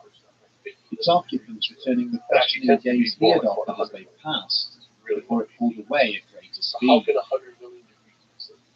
And As he it's watched the safe dust cloud because thrown up by its passing this dissipate, is so much Valdez hotter found than himself anything on experiencing Earth, the whole where host everything of on Earth is emotions, at around 300 Kelvin, it's around a few tens of a degrees small Celsius. degree of fear, And what but this most means of all, is that in he order felt to anger, get a medium to those directed temperatures, towards those he you have to blamed for the death completely of this isolate it creature, from anything to do for the with deaths of terrestrial all the environment. slain animals You we can had have found no in recent contact months, with anything. and the wider falsehood that their So slaughter this had been means, used but to this perpetuate. is the technology that this is a lie fabricated for one fundamentally what it does purpose is it and one takes purpose people only.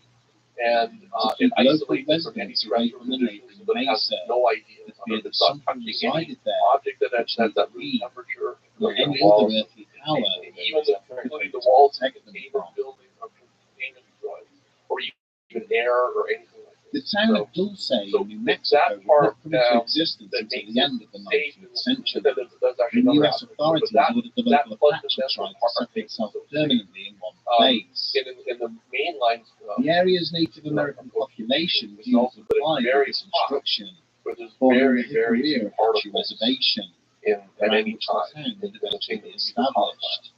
that actually more correctly. For the next century and a There's half, very few particles the inhabitants of per this unit small volume. backwater So in a community cubic would live their centimeter, lives we in can relative do this. peace, So a right short now distance from the although we slopes don't think of adjoining air, Archuleta Mesa. there's atoms floating around us, and there's a There had density always been like tales of weight high by hand. strangeness associated with the region, That from means we're weird light fluid anomalies or a gas, witnessed in the night sky that to has a Bigfoot-like particular creatures seen wandering number the of squirrel. atoms per cubic meter. But by the late So what 1970s, this actually turns out the to be looming 10 shadow 20 cast by this towering 1 to mountain 25 peak zeros behind would it begin to per take on a cubic sinister meter. So we can connotation, figure out like with the discovery of a series of bizarre the volume cattle of the table. mutilations. Okay, Following very several good. So, complaints by fusion, ranchers and farmers to the a few of those. So local police fusion, like the department, mainstream one, insisting that someone or something was slaughtering their livestock, an officer by the name of Gabriel Valdez was ordered to investigate the So matter. this is very interesting because But after visiting the affected properties, the investigator often returned to his superiors with far more questions than answers. is the amount of energy Usually, which is stored only one animal in the herds which were because targeted this had tells been you about infected, the and it had been dispatched in a manner which seems to discount the involvement of any natural predator. Suddenly, it's like what Although would be the key cost? sensory and internal So organs the had been cost removed from the carcasses, there were never any indications that the flesh had been consumed by a potential attacker. Because In of the fact, low density of the these bodies would remain untouched by scavengers for water weeks is after at the event, 100 billion to a a billion phenomenon times more previously dense unheard of within this harsh So and even though it's unrelenting a much lower environment. temperature. It's The actually report still it has submitted more by energy. Officer Valdez also So for this highlighted the lack of disturbance in the It was soft and one of the ways sandy that I ground explained this, surrounding that the if you imagine a remains, power plant, offering no powering hint as to heat or who gas. or what was like responsible. if you were to, which you wouldn't do this directly, Due to but the if you discovery of like shattered this, bones in it some actually cases, extinguishes his suggestion that the bodies had because been it gets dropped from too a cold. great height was something he would go on to be questioned over. So at that's some the length. other one. And the other part is that it does It not, soon became because apparent to his it works by superiors staying that Officer hot Valdez had rather no than a fixed chain reaction. agenda It can't run out of and was control. not promoting That's the any other part of theory it. in So, by the particular way, this is what regarding the deaths very of much these distinguishes animals. it from fission. It's not a process that Instead, can run away from you. his report simply documented everything he had encountered during his investigation That you want to and demonstrated that he had discounted all of the most obvious such that if it explanations for deviates the away from that deaths. temperature, the reactivity gets But lower. situations would soon And then the reason unfold, for this is because setting it's in hard motion a chain of events like it's a which very would hard quash fire. any hopes the investigator might have had in maintaining run away a calm They and can't run rational over the assessment How difficult is of it the to control incidents there? plaguing It his varies community. from concept to concept, but in general, it's fairly. During the summer of And 1986, the easiest thing, a they resident can't named Jerry physically Julian run away approached the from local you because police the other part of department it is that to report that at any someone had given attempted time, to there's a abduct very, her very from her small home amount of while fuel she was sleeping. available to fuse it anyway. So Julian this means explained that to the attending that's always the officers that the principle that evening has to do. prior, So she and even her if the husband power had driven consumption out of in their the device flatbed goes truck up, it to the just kind of slopes of the burns itself Archuleta out. Mesa to So do you a are bit of the stargazing. another tangent. You're the After a director of short time, plasma science and fusion Julian's center. attention had been drawn to one star in We'll talk particular, about maybe you which can seemed to mention be some interesting moving through aspects the of the night history sky. of the center, As she the and her broader husband history looked on in wonder, of the MIT, celestial maybe body in broader question history of suddenly began to descend from the heavens, but landing on the also ground a to look short on the distance safety away. aspect. You know, Gradually, the bright light How do before you them began to prevent diminish, there's something revealing a amazing metallic reactions structure that you're from which a deciding. small set of steps How do you descended. prevent from destroying all of human Two civilization? small figures then slowly made What- their what way about down safety the metallic walkway Fusion is before they set off on interesting because it's foot not in really the direction of the weaponized couple. because what I mean by With a that is that frightened you cry, have to work very Julian's hard to husband make grabbed her by the conditions shoulders, at which you can bundled get her into energy his gained pickup, from and fusion. frantically attempted to start the engine. This means that the She continued to stare back in terror as the two squat figures slowly advancing upon the vehicle is that as the engine repeatedly failed to turn over. while they will, It was only when the strangers were near meters away from the rear of the truck, reaching out as if to take hold of it, that the motor suddenly fired into life and allowed the couple to escape. And any kind of energy actually happens. Later that But the night, underlying having decided not to report the matter, they the can't couple had gone to bed, use only for Julian to awaken in the early hours of the morning due to a strange tugging sensation. You try to do those things typically to stop Looking down So the towards safety the bottom concerns have of to do her with bed, just regular things she that could see two equipment shadowy not functioning, figures, identical to those she had witnessed melting, emerging from a like all strange this kind of craft stuff that earlier that's not that into night.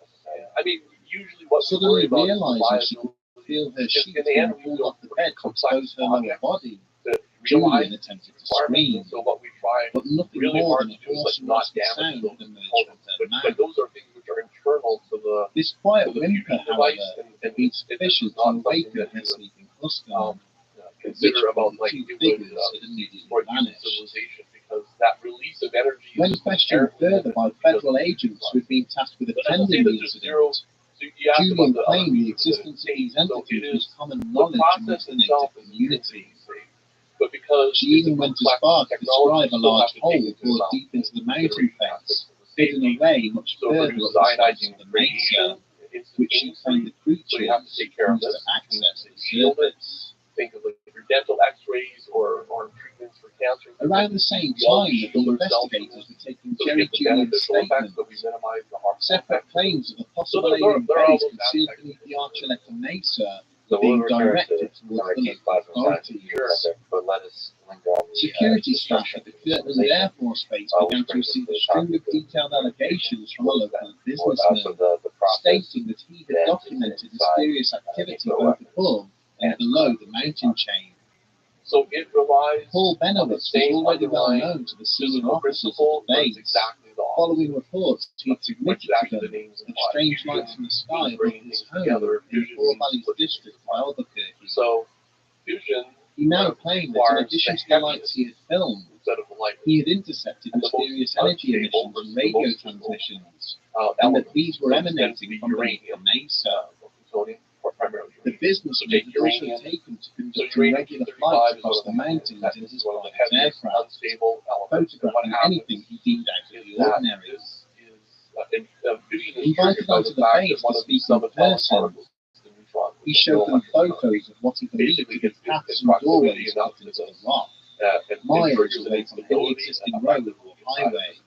What is He drew maps of alleged air vents and instability, access points, and basically and splits cited it apart. interviews he had conducted And with that's the owners of mutated cattle, and locals and who so when claimed to have that been happens, abducted in the vicinity of because the the mesa. products that are But the more and detail that the roughly splits impassioned into two, Benowitz it's not chose even to that, add it's to actually this what's called ad hoc the briefing, whole array of the less lighter credibility elements. he was extended by his audience. And when that happens, He began to panic, there's less citing discussions with shadowy government agents, claiming that the extraterrestrials living below the mountain were one of 3 separate species to have visited Earth. That's happening.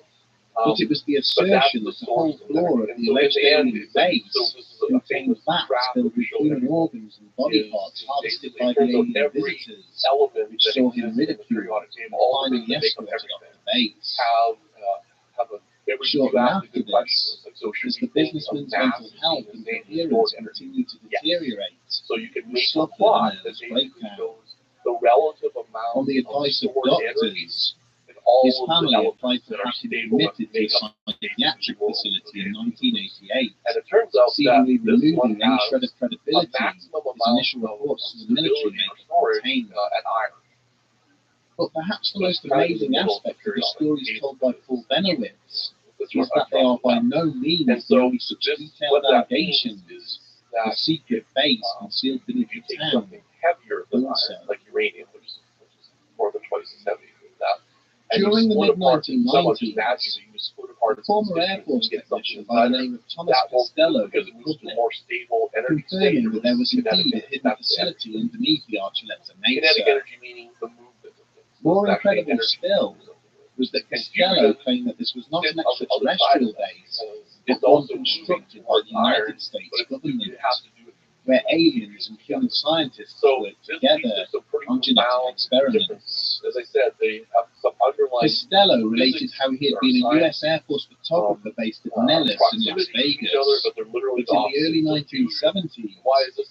It being actually goes in the transferred to practical the secret implications of Dulce it, base that in New fusion can happen Mexico. at room temperature. It's Whilst because there, this he neutron was has no responsible for maintaining the electric charge, and facility's therefore extensive it's surveillance literally room network temperature and neutrons for that documenting actually some of trigger the the work reaction. being So this conducted in means, the laboratories. in order to establish Costello what's even going went on, as far and as it to works offer by chain photographic reaction, evidence with his that you can do this testimony at room temperature. of what So he Enrico reported Fermi to be did some this, form of like, alien on a hybrid university suspended campus in a vat of in fluid in one of the The labs. first sustained chain reaction was But done barely on had the journalists time to digest his with a big claims block that of the Dulce graphite. base It was was just one of many don't such get me wrong, that incredible facilities human linked by a right? vast But underground that's, railroad and then network you think about fusion, before I have he to build a disappeared from contraption public of some view kind that's going to get to altogether. 100 million degrees. Okay, wow, that's a big difference. The other However, one is his about the claims chain would need to reaction. resurface when a further Works whistleblower by the came fact forward, that when that this fission time from within occurs, the it ranks of the actually Dulce produces Police free Department neutrons. itself. Free neutrons, A former reservation police detective named Avery Tafoya, who had been researching the testimony of Jerry Julian, related how he had stumbled across the report written by federal investigators assigned to the case. Such that To his amazement, every in addition to the events described by the victim, they had included detailed drawings of a sprawling military facility, exactly where Julian claimed the hidden opening in the mountain was situated. The drawings depicted that the base had 7 different levels, including accommodation blocks, storage facilities, and laboratories. Very important. It was also serviced by an underground train network similar to that alleged by Thomas Costello. For starting reaction. Armed with this information, Tafoya stated that he had made a number of attempts to climb the mountain and to the facility for himself, only to be defeated by adverse weather conditions on each and every occasion. So, not to be deterred, he had then used a thermal camera to document strange apertures and events built into the rock of the mountain, and recorded what sounded like large machines being operated beneath the slopes. Essentially grow mathematically, like very fast. And over so the years, the United States military has gone to great lengths in denying that Dulce Base exists, or that it's part of a network of hidden underground facilities. In the sense that what happens, and it would seem that part of their strategy to do so has involved a concerted effort to undermine the credibility of those making claims. It's not a pure. The background of Thomas Costello remains shrouded in uncertainty, with attempts to locate and review his military service records seeming to suggest he never existed. But it's not photographs associated with his testimony have proven to be forgeries, and no formal interview with him has ever been unearthed. Philosophical that humans. Members of the intelligence community have also come forward and admitted to deliberately feeding false information to Paul Benowitz. It is alleged that having become comfortable with his obsession and surveillance of the secure Manzana weapons storage complex, the Air Force invented the fictional Dulce base in order to distract the businessmen. They even claimed to have placed machinery and fake air vents on the archway of Mesa for him to photograph, in order to convince him that the base existed there and draw him away from genuine military facilities. Using coal, using Gabriel Valdez himself has always refused to believe stories of the base of the Mesa, extraterrestrial or and the otherwise. consequences are elements. Prior to his death in 2011, the former police officer told his son that he believed it was humans who mutilated the cattle near the town, and not aliens. He cited secretive nuclear testing in and around New Mexico during the 1960s, claiming samples had secretly been removed from local cattle to test for radiation poisoning. Well, yeah, but see, that's the thing. There are equally detailed cases both for and against the existence of a base beneath the archway of Mesa, and the secretive work which is allegedly being conducted there. So this means it With cannot so many stories, it is difficult to know which sources to trust. stars. By the way, we know It is this not beyond already. all It's like possibility that stars the US associated government is like in most stars possession and of suns are secret associated underground military because bases, they are constructed well regulating away from their own prying eyes. temperature and their heat. But at the same Because what's time, happening is not that some of there's the some claims possibility attached to of them the seem so way, outlandish is that the energy that they that's being push any released notion of their basically existence fire towards ridicule. And these However, tend to be, throughout when this it comes down to episode, thermodynamics and we things have like this, there's a deliberately reason, avoided for the example, most detailed it's and pretty easy impassioned to keep a evidence of constant such temperature underground like in an structure oven. at Dulce. It's the same thing. That of a man who So this claimed is actually one of to the be a features worker that I would secret argue site fusion and breaks had survived a horrifying breaks the battle trend involving of this between is that human and it extraterrestrial has more forces energy intensity during the excavation of what would paper, become the but it eventual actually does not facility. have the consequences of Join us control next and week sort of rapid as we release of examine the the energy because testimony it's actually of Juan the physical Schneider. system just doesn't want to do that. We're gonna have to look elsewhere for the weapons with which we fight World War III. Fair enough. So, what is plasma that you may have not mentioned? Mentioned I have tried so much. So, what is plasma? What is the role of plasma? So plasma is a phase of matter or state of matter. So unfortunately, our schools don't. Like, I'm not sure why this is the case, but all children learn the three phases of matter, right? So, and what does this mean? So we'll take water as an example. So if it's cold, it's ice, it's in a solid phase, right? And then if you heat it up, the temperature that typically depends on the phase. Almost not only temperature. So you heat it up and you go to a liquid, and obviously it changes its physical properties. You can pour it and so forth, right? And then if you heat this up enough, it turns into a gas. And a gas behaves differently because there's a very sudden change in the density pressure that's happening. So it changes by about a factor of 10,000 density from the liquid phase into when you make it into steam and atmospheric pressure. All very good. Except the problem is they forgot, like, what happens if you just keep elevating the temperature. You don't want to give kids ideas. They're going to start experimenting. They're going to start heating up the gas. Anyway, so it turns out that once you get above approximately 5,000 or 10,000 degrees Celsius, then you hit a new phase of matter. And actually, that's the phase of matter that is for pretty much all the temperatures that are above that. That's one. And so, what does that mean? So it actually changes phase. So it's a different state of matter. And the reason that it becomes a different state of matter is that it's hot enough that what happens is that the atoms that make up, go back to Feynman, right? Everything's made up of these individual things, these atoms. But atoms can actually themselves be, which are made of nuclei, which contain the positive particles and the neutrons, and then the electrons, which are very, very light, very much less mass than the In our nucleus. previous And that's episode, around, this is what makes we up an examined atom. reports So from a various plasma is what individuals happens who when you stated that start there is a pulling secret away facility enough of those buried deep electrons beneath the New Mexico town from of the Dulce. so all the But atoms we that make up deliberately avoided the testimony of water, one man, the who is electrons are in arguably the tightly most bound controversial states. figure in the allegations surrounding the Once you're possible about existence 5,000 or of Dulce 10,000 base. you start pulling A on man the who electrons. claimed he was the And what this survivor means is that now of the war the medium that is Mesa. there, its constituent particles mostly have net charge. So why does that matter? It's because now this means that the particles can interact, but through their electric charge. In some sense, they were when it was atoms.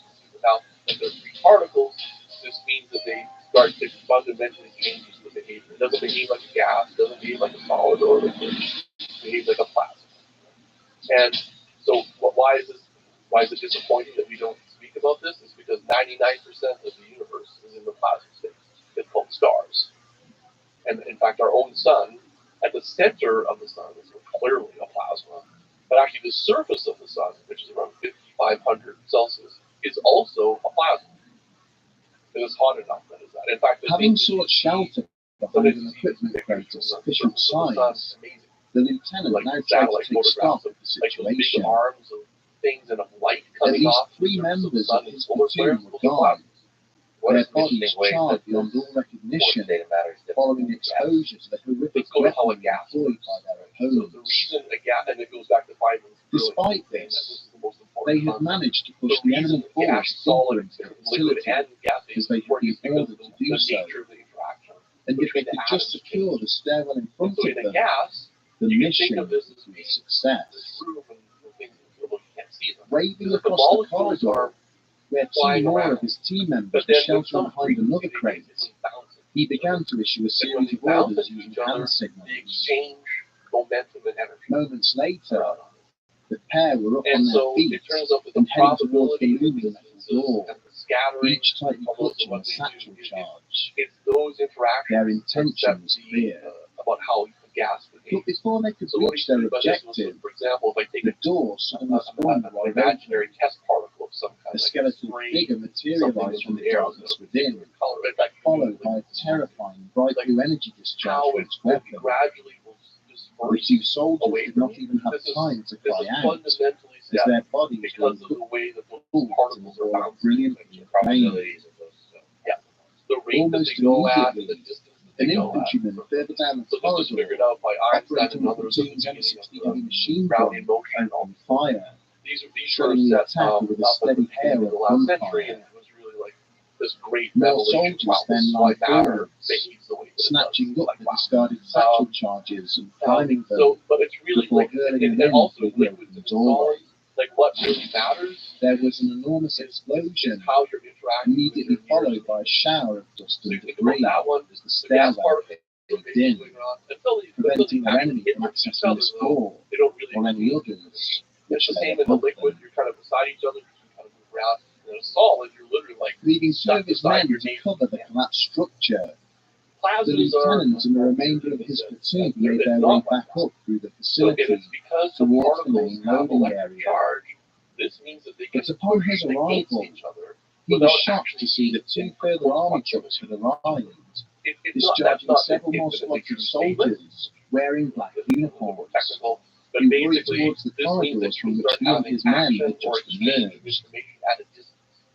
Turning And to that's his in fact the commanding definition of a officer, plasma, that it's a he abruptly inquired as to what was taking place, who this unit were, and why they were now heading underground towards the lower The levels. definition of a plasma is a medium Curtly in which dismissed, the collective he and behavior his fellow is Navy dominated SEALs by could only watch on as the mysterious soldiers So you can continued imagine to that head this starts deeper to into the give base, you some strange, where so many US soldiers had already lost their lives in an effort to contain the marauding quickly talk about. Like, extraterrestrial one of the threat. most counterintuitive ones is as plasmas get more During the hot, summer of they get higher 1995, temperature.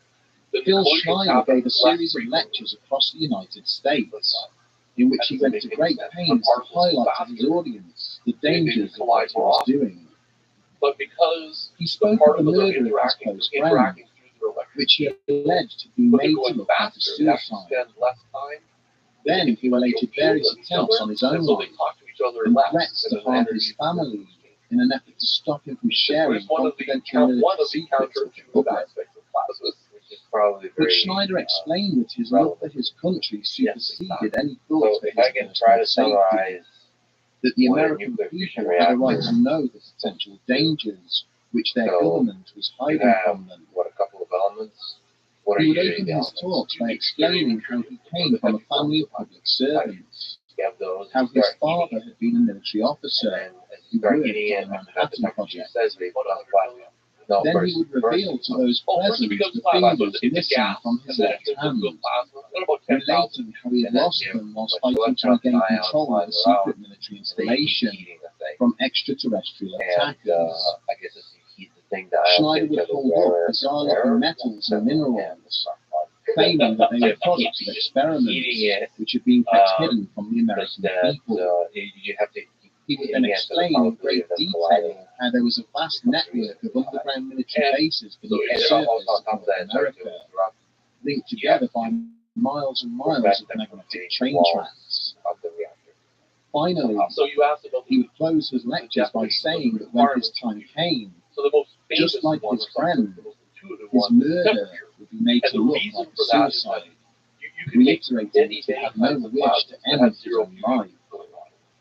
And the reason for Less this than is a year that later, the average the impassioned public you can make speaker a would plasma at indeed be around found 10,000. dead in In his fact, apartment. by the way, you're one His of the death, to our perhaps laboratory. unsurprisingly to anybody who had ever A heard him demonstration speak, of a plasma that you can ultimately see with being your ruled eyes, and it's at about suicide. 10,000 degrees. And you can put your hand up beside it and all this. And it's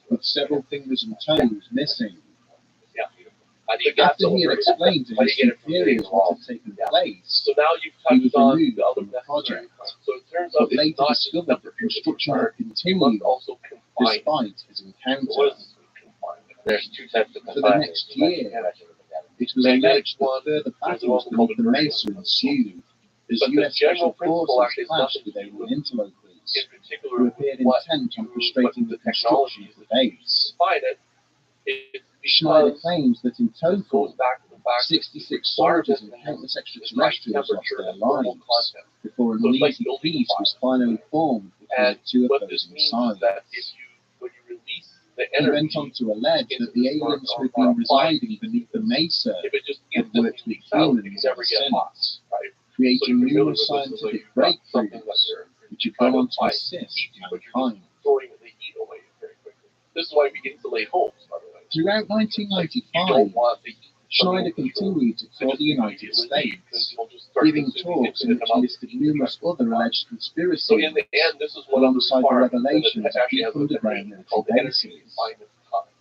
So this Over means the if you release a certain amount of lectures, energy however, as fuel, it soon became apparent kind of that the how former long engineer was beginning to struggle with how long what he does had it take for started. this energy to like leave the system? So He you could described imagine how he that had been involved in a shootout with federal agents, energy into the air killing one in and you waited for a self-defense, day, and but how all an the heat attempt was had been gone made to outside, kidnap open his up the window, daughter that's in a energy bid to confinement. force him to So stop it's the same delivering his concept. lectures.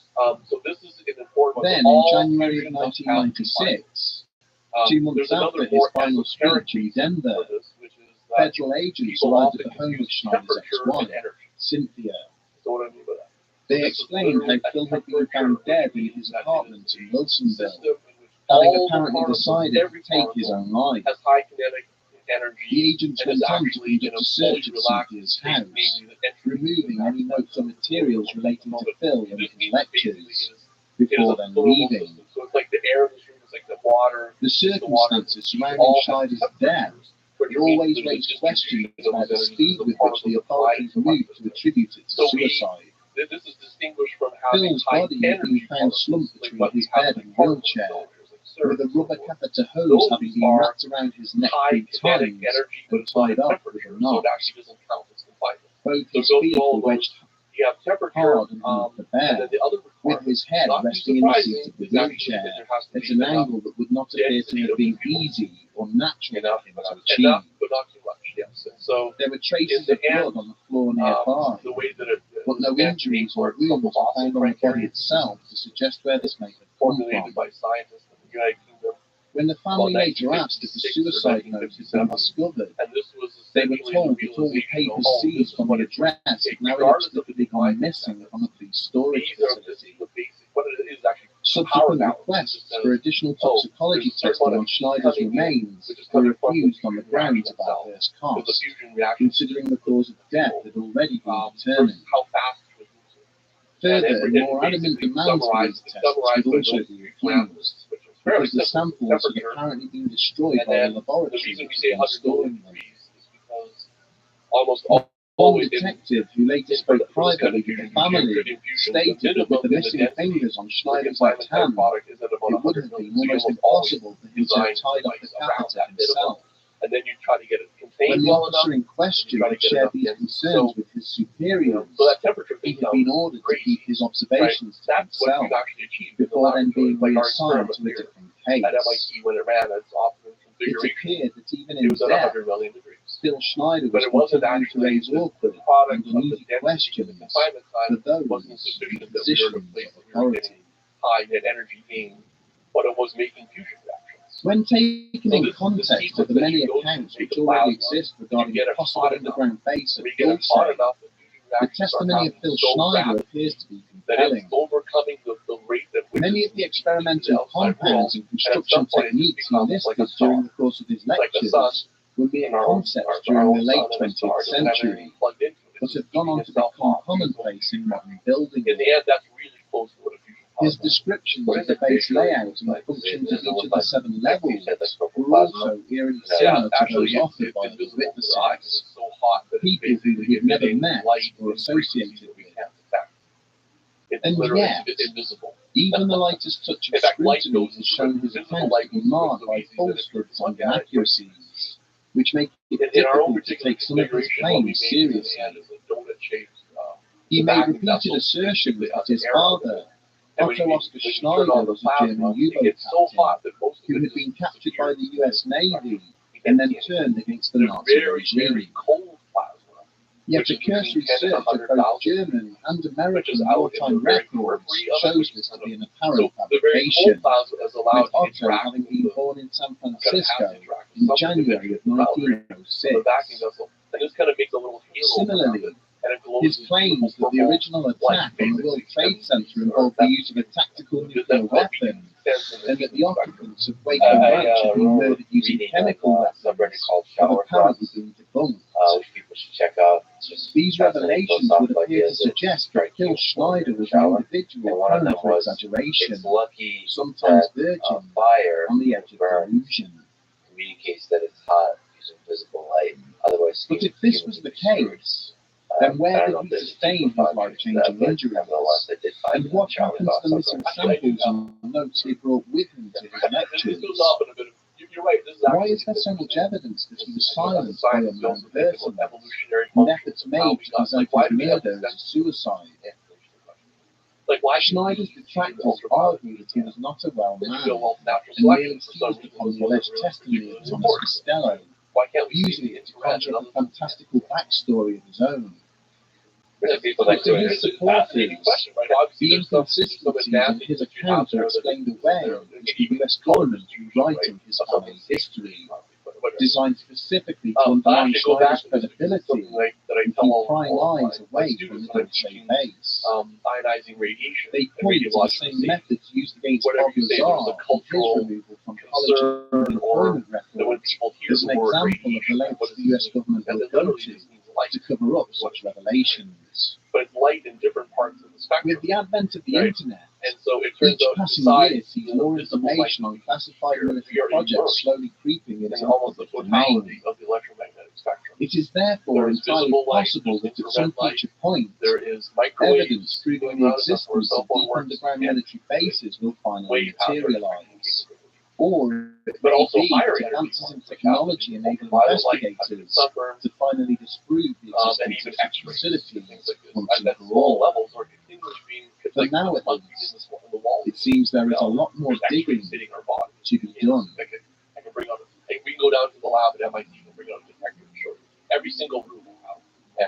By our body, we have the 10 to the 28 atoms. Yeah, the 10 to the 28 atoms, and they're coming in and they're interacting with those things. And those, particularly the ones where the light is at higher average energy per light particle, those are the ones that can possibly have an effect on human health. So we have, it's interesting, humans and all animals have evolved on Earth where we're immersed in that all the time. Yeah, there's natural sources of radiation all the time. Yet we have zero ability, like zero. Yeah, and our ability, cognitive ability to filter it all out. It would probably overwhelm us actually if we could see all of it. But my main point goes back to your thing about fire and self-protection. If ionizing radiation was such a critical aspect of the health of organisms on Earth, we would almost certainly have evolved methods to detect it, and we have none. And yes, The physical world is all around us. Yes, right. You're blowing my mind, Dr. Darren White. Okay, so you have experience with magnetic confinement, you have experience with commercial confinement. Most of your work is with magnetic confinement. But let's sort of talk about the sexy recent thing working for a bit of a time. There's been a breakthrough in the news that laser-based inertial confinement was used by DOE's National Ignition Facility at the Lawrence Livermore National Laboratory. Can you explain the breakthrough that happened in the second? so it goes to the criteria that I talked about before about getting high energy gain. So in the end, what are we after in fusion is that we basically assemble this plasma fuel in some way, and we provided a starting amount of energy in lighting the fire. And what you want to do is get back like significant excess gain from the fact that the fusion is making more, is releasing energy. So it's like the equivalent of like we want to have a small match, light a fire, and then the fire keeps us on. Very much like that. So as I said, we made many of the, and what do we like? We, like the fusion community has pursued aspects of this through a variety of different confinement methodologies. Is that the key part about what happens? So what was the threshold we had never gotten over before? Was that if you only consider the plasma, not the total engineering, but just the plasma itself, we had not gotten to the point yet where basically the size of the match was smaller than the amount of energy. Started out. Is there a good term for when the output is greater than the input? Yes. There is, well, there's several special definitions of this. So one of them is that if you like in a fire, if you light a match and you have it there and it's an infinitesimal amount of energy compared to what you're getting out of the fire, we call this ignition, which makes sense, right? This is what our own sun is. So that was not ignition in that sense. So what we call this is scientific, the one that I just talked about, which is for some instant, when I get enough fusion energy release compared to the size of the match, we call this scientific break-even. And it's because you've gotten past the fact that this is fusion. What is fusion gain, or as I use meditation, people you just talk about before using just the same kind of yeah, actually, so that is the technical term is Q, is capital Q. People actually use Q. We actually use capital Q, or something called Q is taken. Q sub P or something like this. Okay, so this is which means what it means is that it's the plasma. So all we're considering is the energy balance or gain that comes from the plasma. So we're not considering the technologies which are around it, which are provided to the why the excitement? Well, because for one reason, it's a rather simple threshold to get over to understand that you're getting more energy out of the fusion, even the theoretical sense that you were from the starting match. Conceptually simple, but you get past one, then everybody like when you're less than one, that's much less interesting than getting past one because that's a really big threshold. To get past. But it really is a scientific threshold because what QP actually denotes is the relative amount of self-heating that's happening in the plasma. So what I mean by this, that in the end, in these systems, what you want is something that where the relative amount of heating, which is keeping the fuel hot, is dominated by from the fusion reaction. And so it becomes, it's sort of like thinking like a bonfire is a lot more interesting physically than just holding a blowtorch to a wet log, right? There's a lot more dynamics, it's a lot more self-evolved.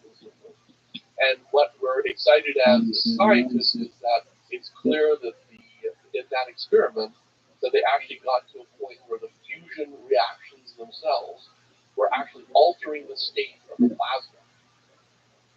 It's like, I mean, we've seen it in eclipses before, but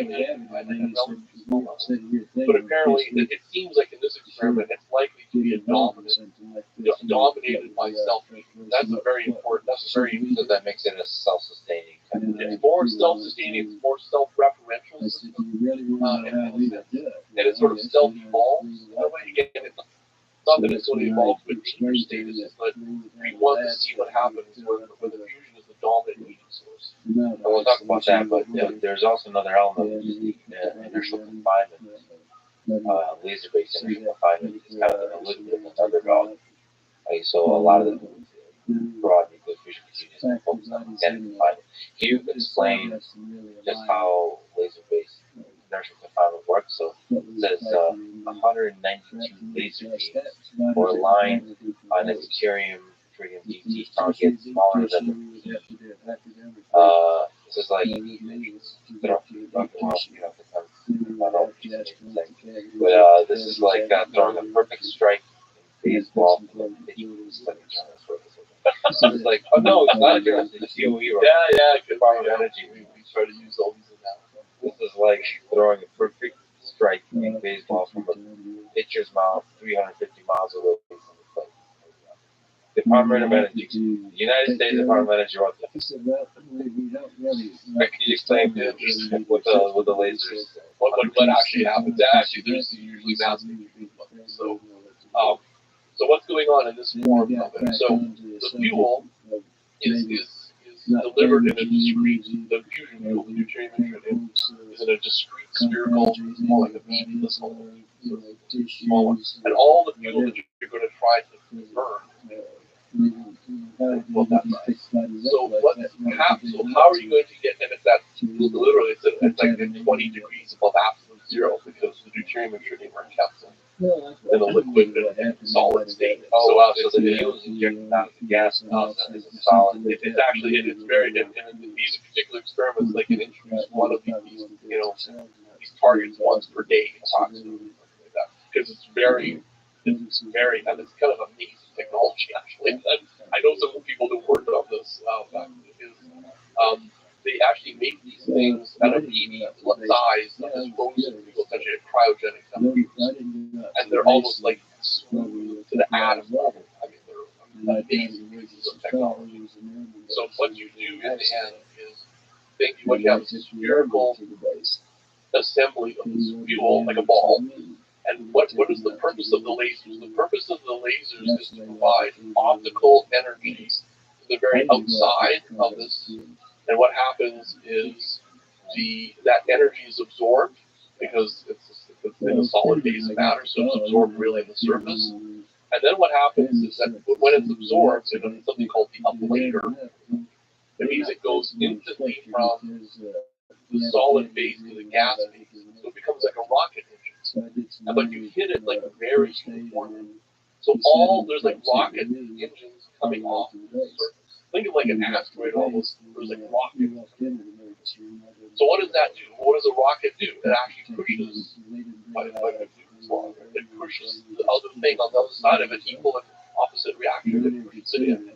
So what it does is that the lasers actually don't heat. This is what's confusing. The lasers only heat at 100 million degrees. The exact opposite of this. What you want to do is get the rocket going out, and then what happens is the sphere, like this is happening in a billionth of a second or less. This rapidly, that force, like so rapidly compresses the fuel that what happens is that you're squeezing down on it and see,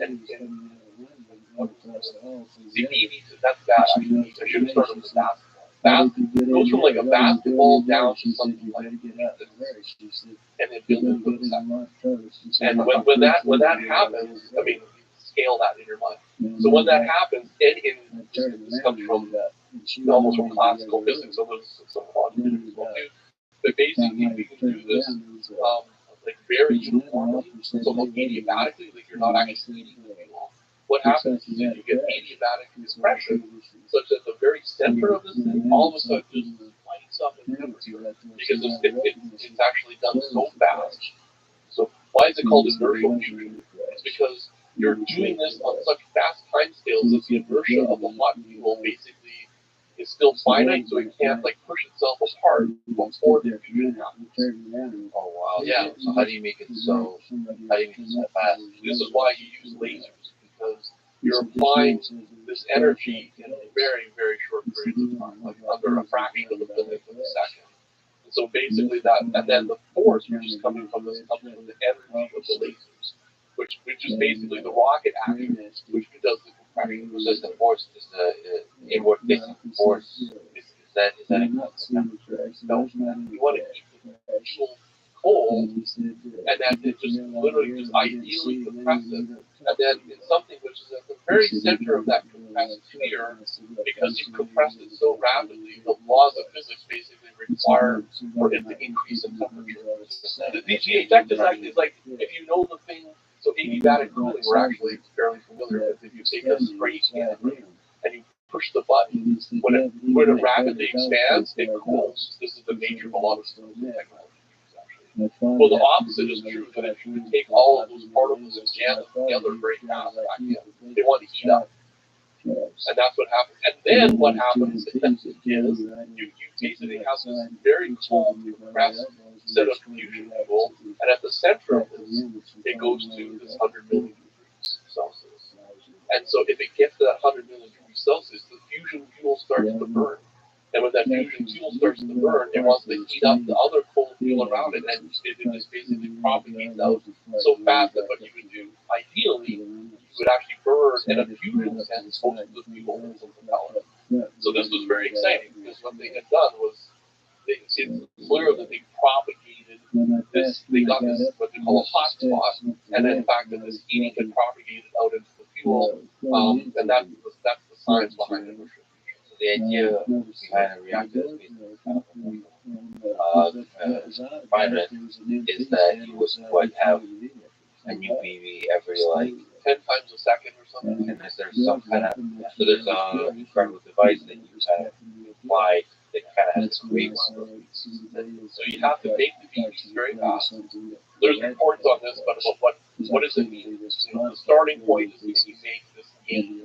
So this was a scientific achievement primarily. Right. And the rest is just engineering. No. The rest is incredibly complicated engineering. Well, in fact, there's still physics.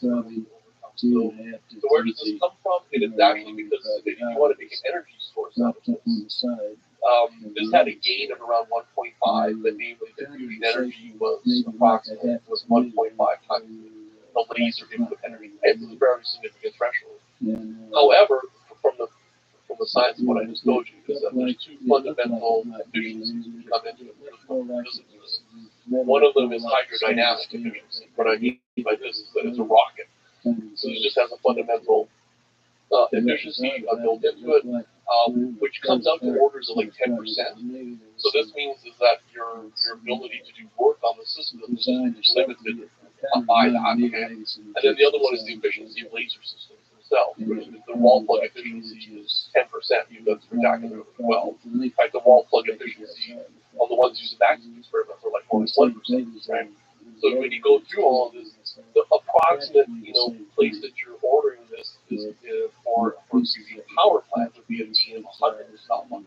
So you still and hopefully we see experiments that keep climbing up towards higher and higher gain. But then the whole fusion power plant is a totally different thing. So it's not one BB and one laser pulse per day. It's like 10 times 5 or 10 times per second. Like like that, right? So you're doing it there, and then comes the other aspect. So it's making the target, delivering them, being able to repeatedly get them to burn, and then we haven't even talked about like how do you then get the energy out, which is because these things basically micro implosions which are occurring. So this energy is coming out from medium on the outside that you've got to figure out how to extract the energy out of this thing. How do you convert that energy to outside? So in the end, you have to basically convert it in some way. So most of what fusion makes mostly is like very energetic particles.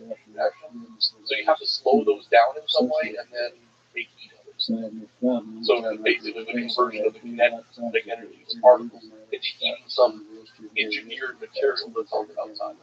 And that's, from a physics perspective, is a somewhat solved problem, but from engineering is still physics I can show you all the equations and tell you about how it slows down and converts kinetic energy into heat, and then what that heat means. You can write out like an ideal thermal cycle, like a Carnot cycle. So the physics of that, great. The integrated engineering is a whole other thing. I'll ask you to maybe talk about the difference between inertial magnetics. First we'll talk about magnetic. Let me just linger on this break. It's nice to have exciting things, but in a deep human sense, there's no competition inside of engineering. We're all, like you said, we're all, first of all, we are humanity come together and you talk about this. It's a bunch of countries collaborating. It's really exciting. There's a nuclear fusion community broader. Then there's also MIT. There's colors and logos, and it's exciting. And you have a friend of college here that was extremely hard and does incredible stuff. Is there some sort of, how do you feel seeing somebody else get a breakthrough and use different technologies? Is that exciting? Does the competitive fire get all I mean, I have flag a little bit. So MIT was a central player in this accomplishment. Interesting, I'd say it showed some of our two best traits. So one of them was that, like, how do you know that this happened? This measurement, right? So one of the ways to do this is, if I told you, is that in deep heat fusion, what it actually, the product that comes out is helium, we call it alpha, and a free neutron. Right? So the neutron contains 80% of the energy released by the fusion reaction. And it also, because it lacks a charge, it basically tends to just escape and go flying out. So this is what we use eventually. That's most of what fusion energy would be. But so what my colleagues, my scientific colleagues at the Thousand Tons of Fusion Center built were extraordinary measurements. Being able to see the exact details of not only the number of neutrons that are coming out, but actually what energy that they're at. And by looking at that configuration, it reveals enormous. I'm not gonna scoop it because they need to publish it, but it reveals enormous amounts of scientific information about what's happening in that process that I just described. So exciting. I mean, and I have colleagues there that work like 30 years for that moment. Of course, they're excited. I mean, and it's one of those, like, there is nothing. It's hard to describe to people who aren't. It's like almost addicted to the sciences. When you get to be in the forefront of research, like when you see like an actual discovery of something, and you're looking at it, particularly when you're the person who did it, right? And you go, no human being has ever seen this or understood this. It's like it's pretty extraordinary. So even in prime, it's incredibly thrilling to see this. It's not rivalry or jealousy. It's like, I can tell you already, fusion is really hard. So anything that keeps pushing the needle forward is a good thing. But we also have to be realistic about what it means to making a fusion energy system. That's and then what I mean, these are still the early steps, maybe to say the early leaps. So let's talk about the magnetic confinement. Yeah. What is how does magnetic confinement work? What's the tokamak? How does it all work? Go back to that. So why inertial confinement works in the same principle that the star works. So what is the confinement mechanism in a star? Is gravity, because it's its own inertia of something the size of the sun basically pushes literally a force by gravity against the center. So the center is very, very hot, 26 degrees, and literally outside the sun it's 0 back in space. How the hell does that do that? It does that by, and it's out of, like, why does it just leak all of its heat? It doesn't leak its heat because it all is held together by the fact that it can't escape because of gravity. So this is why the fusion happens in the center of the sun. Like, we think of the surface of the sun as being hot. That's the cold part of the sun. So in our own sun, this is about 5,500 degrees. It's beautiful symmetry, by the way. So how do we know all this? Because we can, of course, see directly into the interior of the sun by knowing the volume and the temperature of the surface of the sun. You know exactly how much power it's putting out. And by this, you know that this is coming from fusion reactions at exactly the same rate in the middle of the sun. Is it possible, as a small tangent, build an inertial confinement system like the sun? Is it possible to create a sun? It is, of course, possible to make a sun, otherwise you would have stars. But it is not possible on Earth because of the simple reason that it takes, the gravitational force is extremely weak, and so it takes something like the size of a star to make fusion occur in the sun. Well, I didn't mean on Earth. I mean, if you had to build like a second sun, how'd you do it? Yeah, not enough hydrogen. So the limiting factor is just the hydrogen. I mean, the forces that an energy that it takes to assemble that is mind-boggling. Alright, so we would do that. Right, continue that to be continued. So what are we doing it with? So the one that I just described is like you say, so you have to replace this with some force which is better than that. And so what I mean by it is stronger than that. So what I talked about, the laser diffusion, this is coming from the force which is enormous compared to gravity, like from the rocket action of pushing it together. So in magnetic confinement, we use another force of nature, which is the electromagnetic force. And that's very big. Orders and orders of magnitude stronger than the gravitational force. The key force that matters here is that we have a charged particle, that a particle that has an electric net electric charge, and it's in the proximity of a magnetic field, then there is a force which is exerted on that particle. So it's called the Lorentz force. So that is the force that we use to replace physical containment. So this, how do you hold something at 100 million degrees? It's impossible in a physical container. This is not like, it's not like a plastic bottle holding this liquid or a gas chamber. What you're doing is you're immersing the fuel in a magnetic field that basically exerts a force at a distance. This comes back again like why plasmas are so strange. It's the same thing here. And if it's immersed in this magnetic field, you're not actually physically touching it, but you're making a force going on. So that's the inherent feature of magnetic confinement.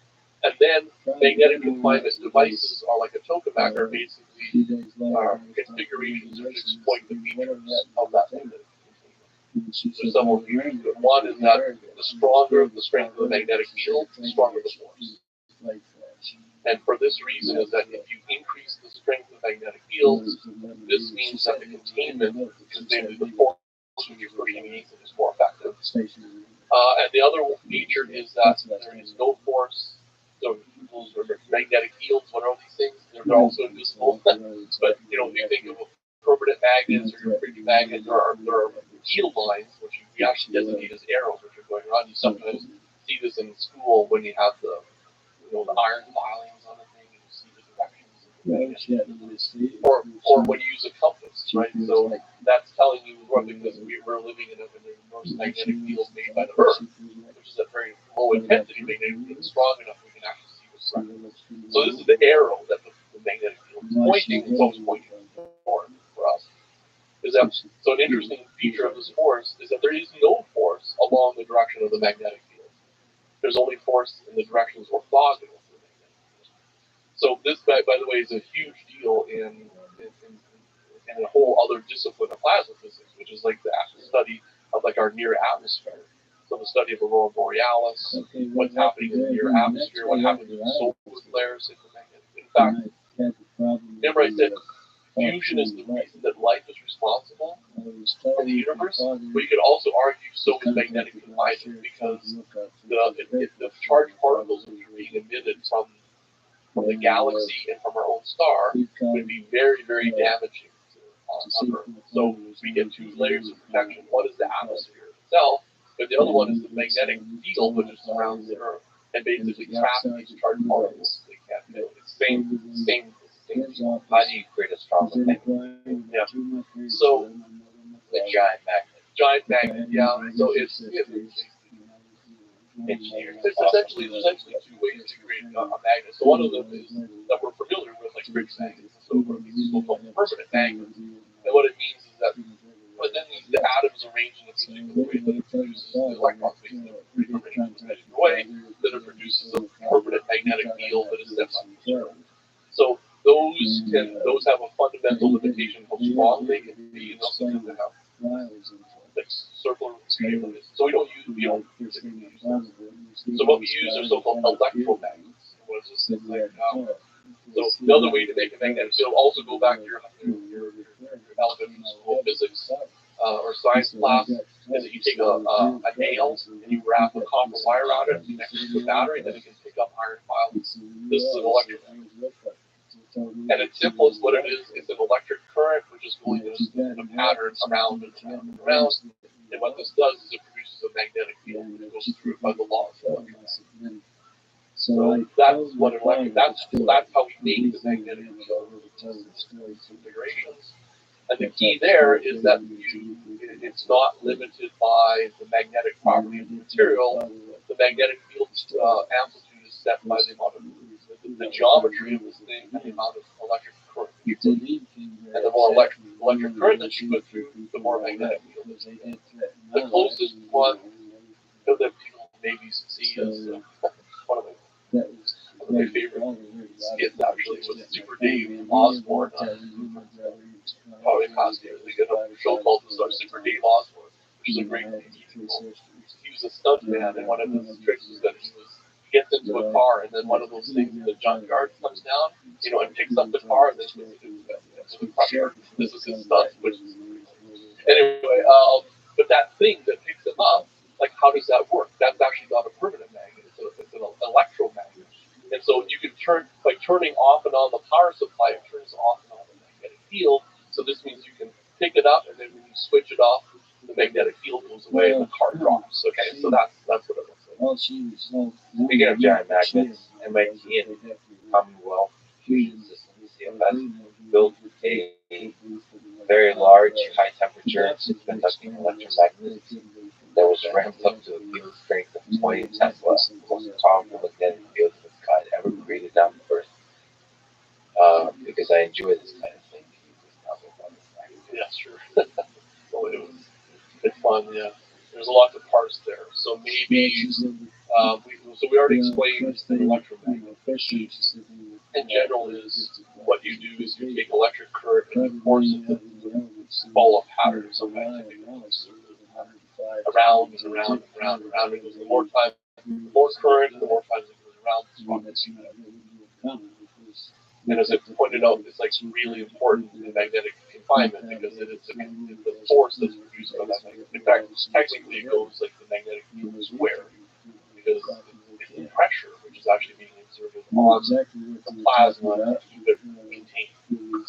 Just so we know, for magnetic confinement, what is usually the geometry of the magnet? The geometry, yeah. So the geometry is typically is what you do is you want to produce a magnetic field that loops back on itself. The reason for this goes down to the nature of the force that I described, which is that there's no containment or force along the direction of the magnetic field.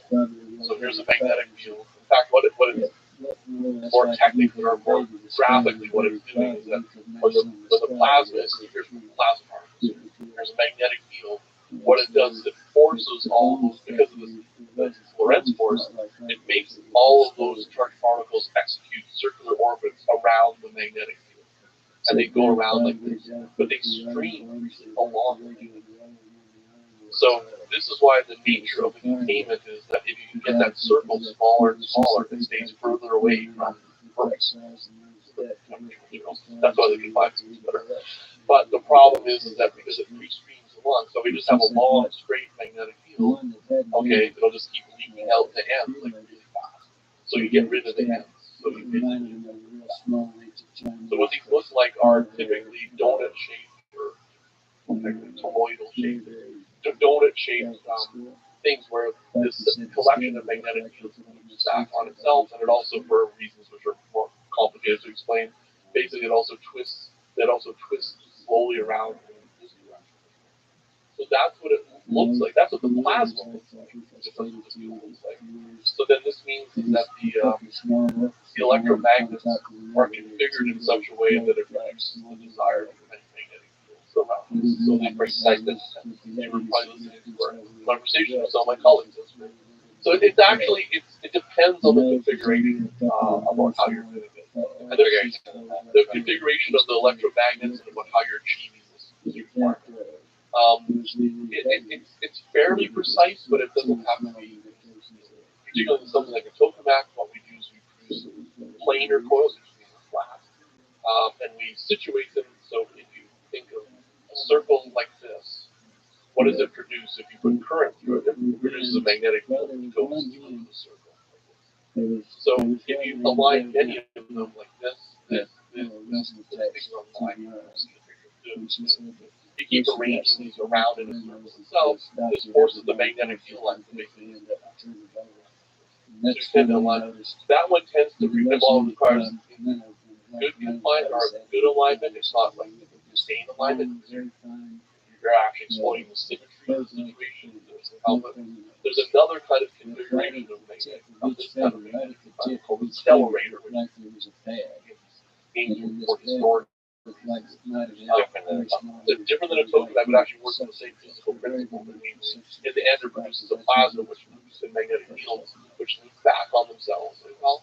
But in that case, the totality of the confining magnetic field is produced by external three-dimensional magnets, so they're twisted. And it turns out the precision of those is is more strictly. So are tokamaks by far more popular for research and development rather than stellar readers?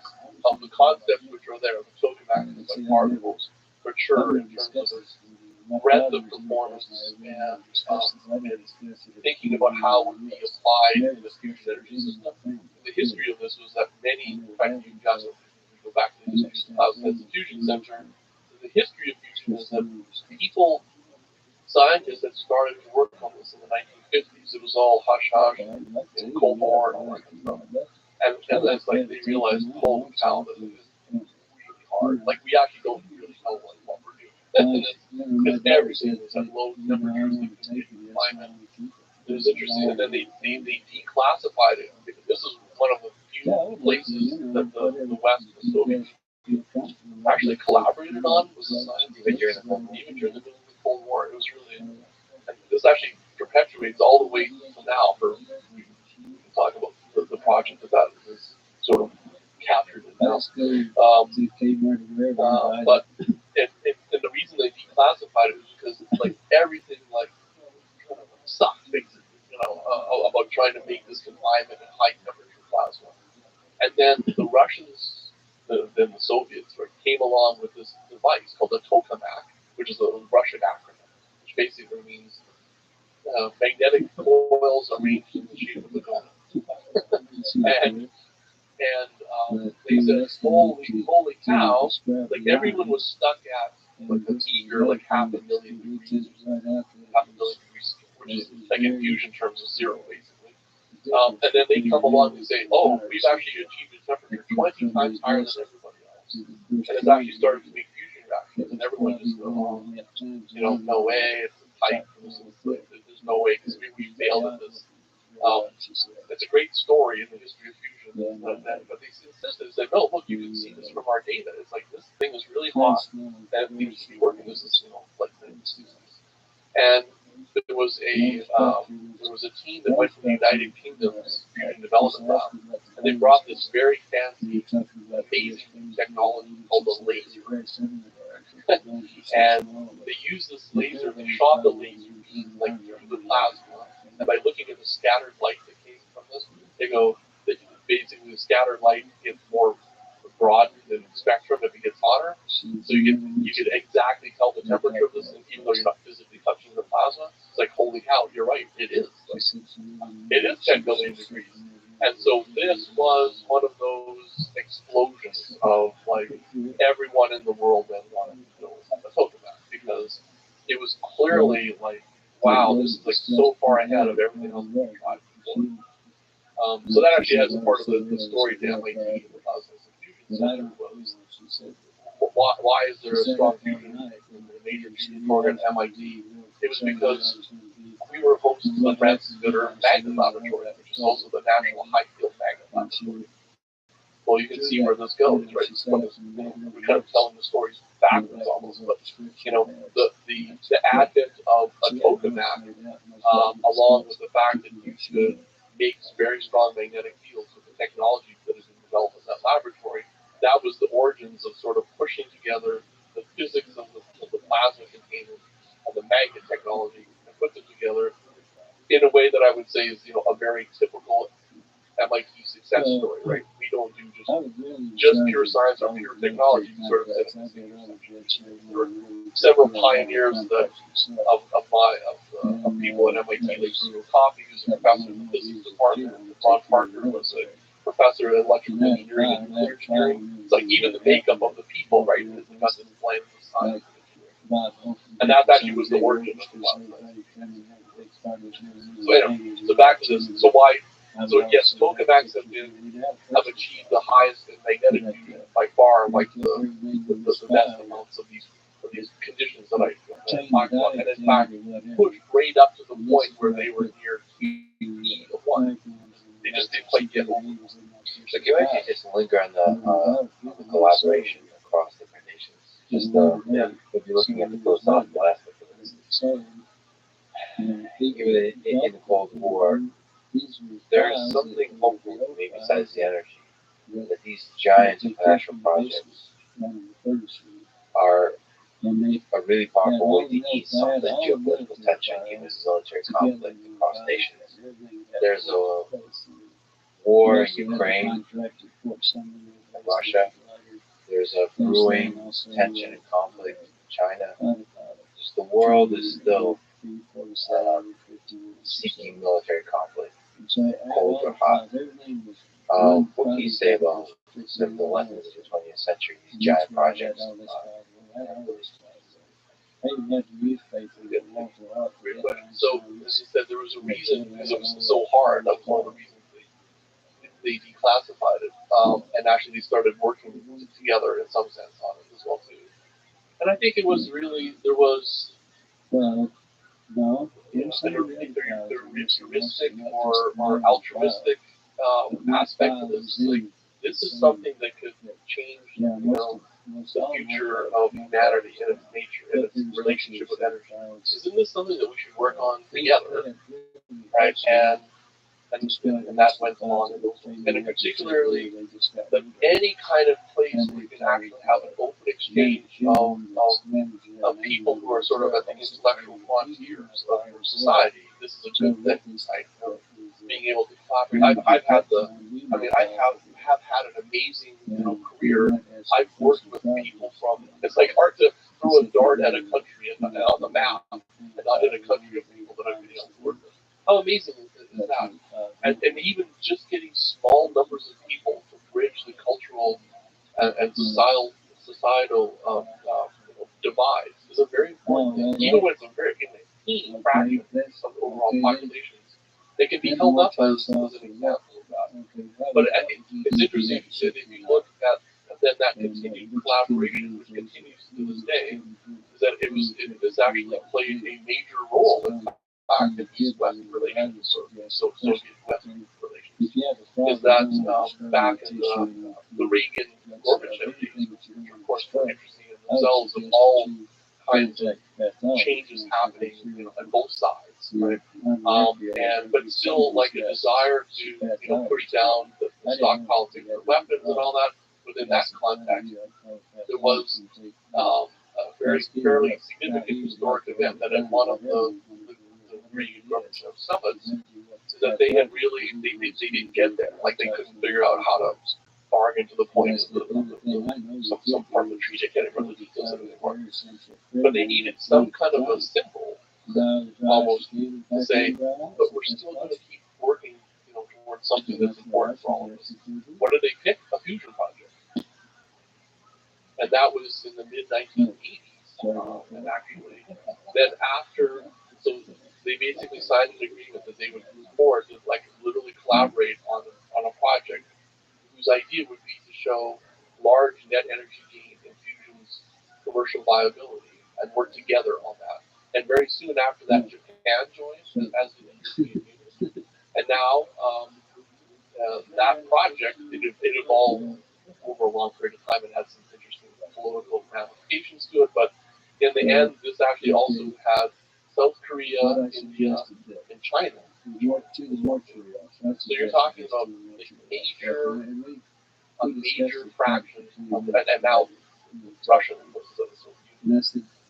actually that coalition is holding together despite the obvious political, turmoil that's going around. And that's a project called EPR, which is under construction in the south of France right now. Yeah, actually, before we turn to John Magnet, and maybe we'll talk about Spark and stuff going on, all the amazing stuff going on in that 19. What is this international nuclear fusion mega project? So its scientific purpose is a worthy one that it's essentially in any fusion device. The thing that you want to see is more and more relative amounts of self-heating. And this is something that had not been seen, although we had made fusion reactions and we'd seen small amounts of the self-heating, we never got to it. Now that this actually goes to the the goal of the shifted around a little bit historically, but fairly quickly. We want to get to a large amount of self-heating, so this is why it has its primary feature is to get to QP of around 10, and through this is a way to study this plasma that has more higher levels of self-healing. But it also has another feature, which was let's produce fusion power at a relevant scale. And actually, they're linked together. Actually, the sense you think about it is that because the fusion power is the heating source itself, this means that they're linked together. So ITER is projected to make about 500 million watts of fusion power. So this is a significant amount. Like this is what you would use, for powering cities. So it's not just the research, it is the development, really trying to achieve scale here. So some heating and scale. Yeah. Yes. So this meant then too is the development of an industrial base that can actually produce the technologies like the electromagnet and so on. And to do it with it is a tokamak. But very interesting. It also revealed limitations of this.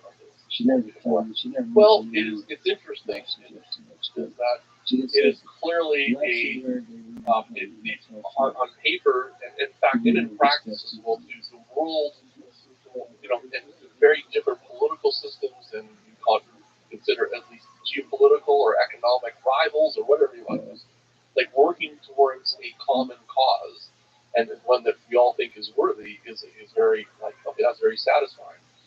But it's also interesting to see the limitations of this. It's because, well, you've got 7, chefs in the kitchen. So what is this meant in terms of the speed of the project and the ability to govern it and so forth? It's just been a challenge. This is, it's very hard technically. But when you also introduce such levels of resistance, there's like geo overreports from the U.S. government authorities. It's hard to steer all of this around. And what that's tended to do is make it's not the fastest decision making process. My own personal view was it was interesting because you said about the baggage complicated systems. It was I worked most of my career on visa because when I came into the field in the early 1990s when I completed my PhD and started to work, this was one of the most, you can't imagine being more exciting about something like we're going to change the world with this project. And we just poured an entire generation, and afterwards poured their imagination and their creativity about making this work. Very good. But also at some point though, when it got to being another 5 years of delay or a decade of delay, you start asking yourself, well, is this what I want to do? Right? Am I going to wait? So it was a part of me starting to ask questions with my students. It was like, is there another way that we can get to this extremely important goal that maybe it's not that maybe it's not that power. The other part that was clearly frustrating to me is I'm an advocate of fusion. You asked me what was I laser fusion or inertial or magnetic fusion. I just want fusion energy because I think it's so important to the world.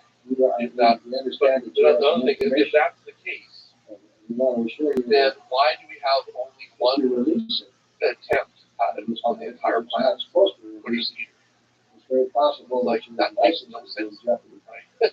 We should have multiple attempts with different levels of whatever you want to think about it, technical, schedule, scientific risks that are incorporated in them, and that's going to give us a better chance of actually getting about all this information. Your leading elements of design spark, compact, high field, deep burning tokamak. How does it work? What is it? What's the motivation? What's the design? What do they do? At its heart, it's exactly the same concept. So it's basically a configuration of electromagnets. It's the range and the shape of a donut. And within that, we will do the same thing that has happened with all the other tokamaks, including an ITER. The gas, plasma, heat it up, it gets to about 100 million degrees. The differentiator in Spark is that we use the actual deuterium tritium fuel, and because of the access to very high magnetic fields in a very compact space, very small. What do we mean by small? So it's 40 times smaller in volume. But it uses exactly the same fuel. So this comes from what I mean. So in the end, why does this matter? What it does is it does those things, And it should get to the point where it's producing over 100 million watts of computing power. But remember, it's 40 times smaller. So here, 500 megawatts, technically, our design is about 150 megawatts, so it's a factor of 3 difference. It's like 40 times smaller. And we see large order of at that state is very important scientifically because this is basically matching the meters what we do. The plasma is dominated by its own heat. Very, very important. And it does that for about 10 seconds. And the reason it's for 10 seconds is that basically allows everything to settle in terms of the fusion in the plasma, everything is nice and settled. So you have seen the physical state at which you would expect a power plant to operate basically for magnetic. Like power, right? But it's more than that. And it's more than that because of who's building it and why and how we can find it. So that scientific pathway was made possible by the fact that we had access to the next generation of magnet technology. Explain this real quick. Why do we call it you said it was a superconducting magnet? Superconducting magnet means that the materials which are in the electromagnet have no electrical resistance. Therefore, when the electric current is put into it, the current goes around underneath. So you basically keep going around and around and technically for a pitch. And what that means, or for eternity. And what that means is that when you energize these large electromagnets, they're using basically zero electrical power to maintain. Whereas if you do this with a normal wire, you basically make an enormous toaster oven that's consuming enormous amounts of power and getting hot, which is the problem. That was the technical breakthrough that was realized by myself and at the time my students and postdocs and colleagues at MIT. So we saw the advent of this new superconducting material which would allow us to access much higher magnetic fields. It's basically the next generation of technology, and it was quite disruptive. But what it would allow, that if we could get to this point where we could make around 20 Tesla, we knew by the rules in tokamak this is going to be going to allow us to vastly shrink the size of the device. So it wouldn't take, although it's a worthy goal, it would take 7 nation international to build it. You could build it with a company. The same kind of design, but not using Yeah. And if in fact if you just expand the size of it, they're almost identical to each other. And actually that comes for a reason, by the way, is that it also looks like a bigger version of the tokamak that we ran at MIT for 20 years, where we established the scientific benefits, in fact, of these power magnets. So that is the pathway that runs. So what does this mean? The context is different because it was made, because it's primarily being made by a private sector company spun out of MIT, because the way that it raised money and the purpose of the entity which is there is to make commercial nuclear power, not just to make a scientific. That's actually why we have. That's why we have a partnership, right? Our purpose at MIT is not to commercialize directly, but boy, do we want to advance this technology in science. And that's the reason we're sort of doing it. People say it's MIT and talk about ecosystems. So what's interesting to say about finance? It seems like from a scientific perspective, maybe not an interesting topic, but it's perhaps an extremely interesting topic. I mean, you can just look at the tension between SpaceX and NASA, for example. It's just clear that there's different financial measures that can actually significantly accelerate of science. It's great that you brought that up. We use several historical analogs. One of them is around SpaceX, which is an appropriate one because space, putting things into orbit has a minimum size to it, integrated technological complexity and budget, things like this. So, our point when we were talking about starting the computer commercialization, company, people look at you like, but one of the things that we pointed to is SpaceX and say, well, tell me 25 years ago how many people would have quoted that the leading entity on the planet who put things into orbit is a private company. People would have thought you were nuts, right? It's like, and what is interesting about SpaceX is that it proves it's more than actually just finance. It's really the purpose of the organization. So the purpose of a government, and I'm not against public finance or anything like that, but the purpose of public correctly speaks to the political, because the cost of political, assembly that is there, and I guess from us eventually, is supposed to, but its purpose wasn't about like commercial product. Again, it's about fundamental discovery and so forth. Like why did SpaceX? It's interesting. Like why did SpaceX succeed so well? Just because the idea was like the focus that comes in the idea that you're going to relentlessly like reduce costs and increase efficiency is a drive that comes from the commercial. And this also then changes the people in the team that are doing this work, and in fact trickles throughout the world.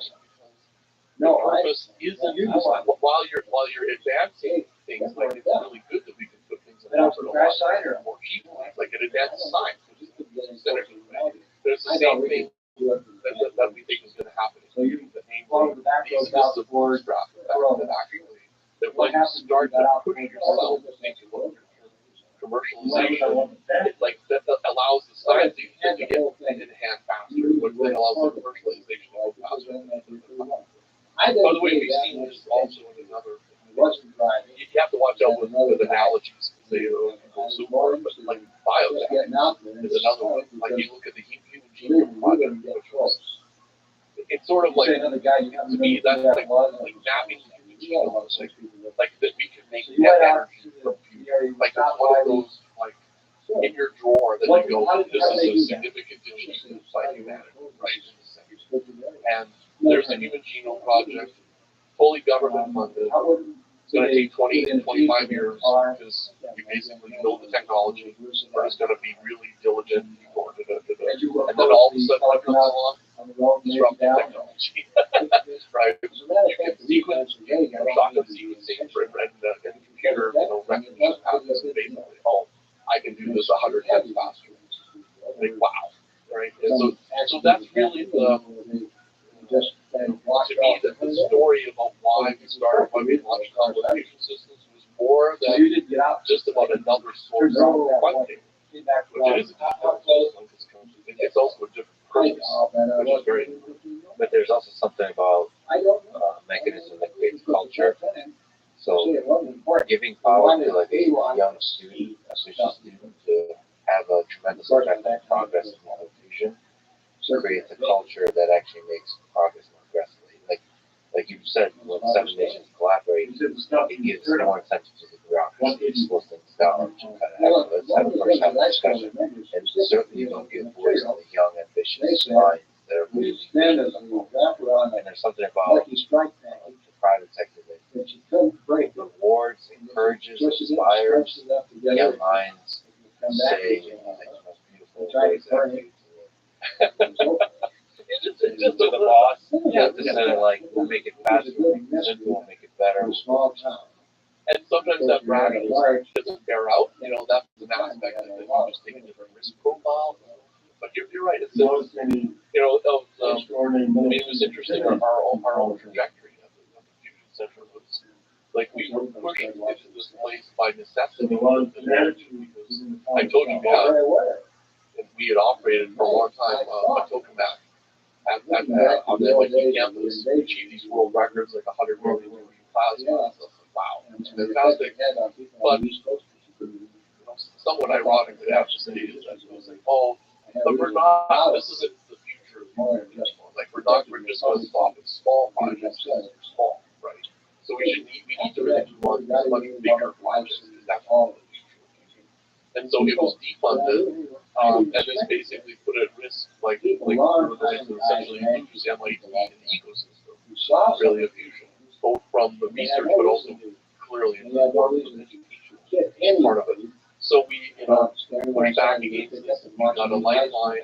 We were able to go. It was was in this time scale that we basically came up with this idea. It's like, we should do this. And in the end, it was all of those, the people who were in the C-level of the company were all literally students who got caught in their PhDs. So you talk about enabling another generation. Like, yeah, there you go. Right? So Spark gave the light. you. But it's way more than that. It wasn't just about like surviving for the sake of surviving. It was like, in the end, for me, it became like this. I remember the moment when you talk about these moments as a scientist. We were just like, we were working so hard on figuring like, does this really work? It's complex. Like, does the magnet work? Does the interaction with the plasma work? Does all these things work? And it was just a grind.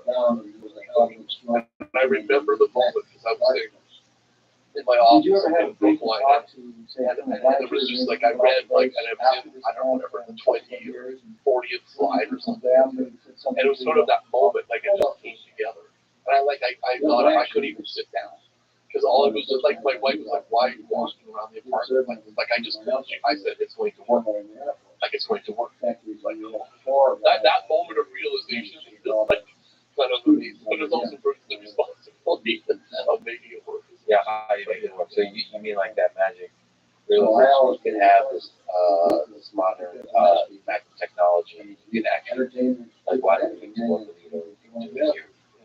But it's interesting that Peter is one of the reasons that we started with a group of 6 of us. Once we got some funding through the establishment of the company, it became slightly larger.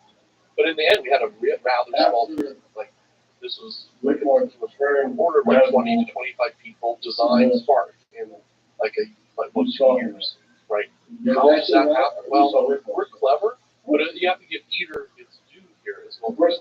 Again, this is an aspect always the bootstrap up. Like, I go back to the Human Genome Project. So modern day genomics would not be possible without the underlying basis that came from setting that up. It had to be there. It had to be curiosity. Public programs. It's the same with Eater, but because we have the tools that were there to understand Eater, we also have the tools to understand Spark. So we parlay those in an extremely powerful way to be able to tell us about what's going to happen. So these things are never simple, right? It's like people look at this and go, oh, this means we should we really have a public-based program about fusion or private? It's like, no, the answer is either way because of all these complex technologies that we're pushing on all the time. So, the natural question is here, breakthrough, the inertial confinement, magnetic confinement. So when will we have commercial reactors, power plants that are actually producing electricity? Which makes sense. But looking out in the future, what do you think in addition to will have actual electricity coming from? Partly driven by us, but in other places as well.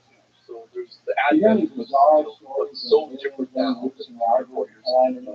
We launched what's so different now is the advent of a very nascent but seemingly robust like commercial endeavor. So it's not just Commonwealth fusion systems. There's something like 20 plus companies. So there's a sector now. There's a sector. They actually have something called the fusion industry. Viewers want to go see this described, and they've got this plethora of approaches. Like, I don't think you can describe all these and they're all in varying degrees of technical and scientific maturity, with very huge balance. But what they share is that because they're going out and getting funding from the private sector, that their stated goals are about getting into place so that both it meets investors, but also it's like, well, there's going to be why, because there's driver about getting carbon-free energy sources out into the market, and whoever figures those out is going to be very important geopolitically, but also economically. So it's a different kind of effect, I guess, or a different kind of galaxy, but it's so disruptive that it's like there's essentially a class of investors and teams that are ready to go now. So what do they share in this? They typically share getting after fusion on a time scale so that could it have any relevance for climate change down the line? And I would say this is difficult, but it's fairly easy because it's math. So what you do is you actually go to some target like 2050, 2060, say I want to be blank percent of the world's market. And we know it's historically what it takes to evolve and distribute these. Did the military ever come by the station? Technologies, because every technology takes some period. Notification from military. Everything follows the logarithm. Make sure that Exponential type. It's a straight line of 1 to 1. And like you look at wind, solar, vision, they all follow the same thing. So it's easy. You take that curve and you go at slow backwards. And you go, if you don't start in the early 2030s, like it's not going to have a significant impact on that time. So all of them share this idea, and in fact, it's not just the companies now. The U.S. federal government has a program that was started last year that said we should be looking to try to get like the first. And what I mean by like, what does it mean to start? That you've got something that's putting electricity a pilot. And if that can get started like in the early 2030s, the idea of ramping it up, makes sense now. So that's the ambition. Then the question is, and actually this is different because the government program, and that they vary around. So for example, the United Kingdom's government idea was to get the first one on by 2040.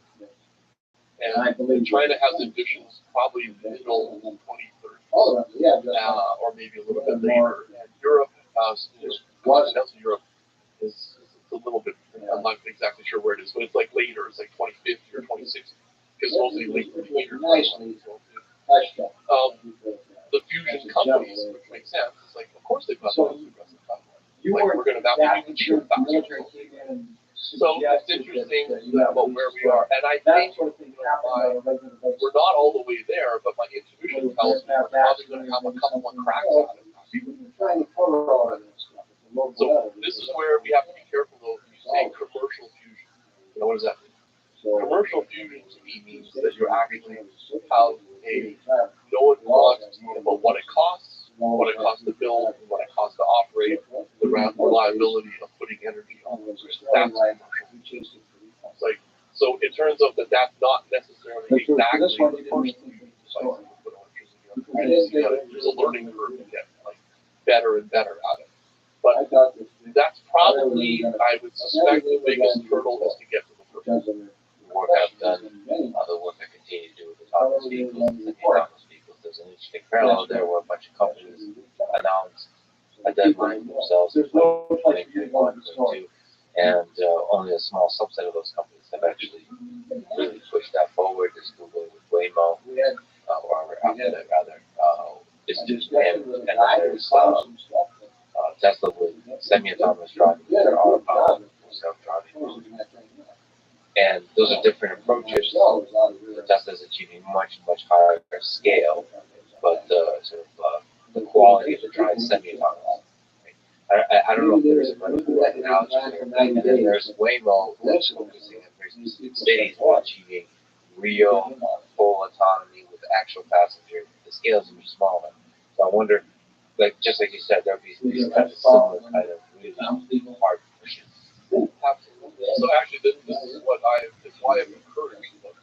So fusion's still hard. Let everyone be clear, because the science underneath it of achieving the right conditions for the plasma basically is a yardstick that you have to put on. What's encouraging that I see in this, and it's actually what happens when you sort of let loose the creativity of this. Maybe I'll go back to the first person. So fusion is also fairly strange. So if you think about coal, like burning wood and coal and gas is actually not that bad. Because they're kind of all the same physical conditions. And the fuel is slightly different. Fusion is very, remember I told you that this condition of the temperature is kind of universal. But if you take the density of the fuel, which means magnetic fusion and inertial fusion, they're different by about a factor of 10 billion. So this, and the can't say it's really matter. That actually says that this means energy confinement is also different by factor. This is the product of those two. So one's really dense and short, not lived, and the other one's really long lived and actually not lived. So what that means is that the way to get the underlying physical state is so different from all these different approaches. What it lends itself to is, does this mean that eventual commercial products will actually fill different needs? So it sort of goes to your comment about this. I have to suspect this. Because anything that is high tech and is like a really important thing in our economy tends to never find its way as only one manifestation. Like look at education as well. Yeah. Vespas, overland trucks, cars, electric cars. Of course we have these different things. So what's interesting, that I find fascinating now is that fusion is going to look like that. That probably there's the near-term focus is on electricity production. There might even be different kinds of markets that actually make sense in some places, less than others. It comes to trade-offs. We haven't really talked about engineering yet, but engineering matters, like to the operation of the device. And so it could be that I suspect what we'll end up with is several different configurations which have different features, which are trade-offs basically in energy. What do you see as the major engineering or general hurdles that are in the way? So the first one is just the cost of building a single unit.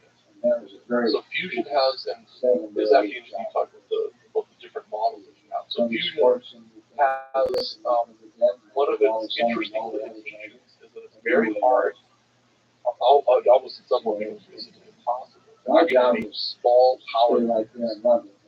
Like a kilowatt, 1,000 watts, which is like a personal home, this is about 1,000 watts, or your personal use of energy of electricity is like 1,000 watts. This is basically impossible for a single, unit. I believe so. I think you did a heck of a job. So like you're not gonna have a power plant like is your purpose or your electric heater in your home. And the reason for this comes from the fact that fusion relies on it being, it's not just that it's very hot, it's that the fusion power is the heat source when it's hot. So if you go too small, basically it's not. So it's interesting. This is one of the hard parts because it varies from concept to concept, but the National Academy's report that came out last year sort of put the benchmark as being like probably the minimum size for around 4 million watts. It's not for like a small, mid-sized city actually. So that's sort of like a scale challenge. And in fact, it's one of the reasons why the Commonwealth and other private sector ones they try to push this down. Actually, trying to get these smaller units, just because it reduces the cost of it. Then probably, obviously, I would say it's an obvious one of achieving the fusion state itself, but I gain is a hard one. We already talked about. That's achieving the right temperature density, and you can find it in the fuel itself, in the plasma itself. And so some of the configurations that are being chosen are actually quite a way to go. But their consideration is but by our particular configuration, configuring simplicity offers like an economic advantage even for mine in this direction side. Which is why there's also what you get when you get an explosion in the private sector. You basically are distributing risks in different ways, right? All of that's good. But so what I would say is that the next hurdle to really overcome is about making it effective. So like we need to see a unit or several units using fusion in some way to put a meaningful amount of energy on it. Because this starts giving us real answers as to like what this is going to look like. The full end-to-end. The full end-to-end thing. The Commonwealth's goal is that I'll just comment the Commonwealth because I'll take some, I get some credit for this, is that the origins of common law were in fact examined. Like we can see this new technology coming forward. And the origins of our thought process were really around design, effectively the pilot plan or the conclusion. It's called ARC, which is actually the step forward after step. And that was the origin of it. The origins of it. So all the things that were other parts of the plan, like smart and language, were actually all informed totally by building something that was put down. And the finding of that we still hope is actually. So Spark is the design of the tokamak and ARC is the actual full end-to-end thing. It's like the thing that actually puts it. Very friendly. So Spark is named, intentionally that it's like it's on for a short period of time, and it doesn't have it has it's the spark of the fusion, revolution or something like that. So those are sort of the programmatic challenges of doing that, and it's interesting. You asked about, you talked about SpaceX. So what has evolved even in the last year or so was, in fact, in March 2022, the White House announced that it was going to start a program that kind of looks like a SpaceX analogy, namely, wow, we've got this in the private sector, we should leverage the private sector and the advantages of what they obtain, but also with the things, like this is going to be hard, it's going to take quite a bit of finance. So why don't we set up a program where we don't really get in the way of the private sector companies, but we help them finance these difficulties, which is how SpaceX basically became successful. Fantastic, right? And that's evolving as well. So, like the fusion ecosystem is almost unrecognizable from where it was like 5 years ago. How important is it for the heads of the countries that work on the way to town. But he would come out of his way. You said you don't use Twitter. I don't use very much. I mean, there is some element to. I don't think we should discount it. Whatever you think about figures like Jeff Bezos, George, and Elon Musk, SpaceX. There is a science communication, to put it in nice terms, that's kind of required to really educate the public and get everybody excited and sell the sexiness of it. Just even the videos of SpaceX, just being able to kind of get everybody excited about going out to space once again. I mean, there's all kinds of different ways of doing that, but I guess those the companies as well. It's to advertise themselves, to really sell themselves. It is, yeah. Well, actually, it is, like, I feel like one of the reasons on this podcast. And so, like, I don't have an official role in the company, and one of the reasons for this was also that it's interesting because when you come from, like, you're running a company, it makes sense that they're promoting their own product and their own vision. But it's also very important role for academics who have knowledge about what's going on, but are sufficiently distant from it that they're not fully only self-motivated just by their own projects. And for me, this is, I mean, we see particularly the problems of the distrust in technology, and then honestly, inside the community as well too. It would be one of the greatest tragedies, I would say, that if we go through all of this and almost pull off what looks like a miracle, like technological excitement, which is to make the fusion harmless, and then nobody wants to use it because they feel that they don't trust the people who are doing it or the technology. So we have to get so far out ahead of this. Like, so I give lots of public lectures or things like this, of accessing a larger range of people. We're not trying to hide anything. Come and see, come do tours of our laboratory. In fact, I want to set those up virtually as well. You might come in our classes on the YouTube channel. So we are reaching out to them. And it's really important that we do this. But it's also, then realize setting up the realistic expectations of what we're not there. Like, we don't have the you ask, like, what are the challenges? I'm not going to get into any technical questions of what the challenges are. But it is the pathway not just to make fusion work technically, but to make it economically competitive in cloud, so it's actually used out in the private sector, is a non-trivial task. And it's because of the newness of it. Like, we're simultaneously trying to evolve the technology and make it economically viable at the same time. those are too difficult to come across. So my own research and my own drive right now is a fantastic couple of pieces to set up. We have a commercialization of that particular kind, which is going to drive forward into there's discussions, there's dialogue going on around the world with other kinds of ones like stellar makers, which convert different kinds of challenges and economic advantages. But what we have to, I know what we have to have is a new generation of integrated scientists, technologists, and engineers that understand like what needs to get done to get all the way to the goal. Because we don't have them now. Like a multidisciplinary. Yeah. What's required? I mean, you talked about.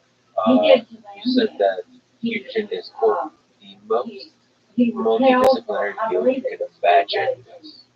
Why is that?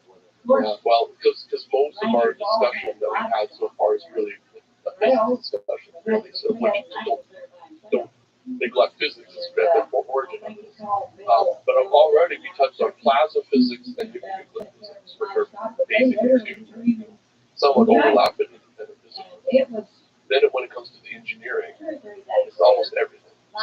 So why is this like let's build an electromagnet? Okay, what is this going to take? It's going to take basically electrical engineering, computer, so you understand how it goes together, what can happen. Computational engineering to model this very complex integrated thing. Materials engineering, because you're pushing materials to their limits with respect to stress and so forth. Makes cryogenic engineering, which is sort of a subdiscipline, but cooling things to extreme low temperatures. Throws the back chemistry thing in there too. Well, actually, that's just one of the subcomponents of it. Like, almost everything gets into this, right? So you're also in a very integrated environment, because in the end, all of these things, while you isolate them from each other in a physics sense, in an engineering sense, they all have to work seamlessly together.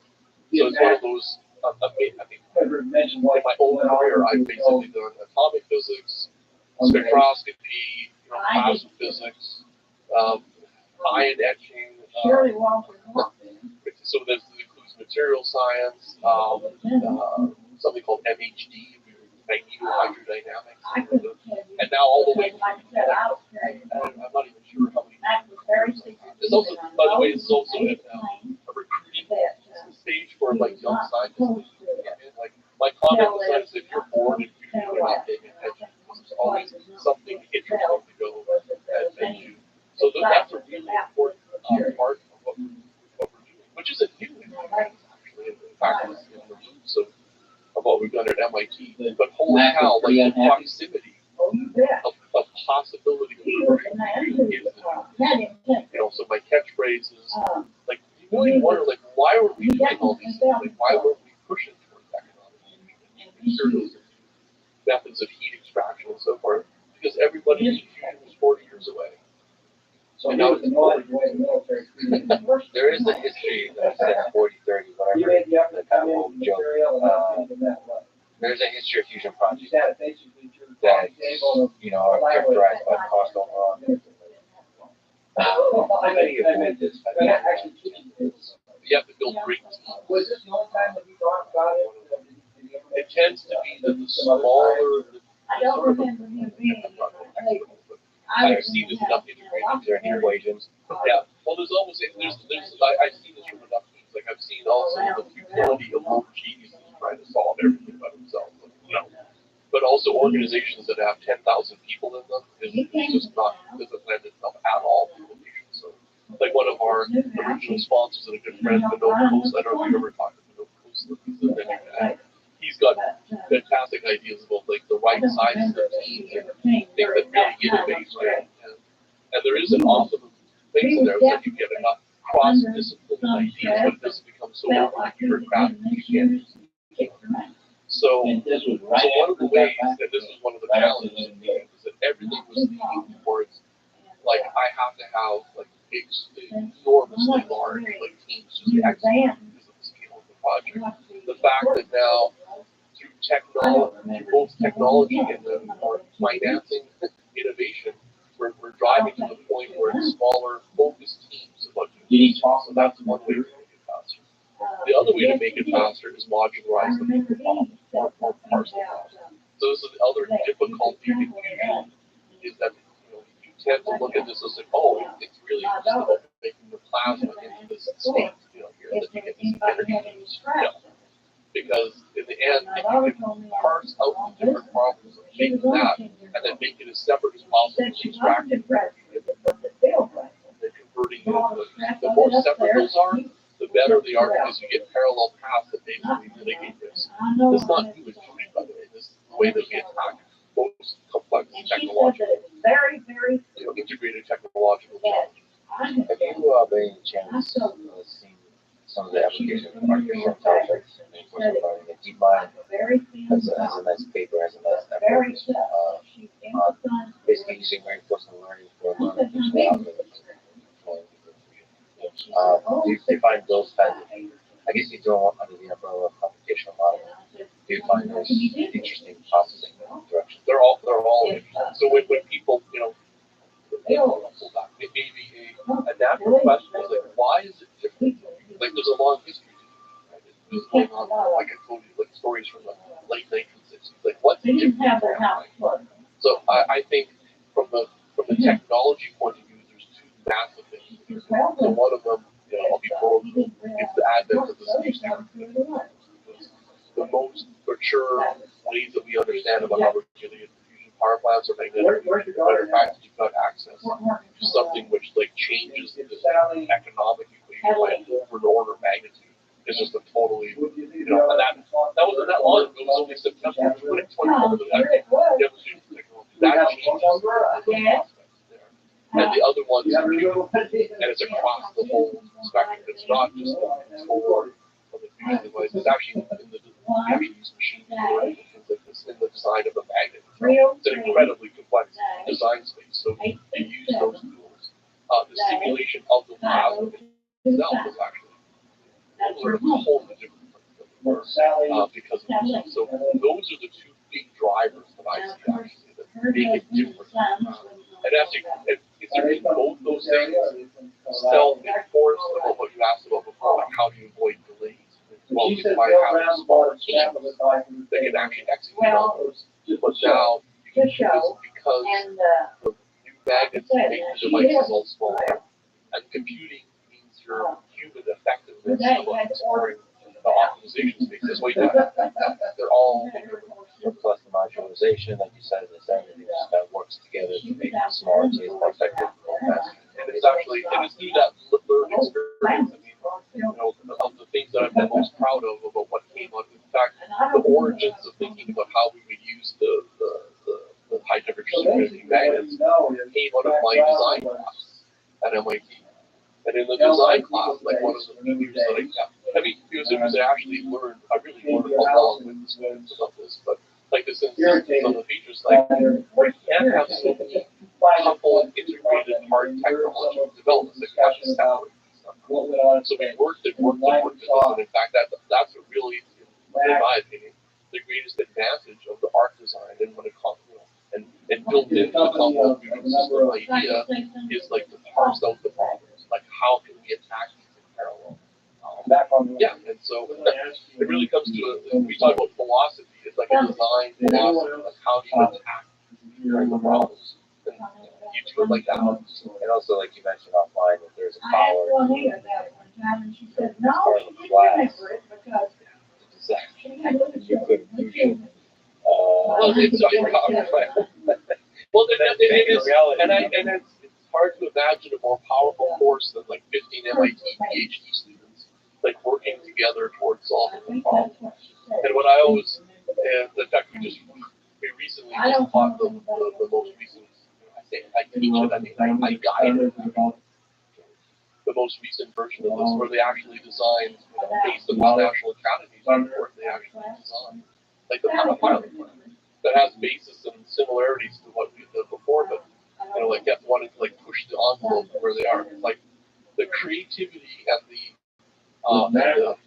energy that they bring to these things is kind of like it keeps me going. Like I'm not going to retire, but I keep seeing that kind of dedication, and it's wonderful around on that. Now, I was thinking not to overuse paraphrase something, right? Which is that the famous quote by Margaret, never doubt that a small group of dedicated persons will change the world, and it's the only thing that ever happens. I mean, that's just such a powerful and inspiring thing for an individual. Find the right team, be part of that, and then do yourself, your passion, your effort to actually change. Yeah. I gotta ask you. It's a whole other different conversation, I'm sure, to have. Nuclear power is a current state.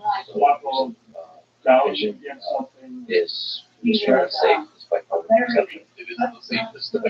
So that's a whole other conversation, but almost like a human bureaucratic physics, engineering question of what lessons do you draw from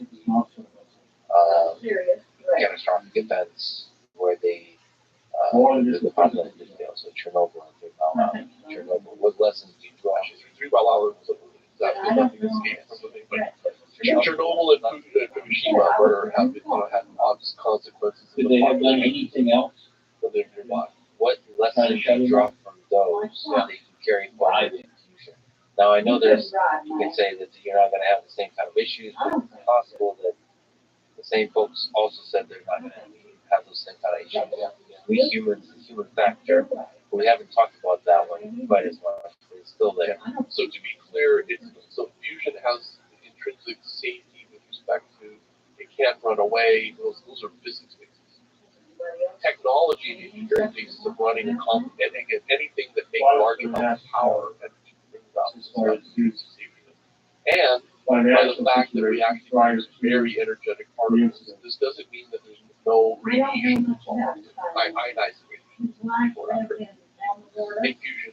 It's just that it's in a very different order of magnitude, basically. So what are the lessons in fusion? So one of them is make sure that you're looking at aspects of the holistic environmental, societal footprint that technology will have. As technologists, we tend not to focus on this, and particularly in early stages of development. Like, we just want something that works, right? But if we come with just something that works but doesn't actually satisfy societal demands for safety and for disposal, we will have materials that we have to dispose of. But there's technological questions about what that looks like. So will this look like something that if you have put around for 100 years or 5 years? The consequences of those are both economic and societal acceptance.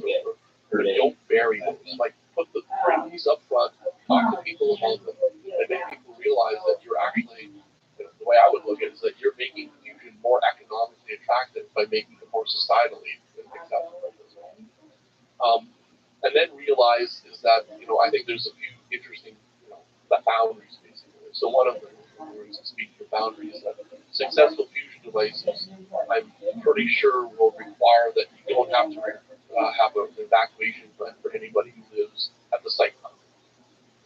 So this has implications for what we build from a fusion engineering point of view, but has major implications for where you site fusion devices. Right?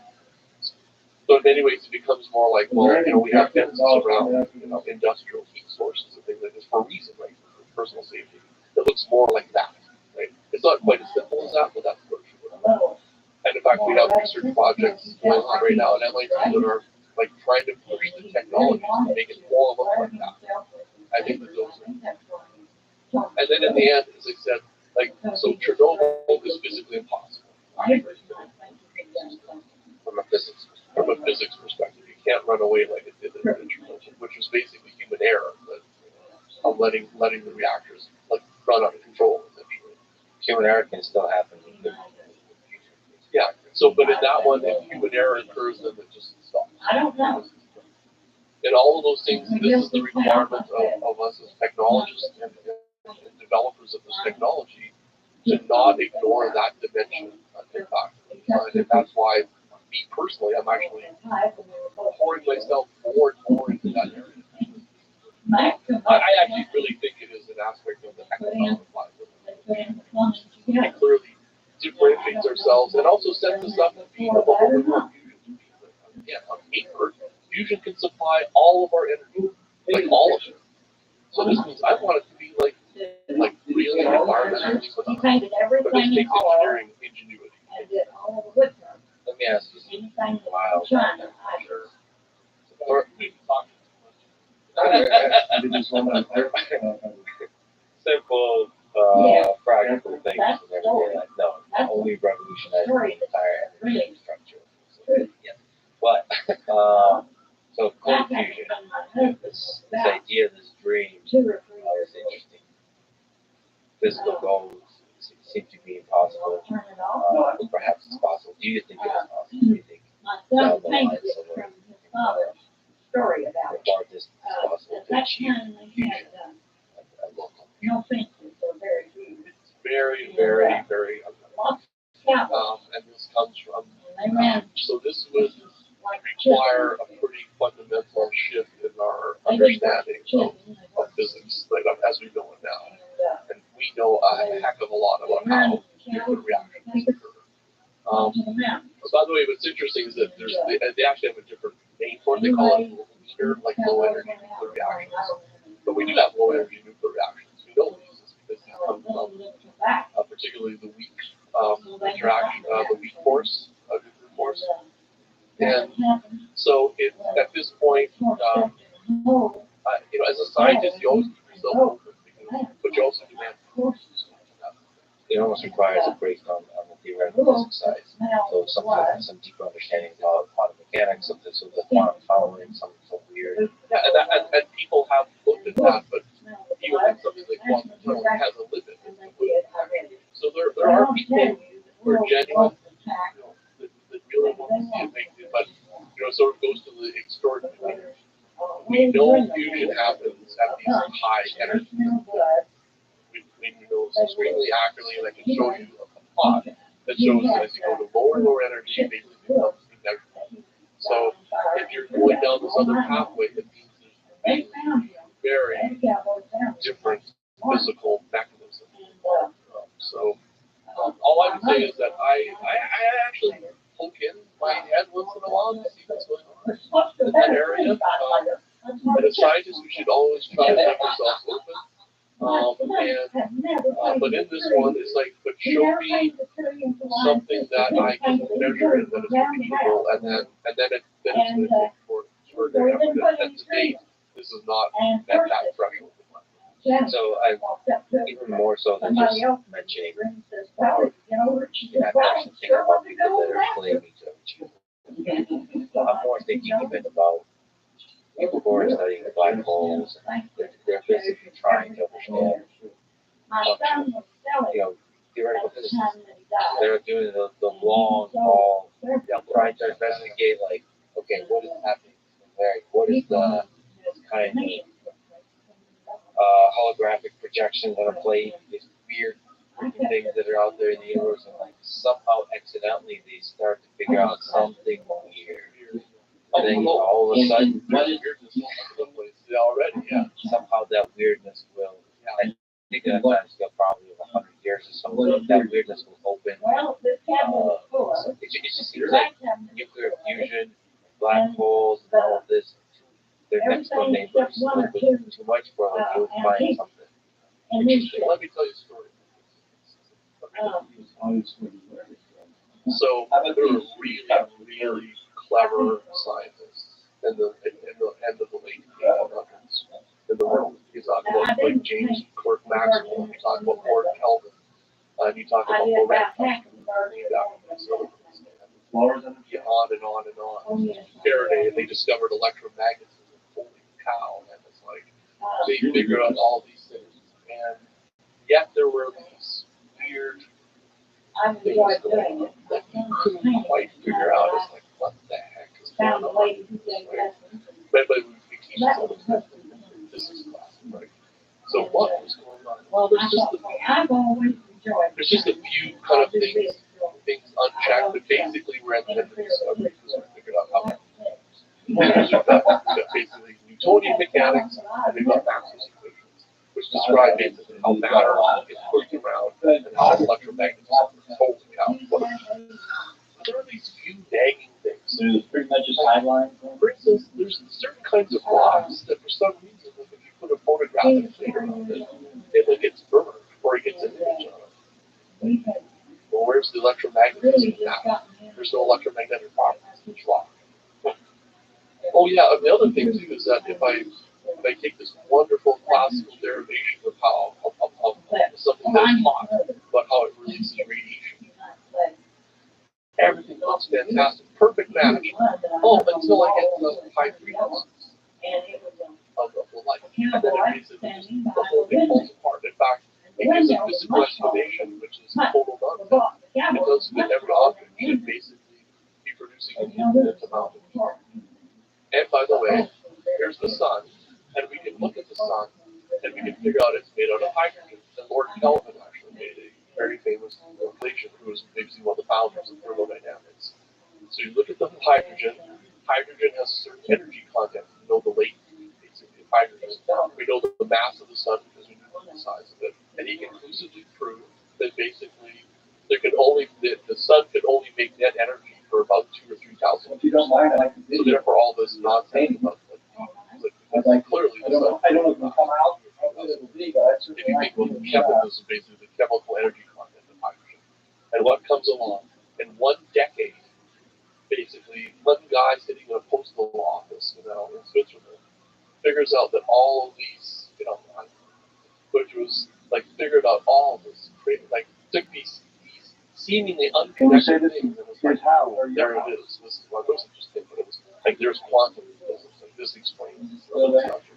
And then this other guy, my hero, or one of the experimentalists, did the most extraordinary experiment, which was that they had these funny rocks. They in fact they called them alpha particles. Alpha just A in the alphabet, right? Because it was the first thing that they discovered. And what were they doing? So they were taking these alpha particles. I, by the way, do this to all my students because it's a demonstration of what you should be as a good scientist. So he took these alpha things and he used classically trained physicists who knew everything about momentum scattering and that. And he took this and these alpha, which clearly were some kind of energy. They couldn't quite figure out what it was. So let's try to figure out. We'll actually use this to try to probe the nature of matter. So he took these alpha particles, and a very, very thin gold foil. And so what you wanted to see was that as they were going through, the way that they would scatter based on classical, in fact, the Coulomb collision, based on classical mechanics, this will tell me something about what the nature of the charge distribution is in matter. Because they didn't know, like, where the hell is that coming from? Even though they solved electromagnetism, they didn't know, like, what made the charges. Okay, very interesting. Through those. And so what you set up, so it turns out in these experiments, what you did was, because these alphas, which actually now is something that alphas, as they go through, they would deflect. How much they deflect tells you how strong the electric field is. So you put detectors, because if you put like a piece of glass in front of this, what will happen is that when an alpha particle hits it, literally gives a little blood flash, a little flash. So he would train his students or postdocs or whatever the heck they were at the time. You have to train yourself because you have to put yourself in the dark for like hours, get your eyes adjusted, and then they would start the experiment and they would sit there and literally count the things. And they could see this pattern developing, which was revealing about what was going on. But there was also another part of the experiment, which was that here's the alphas, here's the source, they're going this, they could tell they were going in one direction, they're going in this direction. So you put all these in here, you just want to see how they deflect and things. But you put a control in the experiment, but you basically put glass part of the glass plates back here. Because obviously, everything should just deflect, nothing should bounce back. So it's a control in the experiment. But what did they see? They saw things bouncing back. Like, what the hell? Like, that didn't know of any idea, right? But Rutherford, like, refused to, like, ignore what was a clear, like, they validated it, and he sat down and based on classical physics, he made the most extraordinary discovery, which was telepathy, which is a very, very strange discovery. What I mean by that is what you can figure out from this is that in order for these particles to bounce back and hit this point, they were getting something that must be heavier than them. And that basically something like 99.999% of the mass of the matter that was in this molten oil was in something that contained about 1 trillionth of the volume. And that's what we and until, and we talk about, so how they're dealing with this is like, this totally changes your idea of the universe. Because it is a very unintuitive, non-intuitive thing. Like, why is all the mass in something that is like zero? Like, it basically is the realization that matter is it's all in space. And that changes everything. And it and so you had that, like you had steam engines, right? You had telegraph wires, and all this. But that realization, like, opened up, those realizations opened up everything.